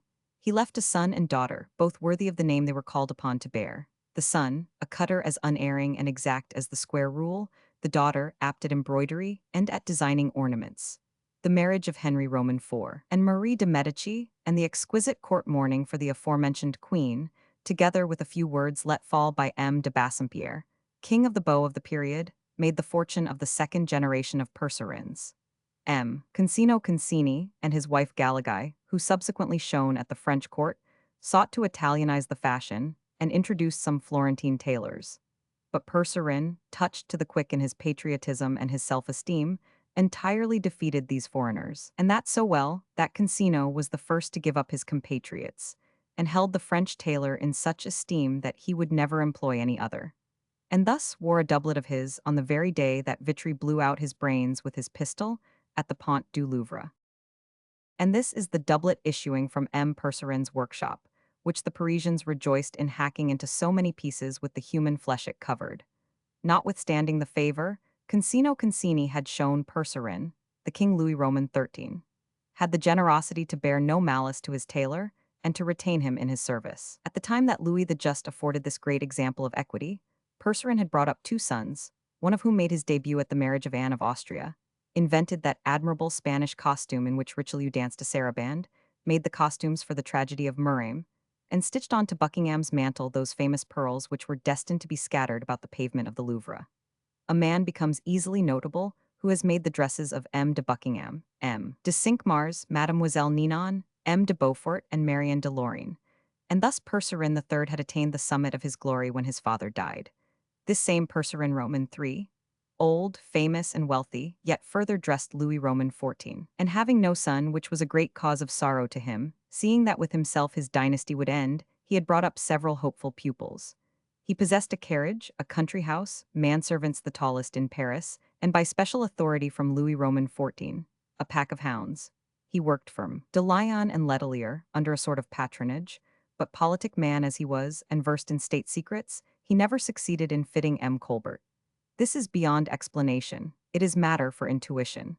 Great geniuses of every kind live upon unseen, intangible ideas. They act without themselves knowing why. The great Percerin, for, contrary to the rule of dynasties, it was, above all, the last of the Percerins who deserved the name of great. The great Percerin was inspired when he cut a robe for the queen or a coat for the king. He could mount a mantle for monsieur, the clock of a stocking for madame, but in spite of his supreme talent, he could never hit the measure of M. Colbert. That man, he used often to say, is beyond my art. My needle never can hit him off.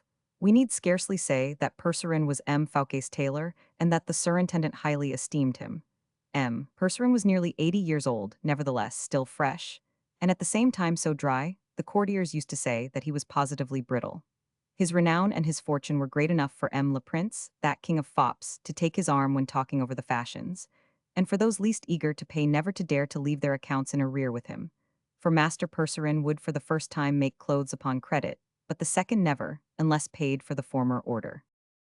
It is easy to see at once that a tailor of such standing, instead of running after customers, made difficulties about obliging any fresh ones. And so Percerin declined to fit bourgeois, or those who had but recently obtained pats of nobility. A story used to circulate that even M. de Mazarin, in exchange for Percerin supplying him with a full suit of ceremonial vestments as cardinal, one fine day slipped letters of nobility into his pocket. It was to the house of this great lord of tailors that 500 Artagnan took the despairing Porthos, who, as they were going along, said to his friend, "Take care, my good 500 Artagnan, not to compromise the dignity of a man such as I am with the arrogance of this Percerin, who will, I expect, be very impertinent. For I give you notice, my friend, that if he is wanting in respect to me, I will chastise him." "Presented by me," replied 500 Artagnan, "you have nothing to fear, even though you were what you are not." "Ah, 'tis because—" "What, have you anything against Percerin, Porthos?" "I think that I once sent Mouston to a fellow of that name." "And then—" "The fellow refused to supply me." "Oh, a misunderstanding, no doubt, which 'tis pressing to set right. Mouston must have made a mistake." "Perhaps." "He has confused the names." "Possibly. That rascal Mouston never can remember names." "I will take it all upon myself." "Very good. Stop the carriage, Porthos, here we are." "Here, how here? We are at the Halles, and you told me the house was at the corner of the Rue de l'Arbre Sec." "'Tis true, but look." "Well, I do look and I see." "What?" "Pardy you that we are at the Halles. You do not, I suppose, want our horses to clamber up on the top of the carriage in front of us." "No." "Nor the carriage in front of us to mount on the one in front of it. nor that the second should be driven over the roofs of the 30 or 40 others which have arrived before us. No, you are right indeed. What a number of people, and what are they all about? T's very simple, they are waiting their turn. Bah, have the comedians of the Hotel de Bourgogne shifted their quarters? No, their turn to obtain an entrance to M. Percerin's house. And we are going to wait too. Oh, we shall show ourselves more ready and less proud than they. What are we to do, then? Get down, pass through the footmen and lackeys, and enter the tailor's house, which I will answer for our doing if you go first. Come then, said Porthos. They both alighted and made their way on foot toward the establishment.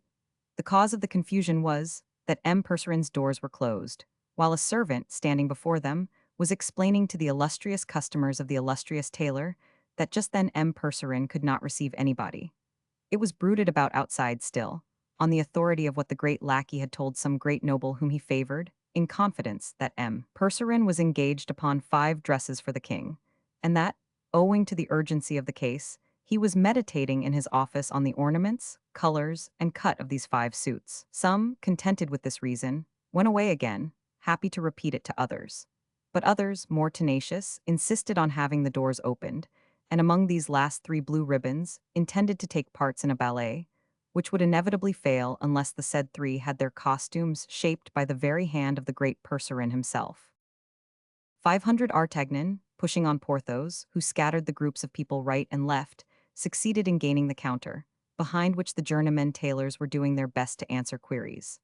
We forgot to mention that at the door they wanted to put off Porthos like the rest, but 500 Artagnan, showing himself, pronounced merely these words, "The king's order," and was let in with his friend. The poor fellows had enough to do, and did their best, to reply to the demands of the customers in the absence of their master, leaving off drawing a stitch to turn a sentence.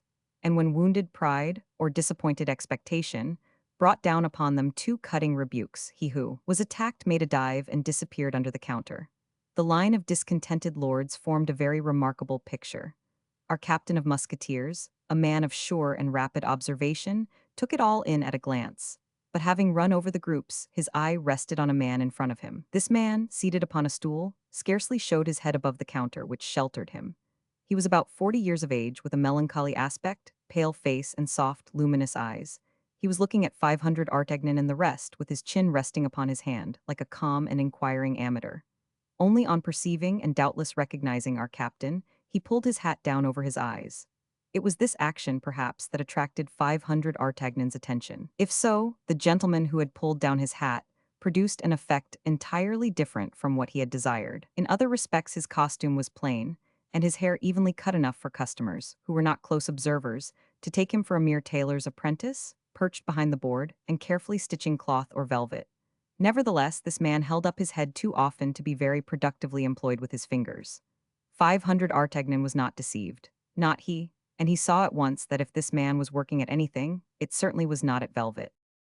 "Eh," said he, addressing this man, "and so you have become a tailor's boy, Monsieur Molière." "Hush, M. d'Artagnan," replied the man softly, "you will make them recognize me."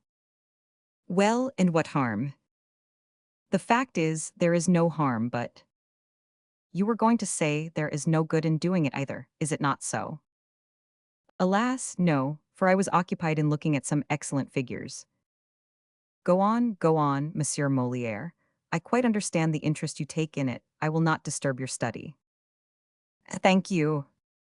But on one condition, that you tell me where M. Percerin really is."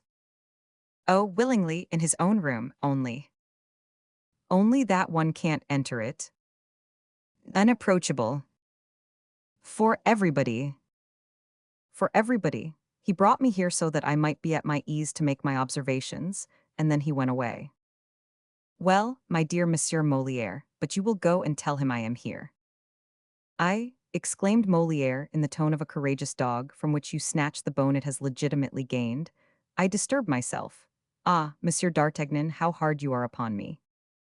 "If you don't go directly and tell him Percerin that I am here, my dear Molière," said 500 Artagnan, in a low tone, "I warn you of one thing, that I won't exhibit to you the friend I have brought with me." Molière indicated Porthos by an imperceptible gesture. This gentleman, is it not? Yes. Molière fixed upon Porthos one of those looks which penetrate the minds and hearts of men. The subject doubtless appeared very promising to him, for he immediately rose and led the way into the adjoining chamber. Chapter 78. The Patterns. During all this time, the crowd was slowly rolling away, leaving at every angle of the counter either a murmur or a menace, as the waves leave foam or scattered seaweed on the sands when they retire with the ebbing tide. In about 10 minutes Molière reappeared, making another sign to 500 Artagnan from under the hangings. The latter hurried after him, with Porthos in the rear, and after threading a labyrinth of corridors, introduced him to M. Percerin's room.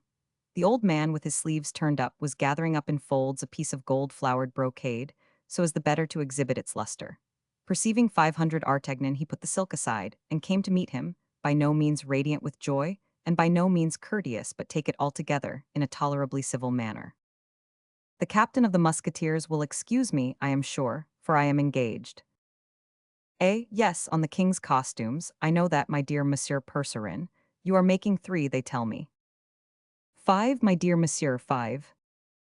3 or 5, 'tis all the same to me, my dear Monsieur, and I know that you will make them most exquisitely. Yes, I know. Once made, they will be the most beautiful in the world, I do not deny it. But that they may be the most beautiful in the world, they must first be made. And to do this, Captain, I am pressed for time. Oh bah, there are 2 days yet. 'Tis much more than you require, Monsieur Percerin, said 500 Artagnan, in the coolest possible manner. Percerin raised his head with the air of a man, little accustomed to be contradicted, even in his whims. But 500 Artagnan did not pay the least attention to the airs which the illustrious tailor began to assume. My dear M. Percerin, he continued, I bring you a customer. Exclaimed Percerin crossly.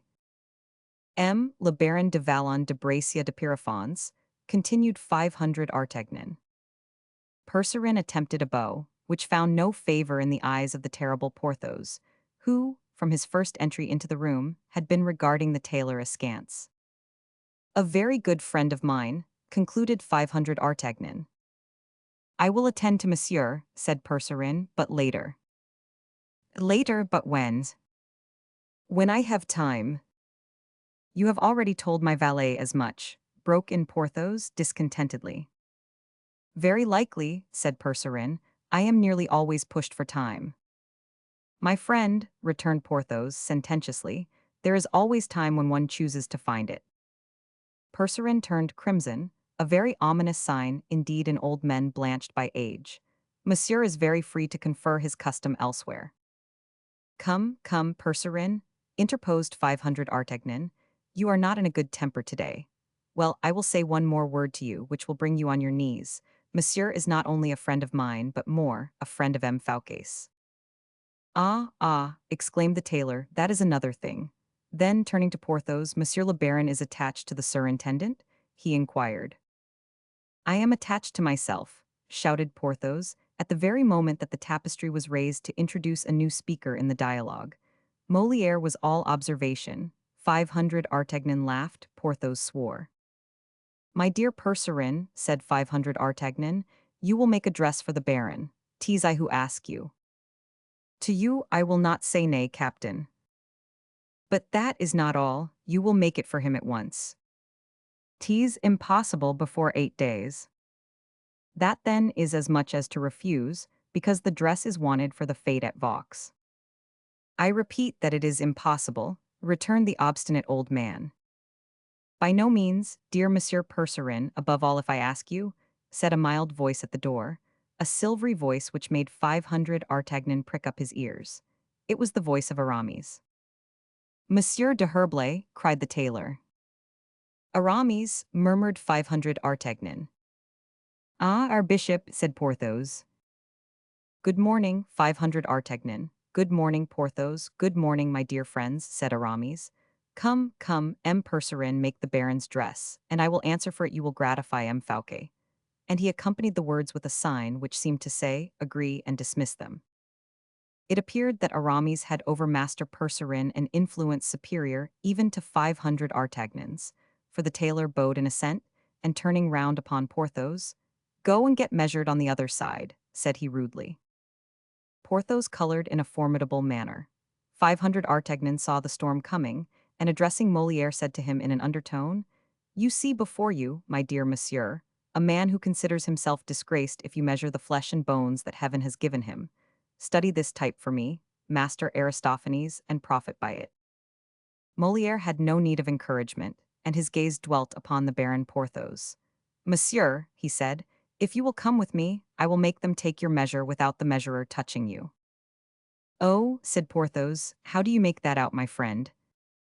"I say that they shall apply neither line nor rule to the seams of your dress. It is a new method we have invented for measuring people of quality, who are too sensitive to allow low-born fellows to touch them. We know some susceptible persons who will not put up with being measured, a process which, as I think, wounds the natural dignity of man, and if perchance monsieur should be one of these." "Corboeuf, I believe I am too." "Well, that is a capital coincidence, and you will have the benefit of our invention." "But how in the world can it be done?" asked Porthos, delighted. "Monsieur," said Molière, bowing, "if you will deign to follow me, you will see." Aramis observed this scene with all his eyes. Perhaps he fancied from 500 Artagnan's liveliness that he would leave with Porthos, so as not to lose the conclusion of a scene so well begun. But, clear-sighted as he was, Aramis deceived himself. Porthos and Molière left together alone. 500 Artagnan remained with Percerin. Why? From curiosity, doubtless, probably to enjoy a little longer the society of his good friend Aramis. As Molière and Porthos disappeared, 500 Artagnan drew near the Bishop of Vannes, a proceeding which appeared particularly to disconcert him. "A dress for you also, is it not, my friend?" Aramis smiled. "No," said he. "You will go to Vaux, however." "I shall go, but without a new dress. You forget, dear 500 Artagnan, that a poor Bishop of Vannes is not rich enough to have new dresses for every fete." "Bah," said the musketeer, laughing, "and do we write no more poems now either?" "Oh, 500 Artagnan," exclaimed Aramis, "I have long given over all these follies." "True," repeated 500 Artagnan, only half convinced. As for Percerin, he had relapsed into his contemplation of the brocades. "Don't you perceive," said Aramis, smiling, "that we are greatly boring this good gentleman, my dear 500 Artagnan?" "Ah, ah," murmured the musketeer aside, "that is I am boring you, my friend." Then aloud, "Well then, let us leave. I have no further business here, and if you are as disengaged as I, Aramis." "No, not I wished." "Ah, you had something particular to say to M. Percerin. Why did you not tell me so at once?" "Something particular, certainly," repeated Aramis, "but not for you, 500 Artagnan. But, at the same time, I hope you will believe that I can never have anything so particular to say that a friend like you may not hear it." "Oh no, no, I am going," said 500 Artagnan, imparting to his voice an evident tone of curiosity, for Aramis' annoyance, well dissembled as it was, had not a whit escaped him, and he knew that in that impenetrable mind everything, even the most apparently trivial, was designed to some end, an unknown one, but one which, from the knowledge he had of his friend's character, the musketeer felt must be important. On his part, Aramis saw that 500 Artagnan was not without suspicion, and pressed him. "Stay, by all means," he said, "this is what it is." Then turning toward the tailor, "My dear Percerin," said he, "I am even very happy that you are here, 500 Artagnan." "Oh, indeed," exclaimed the Gascon, for the third time, even less deceived this time than before. Percerin never moved. Aramis roused him violently, by snatching from his hands the stuff upon which he was engaged. "My dear Percerin," said he, "I have near at hand M. Lebrun, one of M. Fouquet's painters." "Ah, very good," thought 500 Artagnan, "but why's Lebrun?" Aramis looked at 500 Artagnan, who seemed to be occupied with an engraving of Mark Antony. "And you wish to have made for him a dress, similar to those of the Epicureans?" answered Percerin. And while saying this in an absent manner, the worthy tailor endeavored to recapture his piece of brocade. "An Epicurean's dress?" asked 500 Artagnan in a tone of inquiry. "I see," said Aramis, with a most engaging smile. "It is written that our dear 500 Artagnan shall know all our secrets this evening. Yes, my friend, you have surely heard speak of M. Fouquet's Epicureans, have you not?" "Undoubtedly. Is it not a kind of poetical society, of which La Fontaine, Lauret, Pelisson, and Molière are members, and which holds its sittings at Saint Monde? Exactly so. Well, we are going to put our poets in uniform and enroll them in a regiment for the king. Oh, very well, I understand. A surprise M. Fouquet is getting up for the king. Be at ease. If that is the secret about M. Lebrun, I will not mention it. Always agreeable, my friend. No, Monsieur Lebrun has nothing to do with this part of it. The secret which concerns him is far more important than the other. Then, if it is so important as all that, I prefer not to know it, said 500 Artagnan, making a show of departure. Come in, M. Lebrun, come in, said Aramis, opening a side door with his right hand and holding back 500 Artagnan with his left. I faith I too am quite in the dark, quoth Percerin. Aramis took an opportunity, as is said in theatrical matters. My dear M. Percerin, Aramis continued, you are making 5 dresses for the king, are you not? One in brocade, one in hunting cloth, one in velvet, one in satin, and one in Florentine stuffs. Yes, but how do you know all that, monseigneur? Said Percerin, astounded. It is all very simple, my dear monsieur. There will be a hunt, a banquet, concert, promenade, and reception. These 5 kinds of dress are required by etiquette. You know everything, monseigneur. And a great many more things, too, murmured 500 Artagnan. But, cried the tailor in triumph, what you do not know, monseigneur, prince of the church though you are, what nobody will know, what only the king, Mademoiselle de la Vallière, and myself do know, is the color of the materials and nature of the ornaments, and the cut, the ensemble, the finish of it all. Well, said Aramis, that is precisely what I have come to ask you, dear Percerin. Ah bah, exclaimed the tailor, terrified, though Aramis had pronounced these words in his sweetest and most honeyed voice. The request appeared on reflection, so exaggerated, so ridiculous, so monstrous to M. Percerin that, first he laughed to himself, then aloud, and finished with a shout. 500 Artagnan followed his example, not because he found the matter so very funny, but in order not to allow Aramis to cool. At the outset, I appear to be hazarding an absurd question, do I not? Said Aramis. But 500 Artagnan, who is incarnate wisdom itself, will tell you that I could not do otherwise than ask you this. Let us see, said the attentive musketeer, perceiving with his wonderful instinct that they had only been skirmishing till now, and that the hour of battle was approaching. Let us see, said Percerin incredulously. Why now, continued Aramis, does M. Fouquet give the king a fete? Is it not to please him? Assuredly, said Percerin. 500 Artagnan nodded assent. By delicate attentions, by some happy device, by a succession of surprises like that of which we were talking, the enrollment of our Epicureans. It's admirable. Well then, this is the surprise we intend. M. Lebrun here is a man who draws most exactly. Yes, said Percerin. I have seen his pictures and observed that the dresses were highly elaborated. That is why I at once agreed to make him a costume, whether to agree with those of the Epicureans or an original one. My dear monsieur, we accept your offer, and shall presently avail ourselves of it. But just now, M. Lebrun is not in want of the dresses you will make for himself, but of those you are making for the king. Percerin made a bound backward, which 500 Artagnan, calmest and most appreciative of men, did not consider overdone. So many strange and startling aspects wore the proposal which Aramis had just hazarded. The king's dresses, give the king's dresses to any mortal whatever. Oh, for once, monseigneur, your grace is mad, cried the poor tailor in extremity. Help me now, 500 Artagnan, said Aramis, more and more calm and smiling. Help me now to persuade monsieur, for you understand, do you not? Not exactly, I declare. What? You do not understand that M. Fouquet wishes to afford the king the surprise of finding his portrait on his arrival at Vaux, and that the portrait, which will be a striking resemblance, ought to be dressed exactly as the king will be on the day it is shown. Oh, yes, yes, said the musketeer, nearly convinced, so plausible was this reasoning. Yes, my dear Aramis, you are right, it is a happy idea. I will wager it is one of your own, Aramis. Well, I don't know, replied the bishop, either mine or M. Fouquet's. Then scanning Percerin after noticing 500 Artagnan's hesitation. Well, Monsieur Percerin, he asked, what do you say to this?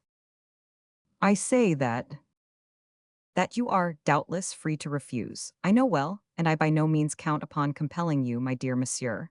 I will say more, I even understand all the delicacy you feel in taking up with M. Fouquet's idea. You dread appearing to flatter the king. A noble spirit, M. Percerin, a noble spirit. The tailor stammered. It would indeed be a very pretty compliment to pay the young prince, continued Aramis. But as the surintendant told me, if Percerin refuse, tell him that it will not at all lower him in my opinion, and I shall always esteem him, only. Only, repeated Percerin, rather troubled.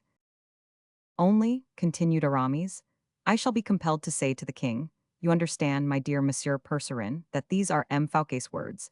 I shall be constrained to say to the king, Sire, I had intended to present your majesty with your portrait, but owing to a feeling of delicacy, slightly exaggerated perhaps, although creditable, M. Percerin opposed the project. Opposed, cried the tailor, terrified at the responsibility which would weigh upon him.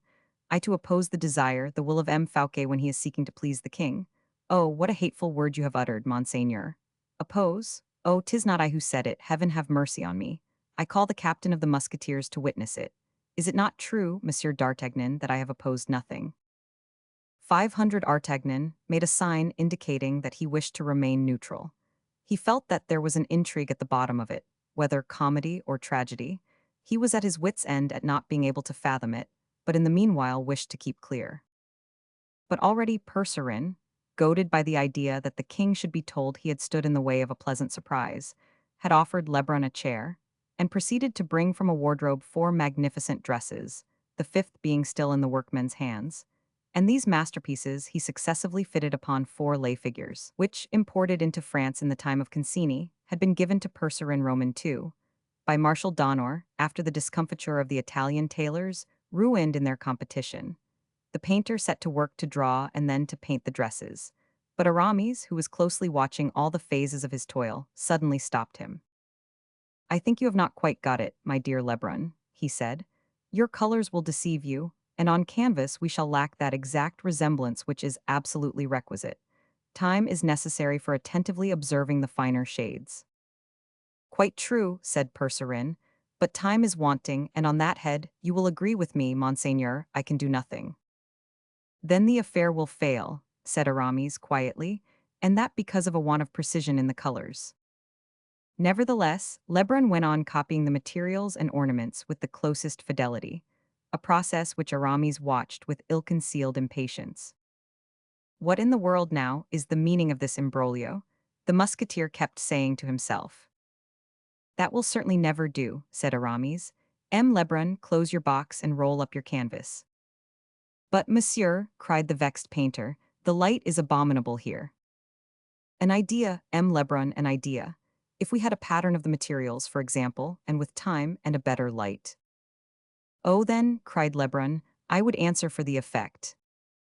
Good, said 500 Artagnan, this ought to be the knotty point of the whole thing. They want a pattern of each of the materials. Mordu, will this Percerin give it now? Percerin, beaten in his last retreat, and duped, moreover, by the feigned good nature of Aramis, cut out 5 patterns and handed them to the Bishop of Vannes. I like this better, that is your opinion, is it not? Said Aramis to 500 Artagnan. My dear Aramis, said 500 Artagnan, my opinion is that you are always the same.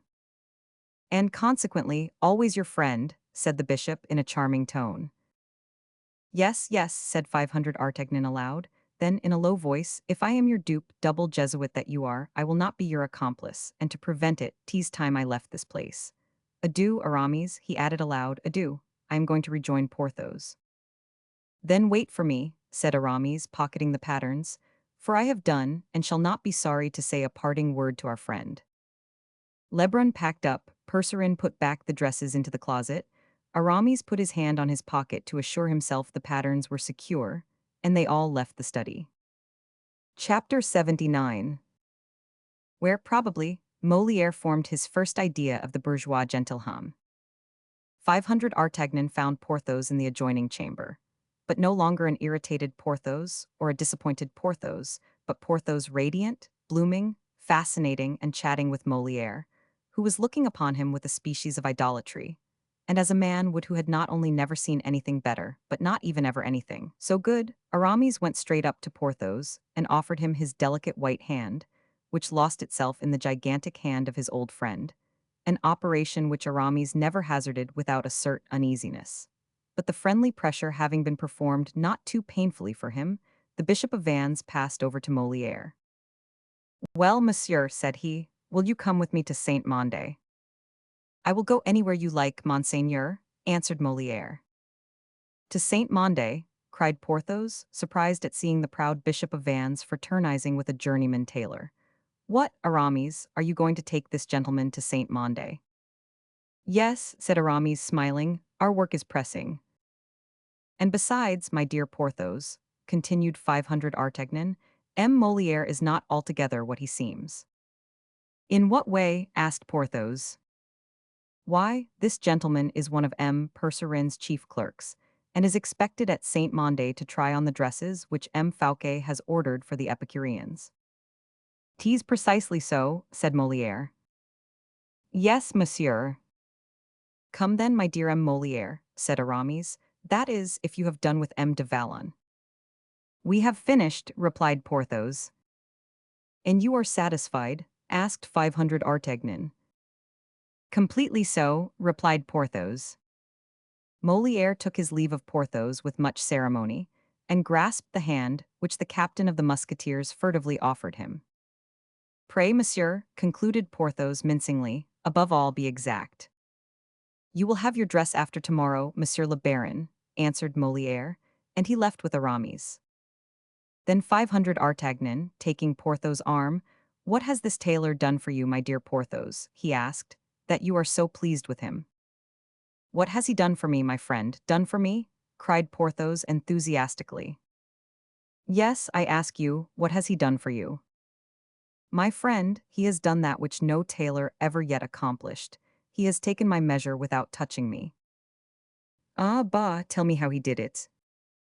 First, then, they went, I don't know where, for a number of lay figures of all heights and sizes, hoping there would be one to suit mine.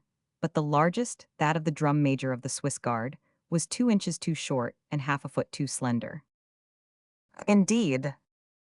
"It is exactly as I tell you, 500 Artagnan, but he is a great man, or at the very least a great tailor, is this M. Molière." He was not at all put at fault by the circumstance. "What did he do, then?" "Oh, it is a very simple matter. I faith, 'tis an unheard of thing that people should have been so stupid as not to have discovered this method from the first. What annoyance and humiliation they would have spared me. Not to speak of the dresses, my dear Porthos." "Yes, 30 dresses." "Well, my dear Porthos, tell me M. Molière's plan." "Molière, you call him so, do you? I shall make a point of recollecting his name." "Yes, or Poquelin if you prefer that." "No, I like Molière best. When I wish to recollect his name, I shall think of Volière and Aviary, and as I have one at Pierrefonds." "Capital," returned 500 Artagnan, "and M. Molière's plan." "'Tis this, instead of pulling me to pieces, as all these rascals do, of making me bend in my back and double my joints, all of them low and dishonorable practices." 500 Artagnan made a sign of approbation with his head. Aramis saw that the young man was stretched upon his bed, his face half concealed by his arms. Page 294. "Monsieur," he said to me, continued Porthos, "a gentleman ought to measure himself. Do me the pleasure to draw near this glass," and I drew near the glass. I must own I did not exactly understand what this good M. Volière wanted with me. "It's Molière." "Ah, yes, Molière, Molière." And as the fear of being measured still possessed me, "Take care," said I to him, "what you are going to do with me. I am very ticklish, I warn you." But he with his soft voice, for he is a courteous fellow, we must admit, my friend, he with his soft voice, "Monsieur," said he, "that your dress may fit you well, it must be made according to your figure. Your figure is exactly reflected in this mirror. We shall take the measure of this reflection." "In fact," said 500 Artagnan, "you saw yourself in the glass, but where did they find one in which could see your whole figure?" "My good friend, it is the very glass in which the king sees himself." "Yes, but the king is a foot and a half shorter than you are." "Ah, well, I know not how that may be." It would no doubt be a way of flattering the king, but the looking-glass was too large for me. 'Tis true that its height was made up of 3 Venetian plates of glass, placed one above another, and its breadth of the 3 similar pieces in juxtaposition. Oh, Porthos, what excellent words you have command of. Where in the world did you make the collection? At Belle-Isle, Aramis explained them to the architect. Ah, very good. Let us return to the glass, my friend. Then this good M. Voliere. It's Moliere. Yes, Moliere, you are right. You will see now, my dear friend, that I shall recollect his name too well. This excellent M. Moliere set to work tracing outlines on the mirror with a piece of Spanish chalk, following in all the make of my arms and my shoulders, all the while expounding this maxim, which I thought admirable. It is necessary that a dress do not incommode its wearer. In reality, said 500 Artagnan, that is an excellent maxim, which is, unfortunately, seldom carried out in practice. That is why I found it all the more astonishing when he expatiated upon it. Ah, he expatiated. Parbleu. Let me hear his theory.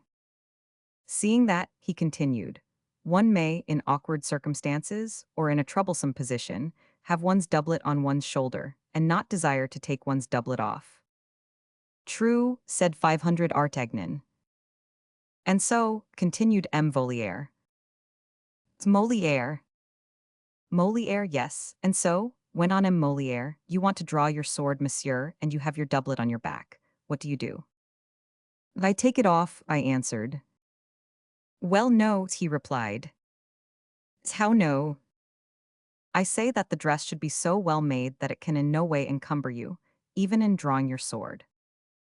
Throw yourself on guard, pursued he. I did it with such wondrous firmness that 2 panes of glass burst out of the window. 'Tis nothing, nothing, said he, keep your position. I raised my left arm in the air, the forearm gracefully bent, the ruffle drooping and my wrist curved, while my right arm, half extended, securely covered my waist with the elbow and my breast with the wrist. Yes, said 500 Artagnan, 'tis the true guard, the academic guard. You have said the very word, dear friend. In the meanwhile, Voliere. It's Moliere. Hold, I should certainly, after all, prefer to call him. What did you say his other name was? Paquelin. I prefer to call him Paquelin. And how will you remember this name better than the other? You understand, he calls himself Paquelin, does he not? Yes. I shall recall to mind Madame Coquenard. Good. I shall change cock into pock, nard into lin, and instead of Coquenard I shall have Paquelin. 'Tis wonderful, cried 500 Artagnan, astounded. Go on, my friend, I am listening to you with admiration. This Coquelin sketched my arm on the glass. I beg your pardon, Paquelin. What did I say then? You said Coquelin. Ah, true, this Paquelin then sketched my arm on the glass, but he took his time over it. He kept looking at me a good deal. The fact is that I was very handsome. Does it weary you? He asked. A little, I replied, bending a little in my hands, but I could yet hold out an hour. No, no, I will not allow it. The willing fellows will make it a duty to support your arms, as of old, men supported those of the prophet. Very good, I answered. That will not be humiliating to you. My friend, said I, there is, I think, a great difference between being supported and being measured. The distinction is full of sense, interrupted 500 Artagnan. Then, continued Porthos, he made a sign, 2 lads approached. One supported my left arm, while the other, with infinite address, supported my right arm. Another, my man, cried he, a third approached. Support monsieur by the waist, said he, the Garcon complied. So that you were at rest? Asked 500 Artagnan. Perfectly, and Paquenard drew me on the glass. Paquelin, my friend. Paquelin, you are right. Stay, decidedly I prefer calling him Voliere. Yes, and then it was over, wasn't it? During that time, Voliere drew me on the mirror. 'Twas delicate in him. I much like the plan, it is respectful and keeps everyone in his place. And there it ended.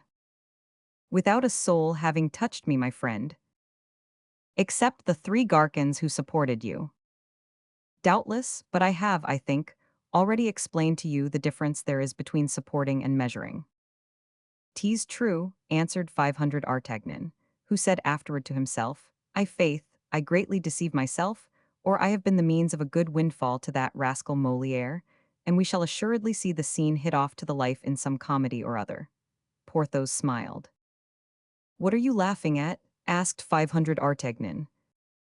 "Must I confess it? Well, I was laughing over my good fortune." "Oh, that is true. I don't know a happier man than you. But what is this last piece of luck that has befallen you?" "Well, my dear fellow, congratulate me. I desire nothing better. It seems I am the first who has had his measure taken in that manner." "Are you sure of it?" "Nearly so. Certain signs of intelligence which passed between Voliere and the other Garcons showed me the fact." "Well, my friend, that does not surprise me from Moliere," said 500 Artagnan. "Voliere, my friend." "Oh, no, no, indeed. I am very willing to leave you to say Voliere, but myself I shall continue to say Moliere. Well, this, I was saying, does not surprise me, coming from Moliere, who is a very ingenious fellow, and inspired you with this grand idea. It will be of great use to him by and by, I am sure." "Won't it be of use to him, indeed? I believe you it will, and not a little so. For you see my friend Moliere is of all known tailors the man who best clothes our barons, counts, and marquises, according to their measure. On this observation, neither the application nor depth of which shall we discuss, 500 Artagnan and Porthos quitted M. Percerin's house and rejoined their carriage, wherein we will leave them, in order to look after Moliere and Aramis at Saint-Mandé. Chapter 80. The Beehive, the Bees, and the Honey. The Bishop of Vannes, much annoyed at having met 500 Artagnan at M. Percerin's, returned to Saint-Mandé in no very good humor. Moliere, on the other hand, quite delighted at having made such a capital rough sketch, and at knowing where to find its original again, whenever he should desire to convert his sketch into a picture, Moliere arrived in the merriest of moods. All the first story of the left wing was occupied by the most celebrated Epicureans in Paris, and those on the freest footing in the house, every one in his compartment, like the bees in their cells, employed in producing the honey intended for that royal cake which M. Fouquet proposed to offer His Majesty Louis Roman XIV.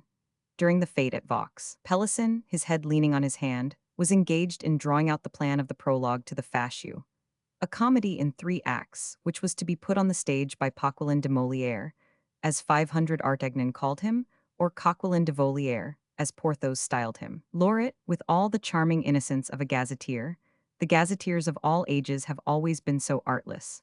Lauret was composing an account of the fetes of Vaux, before those fetes had taken place. La Fontaine, sauntering about from one to the other, a wandering, absent, boring, unbearable shade, who kept buzzing and humming at everybody's shoulder 1,000 poetic abstractions.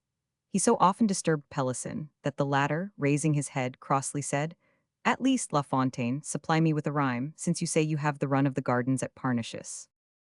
"What rhyme do you want?" asked the fabler, as Madame de Sévigné used to call him. "I want a rhyme to Lumière." "Ornière," answered La Fontaine. "Ah, but, my good friend, one cannot talk of wheel ruts when celebrating the delights of Vaux," said Lauret. "Besides, it doesn't rhyme," answered Pelisson. "How doesn't rhyme?" cried La Fontaine in surprise. "Yes, you have an abominable habit, my friend, a habit which will ever prevent your becoming a poet of the first order. You rhyme in a slovenly manner." "Oh, oh, you think so, do you, Pelisson?" "Yes, I do, indeed. Remember that a rhyme is never good so long as one can find a better." "Then I will never write anything again but in prose," said La Fontaine, who had taken up Pelisson's reproach in earnest. "Ah, I often suspected I was nothing but a rascally poet. Yes, 'tis the very truth." "Do not say so, your remark is too sweeping, and there is much that is good in your fables." "And to begin," continued La Fontaine, following up his idea, "I will go and burn 100 verses I have just made." "Where are your verses?" "In my head." "Well, if they are in your head, you cannot burn them." "True," said La Fontaine, "but if I do not burn them?" Well, what will happen if you do not burn them? They will remain in my mind, and I shall never forget them. The deuce, cried Lauret, what a dangerous thing, one would go mad with it. The deuce, repeated La Fontaine, what can I do? I have discovered the way, said Molière, who had entered just at this point of the conversation. What way? Write them first and burn them afterward. How simple it is, well, I should never have discovered that. What a mind that devil Molière has, said La Fontaine, then striking his forehead, oh, thou wilt never be aught but an ass, Jean La Fontaine, he added. What are you saying there, my friend? Broke in Molière, approaching the poet, whose aside he had heard. I say I shall never be aught but an ass, answered La Fontaine, with a heavy sigh and swimming eyes. Yes, my friend, he added, with increasing grief, it seems that I rhyme in a slovenly manner. Oh, 'tis wrong to say so. Nay, I am a poor creature. Who said so? Parbleu, 'twas Pelisson, did you not, Pelisson? Pelisson, again lost in his work, took good care not to answer. But if Pelisson said you were so, cried Molière, Pelisson has seriously offended you. Do you think so? Ah, I advise you, as you are a gentleman, not to leave an insult like that unpunished. How? Exclaimed La Fontaine. Did you ever fight? Once only, with a lieutenant in the light horse. What wrong had he done you? It seems he had run away with my wife. Ah, said Molière, becoming slightly pale. But, as at La Fontaine's declaration, the others had turned round, Molière kept upon his lips the rallying smile which had so nearly died away, and continuing to make La Fontaine speak. And what was the result of the duel? The result was that on the ground my opponent disarmed me, and then made an apology, promising never again to set foot in my house. And you considered yourself satisfied, said Molière. Not at all, on the contrary, I picked up my sword. I beg your pardon, monsieur, I said. I have not fought you because you were my wife's friend, but because I was told I ought to fight. So, as I have never known any peace save since you made her acquaintance, do me the pleasure to continue your visits as heretofore, or morbleu, let us set to again. And so, continued La Fontaine, he was compelled to resume his friendship with Madame, and I continue to be the happiest of husbands. All burst out laughing. Molière alone passed his hands across his eyes. Why? Perhaps to wipe away a tear, perhaps to smother a sigh. Alas, we know that Molière was a moralist, but he was not a philosopher. "'Tis all the same," he said, returning to the topic of the conversation. "Pelisson has insulted you." Ah, truly, I had already forgotten it. And I am going to challenge him on your behalf. Well, you can do so, if you think it indispensable. I do think it indispensable, and I am going. Stay, exclaimed La Fontaine, I want your advice. Upon what this insult? No, tell me really now whether Lumiere does not rhyme with Ornière. I should make them rhyme? Ah, I knew you would, and I have made 100,000 such rhymes in my time. 100,000, cried La Fontaine, 4 times as many as La Pucelle, which M. Chaplin is meditating. Is it also on this subject, too, that you have composed 100,000 verses? Listen to me, you eternally absent creature, said Molière. It is certain, continued La Fontaine, that legume, for instance, rhymes with posthume. In the plural, above all. Yes, above all in the plural, seeing that then it rhymes not with 3 letters but with 4, as Ornière does with Lumière. But Ornières and Lumieres in the plural, my dear Pelisson, said La Fontaine, clapping his hand on the shoulder of his friend, whose insult he had quite forgotten, and they will rhyme. Hem, cried Pelisson. Molière says so, and Molière is a judge of it. He declares he has himself made 100,000 verses. Come, said Molière, laughing, he is off now. It is like rivage, which rhymes admirably with herbage. I would take my oath of it. But, said Molière, I tell you all this, continued La Fontaine, because you are preparing a divertisement for Vaux, are you not? Yes, the fascio.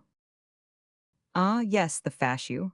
Yes, I recollect. Well, I was thinking a prologue would admirably suit your divertisement. Doubtless it would suit capitally. Ah, you are of my opinion. So much so that I ask you to write this prologue. You ask me to write it? Yes, you, and on your refusal begged you to ask Pelisson, who is engaged upon it at this moment. Ah, that is what Pelisson is doing then. I faith, my dear Moliere, you might indeed often be right. When? When you call me absent, it is a wretched defect. I will cure myself of it and do your prologue for you. But seeing that Pelisson is about it. Ah, true, double rascal that I am. Lauret was indeed right in saying I was a poor creature. It was not Lauret who said so, my friend. Well then, whoever said so, 'tis the same to me.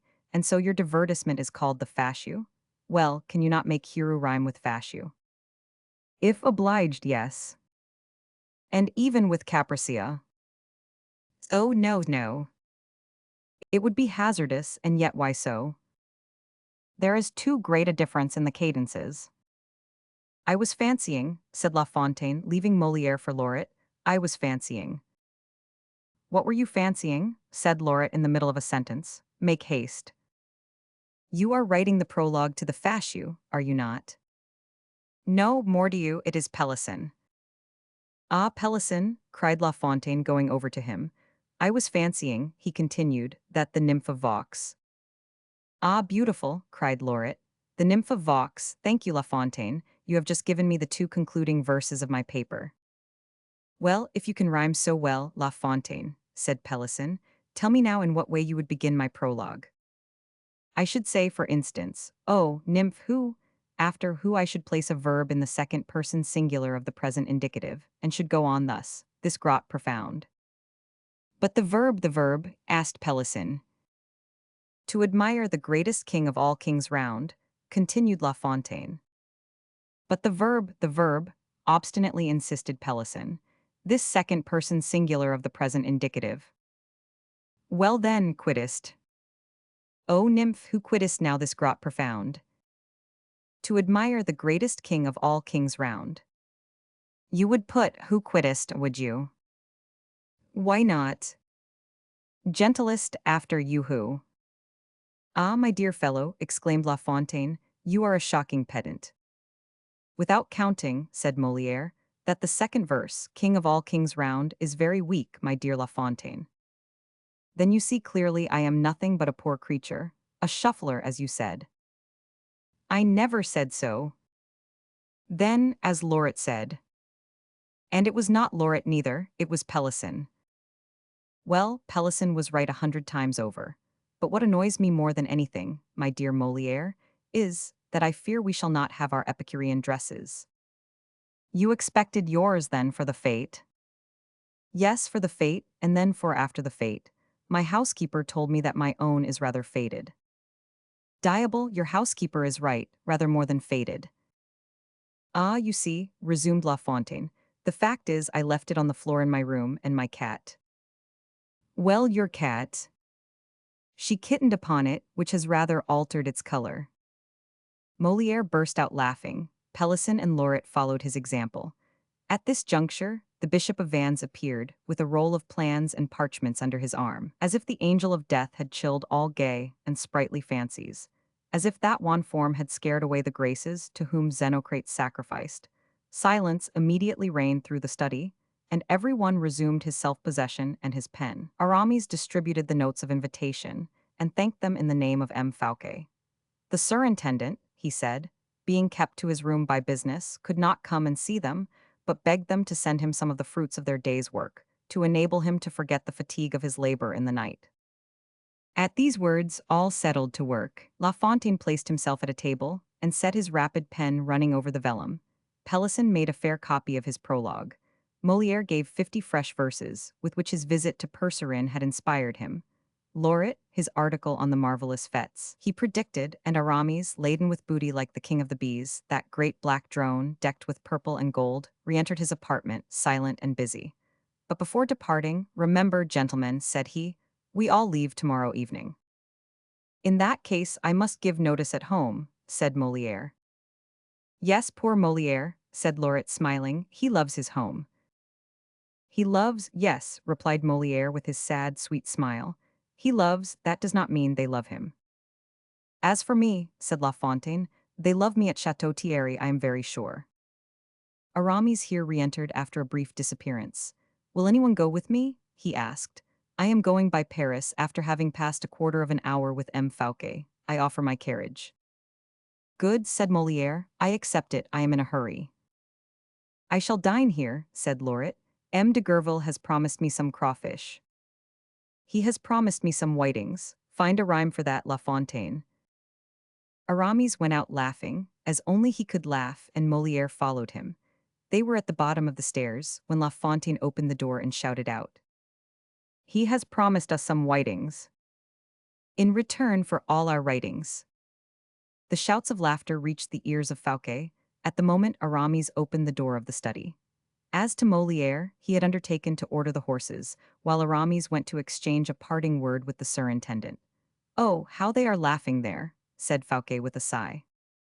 And do not you laugh, monseigneur. I laugh no longer now, M. de Herblay. The fate is approaching, money is departing. Have I not told you that was my business? Yes, you promised me millions. You shall have them the day after the king's entree into Vaux. Fouquet looked closely at Aramis and passed his icy hand across his moistened brow. Aramis perceived that the surintendant either doubted him or felt he was powerless to obtain the money. How could Fouquet suppose that a poor bishop, ex-abbé, ex-musketeer could find any? Why doubt me? Said Aramis. Fouquet smiled and shook his head. Man of little faith, added the bishop. My dear M. de Herblay, answered Fouquet, if I fall. Well, if you fall. I shall at least fall from such a height that I shall shatter myself in falling. Then giving himself a shake as though to escape from himself. Whence come you, said he, my friend? From Paris, from Percerin. And what have you been doing at Percerin's? For I suppose you attach no such great importance to our poets' dresses. No, I went to prepare a surprise. Surprise? Yes, which you are to give to the king. And will it cost much? Oh, 100 pistoles you will give Lebrun. A painting? Ah, all the better. And what is this painting to represent? I will tell you, then at the same time, whatever you may say of it, I went to see the dresses for our poets. Bah, and they will be rich and elegant. Splendid, there will be few great monsignors with so good. People will see the difference there is between the courtiers of wealth and those of friendship. Ever generous and graceful, dear prelate. In your school. Fouquet grasped his hand. And where are you going? He said. I am off to Paris, when you shall have given a certain letter. For whom? M. de Lyon. And what do you want with Lyon? I wish to make him sign a lettre de cachet. Lettre de cachet, do you desire to put somebody in the Bastille? On the contrary, to let somebody out. And who? A poor devil, a youth, a lad who has been Bastilled these 10 years, for 2 Latin verses he made against the Jesuits. 2 Latin verses, and, for 2 Latin verses, the miserable being has been in prison for 10 years. Yes. And has committed no other crime. Beyond this he is as innocent as you or I. On your word. On my honor. And his name is? Selden. Yes, but it is too bad. You knew this and you never told me. 'Twas only yesterday his mother applied to me, monseigneur. And the woman is poor. In the deepest misery. Oh heaven, said Fouquet, you sometimes bear with such injustice on earth that I understand why there are wretches who doubt in your existence. Stay, M. de Herblay. And Fouquet, taking a pen, wrote a few rapid lines to his colleague Lyon. Aramis took the letter and made ready to go. Wait, said Fouquet. He opened his drawer and took out 10 government notes which were there, each for 1,000 francs. Stay, he said, set the son at liberty and give this to the mother, but above all tell her not. What, monseigneur? That she is 10,000 livres richer than I, she would say. I am but a poor surintendant. Go, and I hope that God will bless those who are mindful of his poor. So also do I hope, replied Aramis, kissing Fouquet's hand. And he went out quickly, carrying off the letter for Lyon, and the notes for Selden's mother, and taking up Molière, who was beginning to lose patience. Chapter 81. Another supper at the Bastille. 7 o'clock sounded from the great clock of the Bastille, that famous clock which, like all the accessories of the state prison, the very use of which is a torture, recalled to the prisoners' minds the destination of every hour of their punishment. The timepiece of the Bastille, adorned with figures, like most of the clocks of the period, represented St. Peter in bonds. It was the supper hour of the unfortunate captives. The doors, grating on their enormous hinges, opened for the passage of the baskets and trays of provisions, the delicacy of which, as M. de Baisemeaux has himself taught us, was regulated by the condition in life of the prisoner. We understand on this head the theories of M. de Baisemeaux, sovereign dispenser of gastronomic delicacies, head cook of the royal fortress, whose trays, full laden, were ascending the steep staircases, carrying some consolation to the prisoners in the bottom of honestly filled bottles. This same hour was that of M. le Gouverneur's supper also. He had a guest today, and the spit turned more heavily than usual. Roast partridges flanked with quails and flanking a larded leveret, boiled fowls, ham, fried and sprinkled with white wine, cardons of Gipiscoa and la Bisque écrevisses. These, together with the soups and hors d'oeuvre, constituted the governor's bill of fare. Baisemeaux, seated at table, was rubbing his hands and looking at the Bishop of Vannes, who, booted like a cavalier, dressed in grey and sword at side, kept talking of his hunger and testifying the liveliest impatience. M. de Baisemeaux de Montalzun was not accustomed to the unbending movements of his greatness, my lord of Vannes, and this evening, Aramis, becoming quite sprightly, volunteered confidence on confidence. The prelate had again a little touch of the musketeer about him. The bishop just trenched on the borders only of license in his style of conversation. As for M. de Baisemeaux, with the facility of vulgar people, he gave himself up entirely upon this point of his guest's freedom. "Monsieur," said he, "for indeed tonight I dare not call you Monseigneur." "By no means," said Aramis. "Call me Monsieur, I am booted." "Do you know, Monsieur, of whom you remind me this evening?" "No, faith," said Aramis, taking up his glass, "but I hope I remind you of a capital guest." "You remind me of two, Monsieur. Francois, shut the window, the wind may annoy his greatness." "And let him go," added Aramis. "The supper is completely served, and we shall eat it very well without waiters. I like extremely to be tete-a-tete when I am with a friend." Baisemeaux bowed respectfully. "I like extremely," continued Aramis, "to help myself." "Retire, Francois," cried Baisemeaux. "I was saying that your greatness puts me in mind of two persons, one very illustrious, the late cardinal, the great Cardinal de la Rochelle, who wore boots like you." "Indeed," said Aramis, "and the other?" "The other was a certain musketeer, very handsome, very brave, very adventurous, very fortunate, who, from being abbe, turned musketeer, and from musketeer turned abbe." Aramis condescended to smile. "From abbe," continued Baisemeaux, encouraged by Aramis' smile, "from abbe, bishop, and from bishop." "Ah, stay there, I beg," exclaimed Aramis. "I say, monsieur, that you give me the idea of a cardinal." "Enough, dear M. Baisemeaux.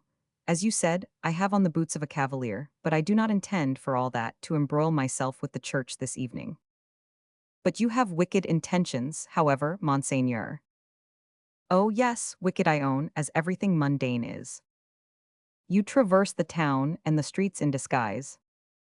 "In disguise, as you say." "And do you still make use of your sword?" "Yes, I should think so, but only when I am compelled.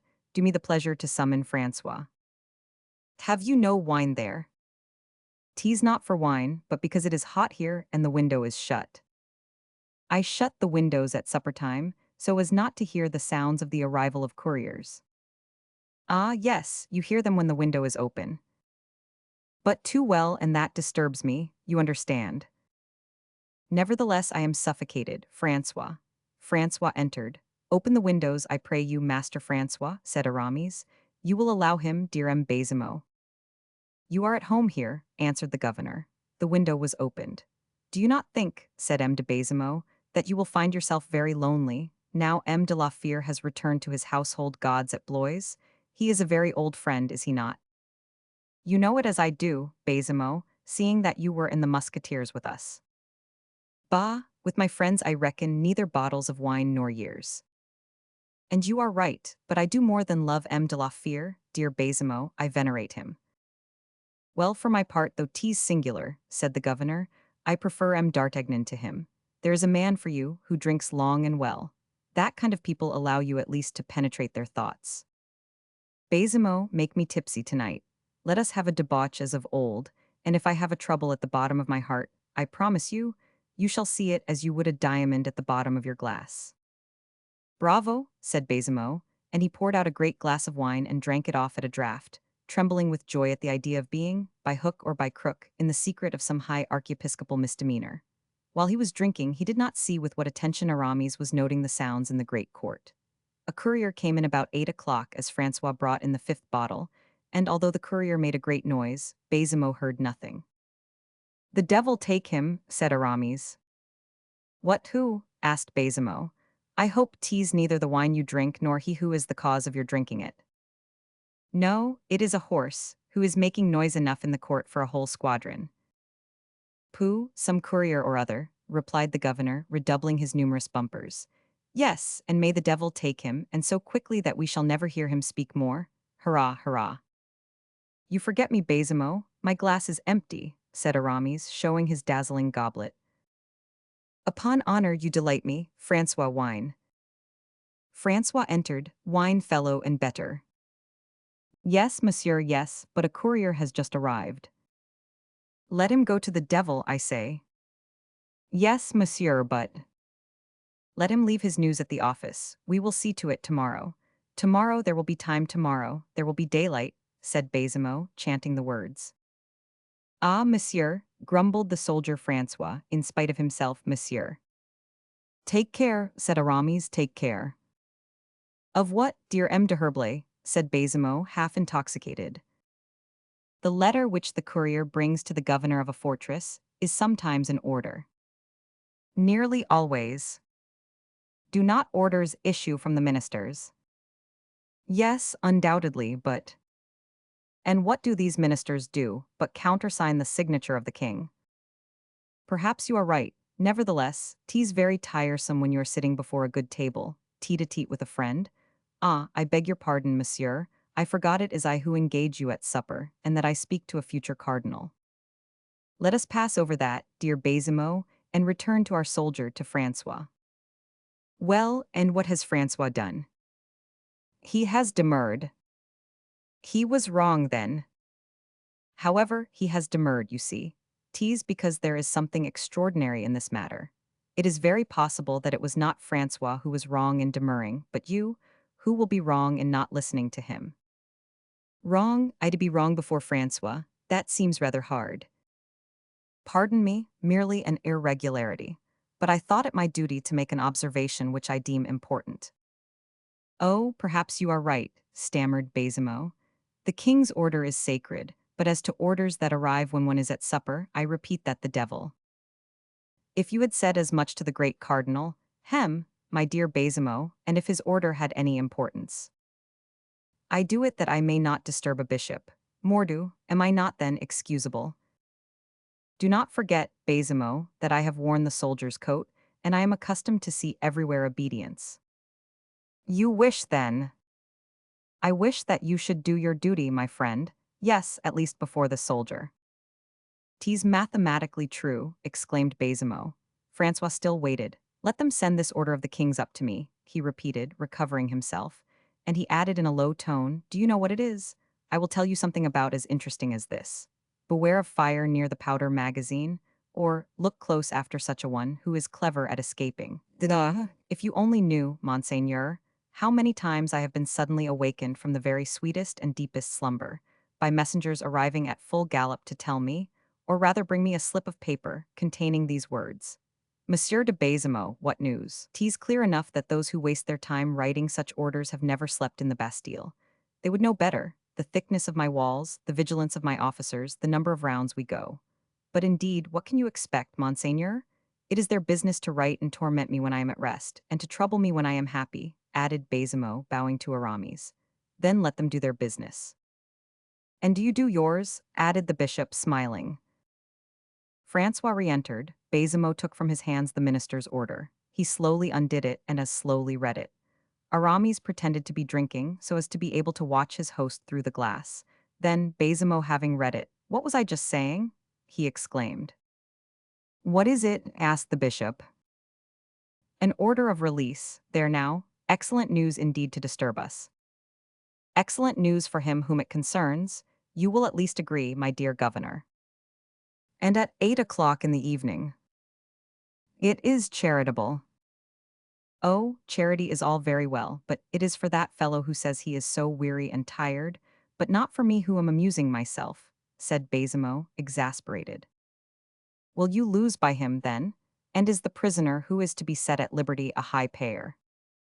Oh yes, indeed, a miserable 5-franc rat. Let me see it, asked M. de Herblay. It is no indiscretion. By no means, read it. There is urgent on the paper. You have seen that, I suppose. Oh, admirable, urgent? A man who has been there 10 years. It is urgent to set him free today, this very evening, at 8 o'clock. Urgent. And Baisemeaux, shrugging his shoulders with an air of supreme disdain, flung the order on the table and began eating again. They are fond of these dodges, he said with his mouth full. They seize a man some fine day, maintain him for 10 years, and write to you, watch this fellow well, or keep him very strictly. And then, as soon as you are accustomed to look upon the prisoner as a dangerous man, all of a sudden, without cause or precedent, they write set him at liberty, and actually add to their missive urgent. You will own, my lord, 'tis enough to make anyone shrug his shoulders. What do you expect? It is they who write, said Aramis, and it is for you to execute the order. Good, good, execute it. Oh, patience, you must not imagine that I am a slave. Gracious heaven, my very good M. Baisemeaux, who ever said so, your independence is known. Thank heaven. But your good heart also is known. Ah, don't speak of it. And your obedience to your superiors. Once a soldier, you see, Baisemeaux, always a soldier. And so I shall strictly obey, and tomorrow morning at daybreak, the prisoner referred to shall be set free. Tomorrow? At dawn? Why not this evening, seeing that the letter de cachet bears, both on the direction and inside, urgent? Because this evening we are at supper, and our affairs are urgent too. Dear Baisemeaux, booted though I be, I feel myself a priest, and charity has higher claims upon me than hunger and thirst. This unfortunate man has suffered long enough, since you have just told me that he has been your prisoner these 10 years. Abridge his suffering. His good time has come, give him the benefit quickly. God will repay you in paradise with years of felicity. You wish it. I entreat you. What, in the very middle of our repast? I implore you, such an action is worth 10 benedicities. It shall be as you desire, only our supper will get cold. Oh, never heed that. Baisemeaux leaned back to ring for Francois, and by a very natural motion turned round toward the door. The order had remained on the table. Aramis seized the opportunity when Baisemeaux was not looking to change the paper for another, folded in the same manner, and which he took from his pocket.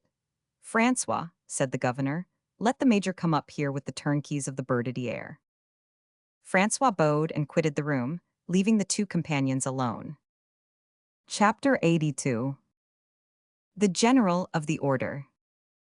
There was now a brief silence, during which Aramis never removed his eyes from Baisemeaux for a moment. The latter seemed only half decided to disturb himself thus in the middle of supper, and it was clear he was seeking some pretext, whether good or bad, for delay, at any rate till after dessert. And it appeared also that he had hit upon a pretext at last. But it is impossible, he cried. How impossible, said Aramis. Give me a glimpse of this impossibility. 'Tis impossible to set a prisoner at liberty at such an hour. Where can he go to, he, who is unacquainted with Paris? He will go wherever he can. You see, now, one might as well set a blind man free. I have a carriage, and will take him wherever he wishes. You have an answer for everything. Francois, tell Monsieur le Major to go and open the cell of M. Selden, number 3, Bertaudiere. Selden, exclaimed Aramis very naturally. You said Selden, I think. I said Selden, of course. 'Tis the name of the man they set free. Oh, you mean to say Marchiali, said Aramis. Marchiali? Oh, yes, indeed. No, no, Selden. I think you are making a mistake, Monsieur Baisemeaux. I have read the order. And I also. And I saw Selden in letters as large as that, and Baisemeaux held up his finger.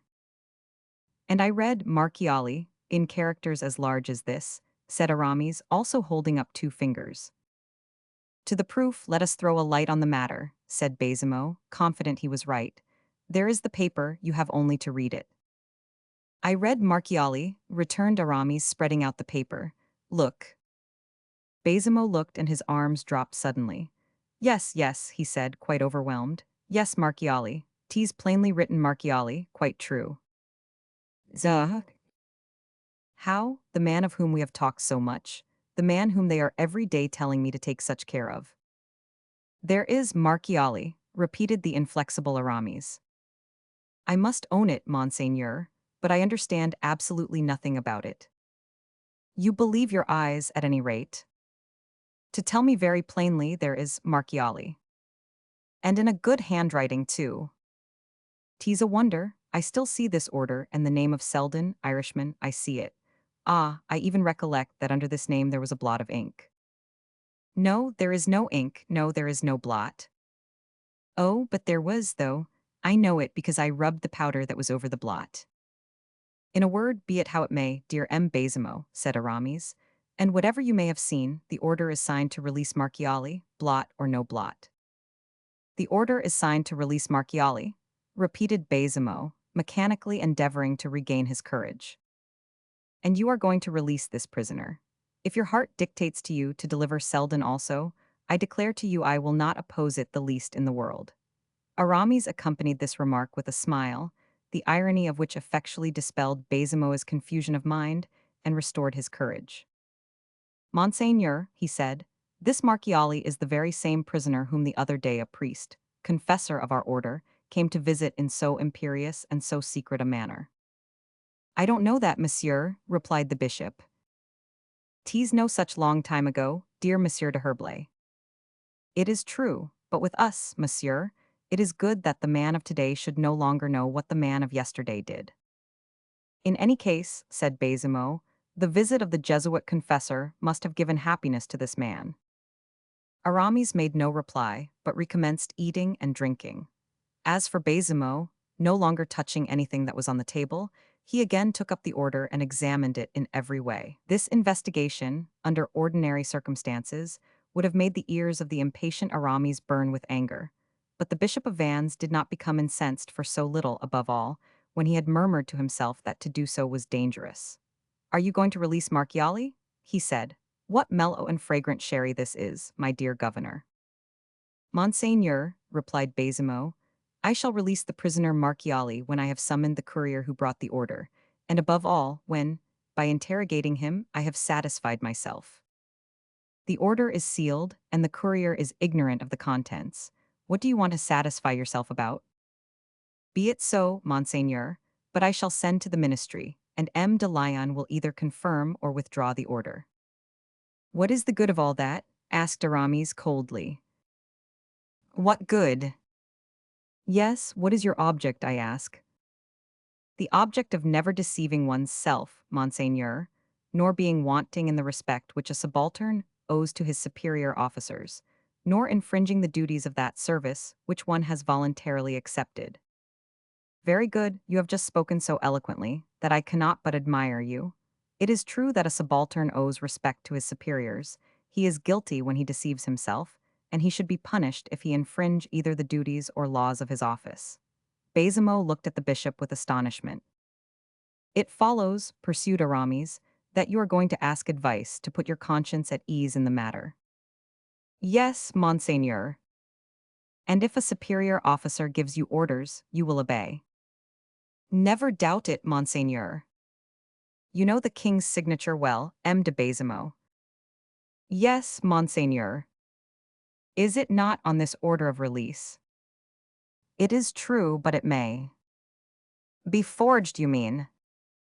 That is evident, Monseigneur. You are right, and that of M. de Lyon. I see it plain enough on the order, but for the same reason that the king's signature may have been forged, so also, even more likely, may M. de Lyon's. Your logic has the stride of a giant, M. de Baisemeaux, said Aramis, and your reasoning is irresistible. But on what special grounds do you base your idea that these signatures are false? On this, the absence of countersignatures. Nothing checks His Majesty's signature, and M. de Lyon is not there to tell me he has signed. Well, Monsieur de Baisemeaux, said Aramis, bending an eagle glance on the governor, I adopt so frankly your doubts and your mode of clearing them up that I will take a pen if you will give me one. Baisemeaux gave him a pen. And a sheet of white paper, added Aramis. Baisemeaux handed some paper. Now I here present, incontestably, I am going to write an order to which I am certain you will give credence, incredulous as you are. Baisemeaux turned pale at this icy assurance of manner. It seemed to him that that voice of the bishop's, but just now so playful and so gay, had become funereal and sad, that the wax lights changed into the tapers of a mortuary chapel, and the glasses of wine into chalices of blood. Aramis took a pen and wrote. Baisemeaux, in terror, read over his shoulder. AMDG, wrote the bishop, and he drew a cross under these 4 letters which signify ad majorem Dei gloriam, to the greater glory of God. And thus he continued, It is our pleasure that the order brought to M. de Baisemeaux de Montalzun, governor for the king of the castle of the Bastille, he held by him good and effectual, and be immediately carried into operation. Signed 500 Herblay, General of the Order, by the grace of God. Baisemeaux was so profoundly astonished that his features remained contracted, his lips parted, and his eyes fixed. He did not move an inch, nor articulate a sound. Nothing could be heard in that large chamber but the buzzing of a little moth, which was fluttering about the candles. Aramis, without even deigning to look at the man whom he had reduced to so miserable a condition, drew from his pocket a small case of black wax. He sealed the letter, and stamped it with a seal suspended at his breast, beneath his doublet, and when the operation was concluded, presented, still in silence, the missive to M. de Baisemeaux. The latter, whose hands trembled in a manner to excite pity, turned a dull and meaningless gaze upon the letter. A last gleam of feeling played over his features, and he fell, as if thunderstruck, on a chair. Come, come, said Aramis, after a long silence, during which the governor of the Bastille had slowly recovered his senses. Do not lead me to believe, dear Baisemeaux, that the presence of the general of the order is as terrible as his, and that men die merely from having seen him. Take courage, rouse yourself, give me your hand, and obey.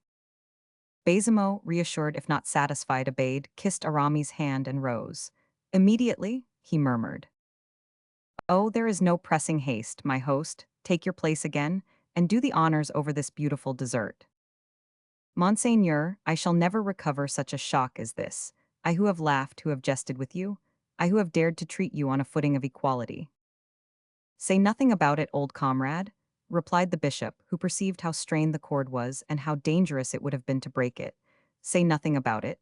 Let us each live in our own way. To you, my protection and my friendship. To me, your obedience. Having exactly fulfilled these 2 requirements, let us live happily. Baisemeaux reflected. He perceived, at a glance, the consequences of this withdrawal of a prisoner by means of a forged order, and, putting in the scale the guarantee offered him by the official order of the general, did not consider it of any value. Aramis divined this. My dear Baisemeaux, said he, you are a simpleton. Lose this habit of reflection when I give myself the trouble to think for you. And at another gesture he made, Baisemeaux bowed again. How shall I set about it? He said. What is the process for releasing a prisoner? I have the regulations.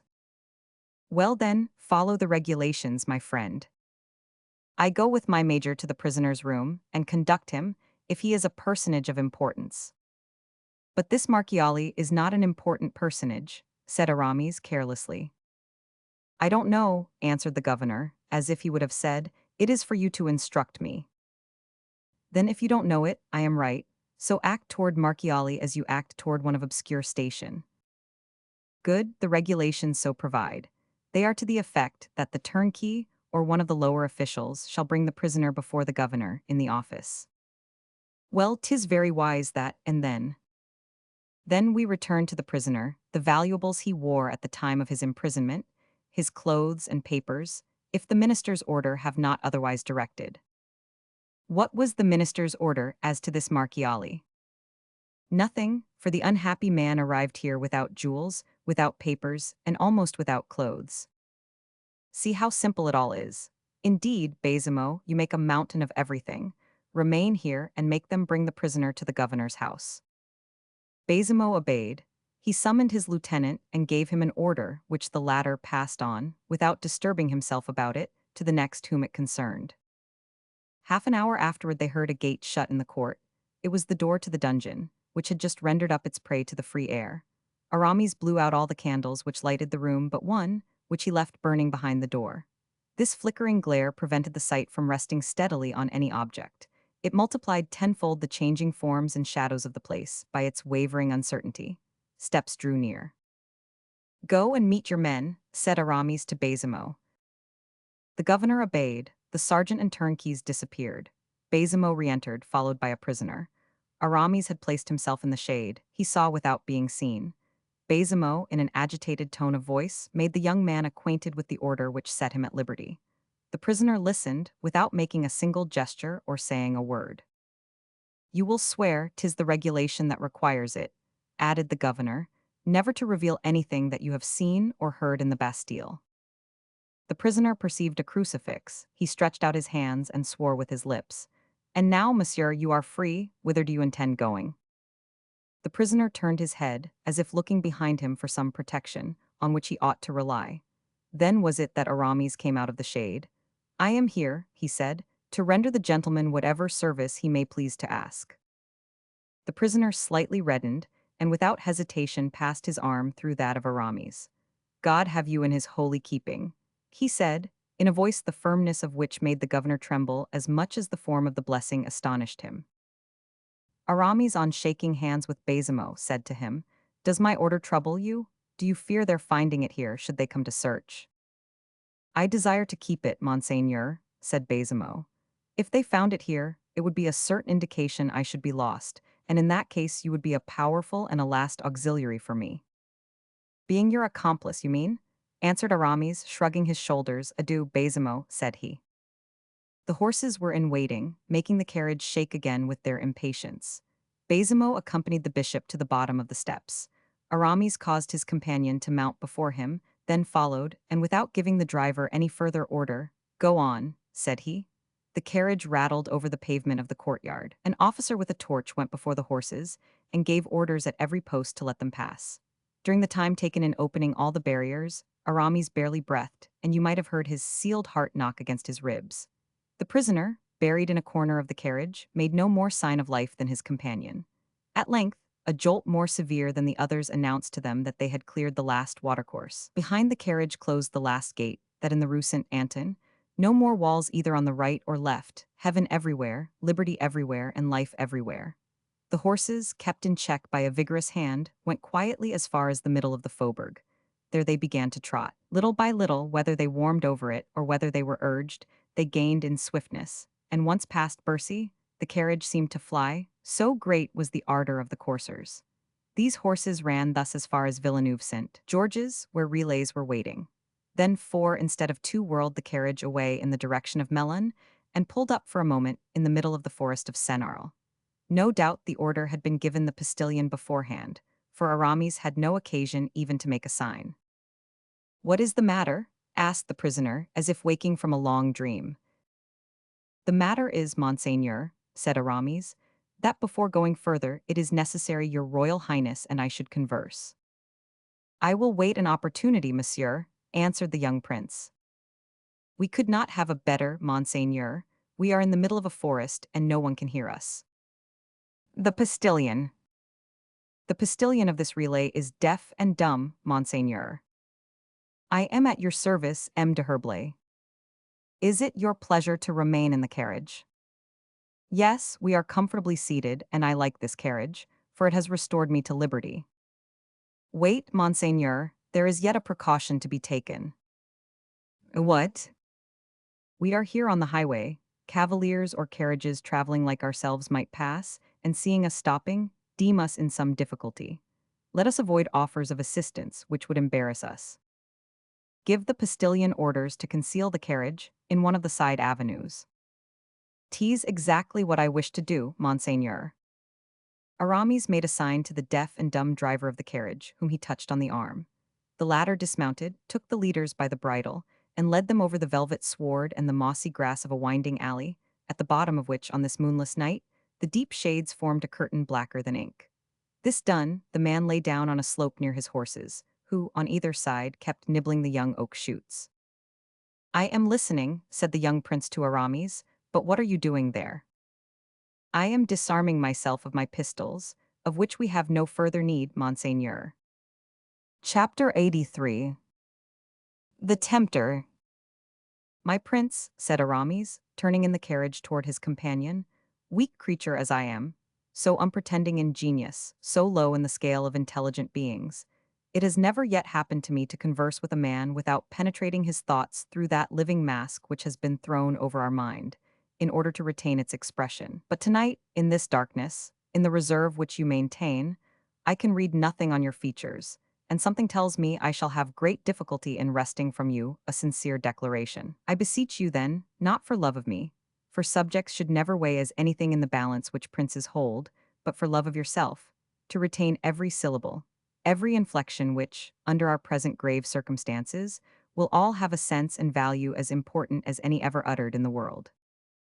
"I listen," repeated the young prince, decidedly, without either eagerly seeking or fearing anything you are about to say to me.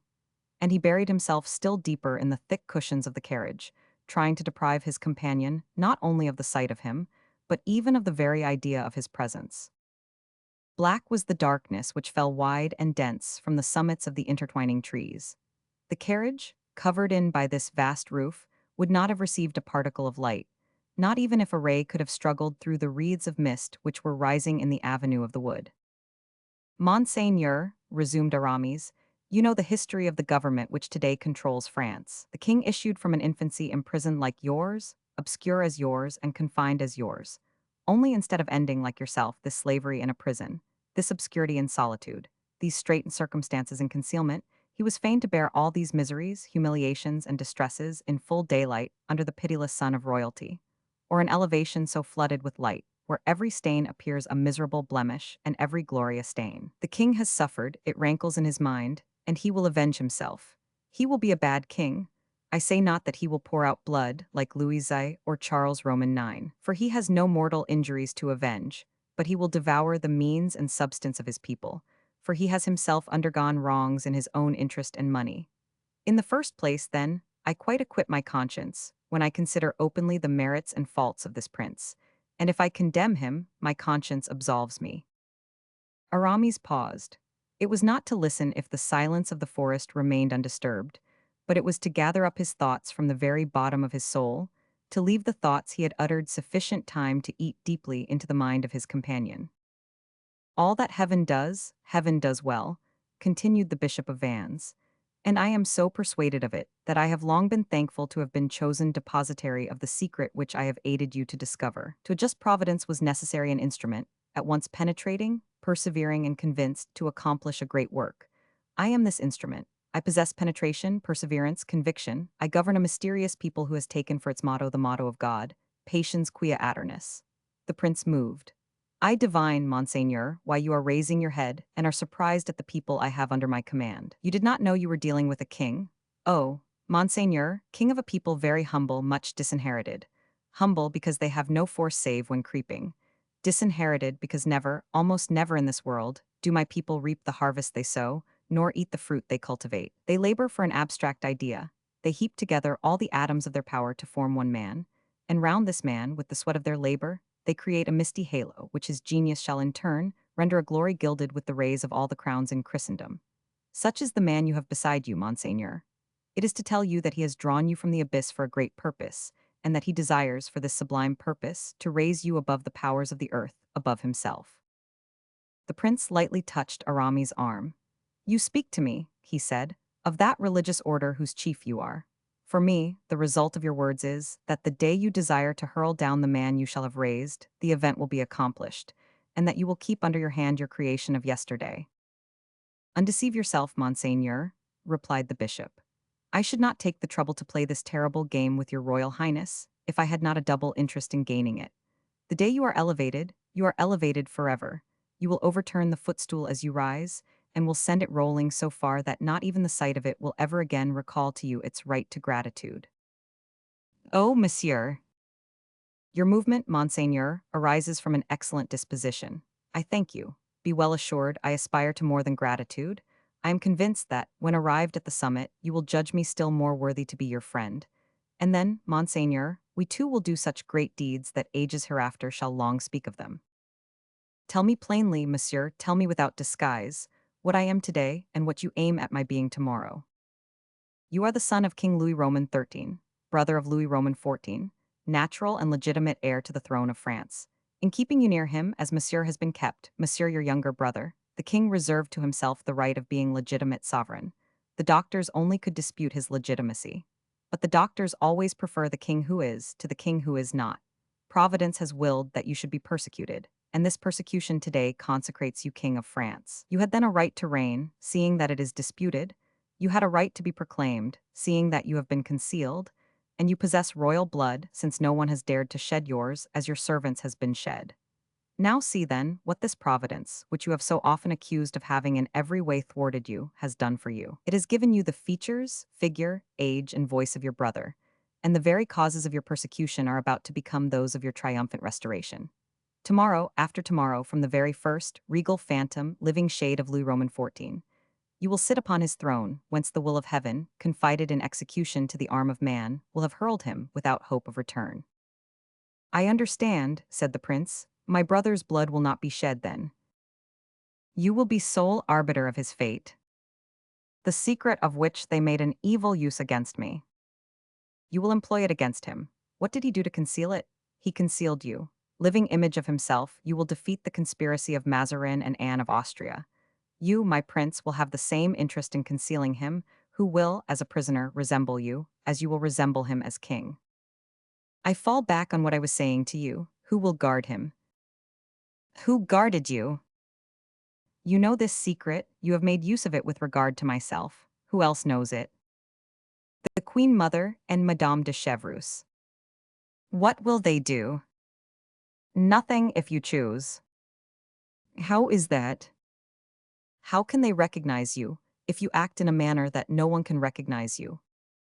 'Tis true, but there are grave difficulties. State them, prince. My brother is married, I cannot take my brother's wife. I will cause Spain to consent to a divorce. It is in the interest of your new policy. It is human morality. All that is really noble and really useful in this world will find its account therein. The imprisoned king will speak. To whom do you think he should speak? To the walls? You mean, by walls, the men in whom you put confidence. If need be, yes, and besides, your royal highness.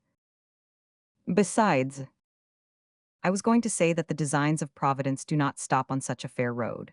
Every scheme of this caliber is completed by its results, like a geometrical calculation.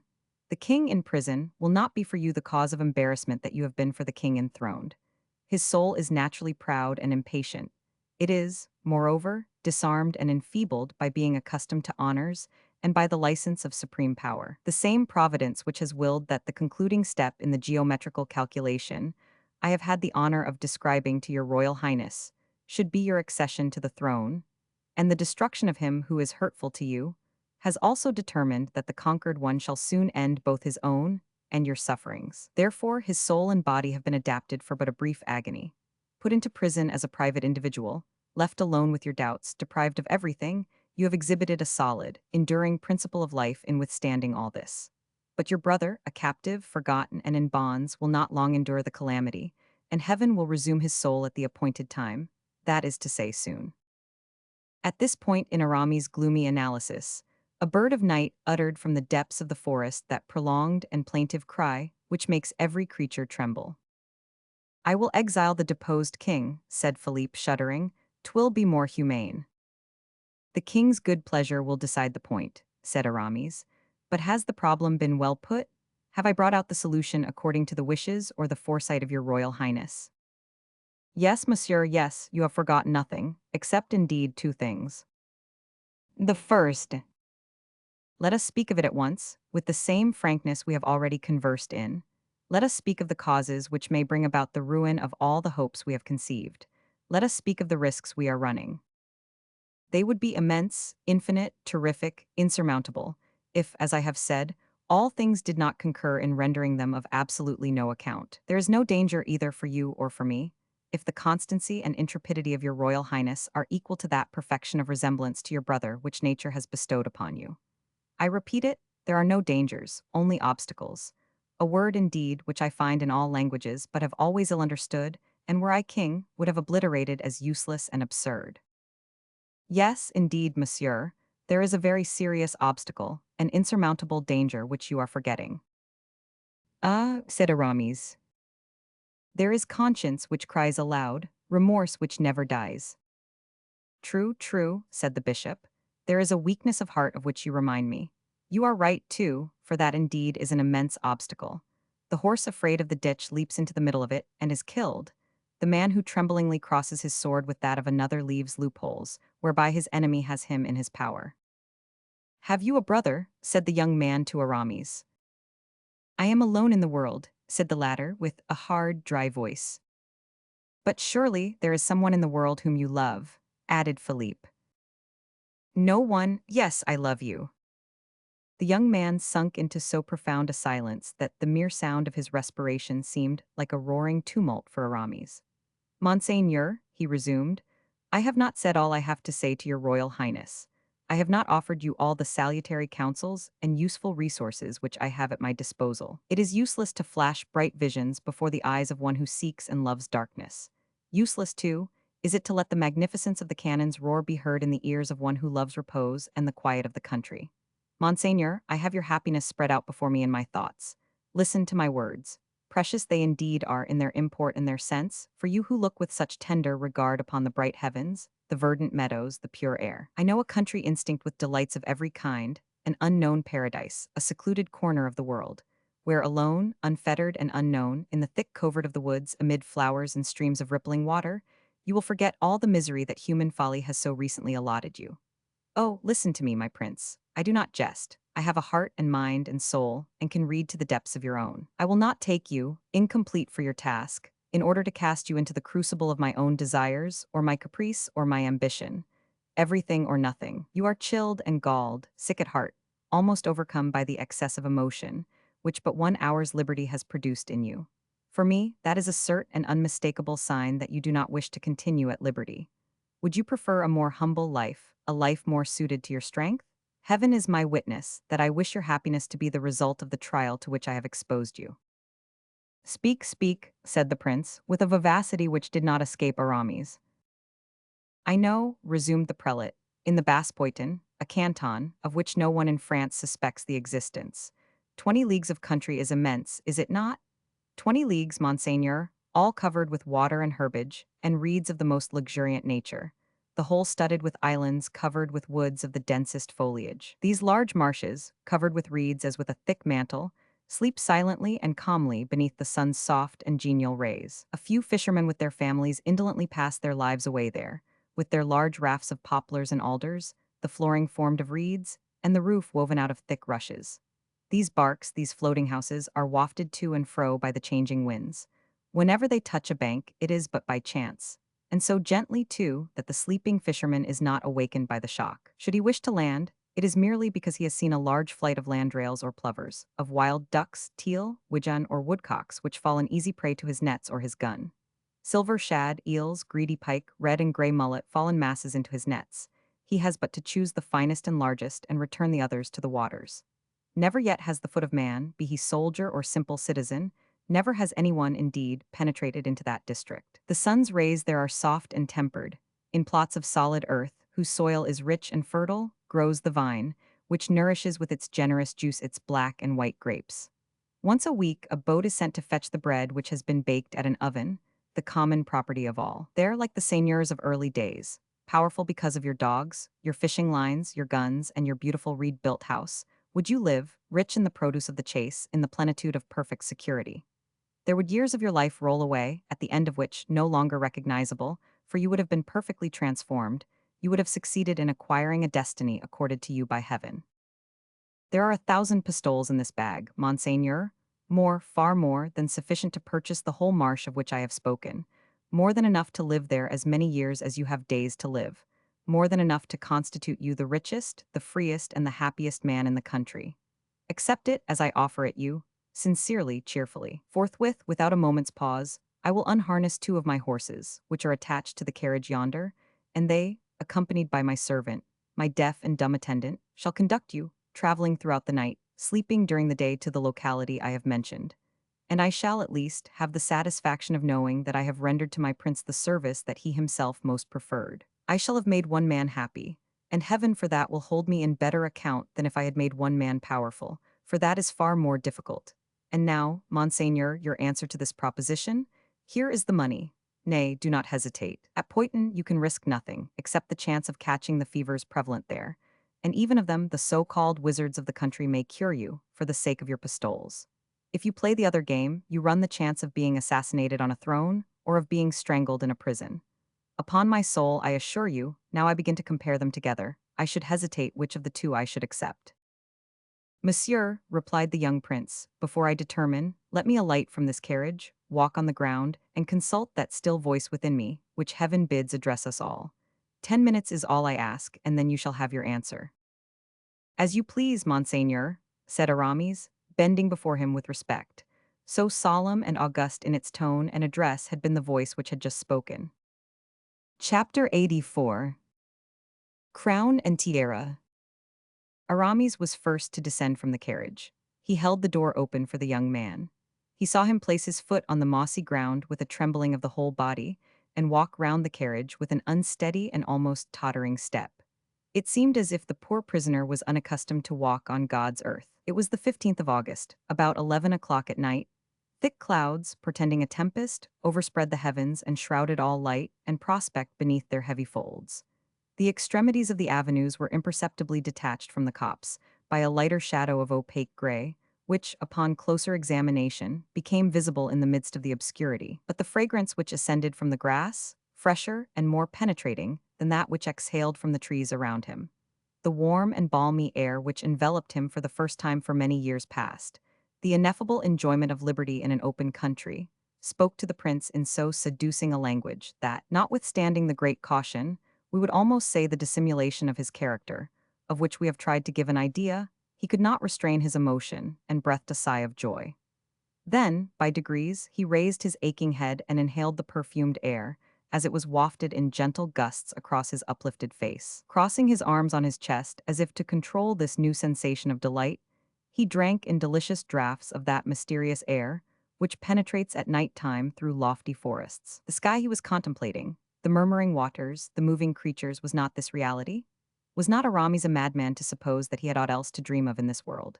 Those exciting pictures of country life, so free from cares, from fears and troubles, that ocean of happy days which glitters incessantly before all youthful imaginations, are real allurements wherewith to fascinate a poor, unhappy prisoner, worn out by prison life and emaciated by the close air of the Bastille. It was the picture, it will be remembered, drawn by Aramis, when he offered the 1,000 pistoles which he had with him in the carriage to the prince, and the enchanted Eden which the deserts of Basse-Poiton hid from the eyes of the world. Such were the reflections of Aramis as he watched, with an anxiety impossible to describe, the silent progress of the emotions of Philippe, whom he perceived gradually becoming more and more absorbed in his meditations. The young prince was offering up an inward prayer to heaven to be divinely guided in this trying moment, upon which his life or death depended. It was an anxious time for the Bishop of Vannes, who had never before been so perplexed. His iron will, accustomed to overcome all obstacles, never finding itself inferior or vanquished on any occasion, to be foiled in so vast a project from not having foreseen the influence which a view of nature in all its luxuriance would have on the human mind. Aramis, overwhelmed by anxiety, contemplated with emotion the painful struggle which was taking place in Philippe's mind. This suspense lasted the whole 10 minutes which the young man had requested. During this space of time, which appeared an eternity, Philippe continued gazing with an imploring and sorrowful look toward the heavens. Aramis did not remove the piercing glance he had fixed on Philippe. Suddenly the young man bowed his head. His thoughts returned to the earth, his looks perceptibly hardened, his brow contracted, his mouth assuming an expression of fierce courage. And then again his look became fixed, but this time it wore a worldly expression, hardened by covetousness, pride, and strong desire. Aramis' look then became as soft as it had before been gloomy. Philippe, seizing his hand in a quick, agitated manner, exclaimed, Let us go where the crown of France is to be found. Is this your decision, Monseigneur? Asked Aramis. It is. Irrevocably so. Philippe did not even deign to reply. He gazed earnestly at the bishop, as if to ask him if it were possible for a man to waver after having once made up his mind.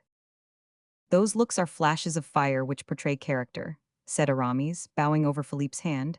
You will be great, Monseigneur, I will answer for that. Let us resume our conversation.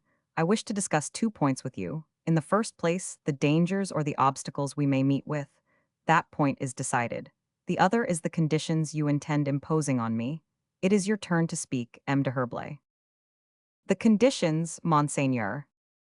Doubtless, you will not allow so mere a trifle to stop me, and you will not do me the injustice to suppose that I think you have no interest in this affair. Therefore, without subterfuge or hesitation, tell me the truth. I will do so, Monseigneur, once a king. When will that be? Tomorrow evening, I mean in the night. Explain yourself. When I have asked your Highness a question. Do so. I sent to your Highness a man in my confidence, with instructions to deliver some closely written notes, carefully drawn up, which will thoroughly acquaint your Highness with the different persons who compose and will compose your court. I perused all the notes. Attentively. I know them by heart. And understood them, pardon me, but I may venture to ask that question of a poor, abandoned captive of the Bastille. It will not be requisite in a week's time to further question a mind like yours, when you will then be in full possession of liberty and power. Interrogate me then, and I will be a scholar repeating his lesson to his master. We will begin with your family, Monseigneur. My mother Anne of Austria, all her sorrows, her painful malady. Oh, I know her, I know her. Your second brother? Asked Aramis, bowing. To these notes, replied the prince, you have added portraits so faithfully painted that I am able to recognize the persons whose characters, manners, and history you have so carefully portrayed.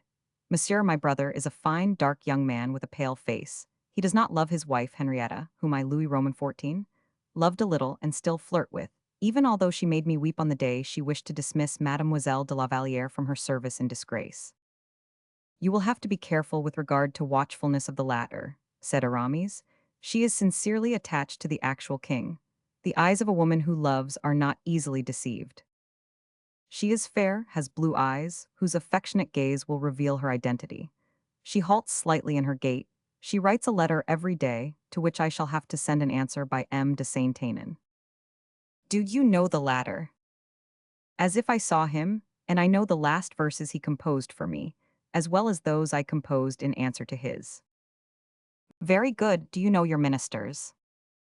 Colbert, an ugly, dark-browed man, but intelligent enough, his hair covering his forehead, a large, heavy, full head, the mortal enemy of M. Fouquet. As for the latter, we need not disturb ourselves about him. No, because necessarily you will require me to exile him, I suppose. Aramis, struck with admiration at the remark, said, You will become very great, Monseigneur. You see, added the prince, that I know my lesson by heart, and with heaven's assistance, and yours afterward, I shall seldom go wrong. You have still a very awkward pair of eyes to deal with, Monseigneur. Yes, the captain of the musketeers, M. d'Artagnan, your friend. Yes, I can well say my friend. He who escorted La Vallière to La Chalotte, he who delivered up Monk, fastened in an iron box, to Charles Roman II, he who so faithfully served my mother, he to whom the crown of France owes so much that it owes everything. Do you intend to ask me to exile him also? Never, sire. 500 Artagnan is a man to whom, at a certain given time, I will undertake to reveal everything. But be on your guard with him, for if he discovers our plot before it is revealed to him, you or I will certainly be killed or taken. He is a bold, enterprising man. I will think it over. Now tell me about M. Fouquet. What do you wish to be done with regard to him? One moment more. I entreat you, Monseigneur, and forgive me, if I seem to fail in respect in questioning you further. It is your duty to do so, and more than that, your right also. Before we pass to M. Fouquet, I should very much regret forgetting another friend of mine. M. de Valon, the Hercules of France, you mean? Oh, as far as he is concerned, his fortune is safe. No, it is not he whom I intended to refer to. The Comte de la Fere, then, and his son, the son of all four of us. That poor boy who is dying of love for La Vallière, whom my brother so disloyally deprived him of. Be easy on that score, I shall know how to restore him. Tell me only one thing, Monsieur de Herblay. Do men, when they love, forget the treachery that has been shown them? Can a man ever forgive the woman who has betrayed him? Is that a French custom, or is it one of the laws of the human heart? A man who loves deeply as Raoul loves Mademoiselle de la Vallière, finishes by forgetting the fault or crime of the woman he loves. But I do not know if Raoul will be able to forget. I will see after that. Have you anything further to say about your friend? No, that is all. Well then, now for M. Fouquet. What do you wish me to do for him? To continue him as surintendant, as he has hitherto acted, I entreat you. Be it so, but he is the first minister at present. Not quite so. A king, ignorant and embarrassed as I shall be, will, as a matter of course, require a first minister of state. Your Majesty will require a friend. I have only one, and that is yourself. You will have many others by and by, but none so devoted, none so zealous for your glory. You will be my first minister of state. Not immediately, Monseigneur, for that would give rise to too much suspicion and astonishment. M. de Richelieu, the first minister of my grandmother, Marie de Medici, was simply Bishop of Lucan, as you are Bishop of Vannes. I perceive that your Royal Highness has studied my notes to great advantage. Your amazing perspicacity overpowers me with delight. I am perfectly aware that M. de Richelieu, by means of the Queen's protection, soon became cardinal. It would be better, said Aramis, bowing, that I should not be appointed first minister until after your Royal Highness had procured my nomination as cardinal. You shall be nominated before 2 months are past, Monsieur de Herblay. But that is a matter of very trifling moment. You would not offend me if you were to ask more than that, and you would cause me serious regret if you were to limit yourself to that. In that case, I have something still further to hope for, Monseigneur. Speak. M. Fouquet will not keep long at the head of affairs. He will soon get old. He is fond of pleasure, consistently so with his labors, thanks to that amount of youthfulness which he still retains. But this youthfulness will disappear at the approach of the first serious annoyance, or at the first illness he may experience. We will spare him the annoyance because he is an agreeable and noble-hearted man, but we cannot save him from ill health. So it is determined. When you shall have paid all M. Fouquet's debts and restored the finances to a sound condition, M. Fouquet will be able to remain the sovereign ruler in his little court of poets and painters, but we shall have made him rich. When that has been done, and I shall have become your Royal Highness's prime minister, I shall be able to think of my own interests and yours. The young man looked at his interrogator. M. de Richelieu, of whom we were speaking just now, was very blamable in the fixed idea he had of governing France alone, unaided. He allowed 2 kings, the King Louis Roman XIII, and himself to be seated upon the same throne, while he might have installed them more conveniently upon 2 separate and distinct thrones. Upon 2 thrones, said the young man thoughtfully. In fact, pursued Aramis quietly, a cardinal prime minister of France, assisted by the favor and by the countenance of his most Christian Majesty the King of France, a cardinal to whom the king his master lends the treasures of the state, his arm, his counsel, such a man would be acting with twofold injustice in applying these mighty resources to France alone. Besides, added Aramis, you will not be a king such as your father was, delicate in health, slow in judgment, whom all things wearied. You will be a king governing by your brain and by your sword. You would have in the government of the state no more than you could manage unaided. I should only interfere with you. Besides, our friendship ought never to be, I do not say impaired, but in any way affected, by a secret thought. I shall have given you the throne of France, you will confer on me the throne of St. Peter. Whenever your loyal, firm, and mailed hand shall have joined in ties of intimate association the hand of a pope, such as I shall be, neither Charles V, who owned 2/3 of the habitable globe, nor Charlemagne, who possessed it entirely, will be able to reach to half your stature. I have no alliances, I have no predilections. I will not throw you into persecutions of heretics, nor will I cast you into the troubled waters of family dissension. I will simply say to you, the whole universe is our own. For me, the minds of men, for you, their bodies. And as I shall be the first to die, you will have my inheritance. What do you say of my plan, Monseigneur? I say that you render me happy and proud, for no other reason than that of having comprehended you thoroughly. Monsieur de Herblay, you shall be cardinal, and when cardinal, my prime minister, and then you will point out to me the necessary steps to be taken to secure your election as pope, and I will take them. You can ask what guarantees from me you please. It is useless. I shall never act except in such a manner that you are the gainer. I shall never ascend the ladder of fortune, fame, or position, until I shall have first seen you placed upon the round of the ladder, immediately above me. I shall always hold myself sufficiently aloof from you to escape incurring your jealousy, sufficiently near to sustain your personal advantage, and to watch over your friendship. All the contracts in the world are easily violated because the interest included in them inclines more to one side than to another. With us, however, it will never be the case. I have no need of any guarantees. And so, my brother will disappear. Simply, we will remove him from his bed by means of a plank which yields to the pressure of the finger. Having retired to rest as a crowned sovereign, he will awaken in captivity. Alone, you will rule from that moment, and you will have no interest dearer and better than that of keeping me near you. I believe it, there is my hand on it, Monsieur de Herblay. Allow me to kneel before you, sire, most respectfully. We will embrace each other on the day we shall both have on our temples, you the crown, and I the tiara. Still embrace me this very day also, and be, for and toward me, more than great, more than skillful, more than sublime in genius. Be kind and indulgent, be my father. Aramis was almost overcome as he listened to his voice. He fancied he detected in his own heart an emotion hitherto unknown to him, but this impression was speedily removed. His father, he thought. Yes, his holy father.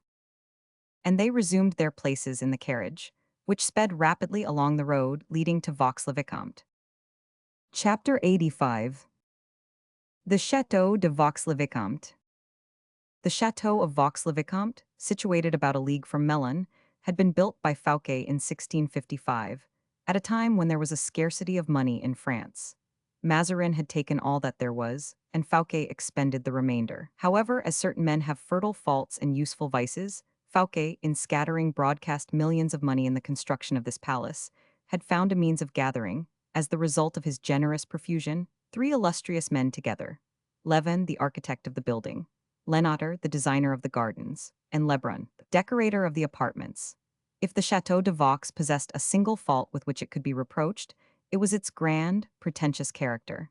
It is even at the present day proverbial to calculate the number of acres of roofing, the reparation of which would, in our age, be the ruin of fortunes cramped and narrowed as the epoch itself. Vaux-le-Vicomte, when its magnificent gates, supported by caryatides, have been passed through, has the principal front of the main building opening upon a vast, so-called court of honor, enclosed by deep ditches, bordered by a magnificent stone balustrade. Nothing could be more noble in appearance than the forecourt of the middle, raised upon the flight of steps, like a king upon his throne, having around it four pavilions forming the angles, the immense Ionic columns of which rose majestically to the whole height of the building. The friezes ornamented with arabesques, and the pediments which crowned the pilasters, conferred richness and grace upon every part of the building, while the domes which surmounted the whole added proportion and majesty. This mansion, built by a subject, bore a far greater resemblance to those royal residences which Wolsey fancied he was called upon to construct, in order to present them to his master from the fear of rendering him jealous. But if magnificence and splendor were displayed in any one particular part of this palace, more than in another, if anything could be preferred to the wonderful arrangement of the interior, to the sumptuousness of the gilding, and to the profusion of the paintings and statues, it would be the park and gardens of Vaux. The jets d'eau, which were regarded as wonderful in 1653, are still so, even at the present time.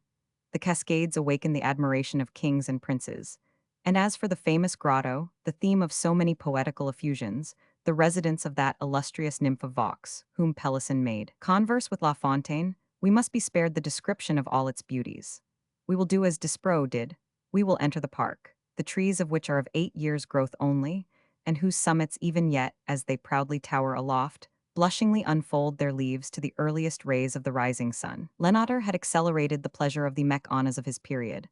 All the nursery grounds had furnished trees whose growth had been accelerated by careful culture and rich manure. Every tree in the neighborhood which presented a fair appearance of beauty or stature had been taken up by its roots and transplanted to the park. Fouquet could well afford to purchase trees to ornament his park, since he had bought up 3 villages and their appurtenances, to use a legal word, to increase its extent.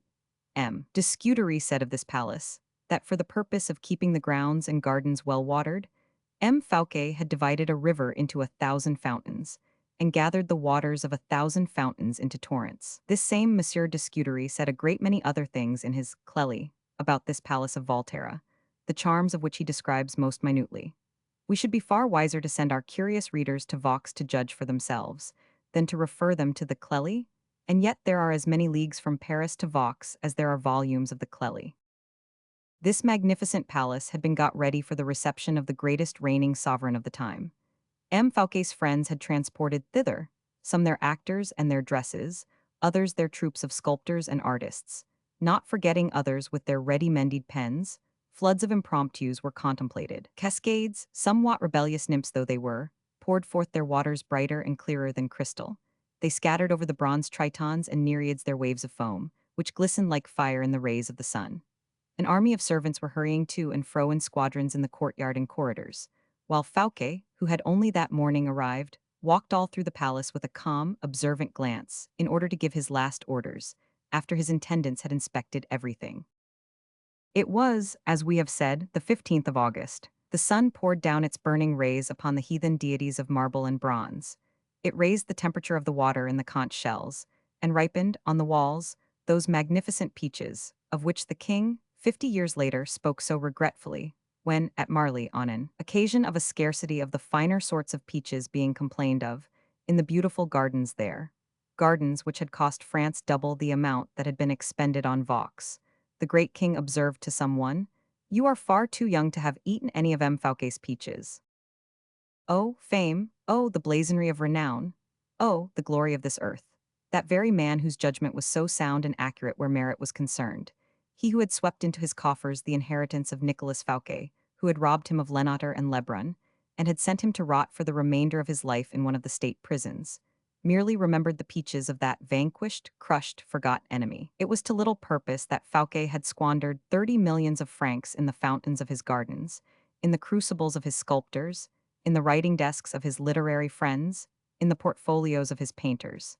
Vainly had he fancied that thereby he might be remembered. A peach, a blushing, rich-flavored fruit, nestling in the trellis-work on the garden wall, hidden beneath its long green leaves.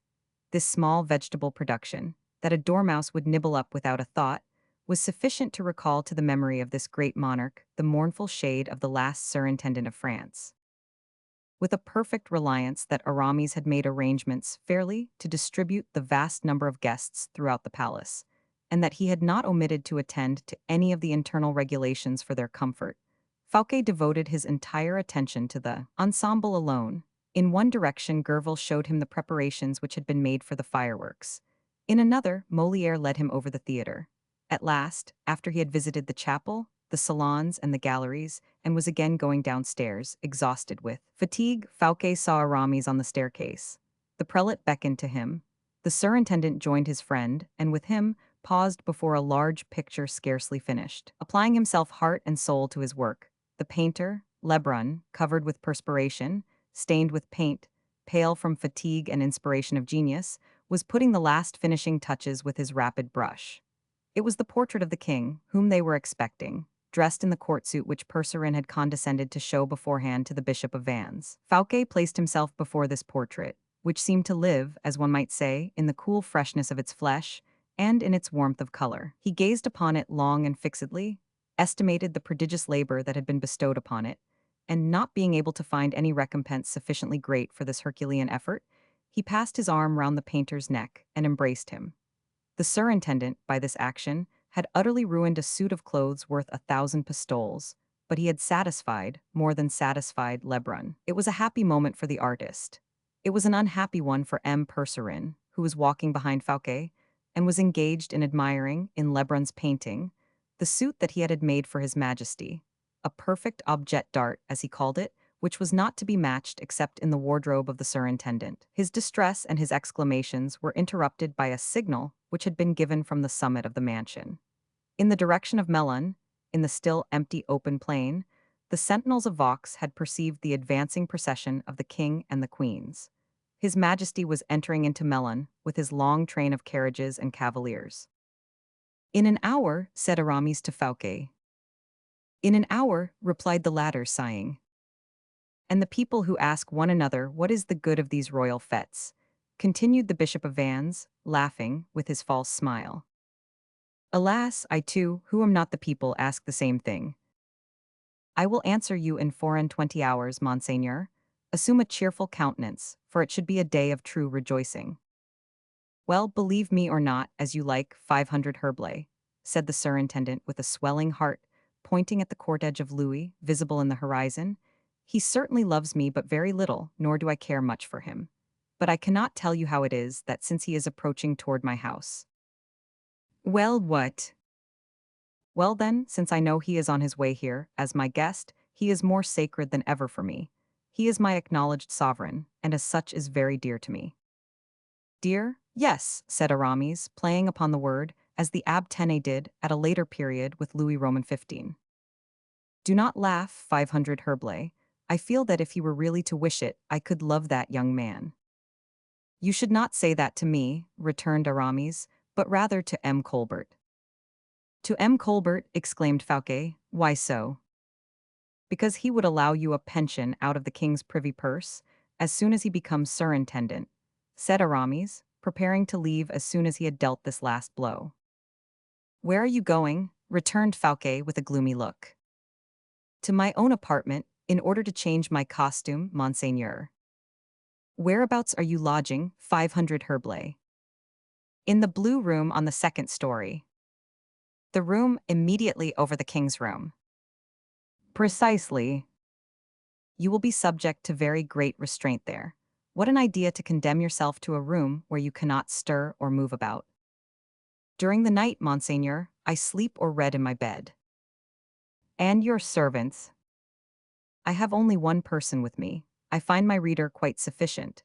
Adieu, Monseigneur. Do not overfatigue yourself. Keep yourself fresh for the arrival of the king." "We shall see you by and by, I suppose, and shall see your friend de Valon also." "He is lodging next to me, and is at this moment dressing." And Fouquet, bowing, with a smile, passed on like a commander-in-chief who pays the different outposts a visit after the enemy has been signaled in sight. Chapter 86. The Wine of Melun. The king had, in point of fact, entered Melun with the intention of merely passing through the city. The youthful monarch was most eagerly anxious for amusements. Only twice during the journey had he been able to catch a glimpse of La Vallière, and, suspecting that his only opportunity of speaking to her would be after nightfall, in the gardens, and after the ceremonial of reception had been gone through, he had been very desirous to arrive at Vaux as early as possible. But he reckoned without his captain of the musketeers, and without M. Colbert. Like Calypso, who could not be consoled at the departure of Ulysses, our Gascon could not console himself for not having guessed why Aramis had asked Percerin to show him the king's new costumes. "There is not a doubt," he said to himself, "that my friend the Bishop of Vannes had some motive in that," and then he began to rack his brains most uselessly. 500 Artagnan, so intimately acquainted with all the court intrigues, who knew the position of Fouquet better even than Fouquet himself did, had conceived the strangest fancies and suspicions at the announcement of the fate, which would have ruined a wealthy man, and which became impossible, utter madness even, for a man so destitute as he was. And then, the presence of Aramis, who had returned from Belle Isle, and been nominated by Monsieur Fouquet Inspector General of all the arrangements, his perseverance in mixing himself up with all the surintendant's affairs, his visit to Baisemeaux, all this suspicious singularity of conduct had excessively troubled and tormented 500 Artagnan during the last several weeks. "With men of Aramis' stamp," he said, "one is never the stronger except sword in hand. So long as Aramis continued a soldier, there was hope of getting the better of him. But since he has covered his cuirass with a stole, we are lost. But what can Aramis' object possibly be?" And 500 Artagnan plunged again into deep thought. "What does it matter to me, after all," he continued, "if his only object is to overthrow M. Colbert? And what else can he be after?" And 500 Artagnan rubbed his forehead. that fertile land, whence the plowshare of his nails had turned up so many and such admirable ideas in his time. He, at first, thought of talking the matter over with Colbert, but his friendship for Aramis, the oath of earlier days, bound him too strictly. He revolted at the bare idea of such a thing, and besides, he hated the financier too cordially. Then, again, he wished to unburden his mind to the king, but yet the king would not be able to understand the suspicions, which had not even a shadow of reality at their base.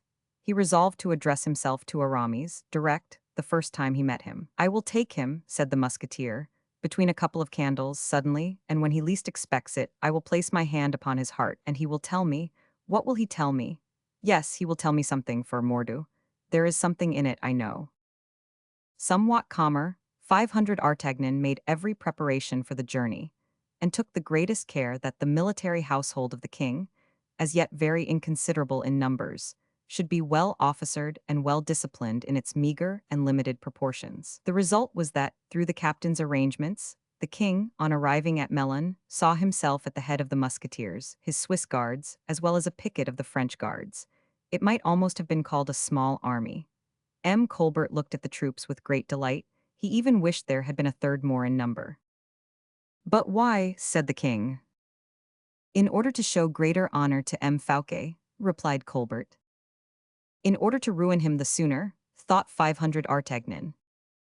When this little army appeared before Melun, the chief magistrates came out to meet the king, and to present him with the keys of the city, and invited him to enter the Hôtel de Ville, in order to partake of the wine of honor. The king, who expected to pass through the city and to proceed to Vaux without delay, became quite red in the face from vexation. "Who was fool enough to occasion this delay?" muttered the king, between his teeth, as the chief magistrate was in the middle of a long address. "Not I, certainly," replied 500 Artagnan, "but I believe it was M. Colbert." Colbert, having heard his name pronounced, said, "What was M. d'Artagnan good enough to say?" "I was good enough to remark that it was you who stopped the king's progress, so that he might taste the vin de Brie. Was I right?" "Quite so, monsieur." "In that case, then, it was you whom the king called some name or other." "What name?" "I hardly know, but wait a moment. Idiot, I think it was. No, it was fool or stupid. Yes, his majesty said that the man who had thought of the vin de Melun was something of the sort." 500 Artagnan, after this broadside, quietly caressed his mustache.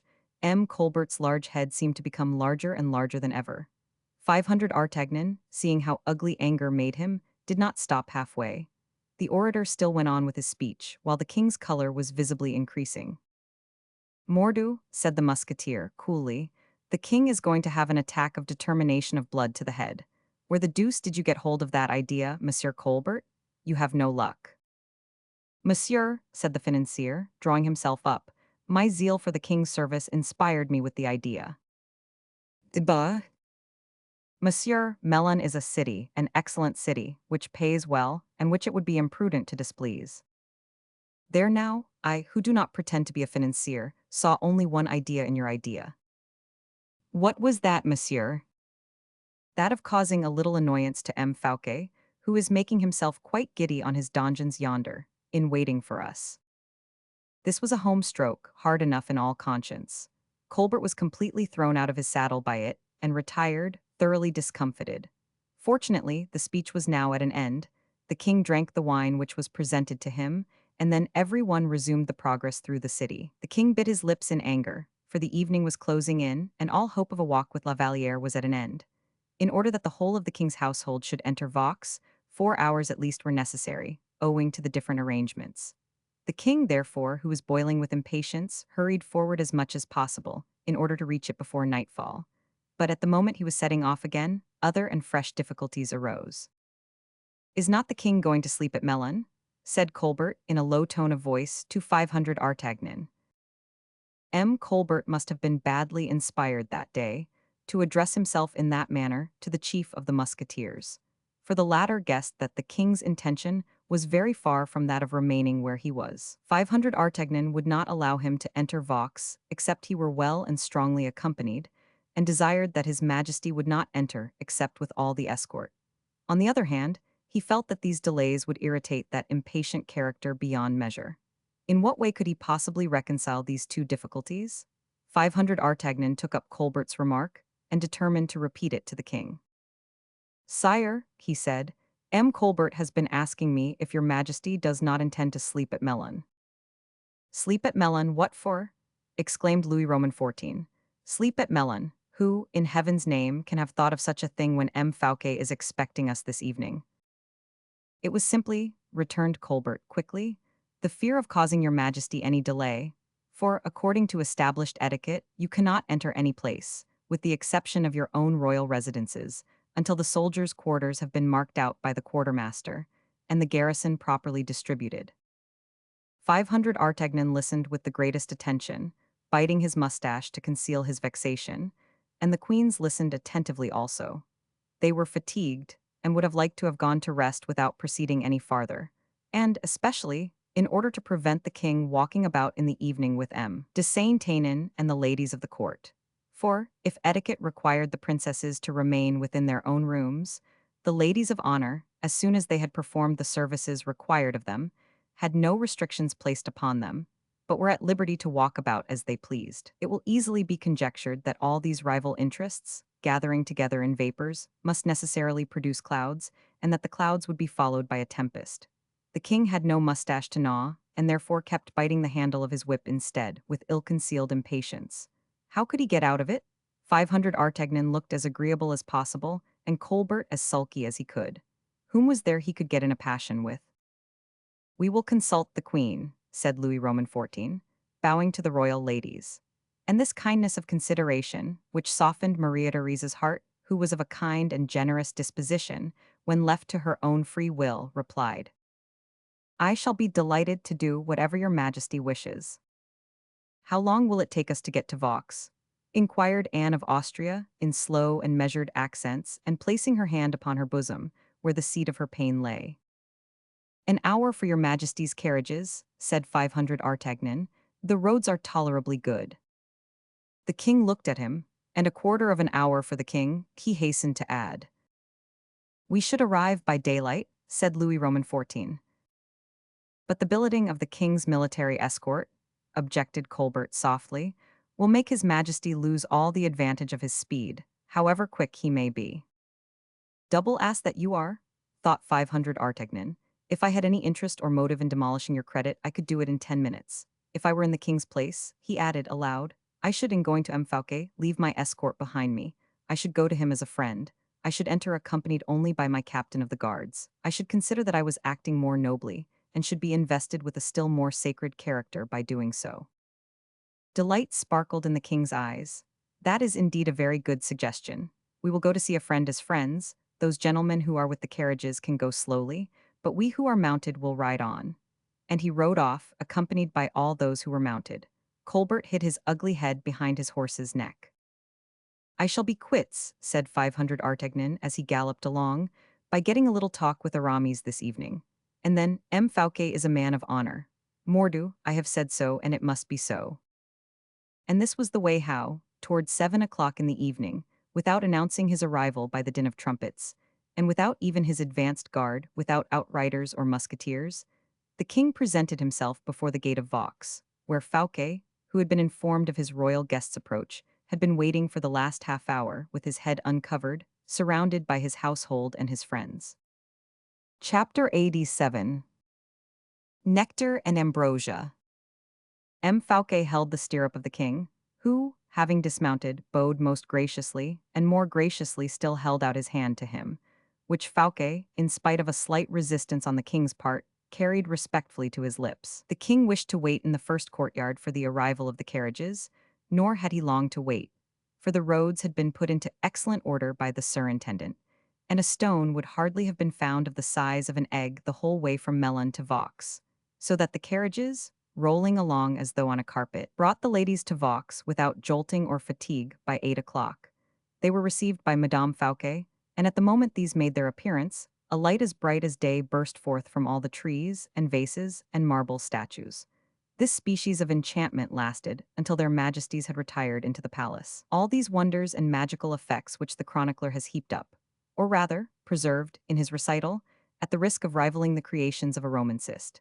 these splendors whereby night seemed conquered and nature corrected, together with every delight and luxury combined for the satisfaction of all the senses, as well as of the mind, Fouquet did in real truth offer to his sovereign in that enchanting retreat of which no monarch could at that time boast of possessing an equal. We do not intend to describe the grand banquet, at which all the royal guests were present, nor the concerts, nor the fairy-like and magical transformations and metamorphoses. It will be more than enough for our purpose to depict the countenance which the king assumed, and which from being gay, soon wore a gloomy, constrained, and irritated expression. He remembered his own residence, royal though it was, and the mean and indifferent style of luxury which prevailed there, and which comprised only that which was merely useful for the royal wants, without being his own personal property.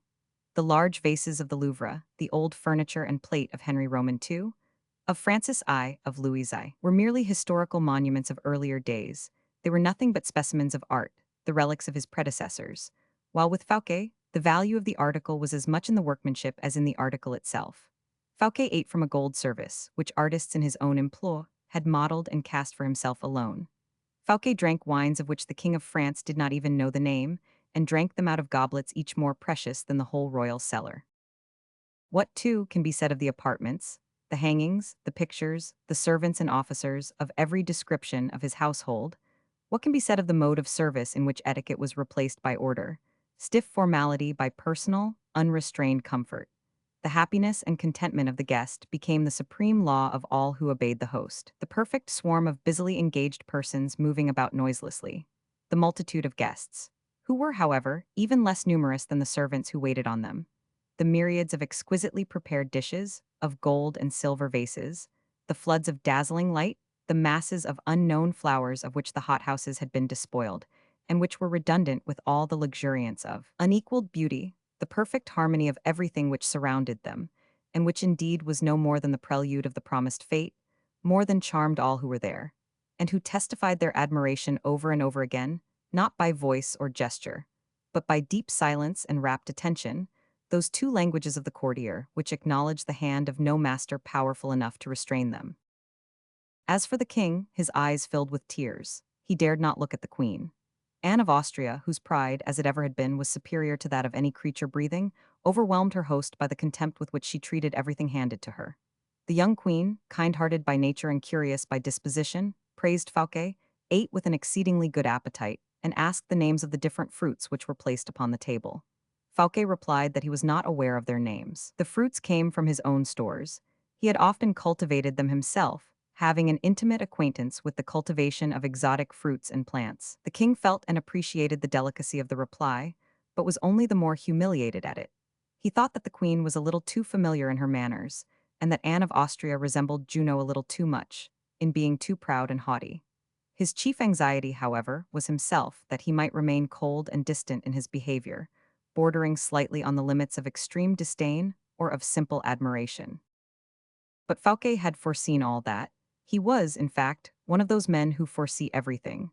The king had expressly declared that so long as he remained under Fouquet's roof, he did not wish his own different repasts to be served in accordance with the usual etiquette, and that he would, consequently, dine with the rest of the society. But by the thoughtful attention of the surintendant, the king's dinner was served up separately, if one may so express it, in the middle of the general table. The dinner, wonderful in every respect from the dishes of which it was composed, comprised everything the king liked, and which he generally preferred to anything else. Louis had no excuse, he, indeed, who had the keenest appetite in his kingdom, for saying that he was not hungry. Nay, M. Fouquet even did better still.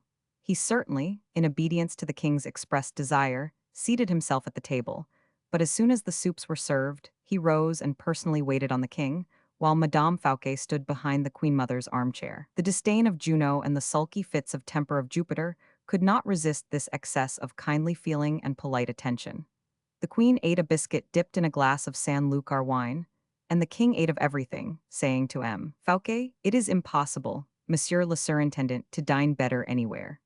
Whereupon the whole court began, on all sides, to devour the dishes spread before them, with such enthusiasm that it looked like a cloud of Egyptian locusts settling down upon the uncut crops. As soon, however, as his hunger was appeased, the king became dull and gloomy again, the more so in proportion to the satisfaction he fancied he had manifested, and particularly on account of the deferential manner which his courtiers had shown toward Fouquet. 500 Artagnan, who ate a good deal and drank but little, without allowing it to be noticed, did not lose a single opportunity, but made a great number of observations which he turned to good profit. When the supper was finished, the king expressed a wish not to lose the promenade. The park was illuminated. The moon, too, as if she had placed herself at the orders of the Lord of Vaux, silvered the trees and lakes with her bright phosphoric light. The air was soft and balmy. The gravelled walks through the thickly set avenues yielded luxuriously to the feet. The fete was complete in every respect, for the king, having met La Vallière in one of the winding paths of the wood, was able to press her by the hand and say, "I love you," without anyone overhearing him except M. d'Artagnan who followed, and M. Fouquet who preceded him. The night of magical enchantment stole on. The king having requested to be shown his room, there was immediately a movement in every direction. The queens passed to their own apartments, accompanied by the music of theorbos and lutes. The king found his musketeers awaiting him on the grand flight of steps, for M. Fouquet had brought them on from Melun and had invited them to supper. 500 Artagnan's suspicions at once disappeared. He was weary, he had supped well, and wished, for once in his life, thoroughly to enjoy a fate given by a man who was in every sense of the word a king. M. Fouquet, he said, is the man for me. The king was conducted with the greatest ceremony to the chamber of Morpheus, of which we owe some slight description to our readers. It was the handsomest and the largest in the palace. Lebrun had painted on the vaulted ceiling the happy, as well as disagreeable, dreams with which Morpheus affects kings as well as other men. Everything that sleep gives birth to that is lovely, its perfumes, its flowers and nectar, the wild voluptuousness or deep repose of the senses, had the painter enriched with his frescoes. It was a composition as soft and pleasing in one part as dark and gloomy and terrible in another. The poisoned chalice, the glittering dagger suspended over the head of the sleeper. Wizards and phantoms with hideous masks, those half-dim shadows, more terrific than the brightness of flame or the blackness of night. These, and such as these, he had made the companions of his more pleasing pictures. No sooner had the king entered the room than a cold shiver seemed to pass through him, and on Fouquet asking him the cause of it, the king replied, as pale as death, "I am sleepy, that is all. Does your majesty wish for your attendance at once?" "No, I have to talk with a few persons first," said the king. "Will you have the goodness to tell M. Colbert I wish to see him?" Fouquet bowed and left the room. Chapter 88. A Gascon and a Gascon and a half. 500 Artagnan had determined to lose no time, and in fact he never was in the habit of doing so. After having inquired for Aramis, he had looked for him in every direction until he had succeeded in finding him. Besides, no sooner had the king entered into Vaux than Aramis had retired to his own room, meditating, doubtlessly, some new piece of gallant attention for his majesty's amusement. 500 Artagnan desired the servants to announce him, and found on the second story, in a beautiful room called the Blue Room, on account of the color of its hangings, the Bishop of Vannes in company with Porthos and several of the modern Epicureans. Aramis came forward to embrace his friend, and offered him the best seat. As it was after a while generally remarked among those present that the musketeer was reserved, and wished for an opportunity for conversing secretly with Aramis, the Epicureans took their leave. Porthos, however, did not stir, for true it is that having dined exceedingly well, he was fast asleep in his armchair, and the freedom of conversation therefore was not interrupted by a third person. Porthos had a deep, harmonious snore, and people might talk in the midst of its loud bass without fear of disturbing him. 500 Artagnan felt that he was called upon to open the conversation. You will look through the opening. You will look through the opening, which answers to one of the false windows made in the dome of the king's apartment. Can you see, page 356. Well, and so we have come to Vaux, he said. Why, yes, 500 Artagnan, and how do you like the place? Very much, and I like M. Fouquet also. Is he not a charming host? No one could be more so. I am told that the king began by showing a great distance in his manner toward M. Fouquet, but that his majesty became much more cordial afterward. You did not notice it then, since you say you have been told so. No, I was engaged with those gentlemen who have just left the room about the theatrical performances and the tournament which are to take place tomorrow. Ah, indeed, you are the Controller General of the Fetes here then. You know I am a friend of all kinds of amusement, where the exercise of the imagination is required. I have always been a poet in one way or another. Yes, I remember the verses you used to write, they were charming. I have forgotten them, but I am delighted to read the verses of others, when those others are known by the names of Molière, Pelisson, La Fontaine, etc. Do you know what idea occurred to me this evening, Aramis? No, tell me what it was, for I should never be able to guess it, you have so many. Well, the idea occurred to me that the true king of France is not Louis Roman XIV. What? Said Aramis involuntarily, looking the musketeer full in the eyes. No, it is Monsieur Fouquet. Aramis breathed again and smiled. Ah, you are like all the rest, jealous, he said. I would wager that it was M. Colbert who turned that pretty phrase. 500 Artagnan, in order to throw Aramis off his guard, related Colbert's misadventure with regard to the vin de melon. He comes of a mean race, does Colbert, said Aramis. Quite true. When I think, too, added the bishop, that that fellow will be your minister within 4 months, and that you will serve him as blindly as you did Richelieu or Mazarin. And as you serve M. Fouquet, said 500 Artagnan. With this difference, though, that M. Fouquet is not M. Colbert. True, true, said 500 Artagnan, as he pretended to become sad and full of reflection. And then, a moment after, he added, Why do you tell me that M. Colbert will be minister in 4 months? Because M. Fouquet will have ceased to be so, replied Aramis. He will be ruined, you mean? Said 500 Artagnan. Completely so. Why does he give these fetes, then? Said the musketeer, in a tone so full of thoughtful consideration, and so well assumed that the bishop was for the moment deceived by it. Why did you not dissuade him from it? The latter part of the phrase was just a little too much, and Aramis' former suspicions were again aroused. It is done with the object of humoring the king. By ruining himself. Yes, by ruining himself for the king. A singular calculation that. Necessity. I don't see that, dear Aramis.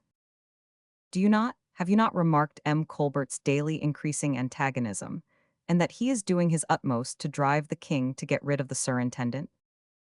One must be blind not to see it. And that a cabal is formed against M. Fouquet. That is well known. What likelihood is there that the king would join a party formed against a man who will have spent everything he had to please him? True, true, said 500 Artagnan, slowly, hardly convinced, yet curious to broach another phase of the conversation. There are follies and follies, he resumed, and I do not like those you are committing. What do you allude to? As for the banquet, the ball, the concert, the theatricals, the tournaments, the cascades, the fireworks, the illuminations, and the presents, these are all well and good, I grant.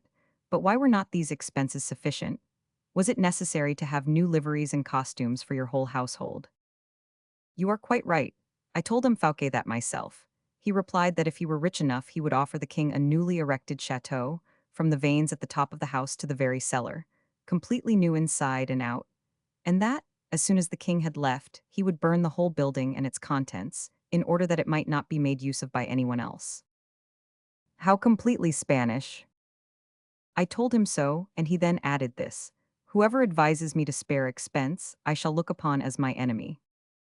It is positive madness, and that portrait too. What portrait? Said Aramis. That of the king, and the surprise as well. What surprise? The surprise you seem to have in view, and on account of which you took some specimens away, when I met you at Purcerin's. 500 Artagnan paused. The shaft was discharged, and all he had to do was to wait and watch its effect. That is merely an act of graceful attention, replied Aramis. 500 Artagnan went up to his friend, took hold of both his hands, and looking him full in the eyes, said, Aramis, do you still care for me a very little? What a question to ask. Very good, one favor then. Why did you take some patterns of the king's costumes at Purcerin's? Come with me and ask poor Lebrun, who has been working upon them for the last 2 days and 2 nights. Aramis, that may be the truth for everybody else, but for me. Upon my word, 500 Artegnan, you astonish me.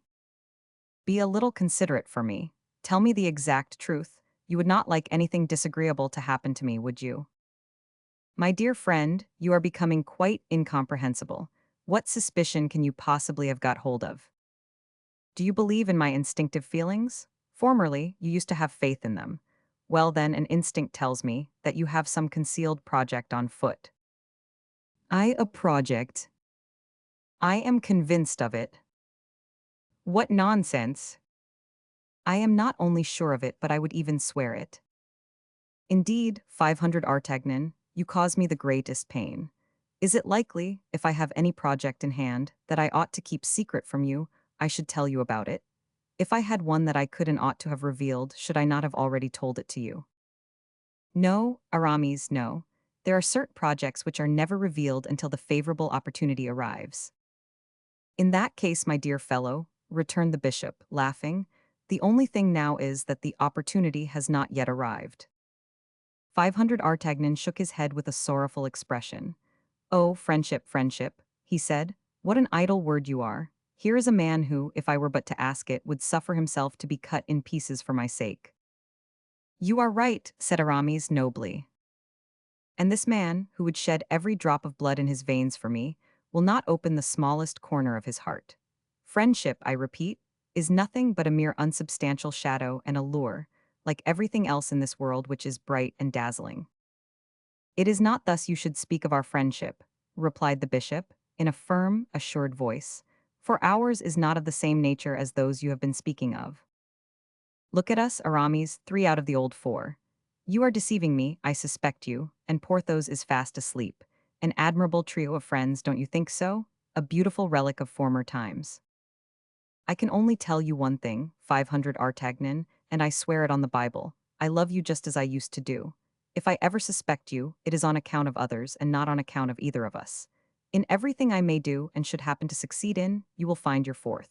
Will you promise me the same favor? If I am not mistaken, Aramis, your words, at the moment you pronounce them, are full of generous feeling. That is possible. You are conspiring against M. Colbert. If that be all, Mordu, tell me so at once. I have the instrument in my own hand, and will pull out the tooth easily enough. Aramis could not restrain a smile of disdain which passed across his noble features. And supposing that I were conspiring against Colbert, what harm would there be in that? No, no, that would be too trifling a matter for you to take in hand, and it was not on that account you asked Percerin for those patterns of the king's costumes. Oh, Aramis, we are not enemies, remember, but brothers. Tell me what you wish to undertake, and upon the word of a 500 Artagnan, if I cannot help you, I will swear to remain neuter. I am undertaking nothing, said Aramis. Aramis, a voice speaks within me, and seems to enlighten my darkness. It is a voice which has never yet deceived me. It is the king you are conspiring against. The king, exclaimed the bishop, pretending to be annoyed. Your face will not convince me, the king, I repeat. Will you help me? Said Aramis, smiling ironically. Aramis, I will do more than help you. I will do more than remain neuter. I will save you. You are mad, 500 Artagnan. I am the wiser of the two in this matter. You to suspect me of wishing to assassinate the king. Who spoke of that at all? Said the musketeer. Well, let us understand each other. I do not see what anyone can do to a legitimate king as ours is, if he does not assassinate him. 500 Artagnan did not say a word. Besides, you have your guards and your musketeers here, said the bishop. True. You are not in M. Fouquet's house, but in your own. True, but in spite of that, Aramis, grant me, for pity's sake, but one single word of a true friend. A friend's word is the truth itself. If I think of touching, even with my finger, the son of Anne of Austria, the true king of this realm of France, if I have not the firm intention of prostrating myself before his throne, if in every idea I may entertain tomorrow, here at Vaux will not be the most glorious day my king ever enjoyed, may heaven's lightning blast me where I stand. Aramis had pronounced these words, with his face turned toward the alcove of his own bedroom, where 500 Artagnan, seated with his back toward the alcove, could not suspect that anyone was lying concealed. The earnestness of his words, the studied slowness with which he pronounced them, the solemnity of his oath, gave the musketeer the most complete satisfaction. He took hold of both Aramis' hands and shook them cordially. Aramis had endured reproaches without turning pale, and had blushed as he listened to words of praise.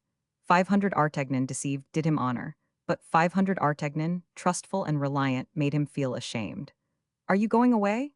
he said as he embraced him in order to conceal the flush on his face.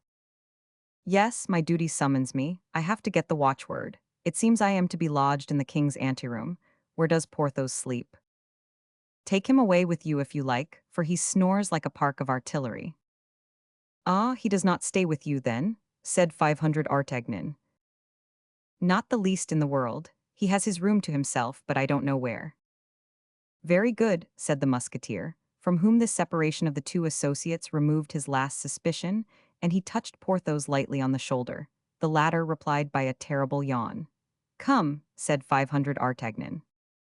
"What, 500 Artagnan, my dear fellow, is that you? What a lucky chance. Oh yes, true, I had forgotten, I am at the fetes at Vaux."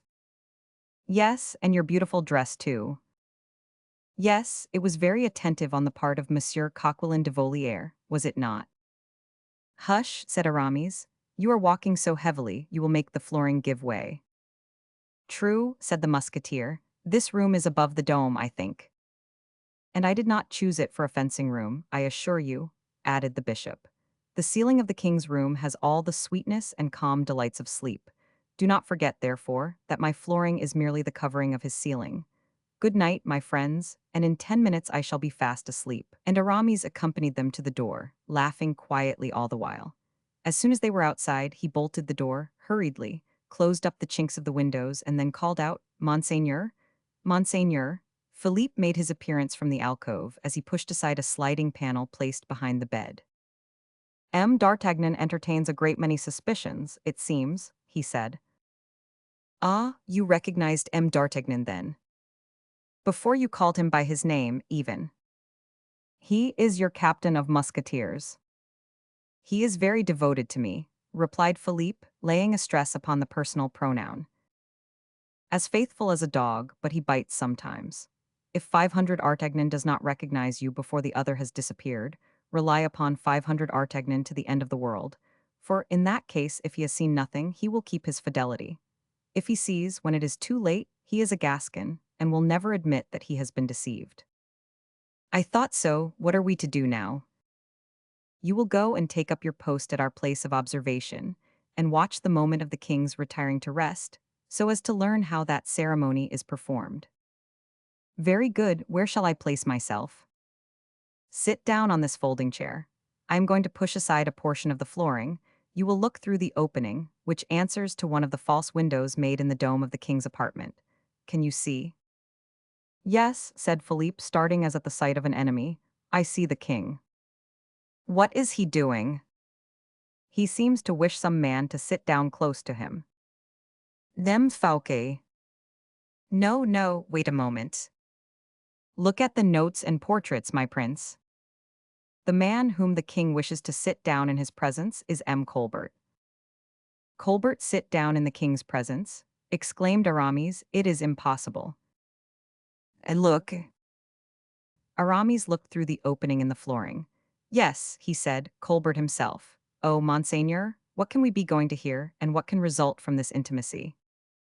"Nothing good for M. Fauquet, at all events." The prince did not deceive himself. We have seen that Louis Roman XIV had sent for Colbert, and that Colbert had arrived.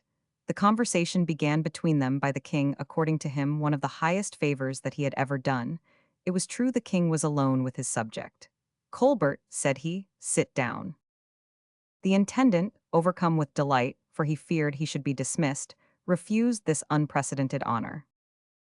"Does he accept?" said Aramis. "No, he remains standing." "Let us listen then." And the future king and the future pope listened eagerly to the simple mortals whom they held under their feet, ready to crush them if they had liked. "Colbert," said the king, "you have annoyed me exceedingly today." "I know it, sire." "Very good, I like that answer. Yes, you knew it, and there was courage in having done it. I ran the risk of displeasing your majesty, but I risked also concealing what were your true interests from you."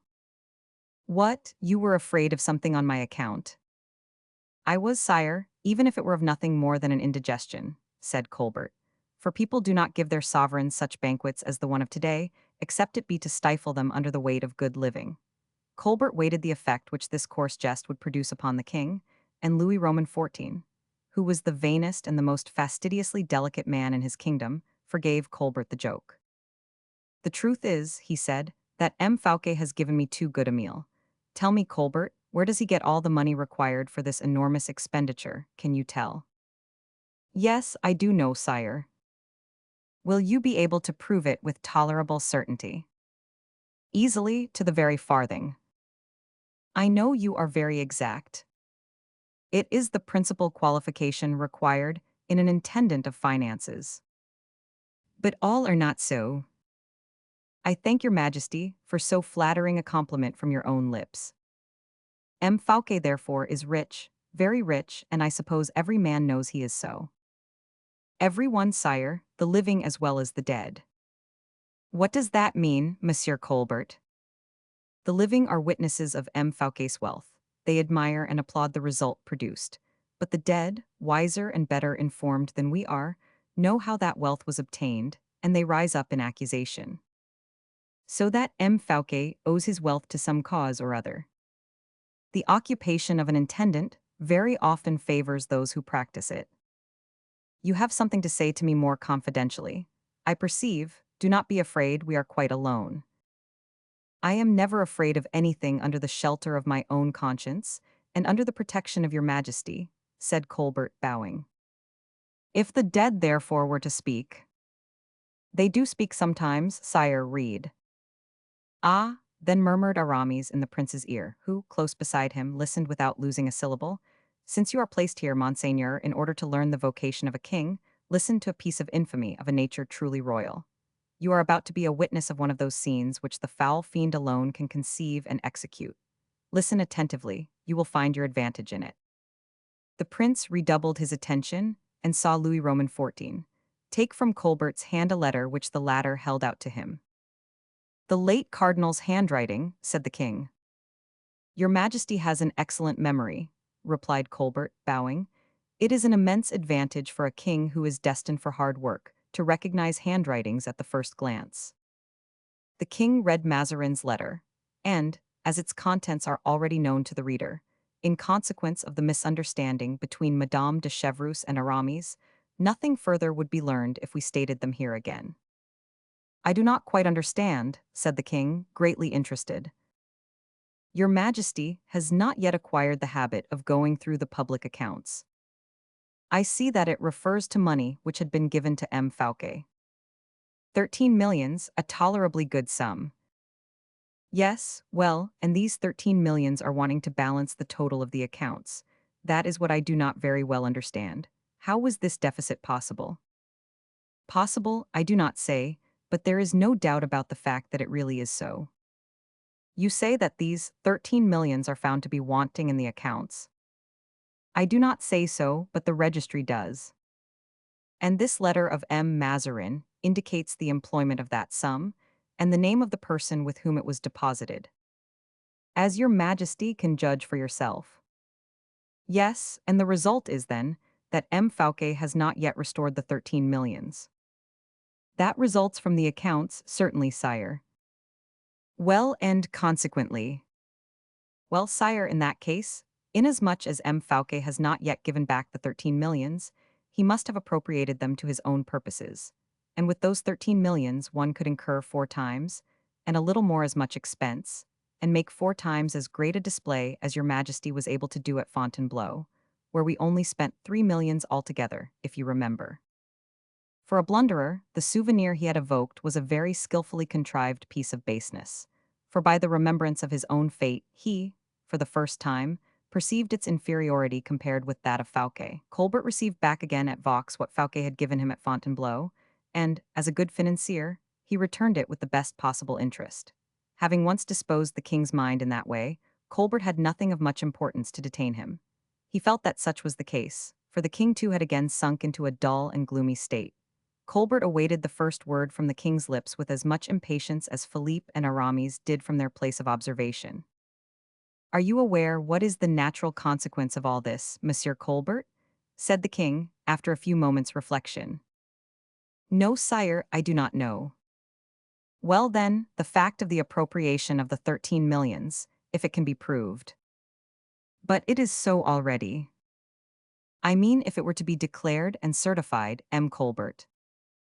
I think it will be tomorrow, if your majesty.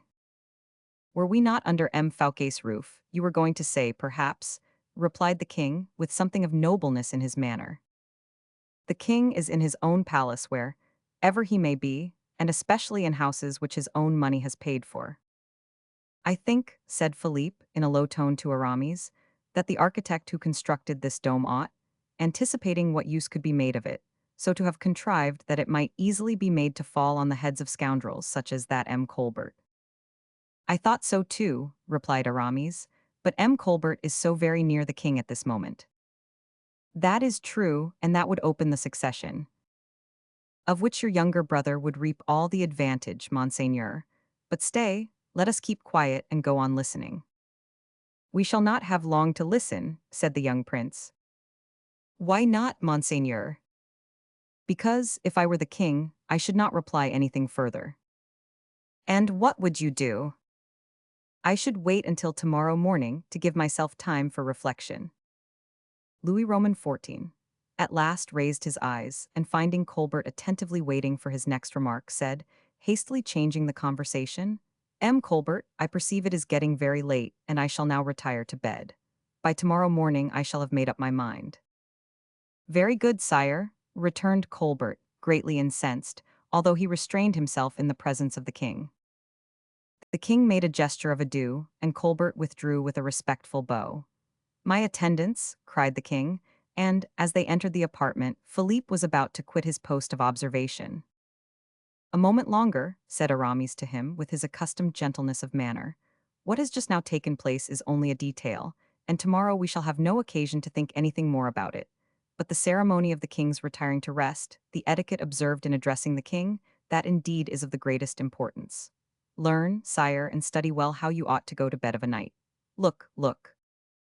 Chapter 89. Colbert. History will tell us, or rather history has told us, of the various events of the following day, of the splendid fêtes given by the surintendant to his sovereign. There was nothing but amusement and delight allowed to prevail throughout the whole of the following day. There was a promenade, a banquet, a comedy to be acted, and a comedy, too, in which, to his great amazement, Porthos recognized M. Coquelin de Volière as one of the actors, in the piece called Les Fâcheux, full of preoccupation, however, from the scene of the previous evening, and hardly recovered from the effects of the poison which Colbert had then administered to him. The king, during the whole of the day, so brilliant in its effects, so full of unexpected and startling novelties, in which all the wonders of the Arabian Nights' entertainments seemed to be reproduced for his especial amusement. The king, we say, showed himself cold, reserved, and taciturn. Nothing could smooth the frowns upon his face.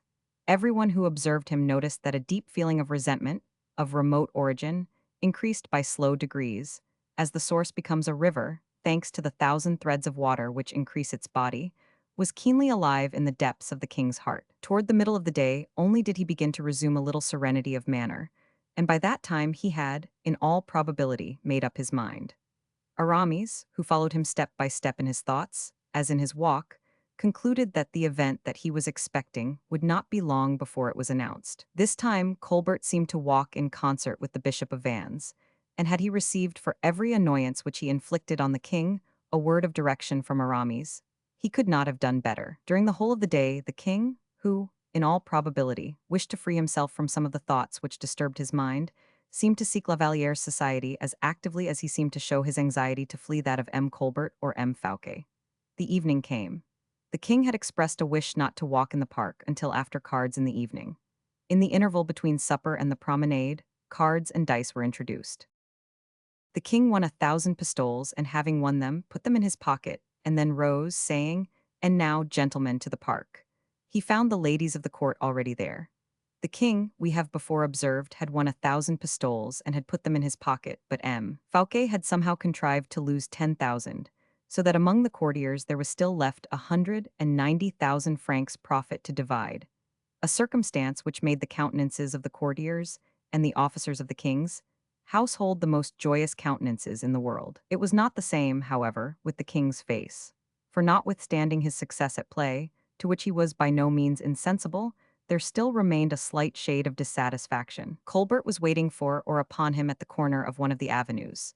He was most probably waiting there in consequence of a rendezvous which had been given him by the king, as Louis Roman XIV, who had avoided him, or who had seemed to avoid him, suddenly made him a sign, and they then struck into the depths of the park together. But La Vallière, as well, had observed the king's gloomy aspect and kindling glances.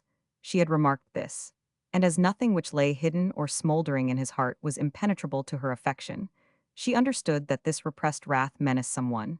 She prepared to withstand the current of his vengeance and intercede like an angel of mercy. Overcome by sadness, nervously agitated, deeply distressed at having been so long separated from her lover, disturbed at the sight of that emotion which she had divined, she accordingly presented herself to the king with an embarrassed aspect, which, in his then disposition of mind, the king interpreted unfavorably. Then, as they were alone, or nearly alone, inasmuch as Colbert, as soon as he perceived the young girl approaching, had stopped and drawn back a dozen paces, the king advanced toward La Vallière and took her by the hand.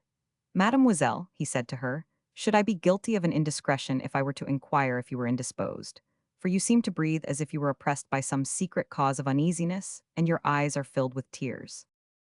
"Oh, sire, if I be indeed so, and if my eyes are indeed full of tears, I am sorrowful only at the sadness which seems to oppress your majesty." "My sadness? You are mistaken, mademoiselle. No, it is not sadness I experience." "What is it then, sire?" "Humiliation." "Humiliation? Oh, sire, what a word for you to use. I mean, mademoiselle, that wherever I may happen to be, no one else ought to be the master. Well then, look round you on every side, and judge whether I am not eclipsed, I, the king of France, before the king of these wide domains.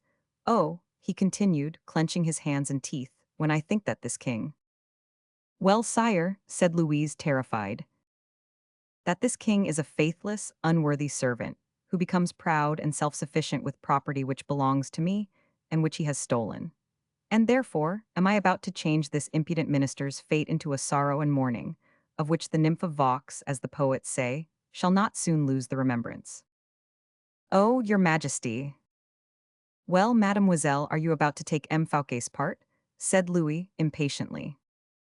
"No, sire, I will only ask whether you are well informed. Your majesty has more than once learned the value of accusations made at court." Louis Roman XIV made a sign for Colbert to approach. "Speak, Monsieur Colbert," said the young prince, "for I almost believe that Mademoiselle de la Vallière has need of your assurance before she can put any faith in the king's word. Tell Mademoiselle what M. Fouquet has done, and you, Mademoiselle, will perhaps have the kindness to listen. It will not be long." Why did Louis Roman XIV insist upon it in such a manner? A very simple reason. His heart was not at rest. His mind was not thoroughly convinced. He imagined there was some dark, hidden, tortuous intrigue concealed beneath these 13 millions of francs, and he wished that the pure heart of La Vallière, which had revolted at the idea of a theft or robbery, should approve, even were it only a single word, the resolution he had taken, and which, nevertheless, he hesitated about carrying into execution. "Speak, monsieur," said La Vallière to Colbert, who had advanced. "Speak, since the king wishes me to listen to you. Tell me, what is the crime with which M. Fouquet is charged?" "Oh, not very heinous, mademoiselle," he returned, "a simple abuse of confidence." "Speak, speak, Colbert, and when you shall have related it, leave us, and go and inform M. d'Artagnan that I have certain orders to give him." "M. d'Artagnan, sire," exclaimed La Vallière, "but why send for M. d'Artagnan? I entreat you to tell me." "Pardy you, in order to arrest this haughty, arrogant Titan, who, true to his menace, threatens to scale my heaven." "Arrest M. Fouquet, do you say? Ah, does that surprise you? In his own house? Why not? If he be guilty, he is guilty in his own house as anywhere else. M. Fouquet, who at this moment is ruining himself for his sovereign. In plain truth, mademoiselle, it seems as if you were defending this traitor." Colbert began to chuckle silently. The king turned round at the sound of this suppressed mirth. "Sire," said La Vallière, "it is not M. Fouquet I am defending, it is yourself." "Me, you defend me." "Sire, you would be dishonoring yourself if you were to give such an order." Dishonor myself? Murmured the king, turning pale with anger. In plain truth, mademoiselle, you show a strange persistence in what you say. If I do so, sire, my only motive is that of serving your majesty, replied the noble-hearted girl. For that I would sacrifice my very life without the slightest reserve. Colbert seemed inclined to grumble and complain. La Vallière, that timid, gentle lamb, turned round upon him, and with a glance like lightning imposed silence upon him. Monsieur, she said, when the king acts well, whether in doing so he does either myself or those who belong to me an injury, I have nothing to say, but were the king to confer a benefit either upon me or mine, and if he acted badly I should tell him so. But it appears to me, mademoiselle, Colbert ventured to say, that I too love the king. Yes, monsieur, we both love him, but each in a different manner, replied La Vallière, with such an accent that the heart of the young king was powerfully affected by it. I love him so deeply that the whole world is aware of it, so purely that the king himself does not doubt my affection. He is my king and my master. I am the humblest of his servants. But he who touches his honor touches my life. Therefore, I repeat that they dishonor the king who advise him to arrest M. Fouquet under his own roof. Colbert hung down his head, for he felt that the king had abandoned him. However, as he bent his head, he murmured, Mademoiselle, I have only one word to say. Do not say it then, monsieur, for I would not listen to it. Besides, what could you have to tell me? That M. Fouquet has been guilty of certain crimes? I know he has because the king has said so, and from the moment the king said, I think so, I have no occasion for other lips to say, I affirm it. But were M. Fouquet the vilest of men, I should say aloud. M. Fouquet's person is sacred to the king because he is the king's host. Were his house a den of thieves, were Vaux a cave of coiners or robbers, his home is sacred, his palace is inviolable, since his wife is living in it, and that is an asylum which even executioners would not dare to violate. La Vallière paused and was silent. In spite of himself, the king could not but admire her. He was overpowered by the passionate energy of her voice, by the nobleness of the cause she advocated. Colbert yielded, overcome by the inequality of the struggle. At last, the king breathed again more freely, shook his head, and held out his hand to La Vallière. Mademoiselle, he said gently, why do you decide against me? Do you know what this wretched fellow will do if I give him time to breathe again? Is he not a prey which will always be within your grasp? And if he escapes and takes to flight? Exclaimed Colbert. Well, monsieur, it will always remain on record, to the king's eternal honor, that he allowed M. Fouquet to flee. And the more guilty he may have been, the greater will the king's honor and glory appear, when compared with such misery and such shame. Louis kissed La Vallière's hand, as he knelt before her. I am lost, thought Colbert, then suddenly his face brightened up again. Oh, no, no, not yet, he said to himself. And while the king, protected from observation by the thick covert of an enormous lime, pressed La Vallière to his breast, with all the ardor of ineffable affection, Colbert tranquilly looked among the papers in his pocketbook, and drew out of it a paper folded in the form of a letter, slightly yellow, perhaps, but which must have been very precious, since the intendant smiled as he looked at it. He then bent a look, full of hatred, upon the charming group which the young girl and the king formed together, a group which was revealed for a moment, as the light of the approaching torches shone upon it. Louis noticed the light reflected upon La Vallière's white dress. Leave me, Louise, he said, for someone is coming. Mademoiselle, mademoiselle, someone is coming, cried Colbert, to expedite the young girl's departure. Louise disappeared rapidly among the trees, and then, as the king, who had been on his knees before the young girl, was rising from his humble posture, Colbert exclaimed, Ah, Mademoiselle de la Vallière has let something fall. What is it? Inquired the king. A paper, a letter, something white, look there, sire. The king stooped down immediately, and picked up the letter, crumpling it in his hand as he did so, and at the same moment the torches arrived, inundating the darkness of the scene with a flood of light as bright as day. Chapter 90. Jealousy. The torches we have just referred to, the eager attention which everyone displayed, and the new ovation paid to the king by Fouquet, arrived in time to suspend the effect of a resolution which La Vallière had already considerably shaken in Louis Roman XIV's heart. He looked at Fouquet with a feeling almost of gratitude for having given La Vallière an opportunity of showing herself so generously disposed, so powerful in the influence she exercised over his heart. The moment of the last and greatest display had arrived. Hardly had Fouquet conducted the king toward the chateau Then a massive fire burst from the dome of Vaux with a prodigious uproar, pouring a flood of dazzling light on every side and illumining the remotest corners of the gardens. The fireworks began. Colbert, at 20 paces from the king, who was surrounded and feted by the owner of Vaux, seemed, by the obstinate persistence of his gloomy thoughts, to do his utmost to recall Louis's attention, which the magnificence of the spectacle was already, in his opinion, too easily diverting. Suddenly, just as Louis was on the point of holding it out to Fouquet, he perceived in his hand the paper which, as he believed, La Vallière had dropped at his feet as she hurried away. The still stronger magnet of love drew the young prince's attention toward the souvenir of his idol. And, by the brilliant light, which increased momentarily in beauty, and drew forth from the neighboring villages loud exclamations of admiration, the king read the letter, which he supposed was a loving and tender epistle which La Vallière had destined for him. But as he read it, a death-like pallor stole over his face, and an expression of deep-seated wrath, illumined by the many-colored fires which rose brightly and soaringly around the scene, produced a terrible spectacle, which everyone would have shuddered at, could they only have read into his heart, which was torn by the most stormy and most bitter passions. There was no truce for him now, influenced as he was by jealousy and mad passion. From the very moment when the dark truth was revealed to him, every gentler feeling seemed to disappear. Pity, kindness of consideration, the religion of hospitality, all were forgotten. In the bitter pang which wrung his heart, still too weak to hide his sufferings, he was almost on the point of uttering a cry of alarm and calling his guards to gather round him. This letter which Colbert had thrown down at the king's feet, the reader has doubtless guessed, was the same that had disappeared with the porter Toby at Fontainebleau, after the attempt which Fouquet had made upon La Vallière's heart. Fouquet saw the king's pallor, and was far from guessing the evil. Colbert saw the king's anger, and rejoiced inwardly at the approach of the storm. Fouquet's voice drew the young prince from his wrathful reverie. "What is the matter, sire?" inquired the surintendant with an expression of graceful interest. Louis made a violent effort over himself as he replied, "Nothing. I am afraid your majesty is suffering." "I am suffering, and have already told you so, monsieur, but it is nothing." And the king, without waiting for the termination of the fireworks, turned toward the chateau.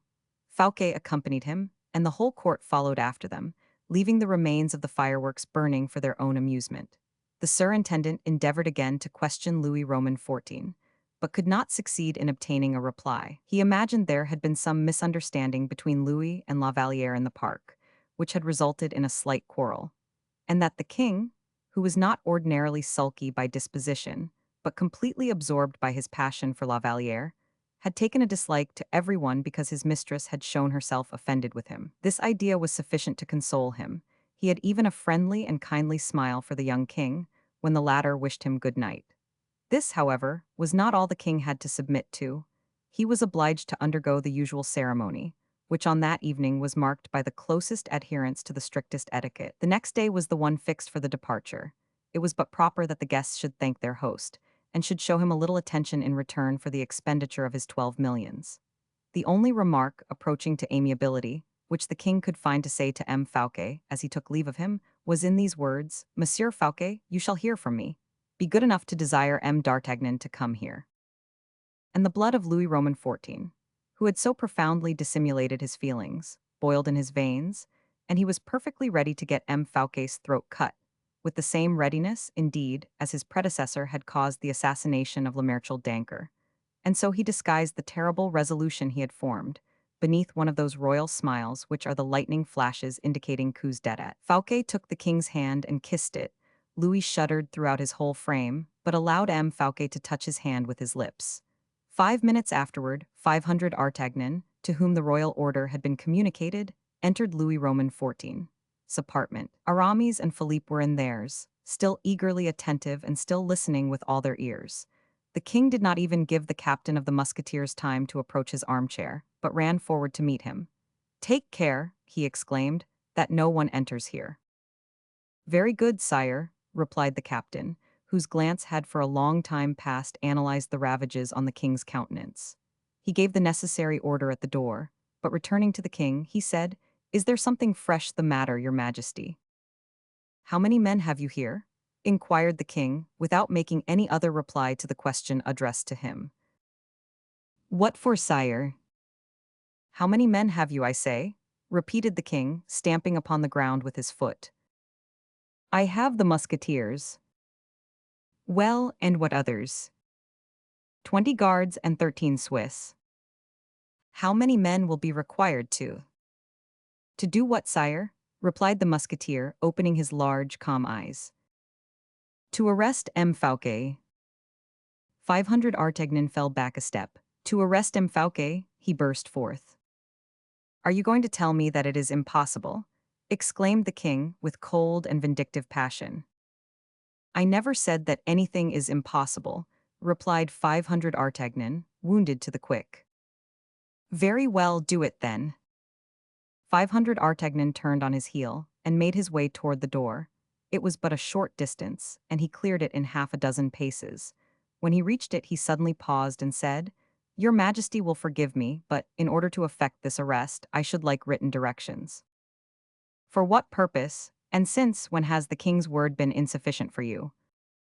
Because the word of a king, when it springs from a feeling of anger, may possibly change when the feeling changes.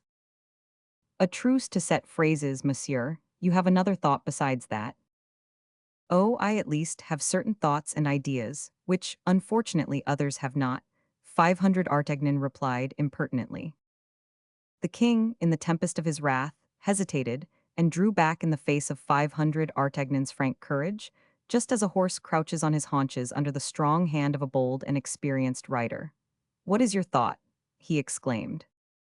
This, sire, replied 500 Artagnan, you cause a man to be arrested when you are still under his roof, and passion is alone the cause of that. When your anger shall have passed away, you will regret what you have done, and then I wish to be in a position to show you your signature. If that, however, should fail to be a reparation, it will at least show us that the king is wrong to lose his temper. Wrong to lose his temper, cried the king in a loud, passionate voice.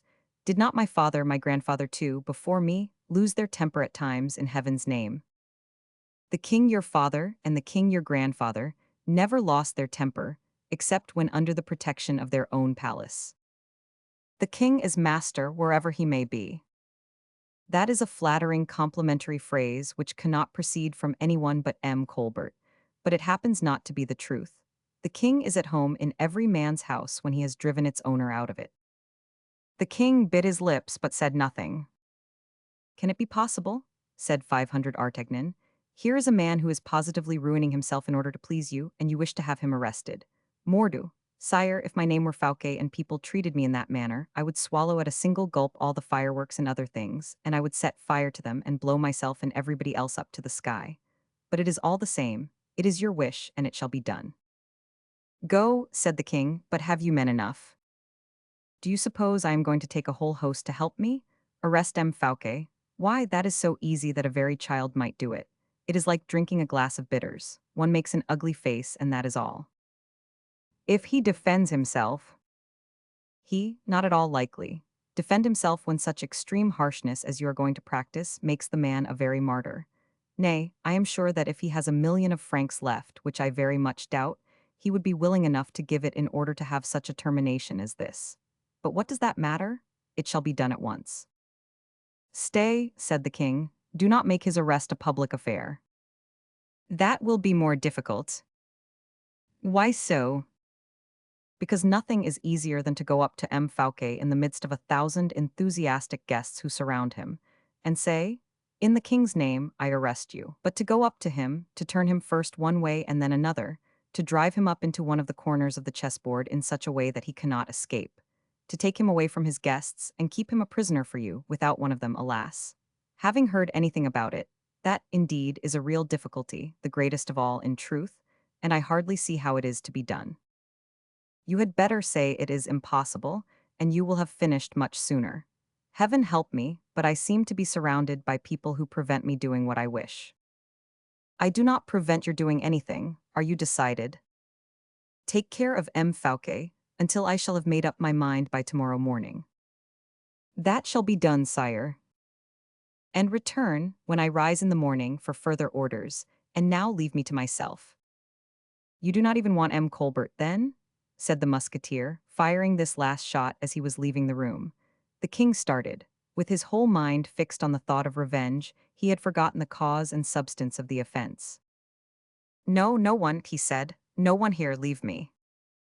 500 Artagnan quitted the room. The king closed the door with his own hands and began to walk up and down his apartment at a furious pace, like a wounded bull in an arena, dragging after him the colored streamers and iron darts. At last, he began to take comfort in the expression of his violent feelings. Miserable wretch that he is, not only does he squander my finances, but with his ill-gotten plunder he corrupts secretaries, friends, generals, artists, and all, and tries to rob me of the one to whom I am most attached. And that is the reason why that perfidious girl so boldly took his part.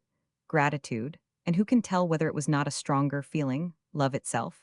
He gave himself up for a moment to his bitter reflections. A satyr, he thought, with that abhorrent hate with which young men regard those more advanced in life, who still think of love. A man who has never found opposition or resistance in anyone, who lavishes his gold and jewels in every direction, and who retains his staff of painters in order to take the portraits of his mistresses in the costume of goddesses.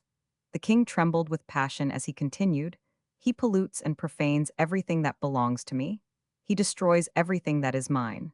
He will be my death at last, I know. That man is too much for me. He is my mortal enemy, and he shall fall. I hate him, I hate him, I hate him." And as he pronounced these words, he struck the arm of the chair in which he was sitting violently over and over again, and then rose like one in an epileptic fit. "Tomorrow, tomorrow? Oh, happy day!" He murmured, "When the sun rises, no other rival will that bright orb have but me.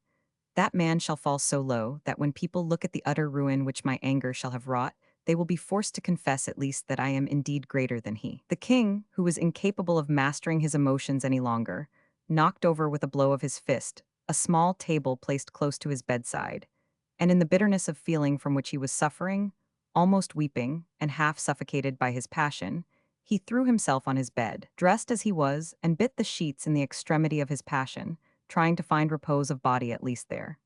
The bed creaked beneath his weight, and with the exception of a few broken sounds, which escaped from his overburdened chest, absolute silence soon reigned in the chamber of Morpheus. Chapter 91. High treason. The ungovernable fury which took possession of the king at the sight, and at the perusal of Fouquet's letter to La Vallière, by degrees subsided into a feeling of pain and extreme weariness. Youth, invigorated by health and lightness of spirits, and requiring that what it loses should be immediately restored. Youth knows not those endless, sleepless nights which enable us to realize the fable of the vulture, unceasingly feeding on Prometheus. In instances where the man of middle life, in his acquired strength of will and purpose, and the old man, in his state of exhaustion, find an incessant augmentation of their bitter sorrow. A young man, surprised by the sudden appearance of a misfortune, weakens himself in sighs and groans and tears in direct struggles with it, and is thereby far sooner overthrown by the inflexible enemy with whom he is engaged. Once overthrown, his struggles cease. Louis could not hold out more than a few minutes, at the end of which he had ceased to clench his hands, and to burn up with his looks the invisible objects of his hatred. He soon ceased to attack with his violent imprecations not M. Fouquet alone, but even La Vallière herself. From fury he subsided into despair, and from despair to prostration. After he had thrown himself for a few minutes to and fro convulsively on his bed, his nerveless arms fell quietly down. His head lay languidly on his pillow. His limbs, exhausted from his excessive emotions, still trembled occasionally, agitated by slight muscular contractions, and from his breast only, faint and unfrequent sighs still issued. Morpheus, the tutelary deity of the apartment, toward whom Louis raised his eyes, wearied by his anger and reddened by his tears, showered down upon him the sleep-inducing poppies with which his hands were filled, so that the king gently closed his eyes and fell asleep. Then it seemed to him, as it often happens in that first sleep, so light and gentle, which raises the body above the couch, the soul above the earth. It seemed to him, we say, as if the god Morpheus, painted on the ceiling, looked at him with eyes resembling human eyes, that something shone brightly and moved to and fro in the dome above the sleeper, that the crowd of terrible dreams which thronged together in his brain, and which were interrupted for a moment, half revealed a human face, with a hand resting against the mouth, and in an attitude of deep and absorbed meditation. And strange enough, too, this man bore so wonderful a resemblance to the king himself, that Louis fancied he was looking at his own face reflected in a mirror. With the exception, however, that the face was saddened by a feeling of the profoundest pity. Then it seemed to him as if the dome gradually retired, escaping from his gaze, and that the figures and attributes painted by Lebrun became darker and darker as the distance became more and more remote. A gentle, easy movement, as regular as that by which a vessel plunges beneath the waves, had succeeded to the immovableness of the bed. Doubtless the king was dreaming, and in this dream the crown of gold which fastened the curtains together seemed to recede from his vision, just as the dome, to which it remained suspended, had done, so that the winged genius which, with both its hands, supported the crown, seemed, though vainly so, to call upon the king, who was fast disappearing from it. The bed still sunk. Louis, with his eyes open, could not resist the deception of this cruel hallucination. At last, as the light of the royal chamber faded away into darkness and gloom, something cold, gloomy, and inexplicable in its nature seemed to infect the air. No paintings, nor gold, nor velvet hangings were visible any longer. Nothing but walls of a dull gray color, which the increasing gloom made darker every moment. And yet the bed still continued to descend, and after a minute, which seemed in its duration almost an age to the king, it reached a stratum of air, black and still as death, and then it stopped. The king could no longer see the light in his room, except as from the bottom of a well we can see the light of day. I am under the influence of a terrible dream, he thought.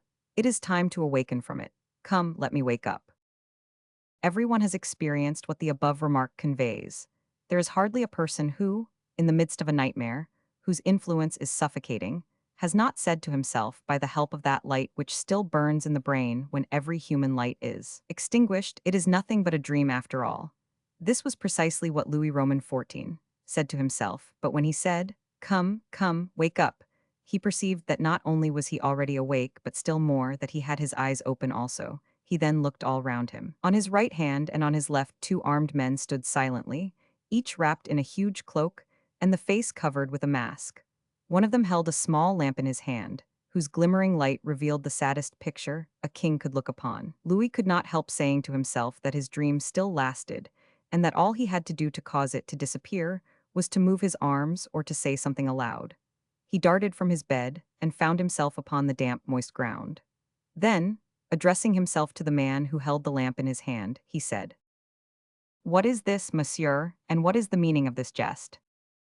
"It is no jest," replied in a deep voice the masked figure that held the lantern. "Do you belong to M. Fouquet?" inquired the king, greatly astonished at his situation. "It matters very little to whom we belong," said the phantom. "We are your masters now, that is sufficient." The king, more impatient than intimidated, turned to the other masked figure. "If this is a comedy," he said, "you will tell M. Fouquet that I find it unseemly and improper, and that I desire it should cease." The second masked person to whom the king had addressed himself was a man of huge stature and vast circumference. He held himself erect and motionless as a block of marble. "Well," added the king, stamping his foot, "you do not answer." "We do not answer you, my good monsieur," said the giant in a stentorian voice, "because there is nothing to answer."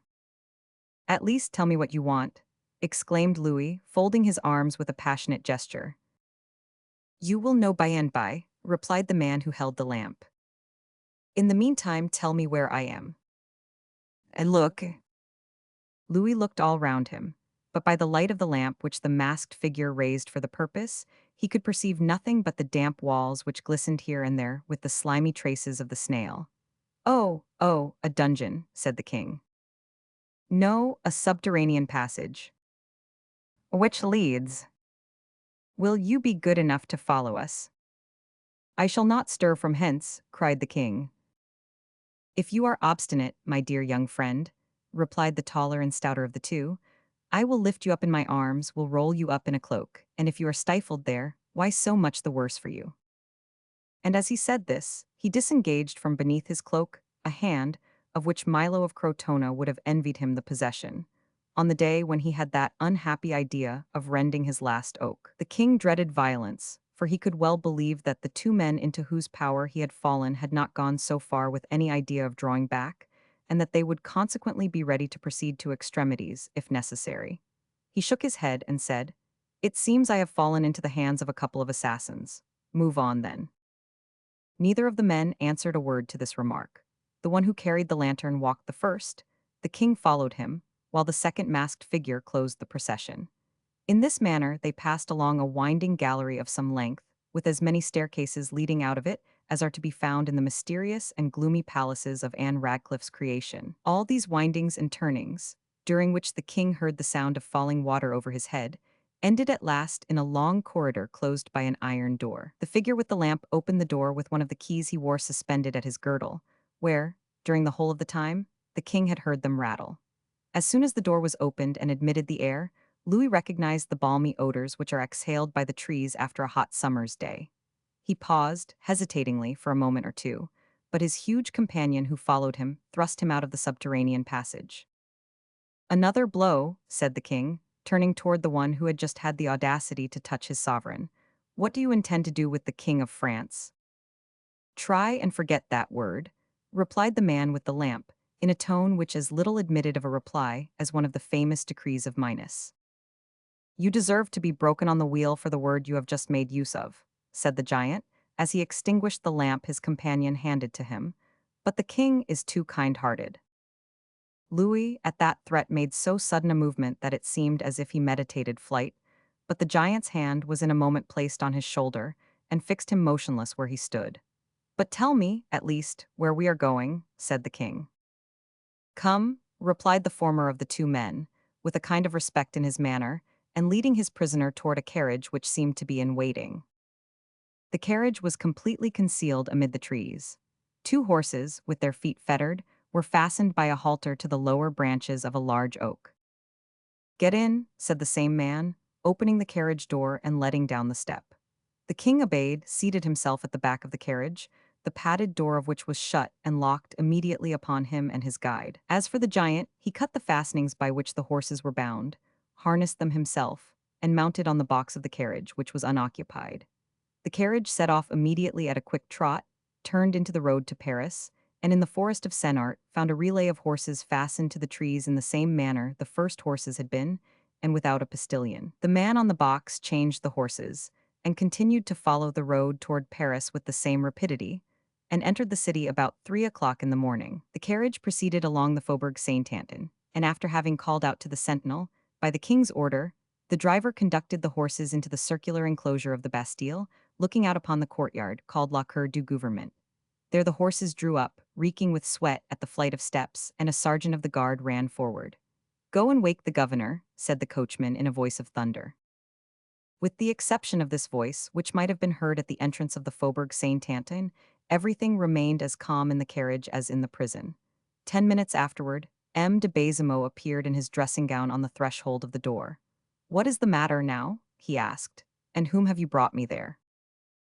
The man with the lantern opened the carriage door and said 2 or 3 words to the one who acted as driver, who immediately got down from his seat, took up a short musket which he kept under his feet, and placed its muzzle on the prisoner's chest. What is this? What is this, monsieur, and what is the meaning of? This jest? It is no jest, replied in a deep voice the masked figure. That held the lantern, page 367. And fire at once if he speaks, added aloud the man who alighted from the carriage. Very good, replied his companion without any other remark. With this recommendation, the person who had accompanied the king in the carriage ascended the flight of steps, at the top of which the governor was awaiting him. Monsieur de Herblay, said the latter. Hush, said Aramis, let us go into your room. Good heavens, what brings you here at this hour? A mistake, my dear Monsieur de Baisemeaux, Aramis replied quietly. It appears that you were quite right the other day. What about? Inquired the governor. About the order of release, my dear friend. Tell me what you mean, monsieur. No, monseigneur, said the governor, almost suffocated by surprise and terror. It is a very simple affair. You remember, dear M. de Baisemeaux, that an order of release was sent to you. Yes, for Marchiali. Very good, we both thought that it was for Marchiali. Certainly, you will recollect, however, that I would not believe it but that you compelled me. Oh, Baisemeaux, my good fellow, what a word to make use of. Strongly recommended, that was all. Strongly recommended, yes, strongly recommended to give him up to you, and that you carried him off with you in your carriage. Well, my dear Monsieur de Baisemeaux, it was a mistake. It was discovered at the ministry, so that I now bring you an order from the king to set at liberty Selden, that poor Scotch fellow, you know. Selden, are you sure this time? Well, read it yourself, added Aramis, handing him the order. Why, said Baisemeaux, this order is the very same that has already passed through my hands. Indeed. It is the very one I assured you I saw the other evening. Parbleu, I recognize it by the blot of ink. I do not know whether it is that, but all I know is that I bring it for you. But then, about the other. What other? Marchiali. I have got him here with me. But that is not enough for me.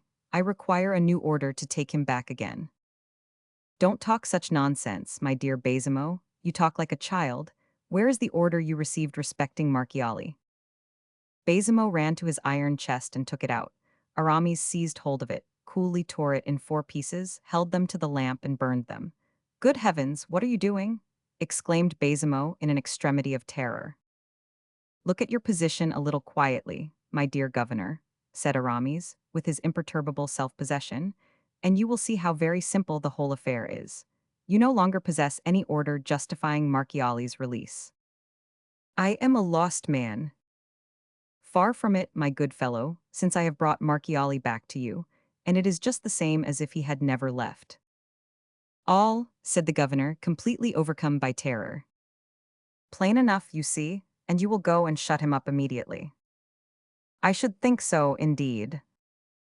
And you will hand over this Selden to me, whose liberation is authorized by this order. Do you understand?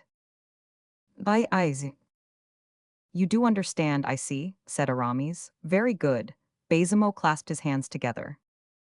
But why, at all events, after having taken Marchiali away from me, do you bring him back again? Cried the unhappy governor, in a paroxysm of terror, and completely dumbfounded. For a friend such as you are, said Aramis, for so devoted a servant I have no secrets. And he put his mouth close to Baisemeaux's ear, as he said in a low tone of voice, you know the resemblance between that unfortunate fellow and the king, yes. Very good, the very first use that Marchiali made of his liberty was to persist. Can you guess what? How is it likely I should guess? To persist in saying that he was the king of France, to dress himself up in clothes like those of the king, and then pretend to assume that he was the king himself. Gracious heavens! That is the reason why I have brought him back again, my dear friend. He is mad, and lets everyone see how mad he is. What is to be done then? That is very simple. Let no one hold any communication with him. You understand that when his peculiar style of madness came to the king's ears, the king, who had pitied his terrible affliction, and saw how his kindness of heart had been repaid by such black ingratitude, became perfectly furious.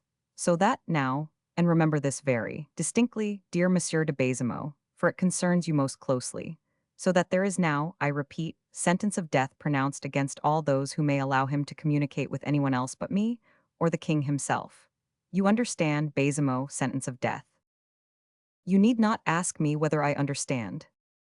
And now, let us go down, and conduct this poor devil back to his dungeon again, unless you prefer he should come up here. What would be the good of that?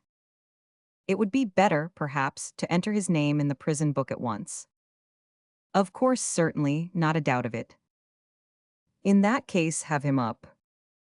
Baisemeaux ordered the drums to be beaten, and the bell to be rung as a warning to everyone to retire, in order to avoid meeting a prisoner, about whom it was desired to observe a certain mystery.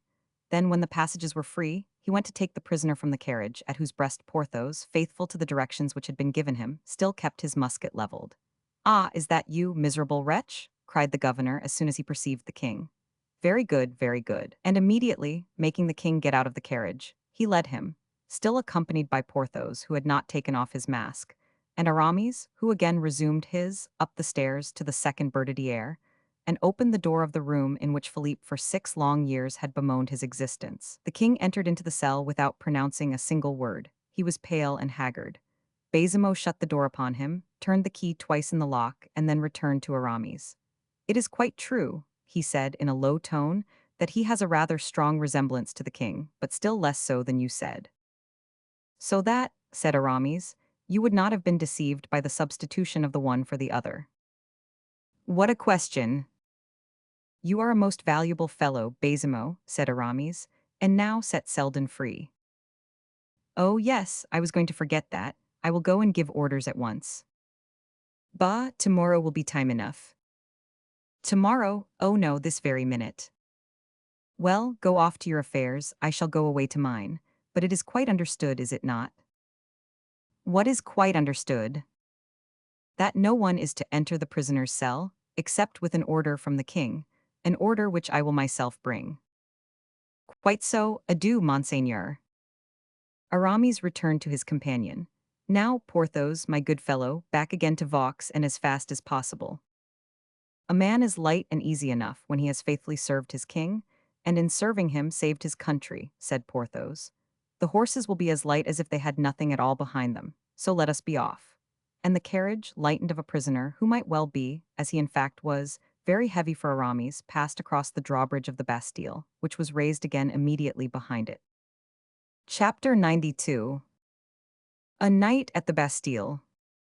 Pain, anguish, and suffering in human life are always in proportion to the strength with which a man is endowed. We will not pretend to say that heaven always apportions to a man's capability of endurance the anguish with which he afflicts him.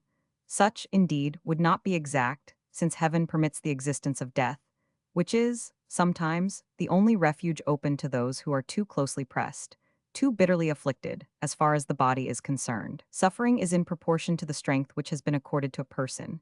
In other words, the weak suffer more, where the trial is the same than the strong. And what are the elementary principles, we may ask, which compose human strength? Is it not, more than anything else, exercise, habit, experience?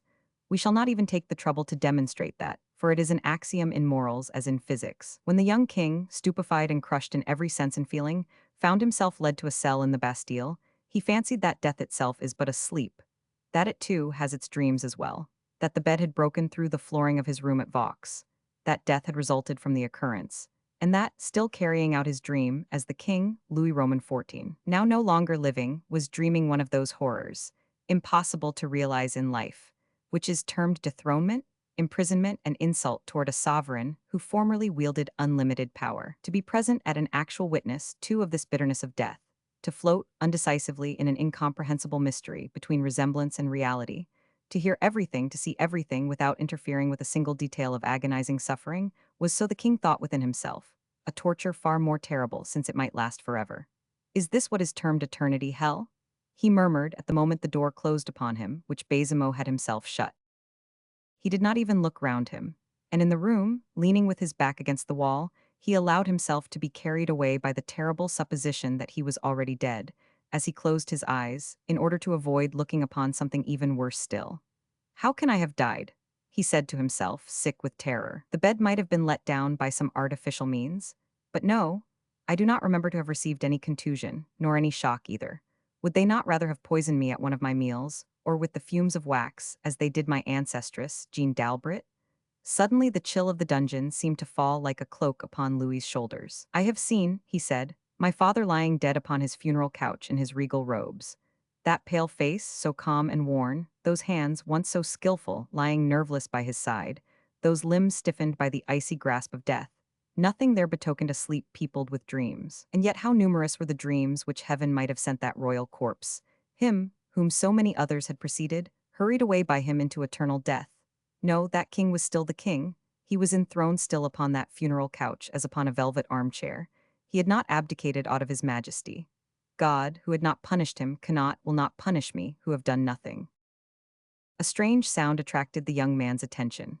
He looked round him, and saw on the mantel-shelf, just below an enormous crucifix, coarsely painted in fresco on the wall, a rat of enormous size engaged in nibbling a piece of dry bread, but fixing, all the time, an intelligent and inquiring look upon the new occupant of the cell. The king could not resist a sudden impulse of fear and disgust. He moved back toward the door uttering a loud cry, and as if he but needed this cry, which escaped from his breast almost unconsciously, to recognize himself, Louis knew that he was alive and in full possession of his natural senses. A prisoner? He cried. I, a prisoner. He looked round him for a bell to summon someone to him. There are no bells at the Bastille, he said, and it is in the Bastille I am imprisoned. In what way can I have been made a prisoner? It must have been owing to a conspiracy of M. Fouquet. I have been drawn to Vaux as into a snare. M. Fouquet cannot be acting alone in this affair, his agent. That voice I but just now heard was M. de Herblay's. I recognized it. Colbert was right then. But what is Fouquet's object? To reign in my place instead?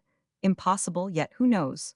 Thought the king, relapsing into gloom again. Perhaps my brother, the Duc d'Orleans, is doing that which my uncle wished to do during the whole of his life against my father. But the queen? My mother, too? And La Vallière? Oh, La Vallière, she will have been abandoned to Madame. Dear, dear girl, yes, it must be so. They must have shut her up as they have me. We are separated forever.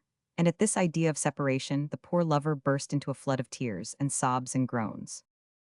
There is a governor in this place, the king continued in a fury of passion. I will speak to him, I will summon him to me. He called, but no voice replied to his. He seized hold of his chair and hurled it against the massive oaken door. The wood resounded against the door and awakened many a mournful echo in the profound depths of the staircase, but from a human creature, not one. This was a fresh proof for the king of the slight regard in which he was held at the Bastille.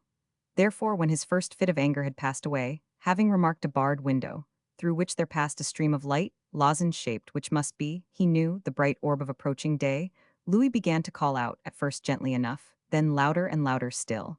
But no one replied to him. 20 other attempts which he made, one after another, obtained no other or better success. His blood began to boil within him and mount to his head.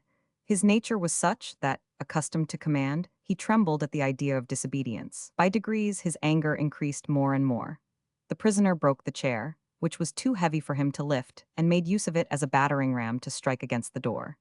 He struck so loudly, and so repeatedly, that the perspiration soon began to pour down his face. The sound became tremendous and continuous. Some stifled, smothered cries replied in different directions. This sound produced a strange effect upon the king. He paused to listen to it. It was the voices of the prisoners, formerly his victims, now his companions. The voices ascended like vapors through the thick ceilings and the massive walls, and rose in accusation against the author of this noise, as doubtless their sighs and tears accused, in whispered tones, the author of their captivity. After having deprived so many people of their liberty, the king came among them to rob them of their rest. This idea almost drove him mad.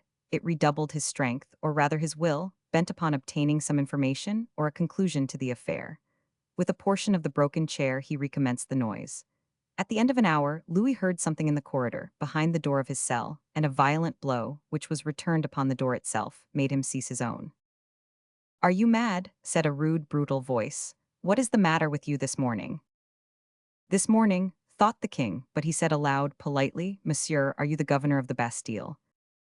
"My good fellow, your head is out of sorts," replied the voice, "but that is no reason why you should make such a terrible disturbance. Be quiet, Mordu." "Are you the governor?" the king inquired again. He heard a door on the corridor close. The jailer had just left, not even condescending to reply a single word. When the king had assured himself of his departure, his fury knew no longer any bounds. As agile as a tiger, he leaped from the table to the window and struck the iron bars with all his might.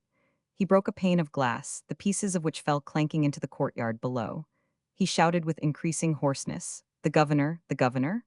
This access lasted fully an hour, during which time he was in a burning fever. With his hair in disorder and matted on his forehead, his dress torn and whitened, his linen in shreds, the king never rested until his strength was utterly exhausted, and it was not until then that he clearly understood the pitiless thickness of the walls, the impenetrable nature of the cement, invincible to all other influence but that of time, and possessed of no other weapon but despair. He leaned his forehead against the door, and let the feverish throbbings of his heart calm by degrees. It had seemed as if one single additional pulsation would have made it burst.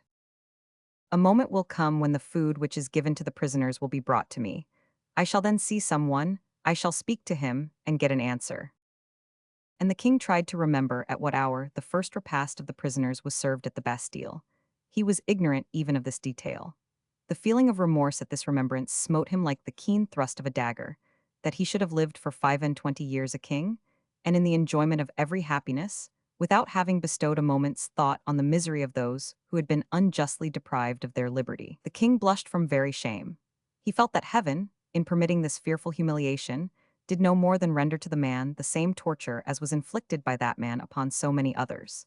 Nothing could be more efficacious for reawakening his mind to religious influences than the prostration of his heart and mind and soul beneath the feeling of such acute wretchedness. But Louis dared not even kneel in prayer to God to entreat him to terminate his bitter trial. "Heaven is right," he said. "Heaven acts wisely. It would be cowardly to pray to heaven for that which I have so often refused to my own fellow creatures. He had reached this stage of his reflections, that is, of his agony of mind, when a similar noise was again heard behind his door, followed this time by the sound of the key in the lock, and of the bolts being withdrawn from their staples. The king bounded forward to be nearer to the person who was about to enter, but, suddenly reflecting that it was a movement unworthy of a sovereign, he paused, assumed a noble and calm expression, which for him was easy enough, and waited with his back turned toward the window in order, to some extent, to conceal his agitation from the eyes of the person who was about entering. It was only a jailer with a basket of provisions. The king looked at the man with restless anxiety, and waited until he spoke. "Ah," said the latter, "you have broken your chair. I said you had done so. Why, you must have become quite mad." "Monsieur," said the king, "be careful what you say. It will be a very serious affair for you." The jailer placed the basket on the table, and looked at his prisoner steadily. "What do you say?" he said. "Desire the governor to come to me," added the king, in accents full of calm dignity. "Come, my boy," said the turnkey. "You have always been very quiet and reasonable, but you are getting vicious, it seems, and I wish you to know it in time. You have broken your chair and made a great disturbance. That is an offense punishable by imprisonment in one of the lower dungeons. Promise me not to begin over again, and I will not say a word about it to the governor." "I wish to see the governor," replied the king, still controlling his passion. "He will send you off to one of the dungeons, I tell you, so take care." "I insist upon it, do you hear?" "Ah, ah, your eyes are becoming wild again. Very good, I shall take away your knife." And the jailer did what he said, quitted the prisoner, and closed the door, leaving the king more astounded, more wretched, and more isolated than ever. It was useless, though he tried it, to make the same noise again on his door, and equally useless that he threw the plates and dishes out of the window. Not a single sound was heard in answer. 2 hours afterward he could not be recognized as a king, a gentleman, a man, a human being. He might rather be called a madman, tearing the door with his nails, trying to tear up the flooring of his cell, and uttering such wild and fearful cries that the old Bastille seemed to tremble to its very foundations for having revolted against its master. As for the governor, the jailer did not even think of disturbing him. The turnkeys and the sentinels had reported the occurrence to him, but what was the good of it? Were not these madmen common enough in the fortress? And were not the walls still stronger than they?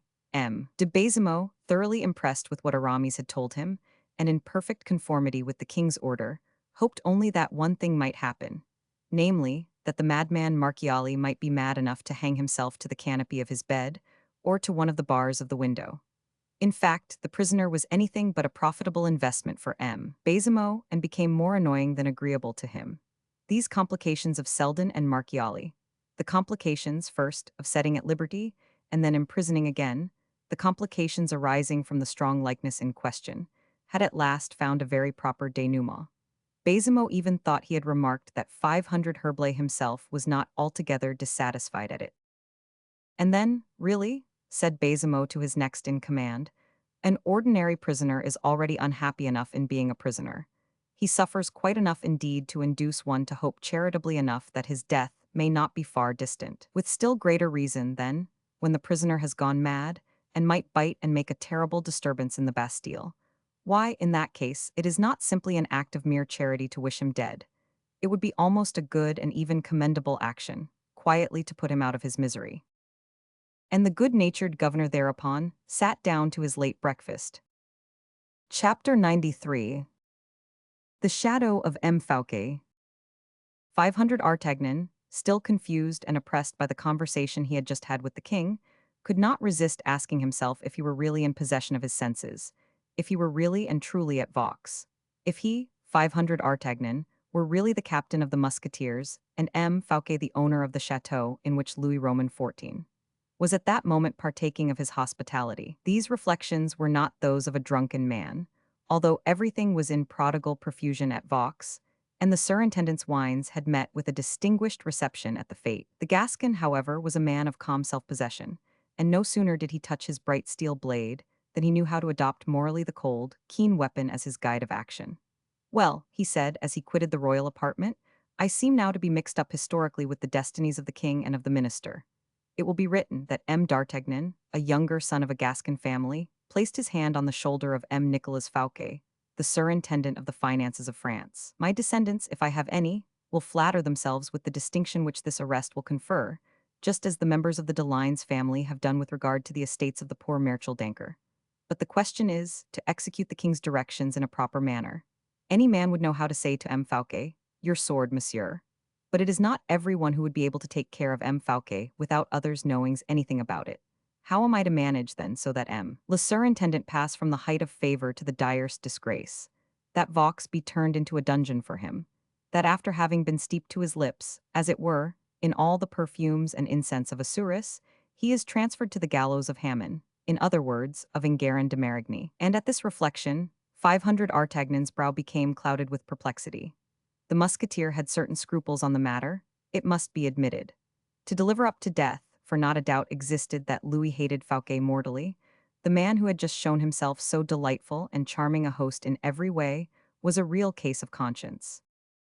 It almost seems, said 500 Artagnan to himself, that if I am not a poor, mean, miserable fellow, I should let M. Fouquet know the opinion the king has about him. Yet if I betray my master's secret, I shall be a false-hearted, treacherous knave, a traitor too, a crime provided for and punishable by military laws. So much so, indeed, that 20 times, in former days when wars were rife, I have seen many a miserable fellow strung up to a tree for doing, in a small degree, what my scruples counsel me to do to a greater extent now. No, I think that a man of true readiness of wit ought to get out of this difficulty with more skill than that. And now, let us admit that I do possess a little readiness of invention. It is not at all certain, though, for, after having for 40 years absorbed so large a quantity, I shall be lucky if there were to be a pistol's worth left. 500 Artagnan buried his head in his hands, tore his mustache in sheer vexation, and added, "What can be the reason of M. Fouquet's disgrace? There seem to be 3 good ones, the first because M. Colbert doesn't like him, the second because he wished to fall in love with Mademoiselle de La Vallière, and lastly, because the king likes M. Colbert and loves Mademoiselle de La Vallière. Oh, he is a lost man. But shall I put my foot on his neck, I of all men, when he is falling a prey to the intrigues of a set of women and clerks? For shame! If he be dangerous, I will lay him low enough. If, however, he be only persecuted, I will look on. I have come to such a decisive determination that neither king nor living man shall change my opinion. If Athos were here, he would do as I have done. Therefore, instead of going, cold-bloodedly, up to M. Fouquet, and arresting him offhand and shutting him up altogether, I will try and conduct myself like a man who understands what good manners are. People will talk about it, of course, but they shall talk well of it, I am determined." And 500 Artagnan, drawing by a gesture peculiar to himself his shoulder-belt over his shoulder, went straight off to M. Fouquet, who, after he had taken leave of his guests, was preparing to retire for the night and to sleep tranquilly after the triumphs of the day. The air was still perfumed or infected, whichever way it may be considered, with the odor of the fireworks. The wax lights were dying away in their sockets, the flowers fell unfastened from the garlands, the groups of dancers and courtiers were separating in the salons. Surrounded by his friends, who complimented him and received his flattering remarks in return, the surintendant half closed his wearied eyes. He longed for rest and quiet. He sank upon the bed of laurels which had been heaped up for him for so many days past. It might almost have been said that he seemed bowed beneath the weight of the new debts which he had incurred for the purpose of giving the greatest possible honor to this fate. Fouquet had just retired to his room, still smiling, but more than half dead. He could listen to nothing more, he could hardly keep his eyes open. His bed seemed to possess a fascinating and irresistible attraction for him. The god Morpheus, the presiding deity of the dome painted by Lebrun, had extended his influence over the adjoining rooms and showered down his most sleep-inducing poppies upon the master of the house. Fouquet, almost entirely alone, was being assisted by his valet-de-chamber to undress, when M. d'Artagnan appeared at the entrance of the room. 500 Artagnan had never been able to succeed in making himself common at the court, and notwithstanding he was seen everywhere and on all occasions, he never failed to produce an effect wherever and whenever he made his appearance. Such is the happy privilege of certain natures, which in that respect resemble either thunder or lightning. Everyone recognizes them, but their appearance never fails to arouse surprise and astonishment, and whenever they occur, the impression is always left that the last was the loudest or brightest and most violent. "What, M. d'Artagnan?" said Fouquet, who had already taken his right arm out of the sleeve of his doublet. "At your service," replied the musketeer. "Come in, my dear M. d'Artagnan." "Thank you." Have you come to criticize the fate? You are ingenious enough in your criticisms, I know. By no means. Are not your men looked after properly? In every way. You are not comfortably lodged, perhaps? Nothing could be better. In that case, I have to thank you for being so amiably disposed, and I must not fail to express my obligations to you for all your flattering kindness. These words were as much as to say, My dear 500 Artagnan, pray go to bed, since you have a bed to lie down on, and let me do the same. 500 Artagnan did not seem to understand it. Are you going to bed already? He said to the surintendant.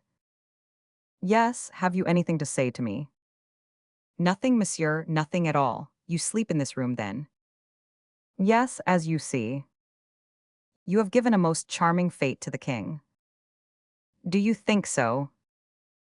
Oh, beautiful. Is the king pleased? Enchanted. Did he desire to say as much to me? He would not choose so unworthy a messenger, monseigneur. You do not do yourself justice, Monsieur d'Artagnan. Is that your bed there? Yes, but why do you ask? Are you not satisfied with your own? May I speak frankly to you? Most assuredly. Well then, I am not. Fouquet started and then replied, Will you take my room, Monsieur d'Artagnan? What, deprive you of it, monseigneur? Never. What am I to do then? Allow me to share yours with you. Fouquet looked at the musketeer fixedly. He said, you have just left the king. I have, monseigneur. And the king wishes you to pass the night in my room. Monseigneur. Very well, Monsieur d'Artagnan, very well, you are master here. I assure you, monseigneur, that I do not wish to abuse. Fouquet turned to his valet and said, Leave us. When the man had left, he said to 500 Artagnan, You have something to say to me.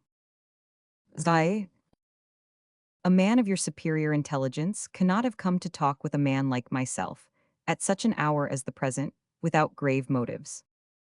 Do not interrogate me. On the contrary, what do you want with me? Nothing more than the pleasure of your society. Come into the garden, then, said the surintendant suddenly, or into the park. No, replied the musketeer hastily, no. Why? The fresh air. Come, admit at once that you arrest me, said the surintendant to the captain. Never, said the latter. You intend to look after me, then? Yes, monseigneur, I do, upon my honor. Upon your honor? Ah, that is quite another thing, so I am to be arrested in my own house. Do not say such a thing. On the contrary, I will proclaim it aloud. If you do so, I shall be compelled to request you to be silent. Very good, violence toward me, and in my own house too. We do not seem to understand each other at all. Stay a moment, there is a chessboard there, we will have a game if you have no objection. Monsieur d'Artagnan, I am in disgrace then. Not at all, but I am prohibited, I suppose, from withdrawing from your sight. I do not understand a word you are saying, monseigneur, and if you wish me to withdraw, tell me so. My dear Monsieur d'Artagnan, your mode of action is enough to drive me mad. I was almost sinking for want of sleep, but you have completely awakened me. I shall never forgive myself, I am sure, and if you wish to reconcile me with myself, why go to sleep in your bed in my presence? I shall be delighted at it. I am under surveillance, I see. I will leave the room if you say such a thing as that. You are beyond my comprehension. Good night, monseigneur, said 500 Artagnan, as he pretended to withdraw. Fouquet ran after him. I will not lie down, he said. Seriously, and since you refuse to treat me as a man, and since you finesse with me, I will try and set you at bay, as a hunter does a wild boar. Bah, cried 500 Artagnan, pretending to smile. I shall order my horses and set off for Paris, said Fouquet, sounding the heart of the captain of the musketeers. If that be the case, monseigneur, it is very different. You will arrest me, then? No, but I shall go with you. That is quite sufficient, Monsieur d'Artagnan, returned Fouquet, in a cold tone of voice. It is not idly that you have acquired your reputation as a man of intelligence and full of resources, but with me that is quite superfluous. Let us too come to the point. Grant me a service. Why do you arrest me? What have I done? Oh, I know nothing about what you may have done, but I do not arrest you this evening at least. This evening, said Fouquet, turning pale, but tomorrow. It is not tomorrow just yet, Monseigneur. Who can ever answer for the tomorrow? Quick, quick, Captain, let me speak to M. de Herblay. Alas, that is quite impossible, Monseigneur. I have strict orders to see that you hold no communication with anyone. With M. de Herblay, Captain, with your friend. Monseigneur, is M. de Herblay the only person with whom you ought to be prevented holding any communication? Fouquet colored, and then assuming an air of resignation, he said, You are right, monsieur. You have taught me a lesson that I ought not to have provoked. A fallen man cannot assert his right to anything, even from those whose fortunes he may have made. For a still greater reason, he cannot claim anything from those to whom he may never have had the happiness of doing a service. Monseigneur, it is perfectly true, M. d'Artagnan, you have always acted in the most admirable manner toward me, in such a manner, indeed, as most becomes the man who is destined to arrest me. You, at least, have never asked me anything. Monseigneur, replied the Gascon, touched by his eloquent and noble tone of grief, will you, I ask it as a favor, pledge me your word as a man of honor that you will not leave this room? What is the use of it, dear M. d'Artagnan, since you keep watch and ward over me? Do you suppose that I should struggle against the most valiant sword in the kingdom? It is not that at all, Monseigneur, but that I am going to look for M. de Herblay, and, consequently, to leave you alone. Fouquet uttered a cry of delight and surprise. To look for M. de Herblay, to leave me alone, he exclaimed, clasping his hands together. Which is M. de Herblay's room? The blue room, is it not? Yes, my friend, yes. Your friend, thank you for that word, Monseigneur. You confer it upon me today at least, even if you have never done so before. Ah, you have saved me. It will take me a good 10 minutes to go from hence to the blue room, and to return, said 500 Artagnan. Nearly so. And then to wake Aramis, who sleeps very soundly when he is asleep, I put that down at another 5 minutes, making a total of 15 minutes absence. And now, Monseigneur, give me your word that you will not in any way attempt to make your escape, and that when I return I shall find you here again. I give it you, monsieur, replied Fouquet, with an expression of the warmest and deepest gratitude. 500 Artagnan disappeared. Fouquet looked at him as he quitted the room, waited with a feverish impatience until the door was closed behind him, and as soon as it was shut, flew to his keys, opened 2 or 3 secret doors concealed in various articles of furniture in the room, looked vainly for certain papers, which doubtless he had left at Saint Mande and which he seemed to regret not having found in them.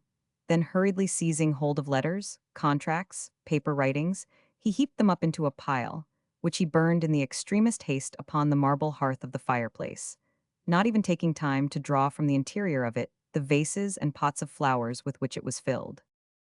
As soon as he had finished, like a man who had just escaped an imminent danger, and whose strength abandons him as soon as the danger is past, he sank down completely overcome on a couch. When 500 Artagnan returned, he found Fouquet in the same position. The worthy musketeer had not the slightest doubt that Fouquet, having given his word, would not even think of failing to keep it, but he had thought it most likely that Fouquet would turn his 500 Artagnans' absence to the best advantage in getting rid of all the papers, memorandums, and contracts, which might possibly render his position, which was even now serious enough, still more dangerous than ever. And so, lifting up his head, like a dog who gains the scent, he perceived a certain odor resembling smoke, which he fully relied upon finding in the atmosphere, and having found it, he made a movement of his head in token of satisfaction. When 500 Artagnan had entered, Fouquet had, on his side, raised his head, and not one of 500 Artagnan's movements had escaped him. And then the looks of the two men met, and they both saw that they had understood each other without exchanging a syllable. Well, asked Fouquet, the first to speak, and M. de Herblay. Upon my word, Monseigneur, replied 500 Artagnan, M. de Herblay must be desperately fond of walks by night, and composing verses by moonlight in the park of Vaux, with some of your poets, in all probability, for he is not in his own room." "What, not in his own room?" cried Fouquet, whose last hope had thus escaped him, for unless he could ascertain in what way the Bishop of Vannes could assist him, he perfectly well knew that in reality he could not expect assistance from anyone but him. "Or, indeed," continued 500 Artagnan, "if he is in his own room, he has very good reasons for not answering." "But surely you did not call him in such a manner that he could have heard you." "You can hardly suppose, monseigneur, that having already exceeded my orders, which forbade me leaving you a single moment, you can hardly suppose, I say, that I should have been mad enough to rouse the whole house and allow myself to be seen in the corridor of the Bishop of Vannes, in order that M. Colbert might state with positive certainty that I gave you time to burn your papers." "My papers!" "Of course, at least that is what I should have done in your place. When anyone opens a door for me, I always availed myself of it." "Yes, yes, and I thank you, for I have availed myself of it. And you have done perfectly right. Every man has his own peculiar secrets with which others have nothing to do.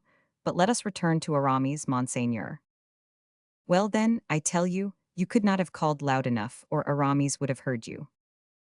"However softly anyone may call Aramis, monseigneur, Aramis always hears when he has an interest in hearing. I repeat what I said before.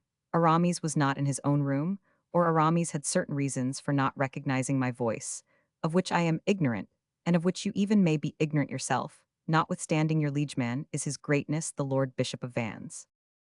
Fouquet drew a deep sigh, rose from his seat, made 3 or 4 turns in his room, and finished by seating himself, with an expression of extreme dejection, upon his magnificent bed with velvet hangings and trimmed with the costliest lace. 500 Artagnan looked at Fouquet with feelings of the deepest and sincerest pity. "I have seen a good many men arrested in my life," said the musketeer, sadly. "I have seen both M. de Cinq-Mars and M. de Chalais arrested, though I was very young then. I have seen M. de Conde arrested with the princes. I have seen M. de Retz arrested. I have seen M. Broussel arrested. Stay a moment, monseigneur. It is disagreeable to have to say, but the very one of all those whom you most resemble at this moment was that poor fellow Broussel. You were very near doing as he did, putting your dinner napkin in your portfolio and wiping your mouth with your papers. Mordieu, Monseigneur Fouquet, a man like you ought not to be dejected in this manner. Suppose your friends saw you." "Monsieur d'Artagnan," returned the surintendant with a smile full of gentleness, "you do not understand me. It is precisely because my friends do not see me that I am such as you see me now. I do not live, exist even, isolated from others. I am nothing when left to myself. Understand that throughout my whole life I have passed every moment of my time in making friends, whom I hope to render my stay and support. In times of prosperity, all these cheerful, happy voices, and rendered so through and by my means, formed in my honor a concert of praises and kindly actions. In the least disfavor, these humbler voices accompanied in harmonious accents the murmur of my own heart. Isolation I have never yet known. Poverty, a phantom I have sometimes beheld, clad in rags, awaiting me at the end of my journey through life. This poverty has been the specter with which many of my own friends have trifled for years past, which they poetize and caress, and which has attracted me toward them. Poverty, I accept it, acknowledge it, receive it as a disinherited sister. For poverty is not solitude, nor exile, nor imprisonment. Is it likely I shall ever be poor with such friends as Pelisson, as La Fontaine, as Molière, with such a mistress as— Oh, if you knew how utterly lonely and desolate I feel at this moment, and how you, who separate me from all I love, seem to resemble the image of solitude, of annihilation, and of death itself." "But I have already told you, Monsieur Fouquet," replied 500 Artagnan, moved to the depths of his soul, "that you exaggerate matters a great deal too much. The king likes you." "No, no," said Fouquet, shaking his head. "M. de Colbert hates you." "M. de Colbert, what does that matter to me?" "He will ruin you." "Oh, I defy him to do that, for I am ruined already." At this singular confession of the surintendant, 500 Artagnan cast his glance all round the room, and although he did not open his lips, Fouquet understood him so thoroughly that he added, "What can be done with such wealth of substance as surrounds us, when a man can no longer cultivate his taste for the magnificent? Do you know what good the greater part of the wealth and the possessions which we rich enjoy confer upon us? Merely to disgust us, by their very splendor even, with everything which does not equal this splendor. Vox, you will say, and the wonders of Vox. What then? What boot these wonders? If I am ruined, how shall I fill with water the urns which my naiads bear in their arms, or force the air into the lungs of my tritons? To be rich enough, Monsieur d'Artagnan, a man must be too rich. 500 Artagnan shook his head. Oh, I know very well what you think, replied Fouquet quickly. If Vaux were yours, you would sell it and would purchase an estate in the country, an estate which would have woods, orchards, and land attached, and that this estate should be made to support its master. With 40 millions you might. 10 millions, interrupted 500 Artagnan. Not a million, my dear captain. No one in France is rich enough to give 2 millions for Vaux, and to continue to maintain it as I have done. No one could do it, no one would know how. Well, said 500 Artagnan, in any case, a million is not abject misery. It is not far from it, my dear monsieur. But you do not understand me. No, I will not sell my residence at Vaux. I will give it to you, if you like. And Fouquet accompanied these words with a movement of the shoulders to which it would be impossible to do justice. Give it to the king, you will make a better bargain. The king does not require me to give it to him, said Fouquet. He will take it away from me with the most perfect ease and grace if it please him to do so, and that is the reason why I should prefer to see it perish. Do you know, Monsieur d'Artagnan, that if the king did not happen to be under my roof, I would take this candle, go straight to the dome, and set fire to a couple of huge chests of fusées and fireworks which are in reserve there, and would reduce my palace to ashes. Bah, said the musketeer negligently. At all events, you would not be able to burn the gardens, and that is the best part about the place. And yet, resumed Fouquet thoughtfully, what was I saying? Great heavens, burn Vaux, destroy my palace. But Vaux is not mine. This wealth, these wonderful creations are, it is true, the property, as far as sense of enjoyment goes, of the man who has paid for them. But as far as duration is concerned, they belong to those who created them. Vaux belongs to Lebrun, to Lenater, to Pelisson, to Levin, to La Fontaine, to Molière. Vaux belongs to posterity, in fact. You see, Monsieur d'Artagnan, that my very house ceases to be my own. That is all well and good, said 500 Artagnan. The idea is agreeable enough, and I recognize M. Fouque himself in it. That idea, indeed, makes me forget that poor fellow Broussel altogether, and I now fail to recognize in you the whining complaints of that old frondeur. If you are ruined, monsieur, look at the affair manfully, for you too, mordu, belong to posterity, and have no right to lessen yourself in any way. Stay a moment, look at me, I who seem to exercise in a degree a kind of superiority over you, because I arrest you. Fate, which distributes their different parts to the comedians of this world, accorded to me a less agreeable and less advantageous part to fill than yours has been. I am one of those who think that the parts which kings and powerful nobles are called upon to act are infinitely of more worth than the parts of beggars or lackeys. It is far better on the stage, I mean, of another theater than the theater of this world. It is far better to wear a fine coat and to talk fine language than to walk the boards shod with a pair of old shoes, or to get one's backbone gently caressed by a sound thrashing with a stick.